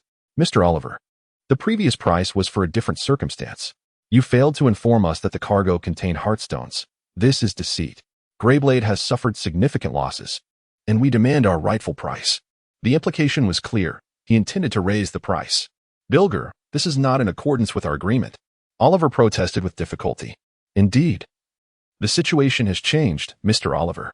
If you wish to continue receiving our protection, you must increase your payment." Bilger pressed once more, his visage rife with frenzy and avarice. Upon witnessing the heartstones, an insatiable greed stirred within every onlooker. Simultaneously, a quarrel erupted among the mercenaries. If you hadn't failed to provide cover, Simon would not have perished. Bonda ignited the argument, directing his ire towards a caravan guard, Mazer, who had been steadfastly accompanying Oliver. "You little wretch, what do you know? Enough. It's all your fault. Mind your language, you insolent brat." The dispute escalated, particularly as several wandering knights joined in, intensifying the chaos. "Mr. Matz, hand over the heartstones. We bled to protect you. And they rightfully belong to our caravan, do they not?" "Indeed, Mr. Matz, please relinquish the heartstones." A few wandering knights, armed with sword and shield, drew closer, uttering nonsensical claims, while only Eik stood apart, his face etched with hesitation. "You shall not." Estelle, as Matz's hired guard, naturally stepped forth to confront the knights. The guards shielded Matz, while the knights advanced, particularly one named Gutson, whose expression was frenzied, the wound in his shoulder seemingly gnawing at his sanity. He unsheathed his sword, approaching unreasonably. Surrender the cargo, or face death. Ryan understood well that this was the corruption of chaos. It seeped insidiously into the hearts of men. The true terror of chaos lay not in its formidable might and destruction, but in its ability to erode the spirit unnoticed. Many valiant soldiers, having repelled the onslaught of chaotic forces on the battlefield, suffered torment from corruption post-battle, ultimately succumbing to become warriors of chaos. The stench of decay and blood served as a beacon for carrion creatures, a deadly temptation that could attract the undead and other entities. With a fierce shout, Ryan temporarily halted the squabbling. They hastily cremated and buried the bodies, gathered their belongings, and, having endured such bloody conflict, the caravan's members found no inclination to rest, opting instead to hasten through the night towards the high fortress atop Scaviel Mountain. The cart was severely damaged, with more than half of the horses lost. However, most of the cargo remained intact. This left the merchant caravan, now reduced by more than half, in a precarious situation. The group rekindled their torches and set off once more, but unlike before, the distinctions between the caravan's guards and mercenaries were stark, each casting wary glances at one another. The guards eyed the wandering knights trailing behind the caravan with particular vigilance. A rift began to form. In the dark forest, the head of the tree planter Eldred was suspended from the war banner of the beastmen, his visage frozen in the despair and terror he experienced in his final moments, an image most fitting for the beastmen. Beneath the banner, an altar filled with blood and a throne adorned with the bones of druids stood as offerings to all the beastmen. A mysterious symbol hovered above the altar, emitting a crimson glow in the night. The titanic minotaur prowled through the darkness, the faint moonlight illuminating its scarlet face, where the armor was grotesquely fused with flesh, a remnant of its previous battle with Eldred. This minotaur was significantly larger than its kin. Other beastmen surrounded it, prostrating themselves on the ground. Clearly, it was the beast king of this warband. No sacrifices, no blessings, no sacrifices. Need sacrifices. The colossal minotaur raised its battle axe. What of this small offering? The blood god never inquires about the source of blood. Not enough. Continue. Several more minotaurs lost their heads. Yet all the beastmen remained motionless, still prostrated, awaiting the beast king's next command. Tomorrow, I shall engage in a death duel with the White Wolf Knights. The beast king lifted the massive axe high towards the heavens and suddenly roared. Blood sacrifice to the blood god. Skull offered to the skull throne. Blood sacrifice to the blood god. Skull offered to the skull throne. Chapter 41. The Mountain Fortress, Part 1. As the first light of dawn painted the horizon with a faint blush, the weary caravan finally arrived at the foothills of Scaviel Mountain. It was hoped that this fortress would graciously welcome us, its guests. Ryan sat astride his steed, fatigue weighing heavily upon him from the night's battle and the relentless journey. We shall escort you thus far. Beyond this, we take no responsibility. Grim Bladeburge, with dark circles under his eyes, abandoned the group, leading the remaining members of the Grim Blade Mercenary Company away in another direction. The negotiations from the previous night had predictably collapsed, as the Grim Blade's demands were exorbitantly high, seeking a 30% share of the profits from the sale of Heartstone, a sum too steep for the merchants to accept. Likewise, several wandering knights also insisted upon a 30% cut. After a private discussion, Oliver and Mats conveyed their decision. The 30% from the Heartstone sale would be evenly divided between the White Wolf Knight Ryan and Counselor Teresa Trovic. As for the Grimblade and the Wandering Knights, they would receive not a single coin. The Blood Axe Mercenary Company, having been employed by Teresa, was likewise excluded from the profit-sharing arrangement. Faced with the prospect of easy coin, Ryan found it difficult to conjure a reason for refusal. He sensed, albeit vaguely, that this predicament might have arisen due to his own involvement. The beastmen seemed to have arrived with intent, as if orchestrating a premeditated assault rather than merely robbing a passing caravan. Driven by a knight's sense of duty and mission, Ryan believed he had ample justification to assist Oliver and Mats in completing this transaction. Even if he chose inaction, he would not face reproach. Nonetheless, certain moral boundaries must be self-imposed. One must maintain a standard of integrity. The fortress appeared dilapidated, with its stone walls crumbling in numerous places due to neglect, casting doubt on the safety of its interior. Consequently, Ryan surmised that it was unlikely for bandits to have established a permanent encampment here. The surrounding forest offered little assurance of security. If bandits had indeed taken residence, they would have at least made some effort to repair the outer walls. As for whether this was a trap, Ryan deemed it indeterminate. Only by venturing within could they ascertain the truth. Estelle and I shall investigate. Teresa, please wait here. Ryan instructed the group outside, making his way toward the mountain fortress alongside Estelle, while the others set up camp to rest, awaiting news. With Amelia's assistance, Teresa managed to dismount and found a place to sit. The sorceress, feeling unwell and pale, leaned against a stone yet retained a semblance of awareness. The weather was overcast, with a hint of moisture in the morning air that seemed to seep into the very marrow of one's bones. Amelia instinctively drew her neck in. Her attire inadequate against the chill, she wore only a simple robe and leather armor, complemented by snug brown trousers and tall boots. Yet, her eyes shimmered with determination. The cold would not deter her. Amelia, the sorceress leaned against one side and, without any warning, addressed the mercenary. The mercenary's heart skipped a beat, and she discreetly recoiled slightly. Lady Trovic, do you have any instructions? Please, do tell. Nothing of the sort, the sorceress replied. I merely find your name somewhat peculiar. What was your former occupation? She forced herself to divert her attention from her physical discomfort, thinking that she would rather have Ryan carry her for the entirety of their journey than endure another moment on horseback or in a carriage. She had truly had enough of the jarring ride. Me? I was the daughter of a merchant. However, during one of our trading expeditions, we were ambushed by those damned beastmen, and both my father and uncle perished in that battle, leaving me all alone. I knew that even if I sold every possession, it would not compensate for such a loss, so I fled under the cover of night and became a mercenary. Amelia recounted a tale as old as time, and the sorceress paid it little mind, directing her gaze to Amelia's swords instead. This mercenary bore two swords, a slender blade, approximately 2 5 to 3 centimeters wide and quite long, which she had wielded until now, and a larger sword whose hilt and scabbard were wrapped in thick burlap. The latter resembled a one-handed longsword, the only discernible feature being a silver skull resembling the one on Ryan's sword. "Your swords appear rather distinctive," the sorceress inquired. "Why do you carry two, akin to those witchers?" Witchers typically bore two swords, one silver for slaying chaotic creatures, and one steel for dealing with humanoids, be they beasts or humans. "The sword?" Emilia gestured to the slender blade. "It is a ritual sword, not intended for battle, merely something I took in haste while fleeing. As a woman, I lack the strength to wield the two-handed great swords they use. Thus, I opted for this one instead."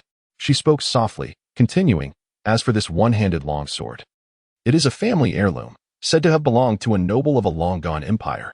During the subsequent purge by His Majesty Ludwig, it was confiscated along with lands and titles. My ancestors seized the opportunity to purchase this sword at a high price. Beyond that, I know little. I simply took it with me when I escaped." "I see." Teresa adjusted her posture for greater comfort, noticing that Emilia had no intention of furthering the conversation. She chose to remain silent. Inside the mountain fortress, it was a structure built against the mountainside, encompassing an area of about 100 meters, divided into an outer wall surrounded by high ramparts and an inner courtyard, alongside 3 or 4 towering towers. A river from the mountain flowed through the fortress, now frozen. Ryan gripped his hammer, the golden griffin-headed warhammer emanating a radiant glow in the dim light of the fortress. A half-elf followed closely behind him. An arrow knocked on her bowstring, carefully observing every movement within the fortress. On the ground of the fortress, withered lichens and alpine moss thrived. As Ryan's boots crunched over them, the pale sunlight filtered through the crevices and gaps at the top of the fortress, illuminating the dim interior. The entrance was barren, occupied only by stones, earth, and scattered weeds. Signs of past battles were evident, though they seemed to belong to a long-forgotten era. Crouching down, Ryan observed the remnants of conflict within the fortress. "Estelle, have you uncovered anything? It appears this does not resemble a siege. Observe, Ryan. There are no signs of struggle at the main gate." The half-elf examined the scratches on the walls and columns, shaking his head, clearly. The enemy did not breach from the outside. An internal skirmish? Are these individuals unafraid of the royal court? Let us explore elsewhere. Although Ryan found it peculiar, the hall yielded no further insights, prompting him to investigate the tower. The main door was sealed, rendering entry impossible. Whatever barred the wooden door to the tower resisted all of the half-elf's efforts to open it, forcing him to step back. Shaking his head, "I cannot push this door open. It feels as though it is obstructed rather than locked." At that moment, a commotion emanated from behind the door. Ryan squinted, casting a glance at Ike. "Prepare for battle." Boom. Another heavy strike resonated, causing cracks to appear in the door. Estelle grimaced, drawing her bow. "Such savagery. Utterly barbaric. We lack a locksmith. Bilge is gone, dear Estelle." Ryan inhaled deeply and raised his warhammer once more. "Thus, let us keep it simple, for our own good." Boom. With a third resounding blow, the tower's door shattered under Ryan's assault, releasing a horde of green figures that surged forth. Brandishing swords and rushing toward the exit, it seems this ambush has failed, so, WAAGH. A dozen goblins poured out like a green tide from the tower. Among them a robust orc, clad in tattered armor and wielding a hefty cleaver, emanating an unbearable stench. It charged towards Ryan. "I reckon I shall give you a good thrashing, you cursed human. Filthy green scum." Ryan spat, as he swung his warhammer just before the goblin could close in. The first wave of 3 goblins was sent flying, some crashing against the walls. The White Wolf Knight then seized one goblin by the head, crushing it with a swift motion, discarding the remnants amidst the gaze of the other green creatures. As Ryan slightly recoiled, he confronted the orc. The muscle-bound creature brought its cleaver down in a vertical strike, while Ryan raised his hammer to block. Following the clash of weapons, Ryan quickly countered, his powerful arm absorbing the recoil, striking the goblin squarely on the right shoulder. Ryan hurled the goblin directly toward the greenskin creature, and in midair, the goblin traced a splendid arc before colliding headfirst with the greenskin creature, both crashing to the ground. The goblin's head was thus inadvertently thrust into the mouth of the green-skinned creature. A scintillating white energy blade pierced through the heads of both the goblin and the green-skinned creature, and with a twist of his right hand, Ryan strung the 2 heads together and severed them in one swift motion. "Oh, Ryan, please come and assist me." On the other side, Estelle was embroiled in a desperate struggle. Faced with the goblin's close-range assaults, the half-elf clumsily drew a pair of daggers from the quiver at his back. laboriously fending off the goblin onslaught. He had completely lost his previous agility and swiftness, along with his customary elegance, floundering helplessly. The goblins ranged from ordinary mid-tier to elite low-tier in challenge level, while Estelle, an elite high-tier half-elf ranger, appeared utterly beleaguered by merely a handful of goblins, which brought a smirk to Ryan's face. Nevertheless, this confirmed a fact for him. The half-elf was decidedly inept in melee combat. Though rangers were not as proficient in hand-to-hand as pure melee classes, Estelle's flustered and disheveled state was a stark contrast, evidenced by several gashes in his leather armor. A large green head was thrown, striking a goblin that was about to vociferously demand to know who was responsible for the attack. Upon realizing what had hit him, he immediately shrieked, "The big guy is dead. You lot, run for your lives, flee." With their leader, the green-skinned creature, slain, the remaining goblins chose to retreat, scampering back into the depths of the tower, leaving a field of corpses behind as they vanished around the corner of the first floor. Your advanced class is Jungle Archer. Am I correct? Ryan extended a hand to help Estelle up, shrugging as he spoke. Truly, barbaric, crude, and despicable combat methods. These green-skinned creatures are perpetually detestable. Their fighting style is as repugnant as their foul stench. The best way to purify them is with fire. The half-elf was covered in dust, looking quite disheveled. It seems there are indeed green-skinned creatures lurking within this fortress. We must act swiftly, barring any unforeseen circumstances. Ryan immediately proceeded toward the interior of the tower. Feeling somewhat embarrassed, the half-elf hurried to keep pace, descending the spiral staircase of the tower. The two beheld a scene reminiscent of hell itself. Countless human and goblin skeletons lay strewn throughout the basement. On the walls of the basement, a massive void seemed to narrate the cause of this brutal conflict. The human soldiers had fought valiantly, their corpses all facing this gaping hole. None had turned their backs to it. It was the green-skinned creatures. They had breached the basement's passageway. The defenders had fought tooth and nail, yet they were outnumbered. Perhaps part of the defending force had retreated, or perhaps not. In any case, Valard or any other lord had no intention of sending troops to reclaim this place. For who could fathom how many more green-skinned creatures would pour in now that the subterranean tunnel had been breached? Today it is goblins. Tomorrow it may be green-skinned rascals. And perhaps thereafter, we shall confront the formidable green-skinned brutes, or even an entire army of them. Ryan scrutinized the seemingly bottomless pit in the basement, stroking his chin in contemplation. Thus, the only prudent course of action is to withdraw our forces. Allowing these green-skinned creatures and the beastmen to clash is far preferable to depleting our precious military strength. The abyssal darkness of the pit exudes an unsettling chill. Merely gazing upon the blackened path instills a profound sense of cold. Ryan attempted to block the entrance with various materials. Yet the White Wolf Knight understood deep down that such efforts would be futile against the green-skinned hordes. We certainly cannot camp here tonight. Let us rest outside for a brief moment before setting forth immediately. Ryan decisively concluded that this mountain fortress was no longer a sanctuary, for it had been forcibly linked to the subterranean passage. Let us ascend and investigate further. Chapter 42. The Mountain Fortress, Part 2. The subterranean tunnels are the remarkable creations of dwarves, dating back over 1,000 years to the height of their civilization. During this prosperous era, Emperor Charlemagne of the Human Empire and the Supreme King Khazad-dûni of the dwarves reached an agreement. The plains and hills of the continent would belong to humanity, while the mountains, wastelands, plateaus, and various inhospitable terrains would be the domain of the dwarves. The relationship between humans and dwarves was one of close camaraderie, with any human visiting the dwarven realm receiving a warm welcome, and dwarves in the Human Empire enjoying the hospitality of the local nobility. Thus, during their golden age, the dwarves undertook a monumental endeavor, constructing an extensive network of underground tunnels that interconnected the majority of the world's mountain ranges. Thanks to this vast subterranean labyrinth, dwarven footsteps echoed across the globe, fostering a splendid and illustrious civilization until the emergence of the orcs. Who knows whether friendly dwarven companions, detestable black-skinned elves, or the accursed orcs would emerge from this great pit? Ryan could not afford to take that risk. As the two ascended the stone staircase, Ryan, intrigued, inquired, "Estelle, do you not favor close combat?" "Close combat is inherently a savage and brutish affair," Estelle lamented. "While true honorable confrontation ought to involve a person wielding a bow and a quiver of arrows, showcasing their skill and swiftness, don't you think?" "Hold on," Ryan interjected. "You stand before the White Wolf Knight."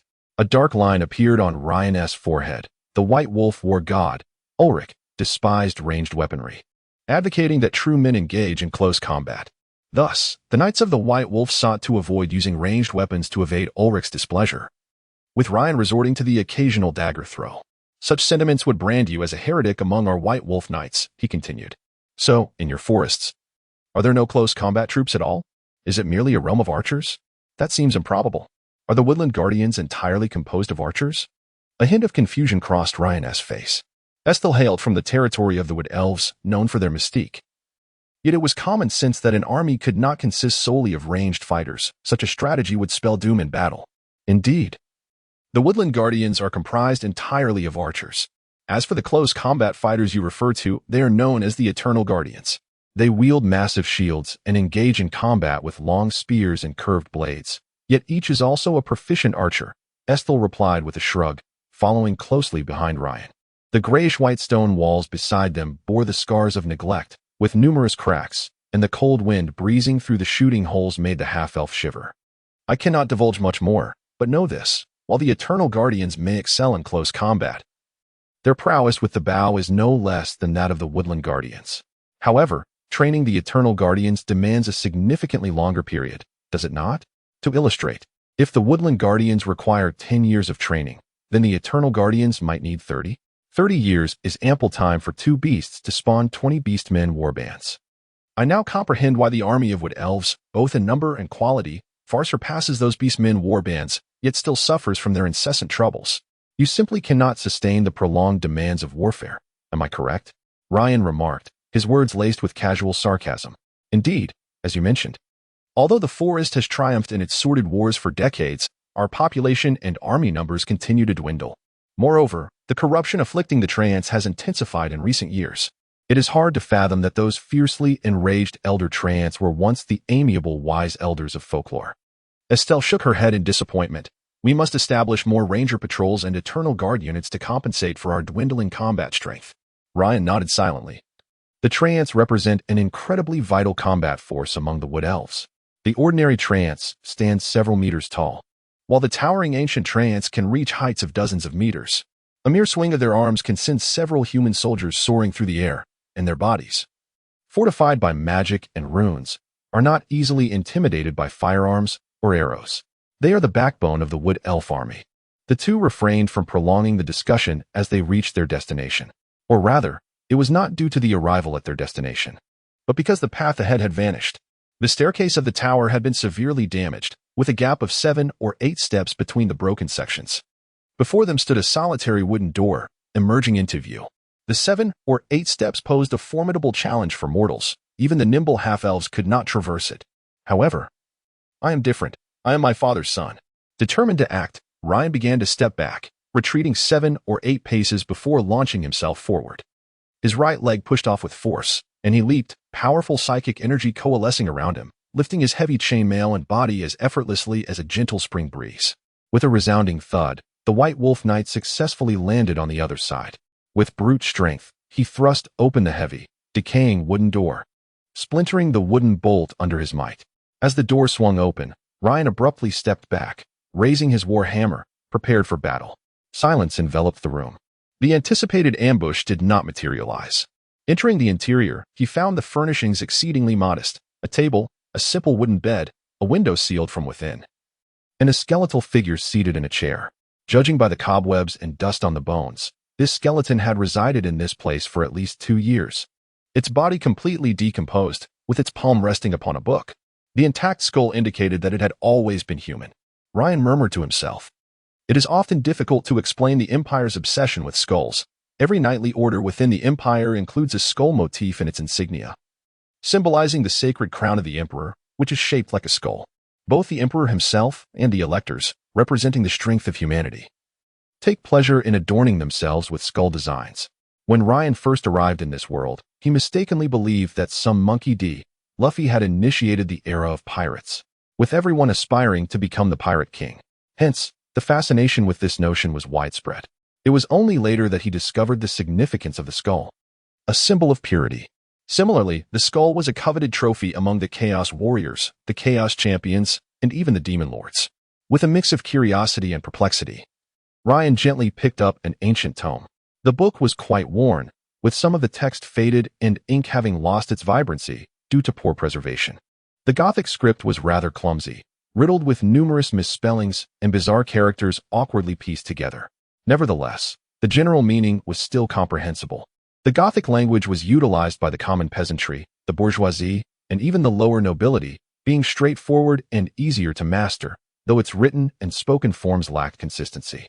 If High Gothic allowed the grand nobles from both sides of the continent to converse fluently, the Low Gothic of the Nord Kingdom and the southern Tuscan electorate felt like two entirely different languages in both writing and pronunciation. In the year of the Empire 1469, I arrived at Scaville Mountain in my third year there. Ryan furrowed his brow. This was an event from over a decade ago. Today, a significant occurrence transpired.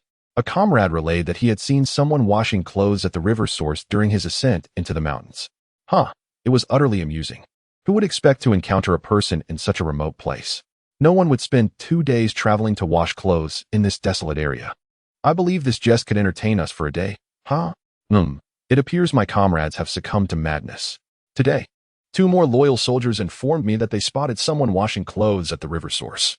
Yet when pressed to describe the individual, they faltered, unable to articulate any details, only conveying that the figure was exceptionally tall with striking golden hair. These soldiers are truly losing their wits.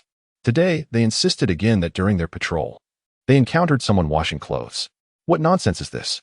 Has their years of military life rendered them capable of merely imagining such sights? There seems to be something amiss. The number of soldiers reporting this occurrence is growing, suggesting that there might indeed be a household hidden deep within the mountains. Perhaps I should lead a party to investigate. In the year of the Empire 1472, our fortress was graced with the presence of an insufferable mission knight. These knights from Bretonnia seemed to lack common sense. Who was the fool that told him about the rumors of sealed monsters in the deep mountains? The situation feels increasingly strange. The mission knight has been absent for over a week now, with no word from him. The following pages of the tome are filled with chaotic scribbles, interspersed with dust and dirt, along with some incomprehensible text. Thank the heavens.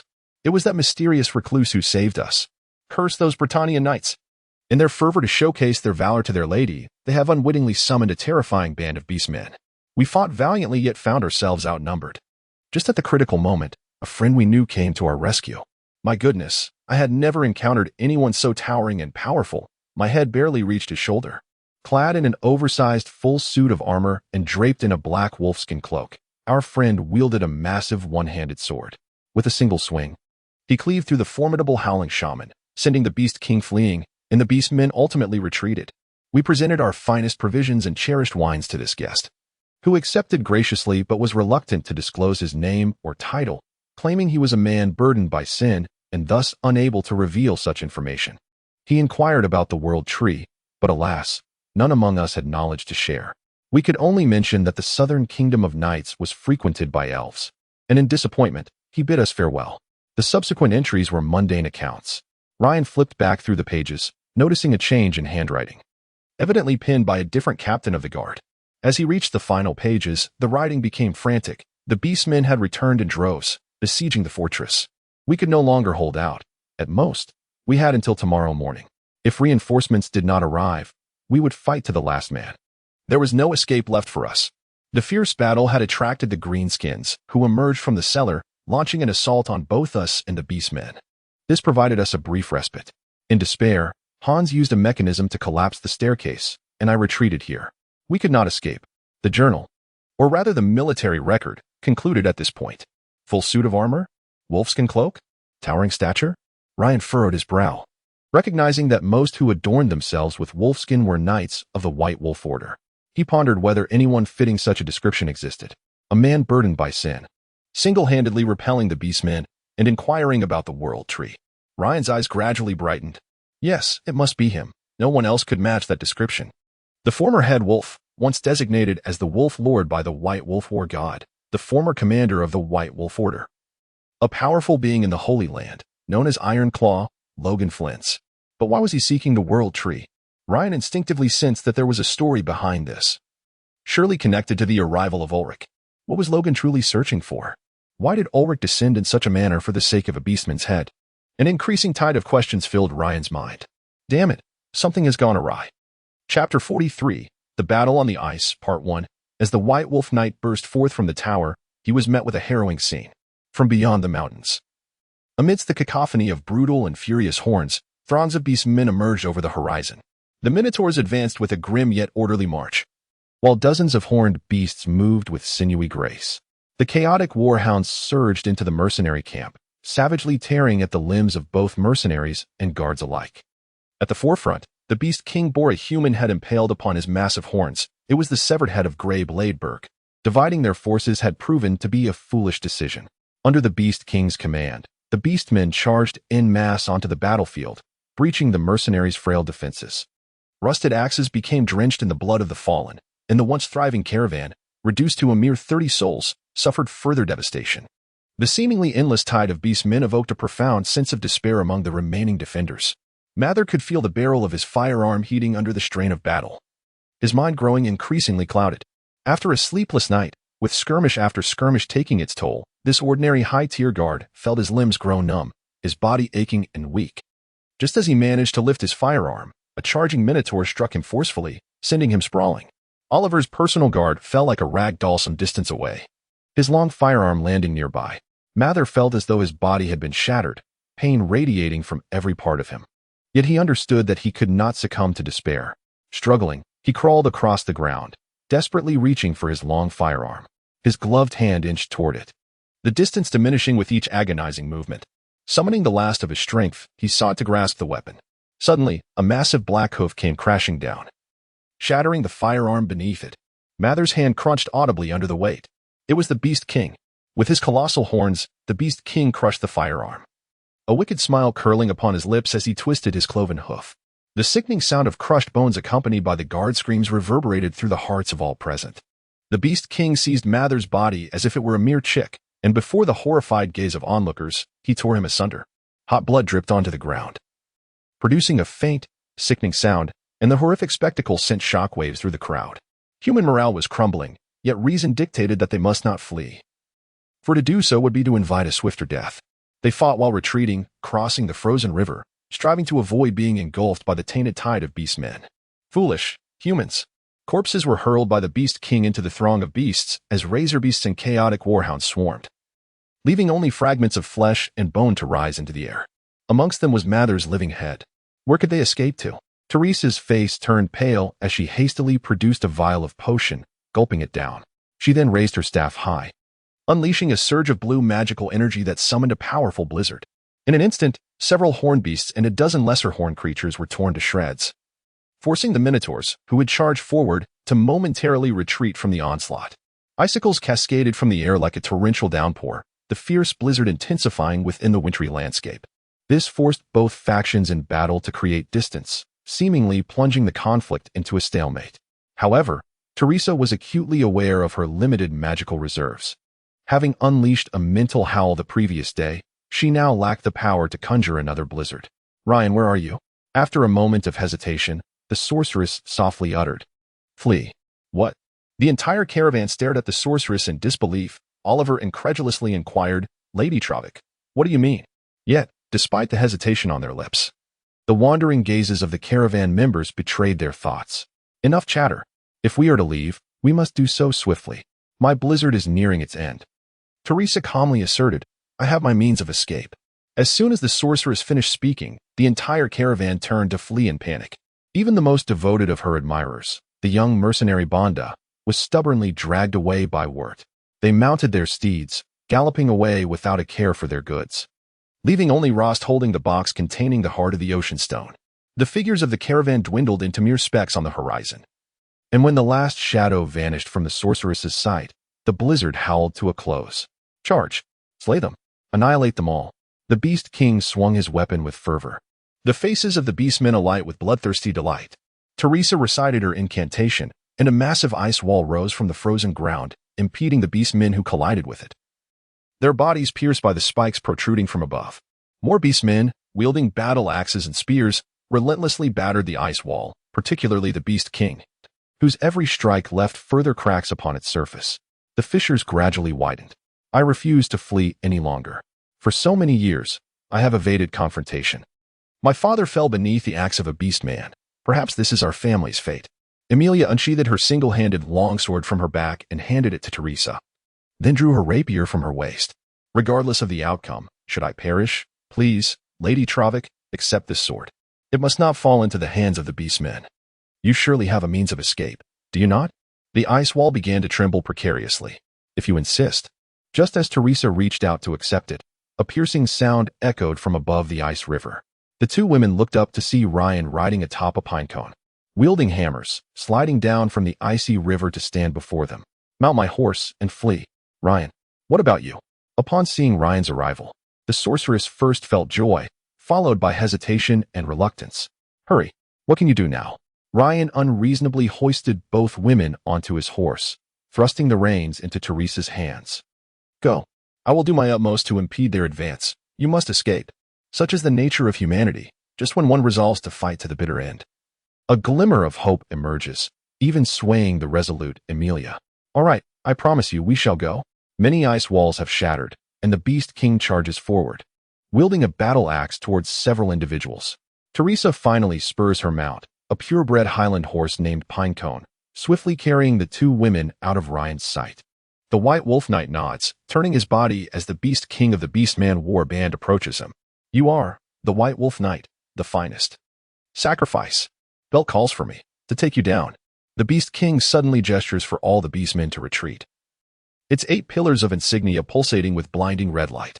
The blood god is reminding it that this human is the ultimate offering. Present his skull to me. Meanwhile, Ryan assesses his opponent. This Beast King is unlike any he has encountered before, in addition to 2 large horns on its head.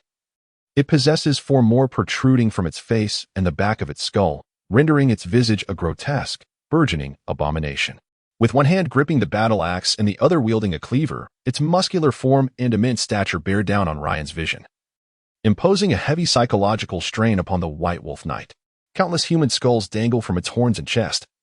A testament to its glory in the eyes of the blood god, the red glow of the 8 pillars of insignia directly illuminating Ryan. The white wolf insignia within Ryan's consciousness flickers in response. So it is. I need not search any longer. The head my lord desires lies right before me. An encounter both fair and unfair, as Ryan stands alone against at least 500 beastmen. Yet, based on the knowledge imparted by his father and past experiences, he understands that the foes he must vanquish are not so numerous. For the Beast King will not allow any other beastmen to disrupt its sacrificial rite. The Beast King raises its battle axe, signaling all beastmen to withdraw. It seeks to claim the knight's skull alone, as the finest tribute to the blood god. It has heard tales of this human, and knows that the once mighty beastman leader, Sharpfang Gorl, fell at this man's hands. To possess his skull would undoubtedly be a source of immense satisfaction. The beastmen gaze greedily at Ryan's head before reluctantly retreating, leaving only Ryan and the Doomsday Bull in the mountainous terrain before the high fortress. The Doomsday Bull Tallis, you, White Wolf Knight. What is your name? In the biting cold wind, the Beast King stands before Ryan, looking down upon him.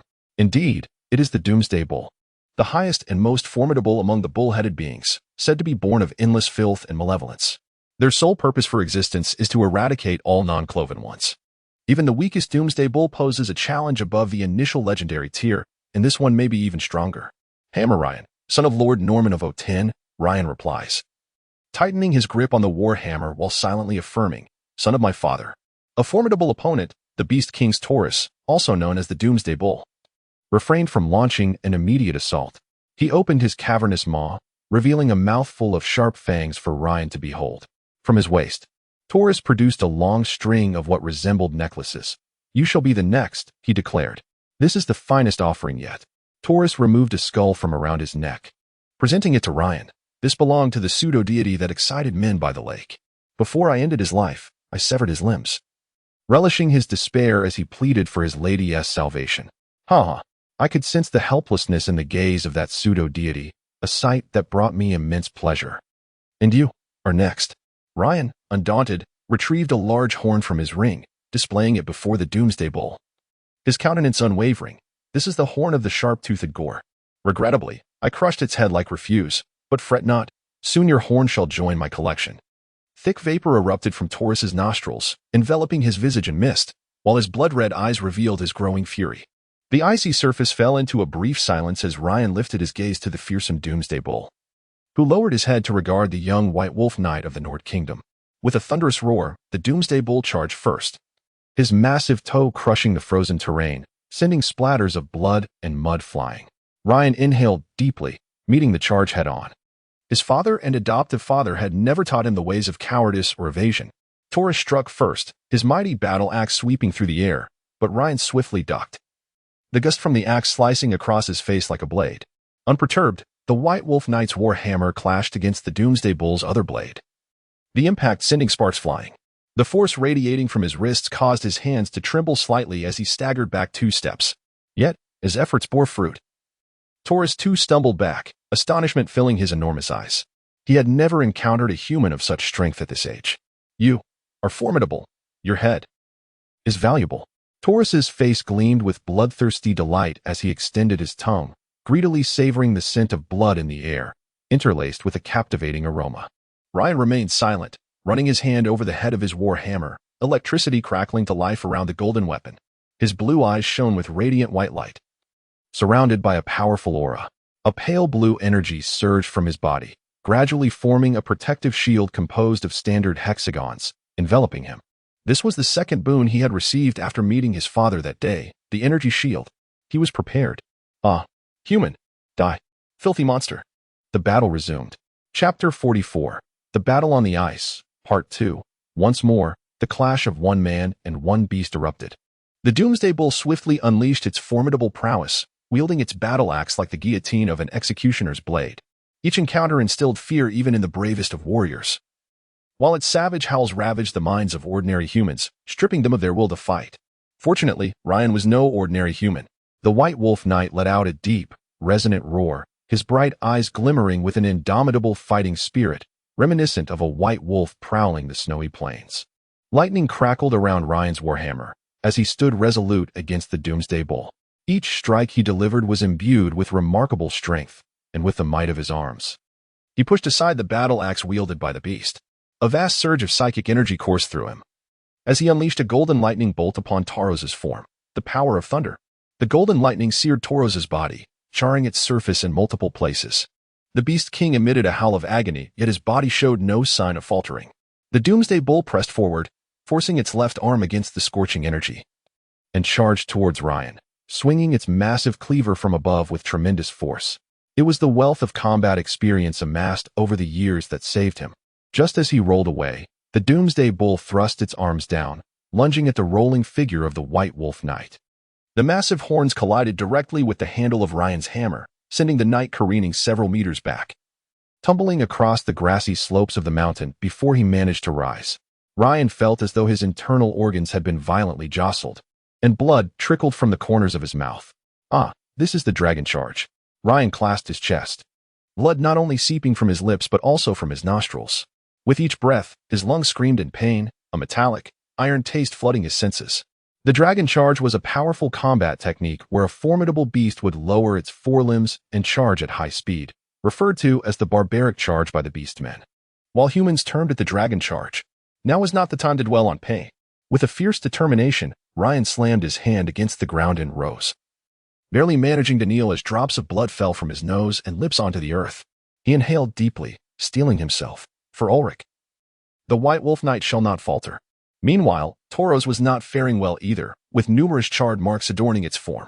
The recent barbaric charge had struck the handle of Ryan's hammer, causing a fierce dizziness that took the Doomsday Bull considerable time to shake off. As it regained awareness, filled with rage and resentment, it bellowed, "Very well, human, you are the first to survive this. The knight of the false god from the lake shall be dismembered, his eyes gouged out, his tongue minced. I will feed his body to my servants. He was just as detestable. Even until his death, he cursed me, and you are next." With a series of cracks echoing from his knees and pelvis, Ryan rose once more, advancing towards Taurus. "Our battle is far from over." Upon concluding his words, and seizing the moment while Taurus had yet to fully recuperate, Ryan struck the head of the Doomsday Bull with a mighty hammer. This blow was in honor of the lady. Naturally, Taurus would not remain passive. As it attempted to evade, a surge of intense golden lightning erupted within its body, searing its nerves. It quickly realized this was the machination of the human before it. As part of the earlier golden lightning had infiltrated its very being, lying in wait for the opportune moment to unleash its wrath. Cursed knight. The Doomsday Bull immediately raised its right arm to defend itself, but Ryan's hammer connected squarely with its elbow. Even an arm as robust as a tree trunk could not withstand such tremendous force. The resounding crack of shattering bones testified to the efficacy of Ryan's attack. The Doomsday Bull's massive cleaver fell to the ground, its right hand drooping helplessly, blood of a dark crimson hue gushing from the wound, revealing stark white bone beneath. Ugh. Human, I shall slay you. The Doomsday Bull suddenly lifted its iron hoof. Ryan, aware that the moment had passed, swiftly evaded. Seizing the opportunity, Tauros rose again, and with a ferocious snap, it bit off its own right forearm, discarding the torn flesh aside. To Ryan's horror, the bone of the severed arm grotesquely elongated, ultimately forming a sharp bone blade, glinting ominously. In the name of my lord, the god of blood and terror. For Ulrich, Ryan swallowed the blood that threatened to choke him and once more engaged in a fierce clash with Tauros. On the heights of Scavel Mountain, an unseen bloodbath continued to unfold. No, it was not entirely unseen. In the shadows of the void, a pair of eyes observed the spectacle. The figure was that of a towering human warrior, draped in gray wolf pelts, adorned with wolf skulls affixed to his formidable armor. He was none other than Ulrich, the White Wolf god, the embodiment of the white flame of winter in the Northern Empire. The Lord of the White Wolf anxiously watched the duel between the White Wolf Knight and the Doomsday Bull, as flames and lightning crackled around them. As the battle progressed, Tauros' spirit grew increasingly frenzied, the power of the blood god becoming ever more tainted and foul. Yet, Ryan was far from faltering. He had surpassed the physical limits of an ordinary human. With his hammer sweeping through the air, he parried the bone blade that sliced in from the side, while the frontal assault of the battle axe was deflected by his formidable wrist strength. This harrowing clash showed no clear victor yet, or perhaps the outcome was merely a breath away. His voice resonated with chilling calmness. My knight fell to this foul creature. This young man calls upon my name to duel it. I have no reason to remain absent. Indeed, the battle atop the peak intensified, sweat and grime mingling on Ryan's face, as his hammer transformed from a flicker of golden lightning into a whirlwind of fury. In this state, the White Wolf Knight's hammer strikes became exceedingly swift, each blow aimed at the vulnerable spots of Tauros. The Doomsday Bull, unwilling to yield, deftly evaded Ryan's onslaught, launching its massive battle axe straight towards Ryan's face. The griffin-headed hammer clashed once more with the battle axe. You have failed, White Wolf Knight. The colossal bull-headed creature, Taurus, lunged forward with ferocity, intent on severing Ryan's neck. The White Wolf Knight sensed impending doom and hastily pushed against the massive form of the Doomsday Bull. Yet, the beast's assault did not wane. It discarded its battle axe and seized Ryan's warhammer, while its other arm, armed with a long bony blade, plunged downwards. The psychic shield shattered within mere moments before the bone blade, deeply embedding itself into Ryan's right shoulder, staining his chainmail and shirt with crimson blood. In response, Ryan relinquished the warhammer, gripping the bone blade embedded in his shoulder with his left hand, while his right hand, under his command, extended a long energy blade, severing the bone weapon cleanly. Seizing the warhammer once more, summoning all his strength, the White Wolf Knight unleashed a frenzied roar. The one who fails is you. The cranium smash, one of Ryan's most formidable techniques, erupted from the warhammer, projecting a golden arc imbued with unparalleled might, striking Taurus's head directly. The orc's skull shattered under the sheer force, white brain matter and red blood flowing freely. The Doomsday Bull recoiled with a horrid cry, the salty tang of its own brain matter confirming the grim reality. Alarmingly, it appeared to be beseeching the blood god for power. Ryan attempted to rise but found himself unable. Excessive blood loss left him dizzy, and his shoulder wound continued to bleed profusely. He hastily transformed his psychic energy into green healing energy, mending his injuries while striving to regain the stamina depleted by his cranium smash. The creature's wounds festered and healed amidst its frenzied skin and horns, and more terrifyingly, two new arms sprouted from its back, each ending in a colossal bone blade. Its own consciousness diminished, inching ever closer to the chaotic essence of its creation, evidently pleased by the bloodshed of the recent battle, a new gift from the malevolent deity. This was the legendary four-armed bull demon. Ryan instantly recognized the mythical beast, renowned in the dark tales of the continent. This dreadful creature had once annihilated numerous villages overnight, leaving no survivors. Its appearances demanded the lives of countless soldiers and knights. A well-known tale recounts how the current emperor of the empire, Karl Franz Frederick, encountered the fearsome four-armed bull demon during his youth while hunting in the Blood Pine Forest. Had it not been for the timely arrival of the Wood Elf army, he might never have ascended the throne. Oh heavens, my lord did not forewarn me of such an encounter, Ryan murmured to himself, acutely aware of his dire predicament.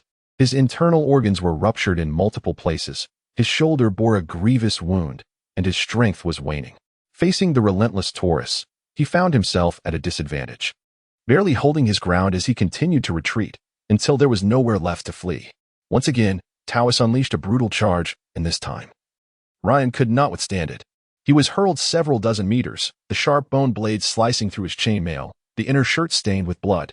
Ryan let out a pained roar, his handsome face contorted in agony as his warhammer fell a considerable distance away. His body slid more than 2 meters upon hitting the ground, leaving behind a substantial pool of blood. Indeed, this is a river, flowing from the fortress atop the mountain down into the valley below. You have failed. How lamentable. Your false god shall show you no mercy. Only mock your frailty and cowardice. Ha ha ha ha ha.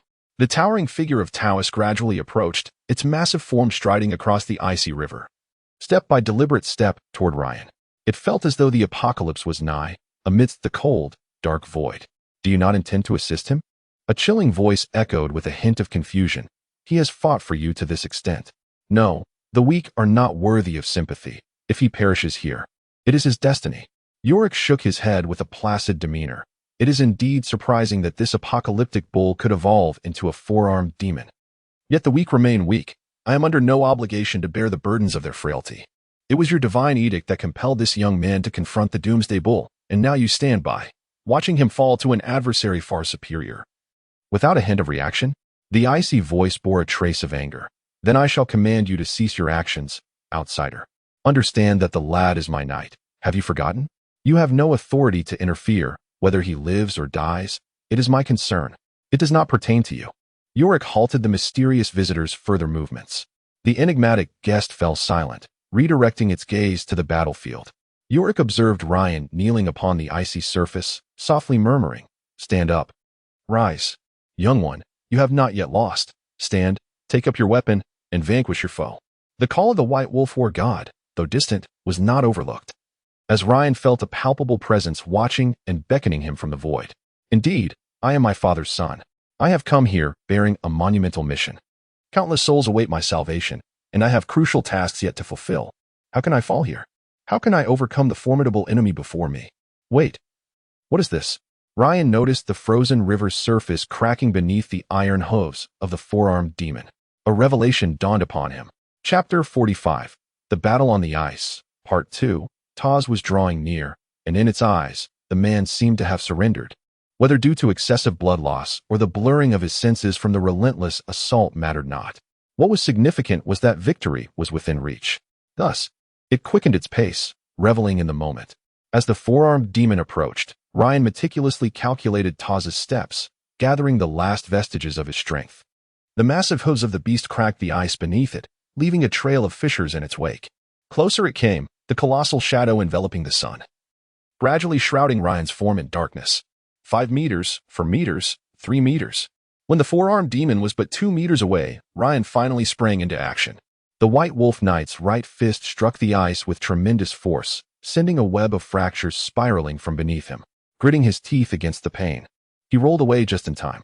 The multitude of cracks finally converged upon the fissures at Taz's feet. The fragile ice could no longer withstand the weight of the 4-armed demon. Just as Taz prepared to raise its axe, it felt the ground give way beneath it, half its body plunging into the icy depths, the biting cold and sensation of weightlessness rendering it momentarily rigid. Now was the moment. The radiant edge of the psychic blade flickered once more at Ryan's wrist as he surged forward, 2 beams of light crossing in a decisive arc.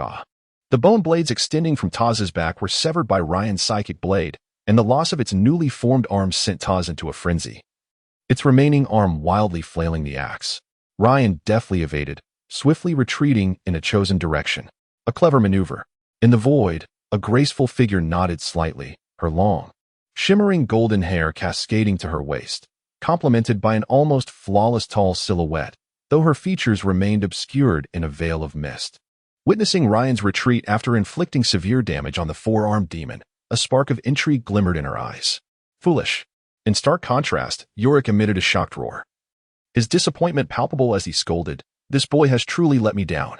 As a White Wolf Knight, he should fight to the bitter end. He has not surrendered. Yorick." "What?"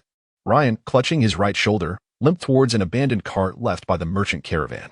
He lifted the canvas to reveal 2 sealed barrels of incendiary oil. The White Wolf Knight nodded, grasping one of the barrels. At that moment, the 4-armed demon finally extricated itself from the riverbed.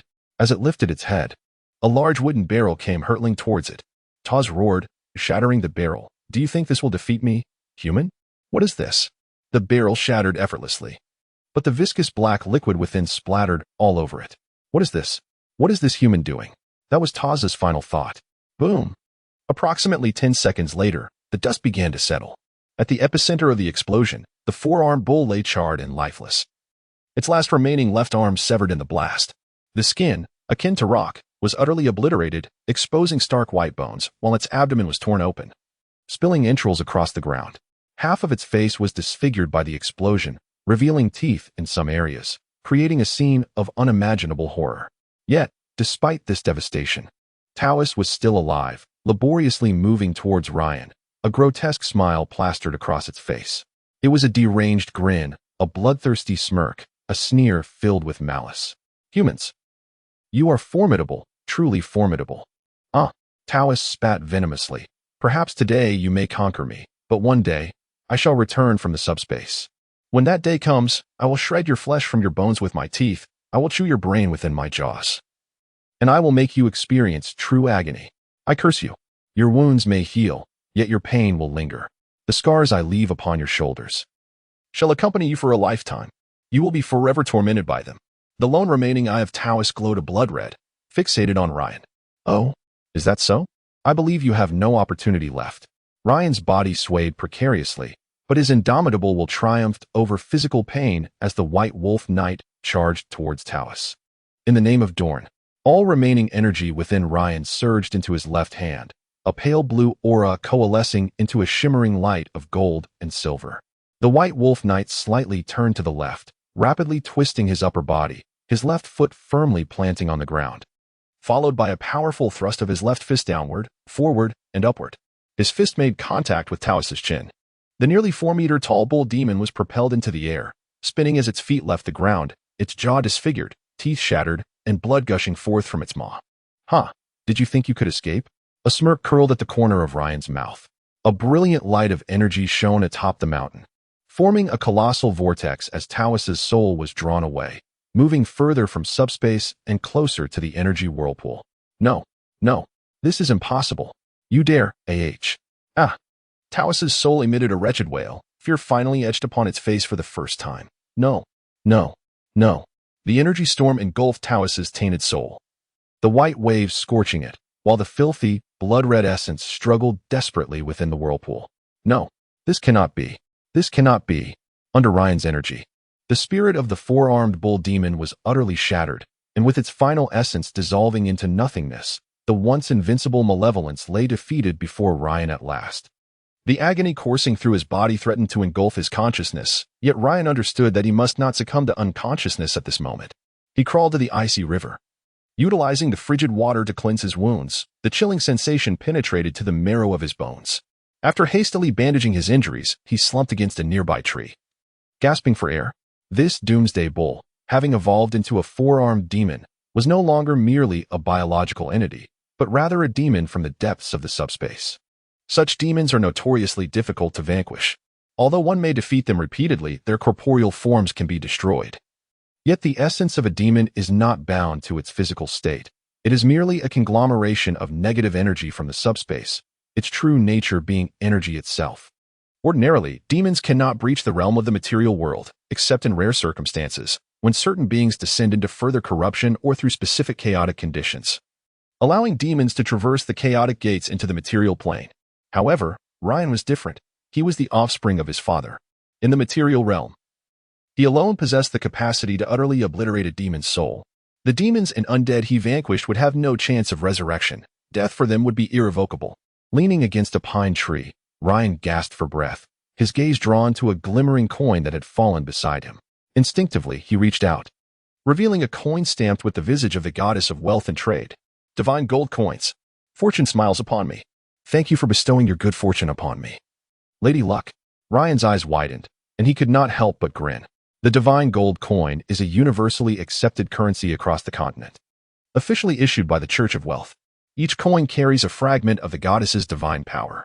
The inception of the divine gold coin arose from the burden of transporting vast amounts of gold dinars, which often led to disputes in trade. Thus, when prominent merchants prayed to the goddess, she created this divine currency. One divine gold coin is equivalent to 1,000 dinars. However, its true worth far exceeds this value. The divine power inherent in these coins renders them suitable for various purposes, including significant spells and alchemical materials, allowing one divine gold coin to be exchanged for approximately 1,200 dinars, with even higher values in certain black markets. Despite his severe injuries, the White Wolf Knight beamed, as if the pain had diminished. Meanwhile, discussions about this event continued in the void. Splendid. Ulrich finally burst into laughter, exclaiming, "I knew he would prevail. I shall inform the White Wolf Temple of all that transpired here, so the world may witness the excellence of this remarkable young man." With that, Ulrich swaggered away, leaving behind a figure who observed Ryan with eyes aglow. That energy, I have encountered it before. He recalled the moment before fleeing to this world, when he encountered an endless army of demons in the subspace, battling a towering figure clad in shimmering silver armor, wreathed in blue flames. The energy emanating from that human bore a striking resemblance to the one before him, yet it was evident they were not the same. The former's stature was imposing, and his prowess was astounding. He single-handedly wielded a sword, pursuing an entire legion of demons, forcing the once mighty demon lords to retreat in disarray before him. A steed, a crimson horse, was granted to the rider, possessing the authority to seize tranquility from the land, inciting strife among men. Additionally, a formidable blade was bestowed upon him. The beautiful figure recalled the prophecy he had expended all his divine energy to obtain. The kingdom of knights would be engulfed in flames, leading to its utter annihilation.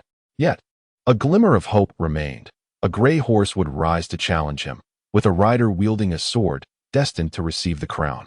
Thus, he emerged, destined to triumph again and again, driving away the darkness. He did not disclose to Ulrich that his appearance here was not solely due to Ryan. It was merely a fortuitous encounter with his knight passing through this place. After panting for what felt like dozens of minutes, or perhaps hours, Ryan finally managed to rise, refraining from hastily descending the mountain. Instead, he approached the abandoned goods of the merchant caravan, scavenging some ham and pickles they had left behind, and kindled a fire to prepare a meal. As the sun gradually sank in the west, the augmentation from his extraordinary physique and his father's genes proved to be quite remarkable. Ryan's fatigue and injuries slowly began to mend.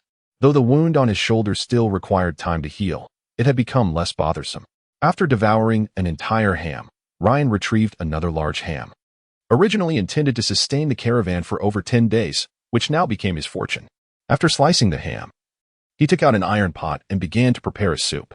Reflecting on the arduous pursuit of Belter, which had yielded no results thus far, he felt a growing frustration.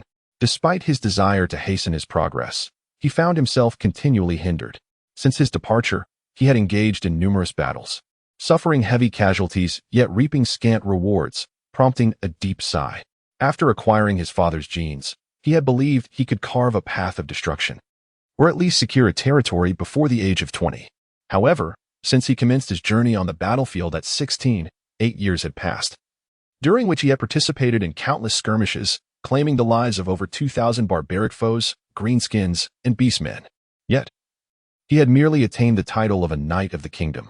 Although achieving this status as a noble foster son was commendable, it was far from sufficient.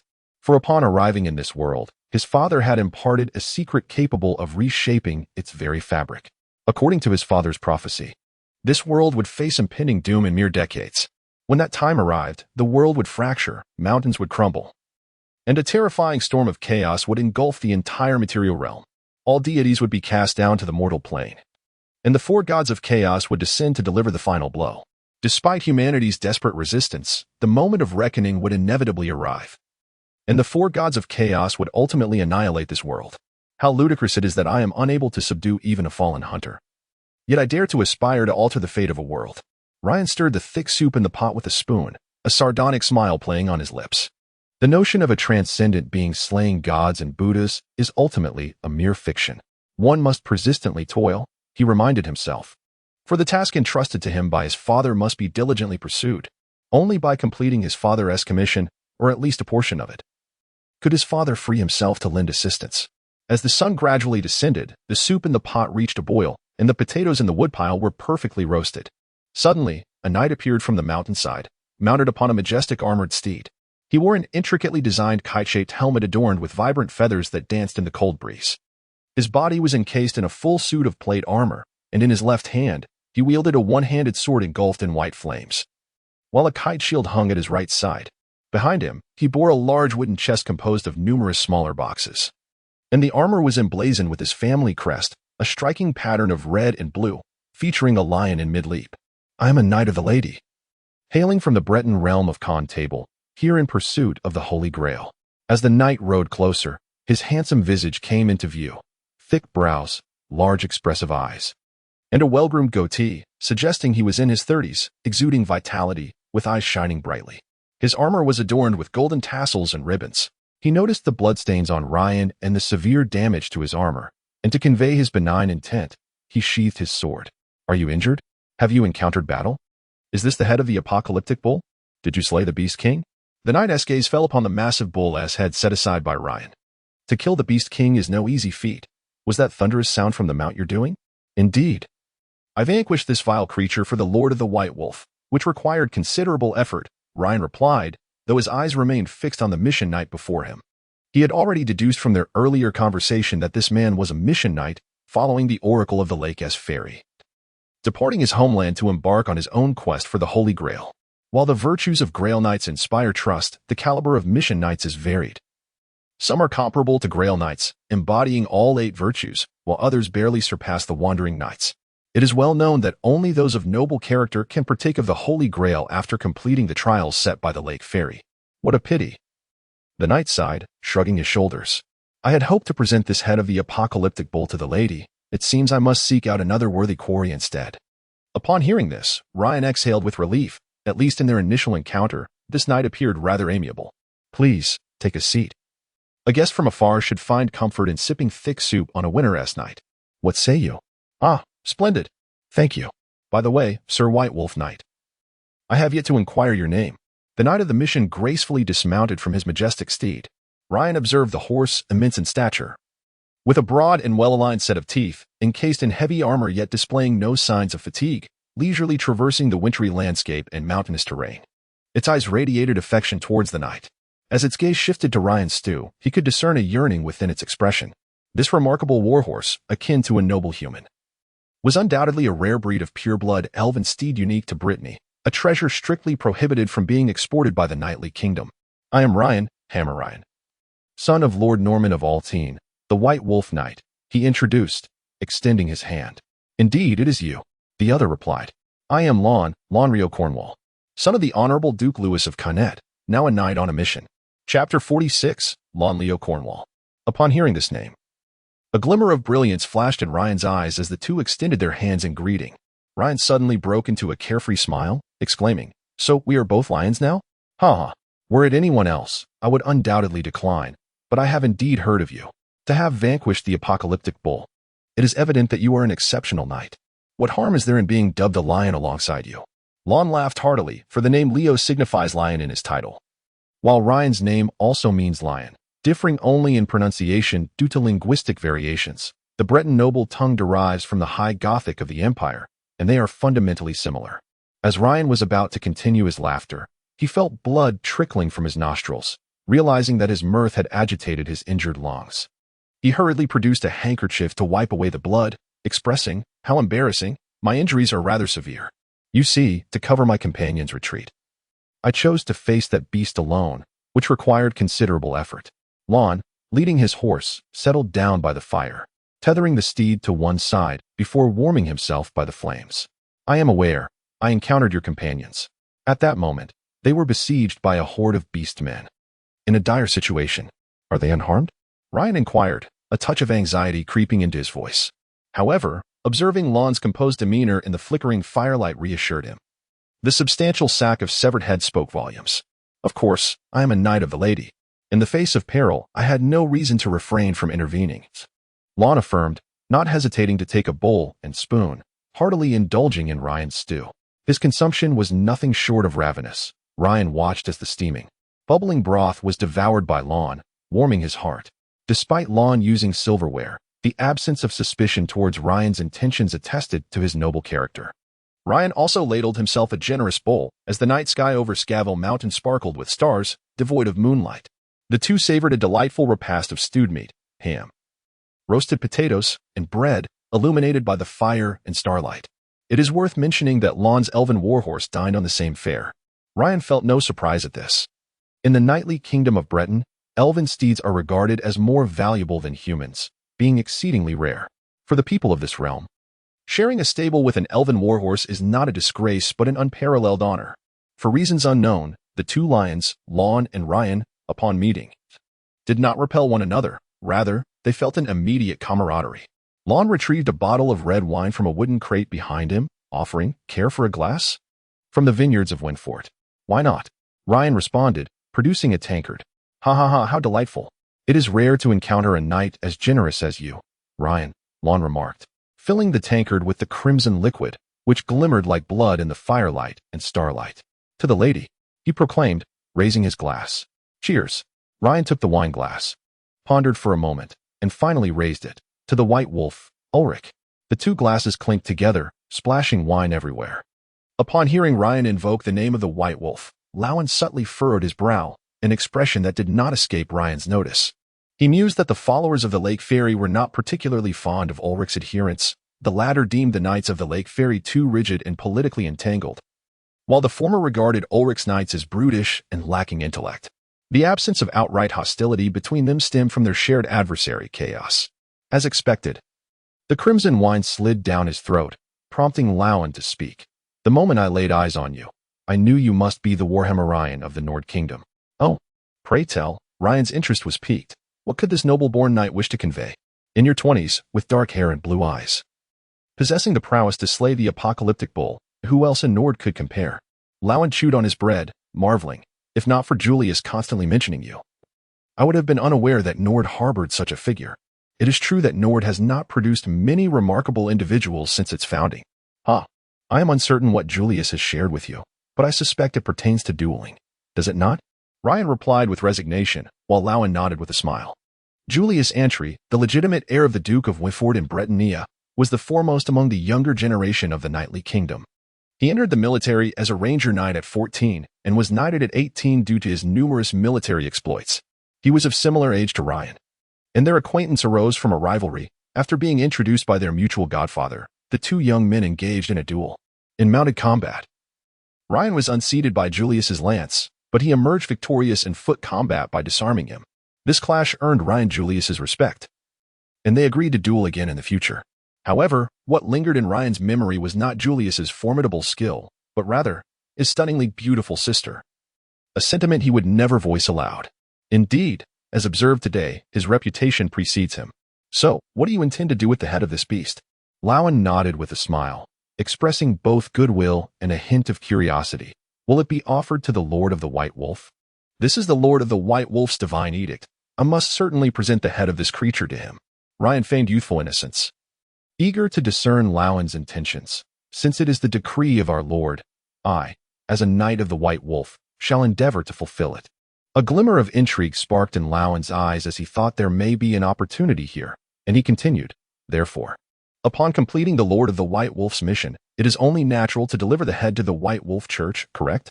"Of course," Ryan affirmed with a nod. "And then, since you have vanquished a fearsome apocalyptic bull in service to the Lord of the White Wolf, surely the reward must be substantial," Lowen inquired with feigned casualness. "Indeed, one might say so, though I remain uncertain as to what reward may be bestowed upon me," Ryan mused, sensing that the main event had finally arrived. "Is that so? Then, according to customary procedure, what rewards would the Lord of the White Wolves grant his White Wolf Knight?" Lauren, having drained a glass of red wine, spoke with an imposing presence, his words articulated with clarity and a distinct accent, reminiscent of the grand nobility of the knightly kingdom, akin to that of the great lords of the empire. "After slaying a cyclops, I was granted this suit of armor within the Ladies' Temple." Lauren raised his hand slightly, presenting his armor before Ryan's gaze. Beneath the night sky, illuminated by starlight and firelight, Ryan could only take a brief glance. Indeed, the armor shimmered with a radiant glow, unmarred by the harshness of the weather. The runes upon its surface pulsated with the formidable divine power of the lake's enchantress, their intricate patterns casting a mesmerizing aura even in the darkness. Clearly, this was no ordinary item. It had been enchanted either directly by the lake's enchantress or by one of her chosen. This is truly remarkable. Ryan nodded. Enchanted armor was a rare treasure. Not only he, but even the lords of Nord would consider possessing a single enchanted weapon as a divine blessing. Yet, what of this eldest son of the Duke of Contable from the kingdom of Bretonnia? He was adorned entirely in enchanted gear, contrary to what one might presume. None of my equipment has been inherited from my family. A glint of amusement danced in Lauren's eyes, though his smile returned to a more neutral expression as he seemed to sense Ryan's unspoken thoughts, promptly clarifying, all of it has been granted by the lady. Oh? This piqued Ryan's interest. What merit could possibly earn such bestowals? Thus, Lauren implied that this entire set of enchanted weaponry was procured amidst the bloodshed and carnage, exchanged for his deeds at the hands of the lake's enchantress. Such a revelation stirred Ryan deeply. In his years within Nord and as a White Wolf Knight, Ryan had gleaned insights. The White Wolf god, Ulrich, was not a benevolent deity. Rather, he was a distant and unyielding one. Ulrich embodied coldness, ruthlessness, and a penchant for vengeance. He desired his followers to be self-sufficient, relying on their own strength. Their valor on the battlefield served as a testament to their loyalty to Ulrich. In contrast to more civilized deities, Ulrich was wild and fierce, the embodiment of strength, glory, and courage. In truth, his only demand from his followers was for power, honor, and bravery. Ulrich esteemed those who exhibited audacity, fearlessness, and ferocity, while he scorned weakness and treachery. What then of his ecclesiastical ministers or his White Wolf Knights? Generosity, it seems, was not his virtue. Urich's relationship with his devoted followers, if one could indeed call them that, is hardly characterized by generosity. Take the matter of Ryan, for instance. Urich neither elucidated the opponent's prowess nor extended a helping hand when Ryan faced such formidable adversaries, particularly after the apocalyptic bull underwent its complete transformation into a four-armed demon. One might presume that, under divine auspices, the deity would intervene against an insurmountable foe. Yet, the reality is that Ryan did not beseech assistance, nor did Urich offer any. The reason behind Ryan's reluctance to seek help lies in his understanding of Urich. The White Wolf War god would not only refrain from aiding him but would also deride his frailty. Why then, would one willingly subject oneself to humiliation? If Ryan were merely a simple-minded local, it might be expected that he would regard Urich as a celestial being, inviolable and deserving of utmost reverence, striving to fulfill divine edicts even at the cost of his own life. However, Ryan is not such a person. As the son of that individual, he possesses his own beliefs and pride. Despite often mocking his father, deep within, he harbors gratitude and admiration for him. He has always viewed the mission entrusted to him by his father as his ultimate aspiration. Urich? A mere effet of faith. Thus, after Lawn's remarks, Ryan found himself engulfed in contemplation. His thoughts visibly altered his countenance, prompting Lawn, noticing this, to let his goat-like beard twitch slightly, choosing to remain silent. The two paused for a moment, savoring their wine, each lost in their own thoughts, observing Ryan's expression through the crimson liquid in his glass. Lawn's mind was also in motion. As the legitimate heir to the Duchy of Brittany, Lawn Leo Cornwall had received a comprehensive and exceptional education from a young age. In culture, military strategy, and politics, he had been groomed as the primary successor to the Duke, and he had not disappointed expectations. At 37, he had embarked on the path of the Holy Grail. Just moments ago, the lady's avatar had appeared before him, imparting valuable counsel. The lady sought the loyalty of the individual before her. Were it anyone else, Lawn might have found it somewhat peculiar. Yet, when the subject is the renowned hero from the realm of Nord, a nobleman of noteworthy appearance and prowess, Hammer Ryan, Lawn found it unremarkable. He was well aware of Julius's strength, and anyone capable of matching him and independently vanquishing the apocalyptic bull certainly qualified to serve the esteemed lady, while base peasants might not be worthy of her. Exceptional knights naturally owe their fealty to her, do they not? Thus, comparison begets pain, does it not? Lawn's thoughts remained opaque to Ryan. Yet the words of this knight of destiny resonated within him. The young White Wolf Knight, already vexed by his slow progress, found a notion swirling in his mind. Perhaps Urich was indeed not the most prudent choice. He chooses to embrace the faith of Ulrich, firstly because his adoptive father, Norman, is a devoted follower of Ulrich, serving as a White Wolf Knight, and secondly due to Ulrich's unwavering stance against the chaotic deities. This is particularly pertinent as Ulrich's adherents predominantly reside in the Northern Empire and the Kingdom of Nord, making them the primary targets of the chaotic legions whenever they descend southward. Such an affront is intolerable to Ulrich, compelling him to engage in a relentless struggle against chaos. For the belief of his followers constitutes the very foundation of his divinity. Without believers, a deity gradually wanes in power, ultimately leading to their demise. Moreover, one must consider that the blood god, among the four chaotic deities, epitomizes hatred and warfare, representing the essence of conflict, while Ulrich embodies the duality of winter and war. Also regarded as a god of battle, the existence of these two deities cannot coexist. Ultimately, one must prevail. Thus, let us dispense with trivialities and prepare for battle, with no thought of retreat. However, it is essential to recognize that the Lady of the Lake is also a deity locked in an eternal struggle against chaos. Furthermore, for Ryan, the notion of faith serves merely as a facade. At his core, he has always perceived the relationship between deities and their followers as one of mutual exploitation. Followers offer their faith and strength to their gods, who in turn grant protection and divine favor. Ultimately, the only true faith he holds is for the cold, golden light that brought him into this world. Chapter 47. Imperial Council on the Mountaintop in the Dead of Night. The mountain winds howled, and the vast expanse of the galaxy sparkled in the sky. Lon elegantly drained his goblet of wine, letting out a graceful belch, and then gently caressed his warhorse. "Hander, have you had your fill?" The elven steed nodded heavily, still lingering over the remnants in its bowl, and gave a resounding snort towards Ryan. "It was praising you for your delectable soup. Ha ha ha." Lon meticulously groomed the mane of his steed, smiling as he remarked, "It is rare for anything to earn Hander's commendation. By the way, where is your warhorse?" "Ridden by a companion, allowing them to escape with their lives." Ryan gazed at the numerous gaps and damages in his chainmail, contemplating the difficulty of its repair. He was in dire need of new armor. "A warhorse is half a knight's life. Would you entrust your life to another?" Lon quickly recognized the perilous circumstances faced by that group of humans at the time. "Isn't that the knight's oath? To defend the nation, safeguard the territory, protect loved ones." Ryan hesitated to admit that his lingering attachment to the station troops had blinded him to the situation outside, thus he shifted his tone. "Indeed, it is rare for modern knights to possess such awareness.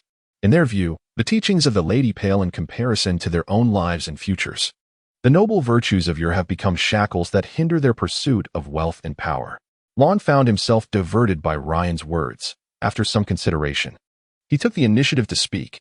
"Are you aware of the Battle of Marienburg that erupted a few months ago? The war between the Empire and Britannia?" "I know a little. I have heard that. In the end, you negotiated peace with the Empire?" Ryan pondered briefly, realizing that since Lon had broached the subject, it was an opportune moment to inquire further. "Peace negotiations? Huh, they sound grand, but do you know the truth? The fact is, Britannia lost." Lon shook his head, a hint of disdain surfacing on his face. "A war marked by failure from beginning to end, starting in defeat, proceeding in failure, and concluding in defeat. If it weren't for the Emperor of the Empire saving our dignity, who knows if Richard could maintain his throne?" "Indeed? Pray, elaborate," Ryan urged with curiosity. The individual before him was a prominent noble of Britannia, hailing from one of the three most illustrious families, whose lineage could be traced back to the founding Night King, Arthur. These three families were the Leaping Lion, the Crimson Dragon, and the Pure White Pegasus, from which most Night Kings had emerged. Forgive my digression. Let us hear what this esteemed noble has to say. Upon receiving the invitation from Duke Schultz of Marienburg, our Night King Tiger Richard, under the allure of 5 carts of gold coins, lost his senses and decided to lead an army forth, accompanied by a multitude of wandering knights and ranger knights, along with infantry and archers comprised of those peasants. Lon shook his head, gazing into the distance. Beyond that, the major dukes seldom responded, and some even declined to do so. And then Lon chuckled softly. "Do you know?" To the astonishment of all, His Excellency Antry dispatched merely 4 rangers and 14 sergeants, accompanied by an army of over 50 farmers, without a single knight in sight. This was undoubtedly indicative, for Duke Montfort had frequent trade with the Empire and Marlenberg, and he was certainly disinclined to jeopardize those relations. Ryan immediately discerned the underlying implications of this knightly mission. The absence of any knights spoke volumes. Thus, it was evident that this conflict need not have transpired. The true knights were absent, leaving a throng of impassioned youths, eager for glory, who knew not the gravity of their undertaking. Did they genuinely believe the imperial forces before them were akin to the peasant uprisings they routinely suppressed? Lawan seemed oblivious to the nuances in the White Wolf Knight's words as he spread his hands, as you well know. The confrontation between the Empire and Britannia erupted into genuine warfare, spurred by a cadre of zealous youngsters rushing into the Imperial ranks. Ryan nodded in agreement, fully aware that Lawan had grasped the core rationale behind the chivalric mobilization. What was intended as a show of force devolved into an inexplicable conflict, a truly self-defeating outcome. Aptly termed a failed commencement. Ryan comprehended that this was a failure of process. The majority of knights had plunged into the Imperial formations, inevitably finding themselves ensnared by the well-prepared pikemen, destined to mire in a quagmire. Once cavalry became ensnared in a protracted engagement with the pike formations, their sustainability would be undermined. At this juncture, King Richard, as the sovereign of knights, would be left with but a handful of loyal knights and guards, as the battlefield's dynamics had become irrevocably altered. As for the subsequent treaty, it was amidst the cordial discourse between two knights, both named Lion, that the scene shifted to the imperial capital, Brunswick. The resplendent palace stood surrounded by towering statues of the founding Emperor Charlemagne and 12 Carolingian knights, each statue embodying a storied past. Charlemagne, with sword in one hand and tome in the other, gazed steadily ahead. The grand palace gates, soaring at 50 meters, were adorned with ancient murals depicting the chronicles of history from Charlemagne's rise through the Longbeard Wars that established the alliance of humans and dwarfs, to the annihilation of the green-skinned horde at the Blackfire Pass, culminating in his victory over the Lich Lord Nagash at the River Rake, and finally illustrating the first invasion of chaos, where Charlemagne wielded the holy sword against the unifier, Mocha. In his study, Emperor Karl Franz Friedrich of the Human Empire diligently penned his thoughts. Although Britannia had suffered defeat at Marlenberg, it was due to the absence of their main forces. Regardless, we are brethren of humanity, and I harbor no desire for our knightly friends to become adversaries. I wish even the mere possibility of such a rift to be extinguished. The emperor inscribed with a quill on parchment, "The empire is vast, yet friends are few," beset on all sides. In such circumstances, it is imperative for the empire to consolidate its scarce allies, and the strength of the Grail Knights is essential. The electors conspired against me, taking advantage of my youth and inexperience as I ascended to the throne, frequently testing my resolve in the council, hoping I would relinquish my authority. However, after the triumphant victory in the Bloodpine Forest and the successful suppression of rebellions, I have momentarily gained their trust through this victory over the knightly kingdom. While Karl Franz was still engaged in his writing, a voice announced an arrival. "Your Majesty, General Heinrich has arrived. Please let him in." The emperor raised his gaze. Though still youthful, appearing to be in his 30s, his voice resonated with strength and authority. He possessed an imposing presence, handsome and brimming with vitality, his eyes bright like the sun at 8 or 9 in the morning. Moments later, the fully armed Imperial Count Heinrich von Frenz entered the emperor's study and knelt on one knee. "Your Majesty, the electors have arrived at the Imperial Council." At the mention of the electors, the emperor's fingers twitched slightly. "I understand. I shall attend immediately." Rising, the emperor gazed through the colorful stained glass windows, allowing the beams of light to fill the room. Inside, war has never ceased. It did not in the past, nor will it in the present, and the future. Who can say what the future holds? By the way, have you informed the Mage Guild? As they traversed the lengthy corridor, the emperor suddenly inquired. The Mage Guild is distinct from the Mage Church. It comprises wizards from the Imperial Royal Sorcerers Academy, directly overseen by the emperor. The leader of the Mage Guild is the Imperial Chief Sorcerer, currently Cyrenius German, a master of fire magic whose power is unfathomable. Many claim he has ascended to the sacred realm, yet none dare to test the depths of his abilities. Also summon Gelt. "I wish to see him after the meeting concludes," the emperor added. "Understood," a servant replied, hastily departing. The Imperial Council dictates the political landscape of the entire empire, though its physical presence is rather modest, situated within the Imperial Palace. It consists of a compact courtyard and a 3-story mansion, where guards clad in golden armor wielding hammers and swords vigilantly monitor any signs of disturbance. Karl Franz signaled for his guards to stand down and gently pushed open the grand door. Inside, all the electors were seated, including the young elector of Brescia, a mere boy barely in his teens, who anxiously surveyed his surroundings. The assembly hall was not overly crowded. Each elector was accompanied by only one courtier, and although the space was ample, many electors were still indulging in refreshments. Yet, the atmosphere was suffocating. The lineage of the human empire has endured to this day. with only 4 of the original 12 Carolingian knights from Charlemagne's founding era still possessing their bloodline. The remaining electors are military nobles granted titles by Ludwig, each a formidable warrior with a storied history of triumphs. The oppressive aura emanating from them filled the hall, causing servants and maids delivering refreshments to blanch in fear, wishing only to abandon their burdens and flee. In addition, Archbishop Volker Beckmann of the Church of Justice was resting with eyes closed, while the Archbishop of the Church of Life was engaged in discussions with Elector Manfred von Woolrich regarding further improvements in grain varieties. Meanwhile, the Archbishop of the Church of Magic gazed at his gemstone ring, lost in contemplation. Upon the Emperor's entrance, all the electors stood in acknowledgement, and Karl Franz gestured for them to be seated. "Gentlemen, we convene today to discuss 2 matters of significance." "Please, Your Majesty, speak freely," responded Roland Otto von Fiembach, the Elector of the Empire from Altdorf. His daughter, Helena, was the Emperor's wife, despite his youthful appearance. Those in the know were aware that he was nearing a century in age. As a direct descendant of the 12 Carolingian knights and the Emperor's father-in-law, he had ample reason to initiate the inquiry. The first matter is quite straightforward. It concerns a letter from Prince Turien of the High Elves. The Emperor approached the head of the table, taking his seat and placing a letter upon the crimson velvet cloth before him. "What does the missive from the long-eared ones entail?" inquired Umberto Corleone, the Elector of Tuscany. This brown-haired elector, adorned with a full beard, was over 270 years old, and he stood as the sole surviving elector from the time of the Great Holy War, a legendary human hero and a formidable force within the sacred domain. When Ludwig raised the banner of rebellion, he was the first noble to respond. Not only did he relinquish all military power, but he also joined the battlefield, single-handedly vanquishing 2 demon princes at the Battle of Fascia. A messenger from Ojuin had delivered the greetings of the Phoenix King, along with a modest request.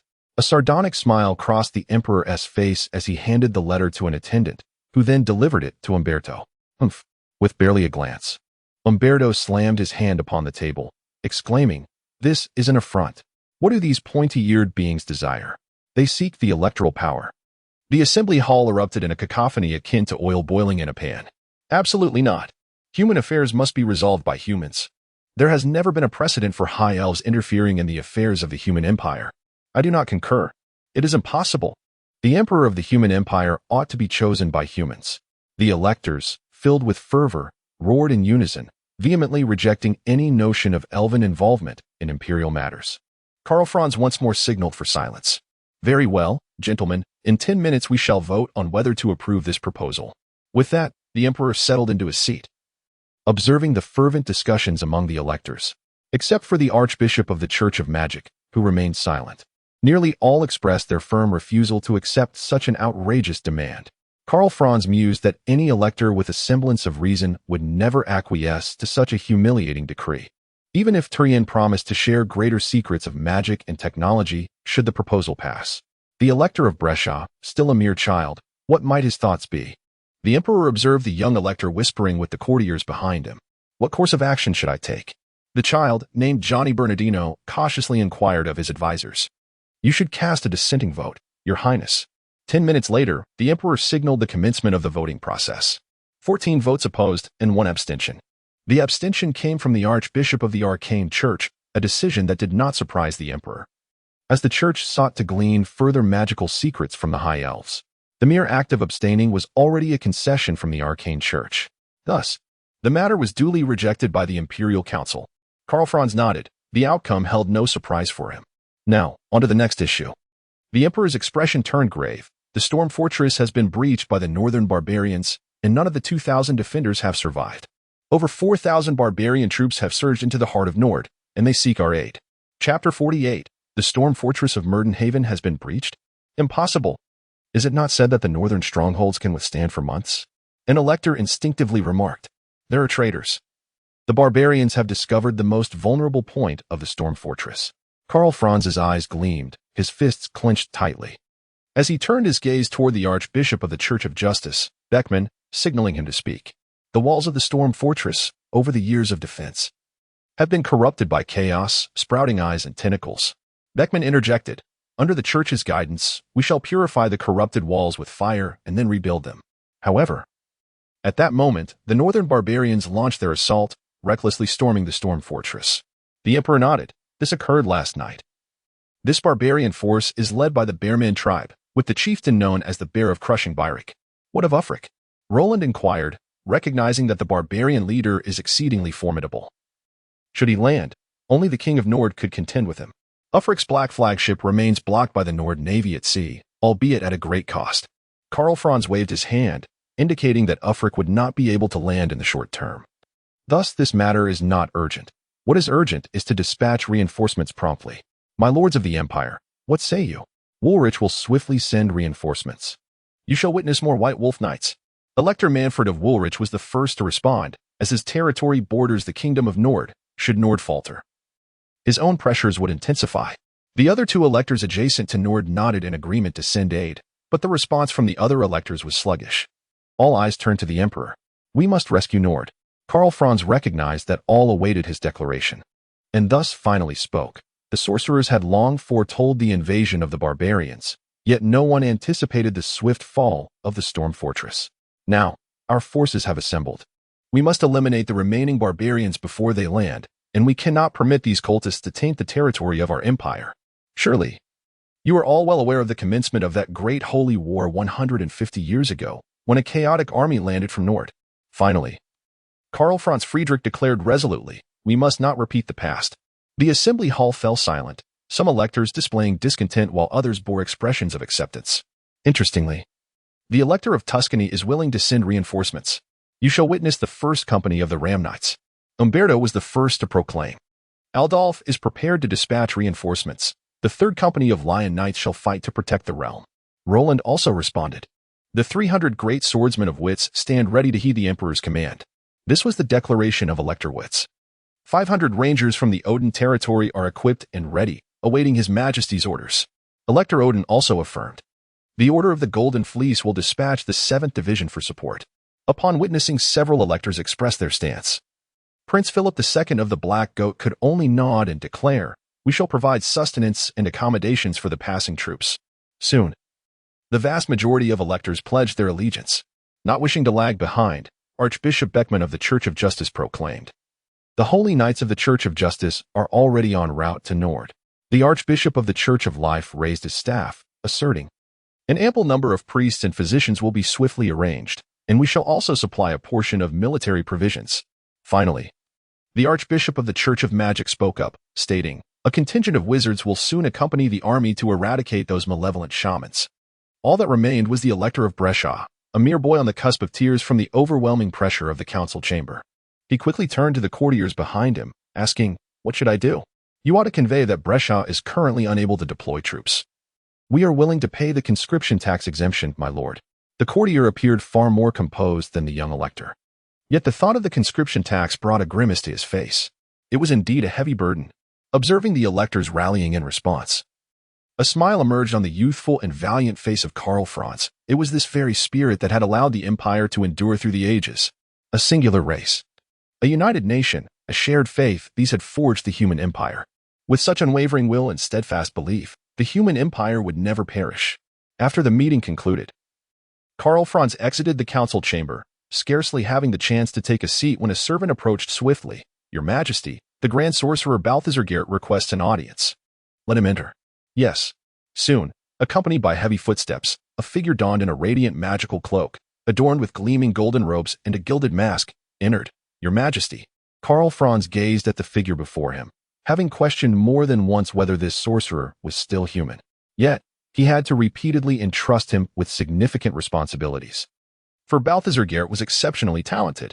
Within just a few years in the Empire, he had risen to the position of the supreme alchemist, having refined the formula for black powder, which greatly alleviated the tensions and hostilities between the Imperial Royal Artillery Academy and the Imperial Royal Sorcery Academy.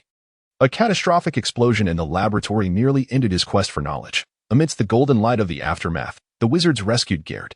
Many wished to tend to his wounds, but he commanded them to stand back. From that day forth, Garrett became the enigma he was now, forever concealed behind a golden mask, rendering his expressions unseen. You can certainly trust me, Your Majesty. The sound of metal scraping deepened the Emperor's suspicion. Karl Franz shook off the peculiar thoughts that arose in his mind. Knowing that if he were to assign a task to Garrett, he must place his trust in him, there was no rationale for assigning a task while harboring doubt. Very well. A day later, in the kingdom of Nord, at Myadin Haven, with a countenance weathered by the elements, Ryan finally arrived at the largest port city on the western coast of the Nord Kingdom, Myadin Haven. The azure sky stretched endlessly, unmarred by clouds, presenting a rare day of splendid weather. The city gates of Myadin Haven bustled with activity as a multitude of carts and pedestrians flowed in and out, while the gatekeepers, clad in polished armor with long spears and swords at their sides, stood vigilant. The banner of Count Albert Beck, adorned with a three-leafed emblem, fluttered proudly atop the lofty watchtower. The encounter with Lowen was destined to be fleeting, for the Duke's son, as a knight on a sacred quest, must continue his pursuit of the Holy Grail. Ryan, on the other hand, was eager to make his way to the White Wolf Temple in Myadin Haven to inquire about the ancient sage. Thus, the two engaged in lengthy conversation late into the night, only to part ways early the next morning. Before their separation, Lowen presented Ryan with a gold coin emblazoned with the emblem of a rearing lion, assuring him that he would be personally welcomed at Canet any time, where he would indulge Ryan with the finest wines and delicacies. It is indeed a rare treasure to encounter kindred spirits in their brief acquaintance. Ryan and Lowen conversed as if they had been confidants for years. In return, Ryan gifted Lowen a wolf-tooth pendant, saying, "This is a token bestowed upon me by the Lord of the White Wolf. Though I may lack the illustrious lineage and dazzling wealth that you possess with this, I pledge to offer any assistance within my means." Agreed. Lowen accepted the token with sincerity, without a hint of disdain. Their hands clasped in a firm handshake, sealing their bond. At that moment, the rivers began to freeze, rendering the inland vessels immobile. Along the way, Ryan encountered numerous passers-by, primarily merchants and townsfolk, with a few farmers heading into the city. They regarded the sight of a noble wandering alone in the wilderness with a mix of curiosity and respect. "Have you heard?" A group of villagers engaged in animated discussion on the road. "A lady which has arrived from the east and is residing at the Butterbeer Inn in Myadin Haven." "Really? A lady witch?" exclaimed a farmer carrying firewood, his mouth agape in disbelief. "That is hard to fathom. Indeed, they say she is quite remarkable. There has been an outbreak of fever recently, hasn't he there?" remarked another farmer, who was balancing a basket of vegetables. "Yes, in our village. One person fell ill and passed away within days. That lady which voluntarily concocted potions to treat us villagers. As long as we gather the ingredients, it's incredibly affordable. I knew those repugnant doctors only sought to extort us." "Is that so? That sounds splendid." "Moreover," interjected another farmer, "the lady which can prepare other potions as well.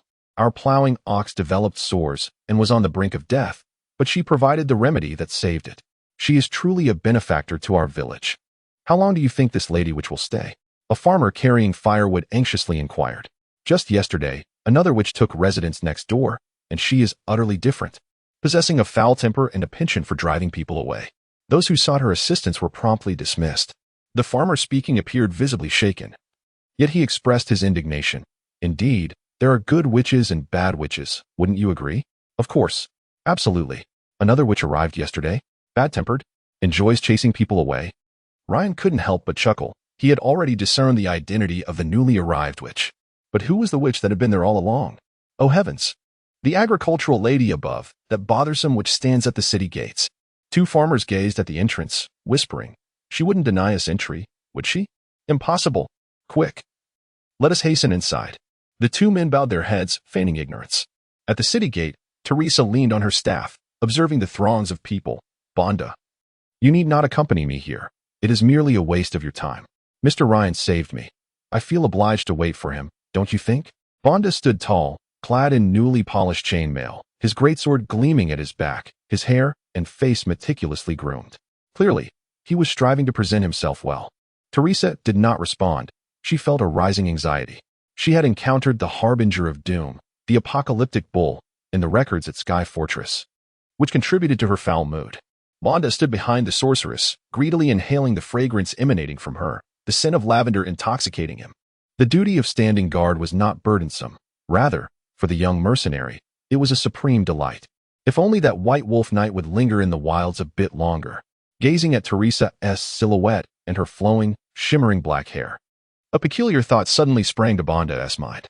The Blood Axe Mercenary Company had successfully escorted Teresa to the haven of Myadin, and the contract had been declared void at Vilt's insistence. Nevertheless, Teresa compensated the Blood Axe generously, and despite the company's grievous losses, Vilt had allocated a portion of the fee as compensation, ensuring that each member received a considerable share. Seizing the opportunity, Bonda purchased a set of ready-made chainmail from a blacksmith in town and adorned himself anew. For the past few days, he had accompanied Teresa at the city gate, wishing fervently that such days could linger. Yet reason reminded the young mercenary that this was an impossibility. Why was he allowed to serve as Lady Travik's guardian? Bonda had, quite naturally, assumed the role of the sorceress's protector. Contemplating Teresa's graceful figure, Bonda continued his musings. If Ryan were alive, he would return soon. And then Lady Travik would depart with him, leaving him, as a member of the Blood Axe, to part ways with her. But what if Ryan were to perish? The moment the thought emerged, the young mercenary startled himself. No, regardless of anything, Mr. Ryan has saved my life. Yet another voice suddenly interjected, and so what? Aren't you the one who despises those noble-born knights? His demise would be for the best. After all, you did not lay a hand on him. What does it matter to you? In an instant, beads of sweat formed on Bondar's brow, and he instinctively shrank his neck against the biting winter wind. However, once this thought took root, it proved impossible to dispel. Just as the young mercenary was lost in his musings, the sorceress before him suddenly exclaimed, her voice brimming with uncontainable delight, Ryan. With her long legs clad in high-heeled boots moving swiftly, Teresa dashed towards the approaching figure, her expression oscillating between astonishment and joy, eager yet hesitant to draw near. Are you all right? The sorceress stood before the man, adorned in a sky-blue coat. Indeed. I have always believed that the towering mountain of burdens in your heart has been lifted. Teresa instinctively beamed a radiant smile. Yet she quickly realized something and raised her chin. How could one worthy of being my partner perish so easily? The snow lotus blossoms upon the lofty mountains. Chapter 49. The White Wolf tells a tale. Rain and Teresa walked side by side along the streets of Maiden Haven, while Bander trailed behind them, his expression uncertain. This port town was far more prosperous than the previous town of Calzin Haven. The roads had been paved with crushed stone, and the proportion of low longhouses had significantly diminished, replaced by a greater number of two-story homes and charming spire-top buildings that filled Rain's view. The residents appeared healthier, many adorned in robes, soft hats, and even leather jackets, in addition to their linen garments. The aroma wafting from a bakery nearby, with smoke rising from its chimney, stirred Rain's appetite after a long day in the wild. Leaning on her staff, Teresa's eyes sparkled with intrigue. Can you tell me what transpired? You mustn't tell me you defeated the Doomsday Bull with a single blow. Not quite so easily, Rain retorted, producing the immense head of the bull, its size astonishing even Bander, who stood agape behind them. I nearly met my end. Could you elaborate? The sorceress peered at Rain through her butterfly spectacles. Her slender phoenix eyes filled with concern. Rain recounted the entire encounter, and Teresa listened, her heart racing, particularly when she learned of the bull's evolution into a four-armed demon. Her complexion paled as she regarded the scars on Rain's face and the bandages on his shoulder, picturing the harrowing battle. After a prolonged silence, she murmured, the mystical lady would never compel us to confront such a formidable foe. Perhaps the White Wolf Lord's expectations of you are excessively demanding. But he hasn't. Rain thought of the words he exchanged with him, the haunting memory of Ylyric's harshness towards his followers lingering in his mind. Many had lost their lives striving to please him or obeying his commands. I have not encountered them, but I heard from Vilt that they were indeed besieged by beast men again on their descent. A knight of the mission saved them. Teresa nodded, recalling that she and Amelia had not pursued the fleeing caravan. The sorceress had utilized her magical prowess to send pine cones sliding down the icy river, arriving in town 2 hours before the caravan, which came in battered. Am I right, Bander? Teresa turned to inquire of the mercenary trailing behind them, seeking validation. Neither of them paid heed to Bander's peculiar behavior, engrossed instead in recounting the terrifying battle. Indeed, why didn't Tia think of it? Dousing the Doomsday Bull in burning oil and igniting it. Bander's mind brimmed with ideas after hearing how Rain had vanquished the beast. It's so straightforward. How could I have overlooked it? Bander had completely disregarded Rain's detailed account of the fierce struggle, fixating only on the moment when Rain had thrown the oil and ignited it with a torch, effortlessly defeating the Doomsday Bull. Yes, you should have considered it. You should have executed it. Voices echoed in his mind. It was destined to be you who garnered the favor of Lady Travik. Yet now everything is in ruins. No, that's not right. Mr. Ryan saved my life. I cannot betray him. Yet, time was running short. In a few days, Lady Travik would part ways with him. What the young mercenary failed to notice was the crimson hue that began to emerge in his eyes. a burgeoning emotion of hatred for everything, a desire to annihilate all. The path soon reached its terminus. Traversing the gravel-strewn trail, a white wolf chapel materialized before the trio. Ryan halted his steps, declaring, "I must deliver the task. We shall meet again later." "I have already arranged a room for you at the Butter Inn," Teresa nodded. The White Wolf Chapel typically did not welcome women, and she had no need to involve herself in such internal affairs. After agreeing to dine with Ryan that evening, she departed alone. Bonda, observing this, hurried to catch up, but Teresa smiled and declined. "You need not follow me any longer, Bonda. Go attend to your own matters." However, the young mercenary had more to say, but upon looking up, he noticed the sorceress had already walked far away. Within the White Wolf Temple, the priest knelt before the brazier in prayer, as he had done for over a decade. Behind the brazier loomed the cold statue of the White Wolf War God. "Uric grants me strength. May the white flames of the wolf god eternally illuminate the Northern Empire," the priest intoned. Suddenly, an unexpected event transpired. The white flames in the brazier erupted with a loud crack, a tempest surged within the temple, and a portal of white void opened. A colossal white wolf leapt forth from the portal. This was Uric's emissary. Yet, it soon became apparent that the White Wolf War God had not arrived for their sake. For a white wolf knight stood at the entrance.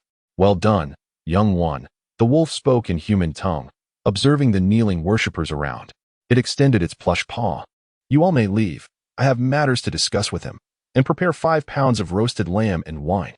"Yes," in reverence to the divine command. The priests murmured their compliance and collectively exited. Only the white wolf and Ryan remained. Ryan first knelt respectfully before the creature, then presented the severed head of Toss, saying, "My lord." "Ah, your courage and conviction please me greatly," the wolf nodded, gesturing for Ryan to place the head into the divine flames. Then raised its gaze and proclaimed, "You shall be rewarded." Upon hearing this, Ryan's heart stirred, though his countenance remained unchanged. He appeared somewhat anxious, "My lord." "Regarding the ancient saint." "Patience, young one. As my disciple, you must learn to discuss matters while partaking of the feast." The massive tail of the white wolf waved about, leading Ryan to think that this creature resembled a husky. "Ah, I mustn't think this way. It is blasphemous." Yet, it truly did seem so. Just as Ryan's mind wandered, the priests entered with the roasted lamb and wine. The husky-like wolf gestured for Ryan to indulge. As it itself opened its maw wide and devoured the lamb, "Young one, you wish to know about the ancient saint, do you?" "Indeed. Can you enlighten me as to why one might desire knowledge of the ancient saints?" The husky gnawed on a substantial piece of mutton, indulging in its feast.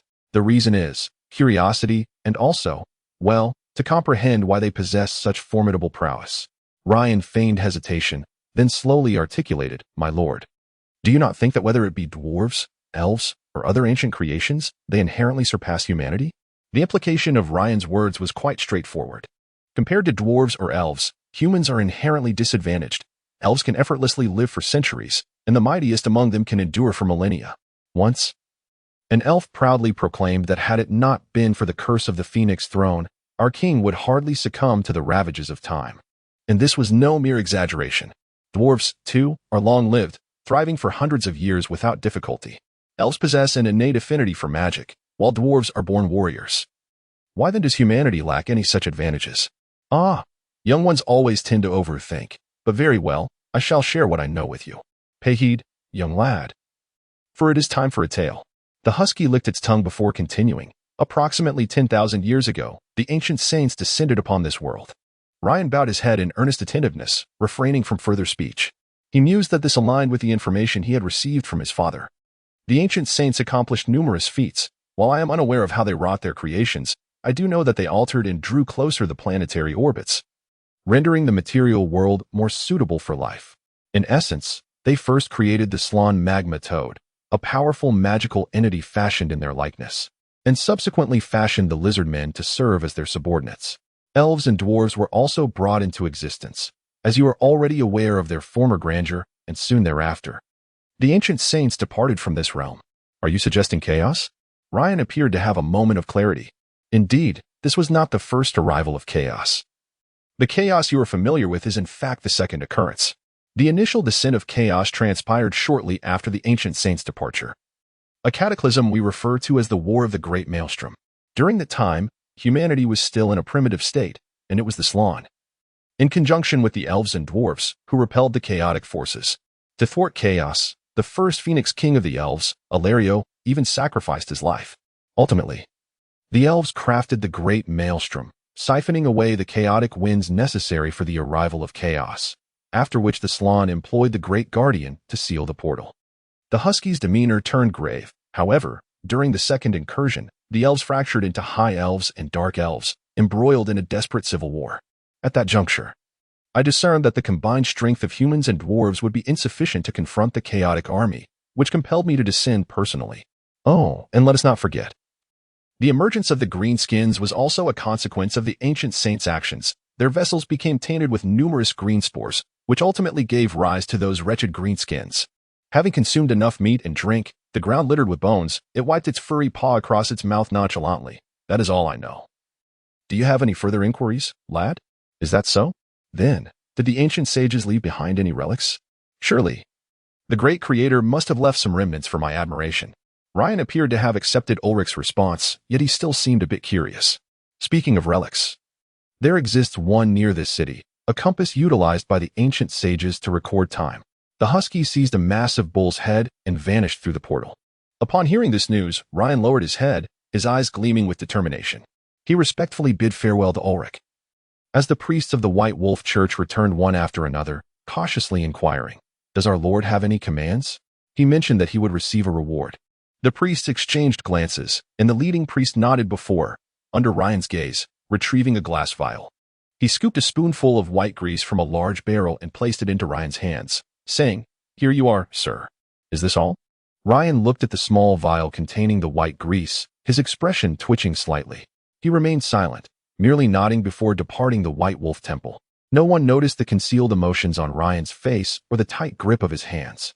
While it is true that White Wolf sacred oil is an excellent aid for weapon maintenance, its value is rather negligible. This tiny jar could be purchased at any White Wolf temple for merely 2 gold dinars. Is this all I am to receive? Chapter 50. The Paladin Alfred. The words of Knight Lowen resonated once more in Ryan's mind. A Doomsday Bull's head could be exchanged for a complete set of blessed knightly armor from Our Lady. After years of wandering, Ryan was acutely aware of the market value of these monstrous trophies. A vial of holy oil was truly the most inexpensive offering.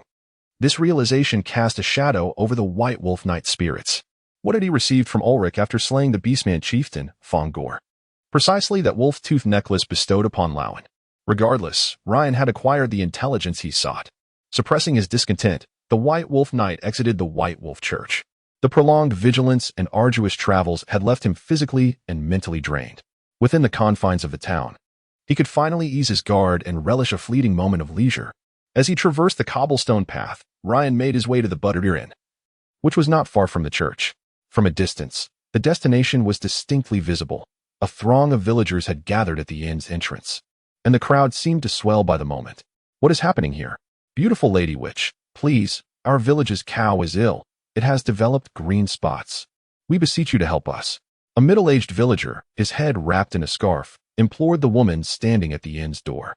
The woman appeared to be a gracious matron in her 30s, clad in a lake green fitted gown, with a brown bearskin shawl draped over her shoulders. A complete white fox fur scarf adorned her neck. Her demeanor was dignified and gentle, radiating beauty and elegance, with her black hair elegantly coiled at the back of her head. Yet, a hint of exasperation graced her features. "Sir, do I appear to be a veterinarian?" "No, not quite." The villager lowered his gaze. Yet, realizing his words, he promptly knelt before her. "But, dear Lady Witch, I implore you. Our village cannot do without that cow. If it perishes, several families will face ruin. Please, we know we have nothing to offer you, but could you perhaps accept this?" With that, the villager produced a few silver coins from his pocket and extended them towards the woman.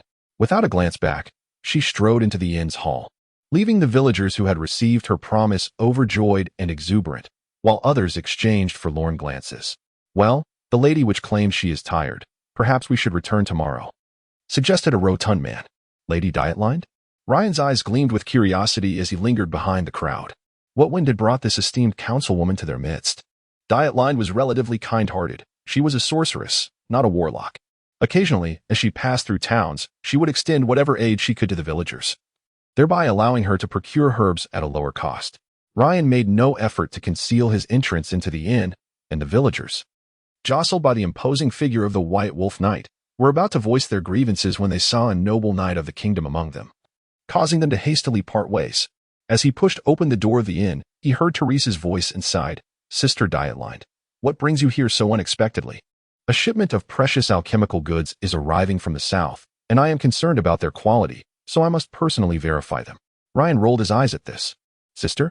He recalled that Dietline was at least in her 70s. Ah, women. Just as he entered the inn, the two women were already making their way upstairs. "How does it feel to embark on an adventure? What is it like to have Ryan as your partner?" Dietline inquired. Not bad," Teresa nodded. "Though there were some incidents, a bit perilous. Is it the thrill of adventure that you find enjoyable, or the experience of having Ryan as a companion?" The academic which pressed. "Both are quite agreeable." The ice and psychic sorceresses blushed slightly, and appearing nonchalant, she casually asked, "I heard you have had quite a few encounters with Ryan before?" Just as Dietline was about to respond, she caught sight of Ryan standing on the ground floor, and suddenly smiled. "So, what do you think of him?" "Ryan? Well," Teresa's cheeks flushed slightly as she recalled her earlier indiscretion at the city gate. "Overall, he is a satisfactory partner. Indeed, he possesses great strength, is remarkably handsome, and you mentioned he seems quite courteous? Truly a rarity." Dietline intended to continue her playful banter, but Ryan interjected rather bluntly, "Lady Dietline, would you kindly refrain from discussing me in my presence? My apologies, I did not mean to eavesdrop. It is merely that my hearing exceeds that of ordinary folk, and some matters are beyond my control." Ryan shrugged, his expression revealing no hint of embarrassment. "By the way, Lady Dietline, it has been a while." "Yes, it has been some time. Your parents are well. When I passed through Auten, I specifically prepared some remedies for Norman's rheumatism. I believe he will fare much better this winter." Dietline was not the type to indulge in teasing others. A few remarks sufficed, and she spoke earnestly to Ryan. "I am truly grateful," Ryan replied solemnly, placing his right hand over his heart in a knightly gesture. Norman, having fought tirelessly in his youth, dwelled in the harsh climate of Nord, lacking the formidable genes and spiritual protection that Ryan possessed. Naturally, he bore the burden of lingering ailments. Each winter, during the damp and cold weather, Norman often sought the aid of the priest from the Church of the Benevolent Goddess in Winterhold to alleviate his suffering. However, divine magic merely addressed the symptoms rather than the root cause. High-tier divine magic could resolve issues, but at a steep cost, one that Norman could ill afford. After all, he was merely a minor lord, earning around 300 to 500 gold coins annually, while a single casting of 6th ring life restoration magic cost 500 gold coins, even at the noble discount. Fortunately, circumstances took a turn for the better, simply because Ryan had risen to prominence. Rain's ability to maintain his dignity proved advantageous. The sorceresses of Gallon had intervened, and the alchemical potions significantly alleviated Norman's rheumatic pains. This incident also fostered a closer acquaintance between Rain and Dietline. The sorceress, lacking combat prowess and requiring a plethora of alchemical materials, frequently sought Rain's assistance in procuring rare ingredients. "Is the lady arriving in Myden Haven alone?" Teresa inquired, having already arranged a room for him, to which Rain received the key. "You have worked hard, Rain. Sister Dietline will continue her experiments, so you should rest. Remember to join me for dinner later," Teresa said softly, observing Rain's weary visage. Indeed, Rain was fatigued. He unlocked his room, exchanged pleasantries with the two Gallon councilwomen, and promptly succumbed to slumber upon the plush bedding, sleeping soundly until the sun had set.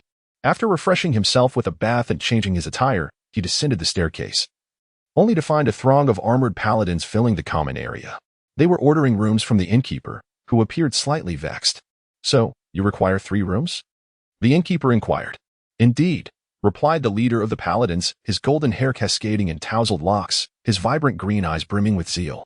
He possessed a striking visage adorned with an aquiline nose, clad in standard paladin armor, the emblem of the deity of justice radiating a soft white luminescence in the night.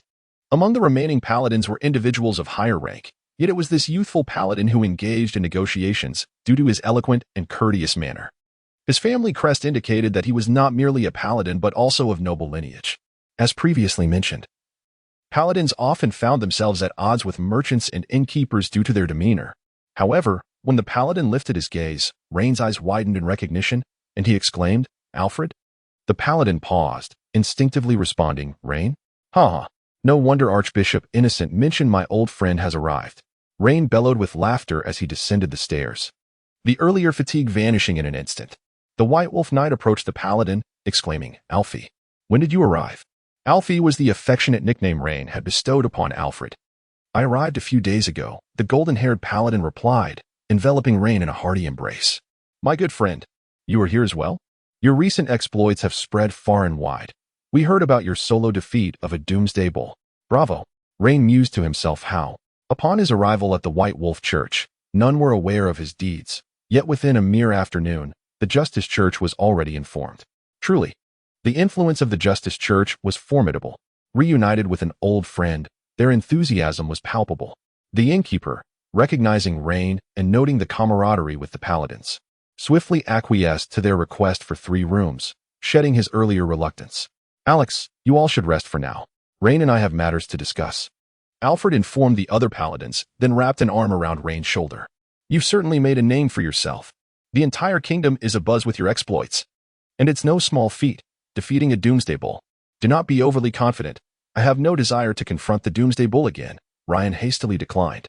But you, Alfred, I hear you have ascended to the rank of Temple Guardian, thanks to the favor of our Lord. Alfred replied as he and Ryan found a place to sit in the hall, engaging in conversation about recent events. The joy of encountering an old friend in a foreign land was a sentiment Ryan had never experienced in his previous life in the Celestial Empire. This unexpected reunion brought immense delight to both individuals. Alfred was Ryan's childhood companion. They grew up together, once inseparable friends. However, upon Ryan's 16th birthday, when he became a Ranger Knight, Alfred bid farewell to his parents and formally joined the Church of Justice. As the second son, Alfred was unable to inherit his family's title, and upon awakening his talents, his parents decided to have him directly transition to a paladin by the church, to avoid potential disputes over inheritance. This was a regrettable decision for nobles. Ryan had once felt indignant for his childhood friend, but the inherently optimistic and cheerful Alfred was unsurprised by his parents' choice. He maintained his benevolent nature and had made notable strides within the Church of Justice. Recently, Ryan learned that Alfred had successfully advanced to the rank of Temple Guardian, marking a significant achievement from his humble beginnings as a paladin. At that moment, the leader of the paladin squad approached, extending his hand towards Ryan. His face bore the marks of time and hardship, and the golden threads on his armor and helmet signified his extraordinary status. Greetings, Mr. Ryan. I am the leader of this expedition, Knight Flawed. Greetings, Knight Flawed, Ryan replied, shaking his hand. Flawed was a renowned temple knight, one of the core knights cultivated within the Church of Justice's paladin system. His presence here indicated that Archbishop Innocent held the affairs concerning Bird in high regard. This also shed light on why Bird, as a demon hunter, had previously been reluctant to join the Church of Justice. The Church maintained its own exclusive paladin system, opting for external control or forming their own knightly orders, while establishing a hierarchical structure of positions from priest to archbishop. For the Church, demon hunters were not a necessary asset, and thus, their status was somewhat precarious. The nobility did not require their services at all times, and the existence of such individuals was regarded as optional.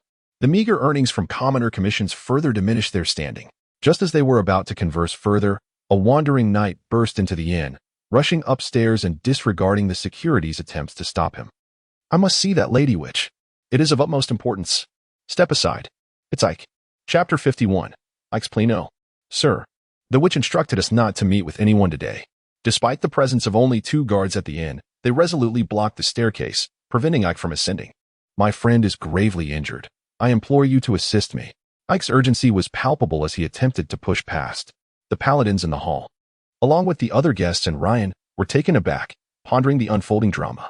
Ryan, intrigued by the spectacle, wished to witness more. However, upon realizing Ike's persistent inability to ascend, he abruptly drew his longsword. I can only apologize. In response, the sound of many swords being unsheathed filled the air. The situation did not unfold as Ike had anticipated.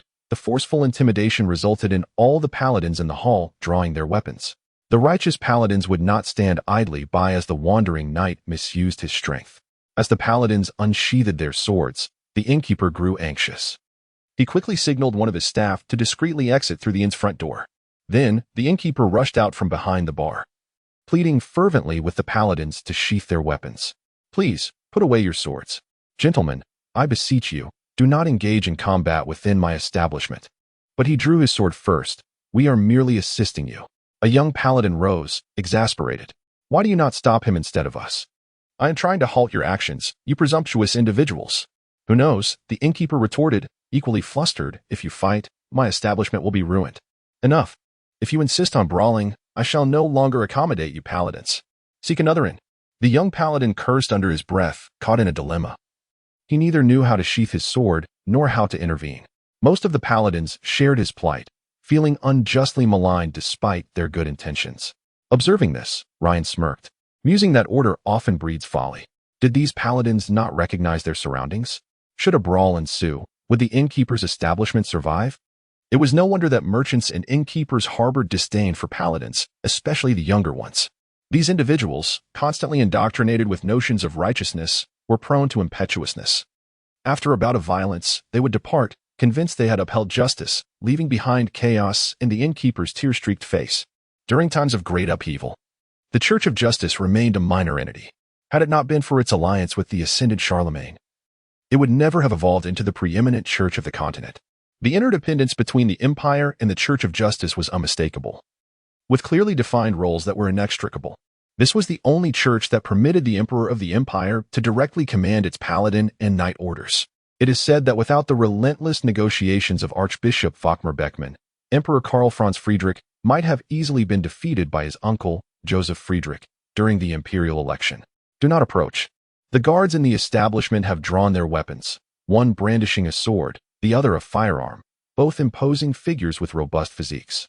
The innkeeper stepped forward, bowing slightly to convey his lack of malice, and spoke in a conciliatory tone. Lady Dietline has decreed that no one may disturb her, unless what? Please, do tell. Ike. Realizing that forcing entry was now improbable given the presence of a group of paladins in the hall, expressed his urgency. Unless this esteemed Knight of the White Wolf is willing to lead the way. The innkeeper gestured towards Ryan, who was seated nearby, observing the scene. Ike then noticed Ryan's presence in the hall and hurried to him, disregarding the threatening glares from the paladins. Mr. Ryan. One cannot evade fate forever, Ryan quipped, while Alfred, sitting across from him, burst into laughter. The Knight of the White Wolf seized the moment to inquire. What seems to be the matter? Please elaborate. Ryan nodded towards the leading paladin, Fraud, who commanded the paladins to sheath their swords and take their seats, allowing the innkeeper to exhale in relief. Mr. Ryan, do you recall our battle side by side? That night against the beastmen? Ike pressed on anxiously. Indeed, your performance was quite memorable, Ryan acknowledged. Recalling Ike's fervent efforts in slaying several horned beasts, do you remember the wandering knight who fought alongside us? His name was Gudson. Ike fidgeted restlessly in his seat. As though it were ablaze, he has been gravely injured. Since last night he has suffered dizziness, fever, and relentless convulsions. It is tetanus. Ryan immediately recognized the symptoms afflicting the wandering knight. The weapons of the beastmen were often smeared with excrement and dirt, making the risk of infection from wounds considerable. Thus, proper wound disinfection was paramount. Not everyone possessed the innate protection Ryan enjoyed, rendering them susceptible to ailments. Yes, it is indeed tetanus. Ike's urgency was palpable, his face flushed with concern. In the medieval world Ryan inhabited, tetanus was regarded as nearly untreatable. Once afflicted, one could expect no outcome other than death. This dread contributed to humanity's fear of the beastmen. In this realm of sword and sorcery, while tetanus was not entirely without remedy, finding a cure was no simple task. Within the church, the fifth circle divine spell could cleanse toxins, and the sixth circle spell of life regeneration was also effective. However, the cost was likely beyond the means of a wandering knight. Few minor lords could readily produce hundreds of gold coins, and it was only the higher-ranking mages or great nobles who might afford such treatments. Thus, the alternatives lay in potions or magic. Ryan recalled that the Gallon Council possessed knowledge of crafting a powerful elixir known as the healing potion, which would restore the drinker's health instantaneously. Additionally, its effects would negate all toxins and injuries within the body while alleviating magical damage. Unlike other potions, the healing elixir possesses no expiration. Its effects endure until the imbiber sustains further injury. Are you, then, seeking the esteemed Lady Dietline for her healing potion? Alas, she has already declared her refusal to see anyone today. Ryan's demeanor was far from welcoming. He doubted that AK could muster the necessary funds.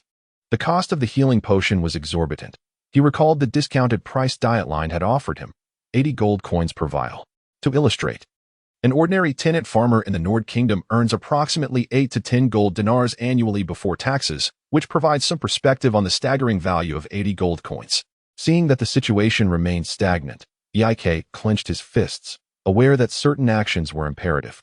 I beseech you, for the sake of our shared battles, please assist me in obtaining an introduction, Mr. Ryan. Eik suddenly implored loudly before all present, bowing deeply. The atmosphere fell silent. The innkeeper halted his tasks. Patrons paused their meals, and even the servers ceased their dishwashing. Every gaze in the inn's hall was fixed upon Ryan. The paladins watched intently, eager to discern how the renowned White Wolf Knight of the kingdom would respond. Other guests, too, recognized the young knight's identity after his impassioned plea.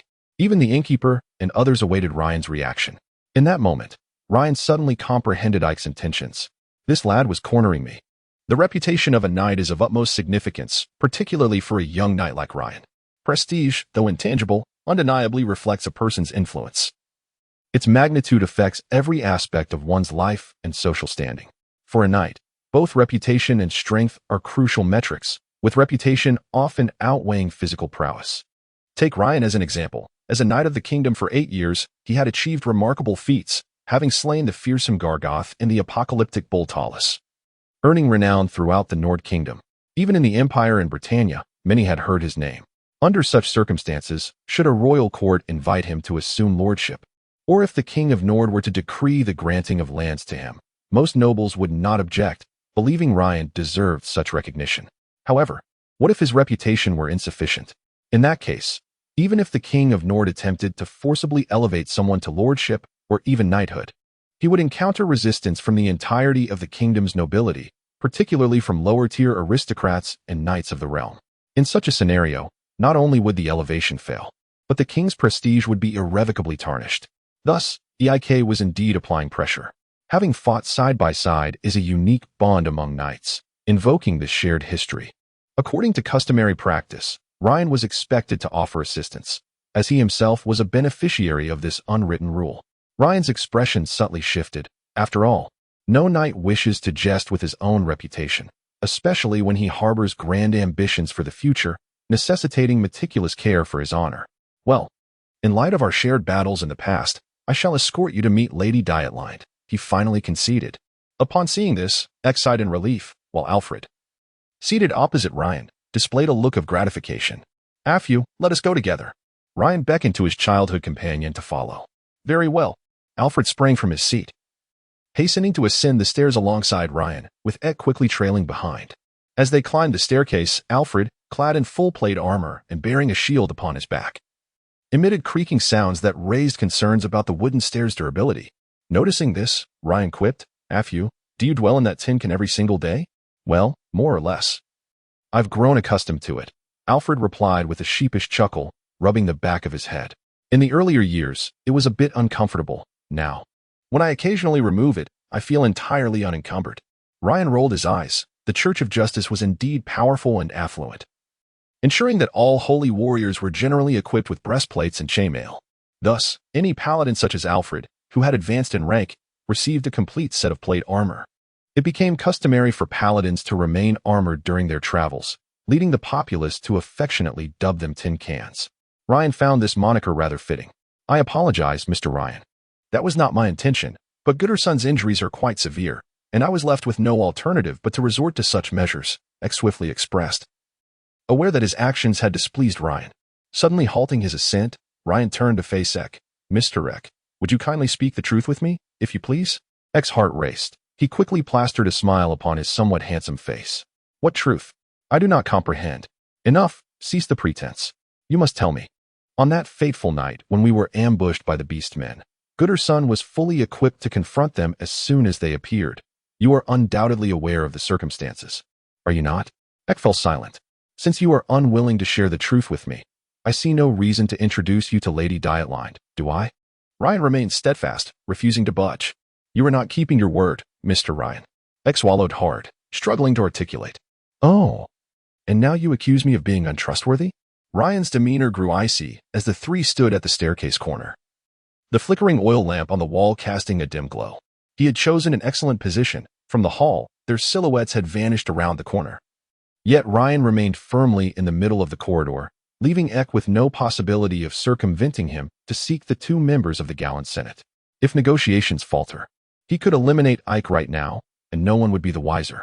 Yet, Ike still harbors ambitions of strength. An assault on the kingdom's knight is a grave offense, warranting immediate execution, entirely lawful. Well, you permit yourself to coerce me, yet I am forbidden to press you? Alfred promptly discerned the deeper meaning within Ryan's words. The paladin swiftly realized that the impeccable attire was undoubtedly linked to the appearance of the beastmen. Consequently, he grasped the hilt of his sword, signaling his allegiance to Ryan. A prolonged silence ensued. Ike's complexion fluctuated between crimson and pallor. He recognized that this armored paladin would be a formidable challenge to overcome, let alone Ryan. Moreover, should a confrontation arise, it would spell doom for Gudson without question. The wandering knight bore immense anguish, his gaze seemingly pleading with Ryan to refrain from further inquiry. However, Ryan's demeanor remained as frigid as ice, his expression unwavering as he regarded the wandering knight. Should hostilities ensue here, the two of us could swiftly subdue you. At last, Ike spoke, his countenance reflecting both shame and indignation. That night, Gudson and a few others summoned me to discuss a certain matter. The discourse revolved around the ownership of the Heart of the Sea Stone. Chapter 52. A leisurely moment. As you all know, wandering knights are in need of funds, and their need is greater than yours. Ike hesitated at first, but gradually overcame his shame and fear, his expression softening with a deep sigh. Thus, we sometimes find ourselves engaging in less than honorable acts, such as soliciting provisions from passing villagers or merchant caravans, or even ambushing bandits to seize their spoils. At times, some of us become bandits ourselves. Very well. So Goodman summoned you to discuss matters because these wandering knights have set their sights on the Heart of the Sea Stone? Ryan inquired, nodding as he continued. These knights intend to forcibly take the Heart of the Sea Stone under the cover of night. Does this mean you have not joined their scheme? Ryan raised an eyebrow, skepticism evident in his demeanor. Ike merely raised his family crest. The honor of the Albrecht family cannot be tarnished. They may conceal their crest, assume false names, and parade about, but I cannot. Since becoming a wandering knight, I vowed never to abandon my true name or forsake my lineage. I am Ike Albrecht, and I shall uphold my name with my life. I may perish, but I shall never commit an act that brings dishonor to my house. The conviction emanating from the wandering knight moved both men. So, you did not ally with them, yet unexpectedly, they decided to act on their own? This explains why they donned their armor in the dead of night. Ryan nodded, acknowledging that the knights likely did not anticipate a beastman ambush. In light of this, would you still seek Ryan's assistance for that despicable wandering knight? Alfred's expression reflected confusion, though the paladin had already relaxed his grip on the sword hilt. Goodman is merely facing some difficulties in life. He owes the dwarves a debt and has been pursued for repayment. In a moment of folly, he is a good man. To clarify, he once saved my life. Ike found himself unable to redeem his actions. Yet that does not justify his intentions to forcibly seize it. Ryan's voice rose, and the White Wolf Knight nodded in agreement. In light of your honesty, I shall escort you to meet Lady Dietland, but how you choose to present your case is entirely up to you. Thank you immensely, Ike said, his mouth dry and his heart racing, bowing in gratitude. The three ascended together, and Ryan's perception of Ike began to shift. This young wandering knight may be greedy, perhaps overly ambitious, a man driven by sheer pragmatism, yet there were glimmers of virtue within him. His moral compass remained intact. He was willing to humble himself for the sake of his companions, even resorting to deception if necessary. Ike could not be deemed entirely worthless. The significance of reputation for a wandering knight is self-evident. From Ike's perspective, his actions at that time were justified, a calculated political decision in the face of adversity. Ultimately, as fate would have it, Ryan intervened and successfully vanquished the bear spirit.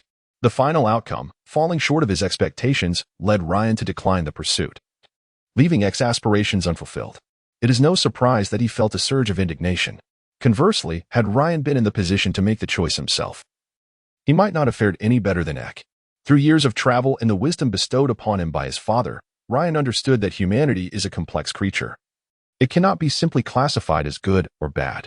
One cannot assert that a person's actions unequivocally define their character. Scholars and poets often hastily draw conclusions, perceiving the world in stark contrasts of white and black. Yet, this perspective is flawed. The world exists in shades of gray. Shaking his head, Ryan led Alfred and Eck to the third-floor corridor and knocked on the door. Madame Dietland? Teresa? Coming. Teresa's voice echoed from within. followed by the sound of high heels clicking against the floor. Upon confirming Ryan's presence at the door swung open. Teresa was adorned in a pristine white wool sweater, its fabric gracefully accentuating her form, while her long, black hair cascaded down her shoulders like silk. A slender belt cinched her delicate waist, and she wore a knee-length pencil skirt that showcased her tall figure with elegance. Beneath the skirt, her long, straight legs were enveloped in black stockings, her petite feet adorned with delicate black stilettos. "You've arrived rather early," she remarked. Initially, her eyes sparkled upon seeing Ryan. But the moment she noticed the paladin and the wandering knight behind him, the light in her gaze dulled. Lifting her chin and adjusting her collar, her tone shifted from joyful to slightly irate. "I don't recall inviting anyone other than you, Sir White Wolf Knight." Ryan's gaze briefly swept over the enchanting silhouette of the sorceress's legs before he shrugged nonchalantly. "I have a matter to discuss with Madame Dietline. Ex-wandering knight companion has contracted tetanus and requires treatment." Teresa was tempted to slam the door in Ryan's face. How could he disregard the occasion and timing? The life of a mere wandering knight seemed trivial compared to her meticulously prepared dinner. However, after so much time spent traveling, she understood the importance of prioritizing matters, especially knowing Ryan detested unreasonable disturbances. Thus, she called out, "Sister Dietline, Ryan has something to discuss with you." Noticing that the three men stood awkwardly at the threshold, her gaze shifted from Ryan's face to his injured shoulder. As her irritation began to dissipate, she gestured for them to enter and take a seat. "For Ryan's sake, please come in and sit for a moment." Dietline soon emerged, and Ek politely expressed his need for a healing potion. "I have healing potions available. In light of Ryan bringing you here, they are priced at 85 gold coins each." Dietline nodded. "Will you be paying in gold dinars, gold marks, or gold crowns?" The golden dinar is the coin minted by the Nord Kingdom, the gold mark is the currency of the Empire, and the gold krona belongs to Britannia. The exchange rates of these three coins are generally consistent, standing at a ratio of 1:1, with only slight fluctuations during times of war. Even with a mental preparation, the price of 85 coins startled Ike. The wandering knight first produced a pouch, which Dietline accepted, weighing it lightly before shaking her head. "Not enough. Far too little. There are at most 40 coins inside. Can the remainder be paid in installments?" Ike hesitated to inquire. "Certainly, but you will need a guarantor or collateral." Dietline nodded. Credit was not an uncommon practice. Even noble families occasionally borrowed from Garland, highlighting the financial prowess of the Sorceress Council. Would this collateral suffice? Ike pulled out several coins from his pouch. This coin was neither a deity's coin nor a standard imperial coin. One side bore the engraving of a maple leaf while the other depicted the visage of an elf. The coin was notably larger than the human coins. "High Elf Suvlin?" Dietline exclaimed. "Where did you acquire this?" "That is unimportant. What matters is whether it can be used as collateral." I clearly preferred to keep the details vague. "Of course, this coin does not require collateral. You may use it directly for our transaction." Dietline's concerns about Ike's ability to pay dissipated. As a High Elf Suvlin coin could be exchanged for 25 imperial gold marks at the Empire's trading post, Rain suspected the coin might have dubious origins. But that was of little consequence to him. The transaction between Dietline and Ike proceeded smoothly, and Ike left hurriedly with the healing potion. Alfred then quickly made his exit, as if something were singeing his backside. Noting how swiftly his childhood companion fled, Rain quipped before redirecting his attention to the opulent suite belonging to Teresa. The room was indeed lavishly adorned, featuring thick carpets, expansive screens, and various wooden furnishings, complemented by soft sofas and intricate patterns. A crystal chandelier illuminated the space with numerous sturdy candles, while tapestries and oil paintings embellished the walls. Upon seeing Alfred leave, Teresa loosened the blanket wrapped around her legs and slightly unfastened her formerly closed collar, crossing her arms. "Rain? What is it?" Rain was still admiring the surroundings. His own quarters lacked such luxury, but the White Wolf Knight was not one to be overly concerned about such matters. Teresa propped her legs up, her toes teasingly playing with her black, open-toed heels, which swayed on her elegantly clad feet. "Rain, please remember that when I invite you over, unless otherwise specified, it is solely for you. Kindly refrain from bringing along unrelated individuals. It's not that I dislike your friends, but as you know, we spellcasters often find it difficult to communicate with those holy knights." All right, I understand. Are you feeling unwell?" Rain naturally settled beside Teresa. "Sister Dietline prepared some potions for me, and after a day of restful recuperation, I am now quite well." The sorceress felt a warm flutter in her heart at the sight of a man expressing concern for her, her tone softening considerably. "But you Your injuries were quite severe. Should we not have Sister Dietline take a look at you? After securing the gold coins, Dietline sat across from them, listening to their conversation. It's nothing. I have nearly recovered. A good night's sleep will suffice, Ryan replied, shaking his head. Is it really just 2 days? Have your wounds healed so swiftly? Are you some sort of monster? Teresa exclaimed, her mouth agape in astonishment. I have not heard of any other White Wolf Knight possessing such abilities. Can the other White Wolf Knights truly take on a four-armed demon single-handedly? Ryan reclined against the soft sofa, allowing himself to sink into its cushions. It is quite a surprise to encounter Alfred here. The last time I saw him was 3 years ago. In this span, he has also grown into a formidable paladin. I still vividly remember the scene of him, a shy boy with a runny nose, confessing his feelings to the adult maid of Lord Stone next door. Downstairs. Alfred sneezed as he dined. Ha ha. The 2 Gallon councilwomen erupted into laughter. By the way, does this town have sea access? After a brief exchange of light-hearted banter, Ryan swiftly steered the conversation towards business. Indeed, although the port here has been affected by warfare and sea monsters, reducing the number of ships setting sail, Lord Albert Beck has not prohibited departures. The next passenger ship to Marlenberg will set sail in 5 days. I have reserved tickets for you. Teresa retrieved 2 tickets from behind her and handed them to Ryan. Would you like to keep them? The tickets exuded a fragrant hint of lavender, but Ryan waved his hand dismissively. You keep them, just remember. After indulging in more conversation, Ryan's humorous remarks kept the 2 Gallon councilwomen laughing, and time slipped away swiftly. Occasionally, Teresa would glance at Ryan, a blush creeping upon her cheeks, a detail noticed by Dietline. Ah, youth is truly delightful. After a while, as the moon ascended high in the sky, the bell in the room chimed, signaling that the inn was ready to serve dinner. Tonight's feast featured roasted pork, grilled eel, buttery bread, smoked fish, baked apples and pears, creamy stew, and a hearty soup made from radishes and corn.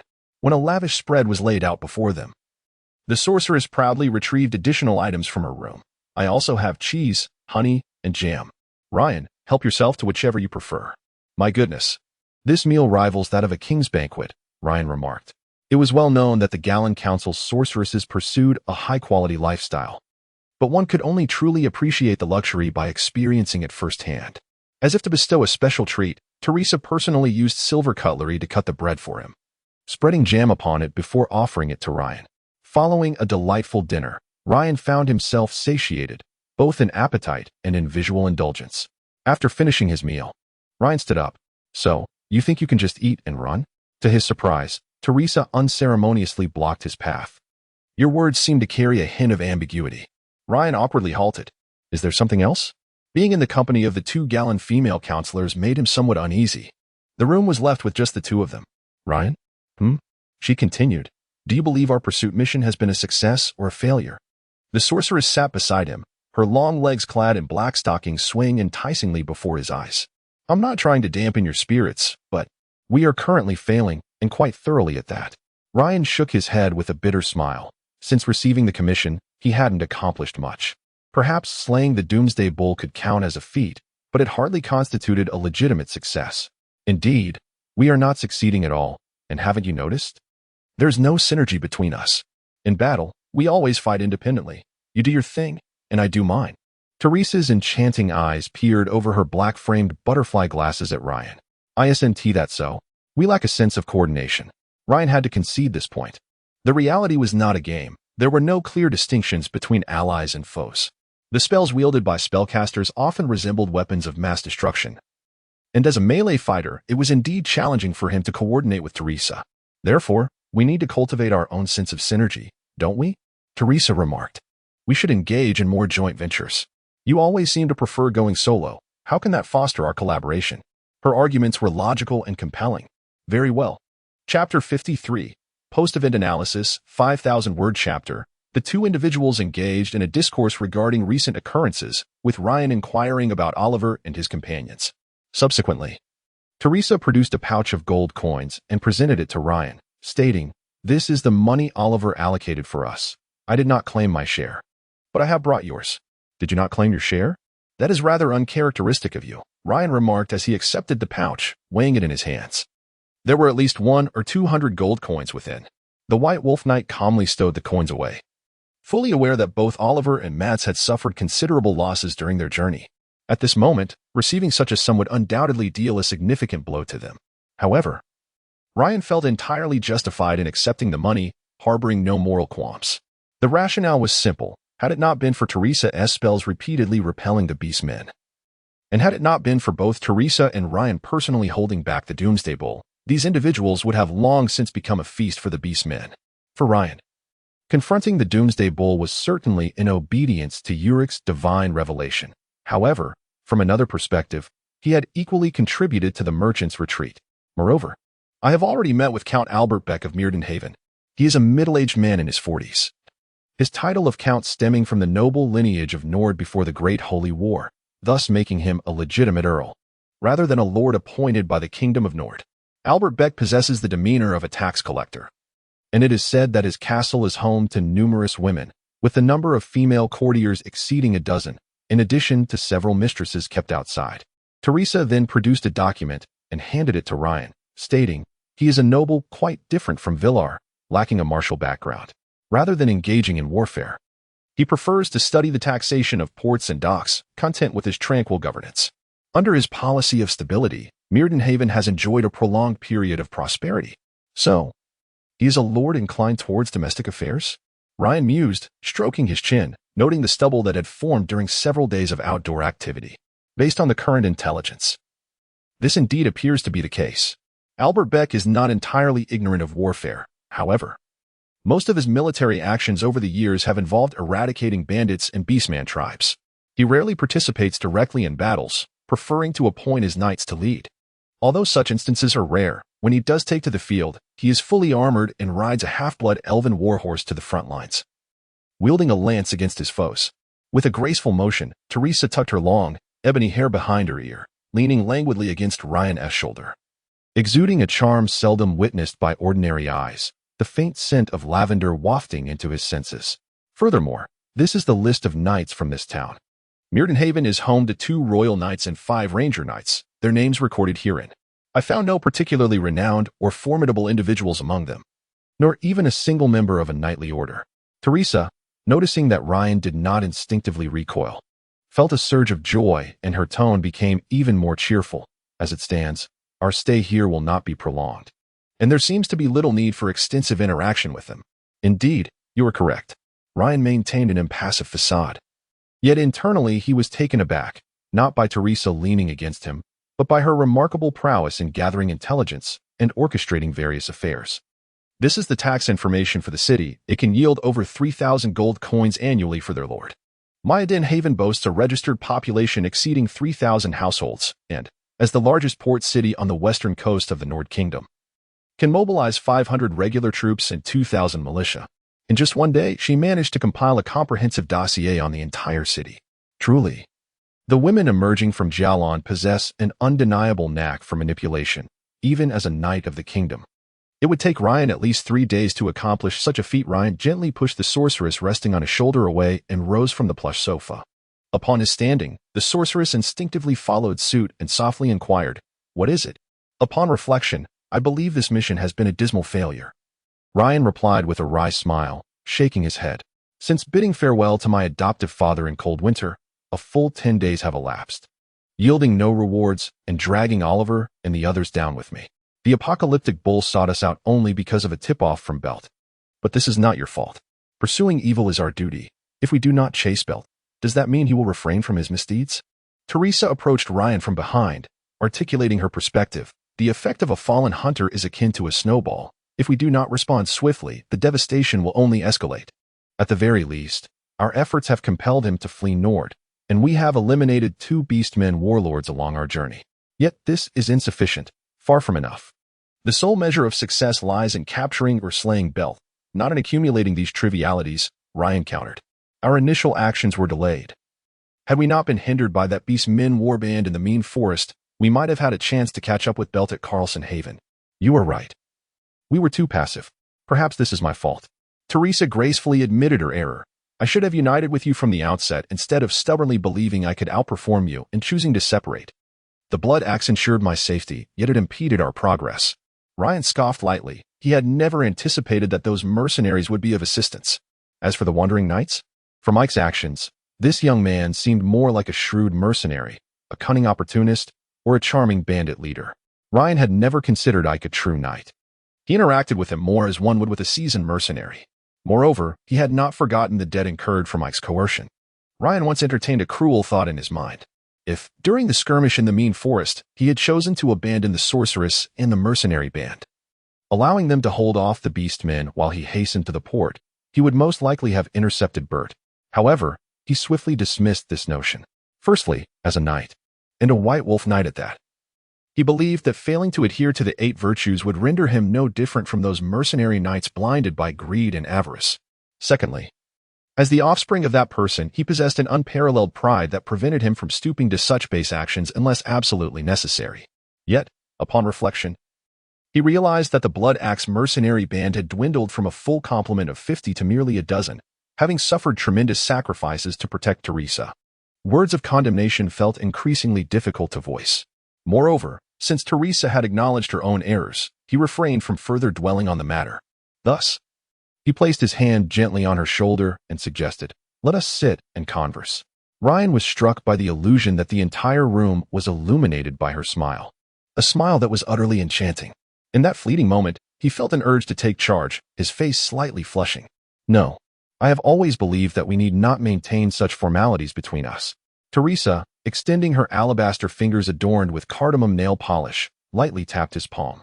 "You always perceive me as deliberately icy, but that is merely in the presence of outsiders. Between us, we can entrust our lives to one another. I, as a woman, do not mind this. Why should you, as a man, feel awkward?" Ryan pondered, realizing that if Lady Garland herself did not take offense, neither should he.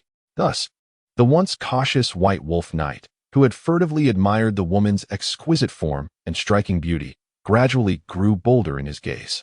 Teresa, perceptive to where the man's eyes wandered, remained unfazed. What Ryan was unaware of was that Teresa, being an ordinary woman, experienced emotional fluctuations following the conclusion of her menstrual cycle, making her more inclined to seek closeness with men during this period. As for which men were worthy of such intimacy, well, that was self-evident. Indeed, in the face of Ryan's unabashed admiration, Teresa felt a sense of satisfaction. She had always held confidence in her beauty. What am I even thinking? Her cheeks, akin to ripened apples, suddenly flushed crimson. She began to comprehend the feelings she harbored for the man before her. Why is my face suddenly so warm? Ryan, oblivious to her thoughts, understood that this was not the moment to interrupt, so he patiently waited before speaking again. "No, nothing. By the way, do you remember that female mercenary, Emilia, who looked after me during our journey?"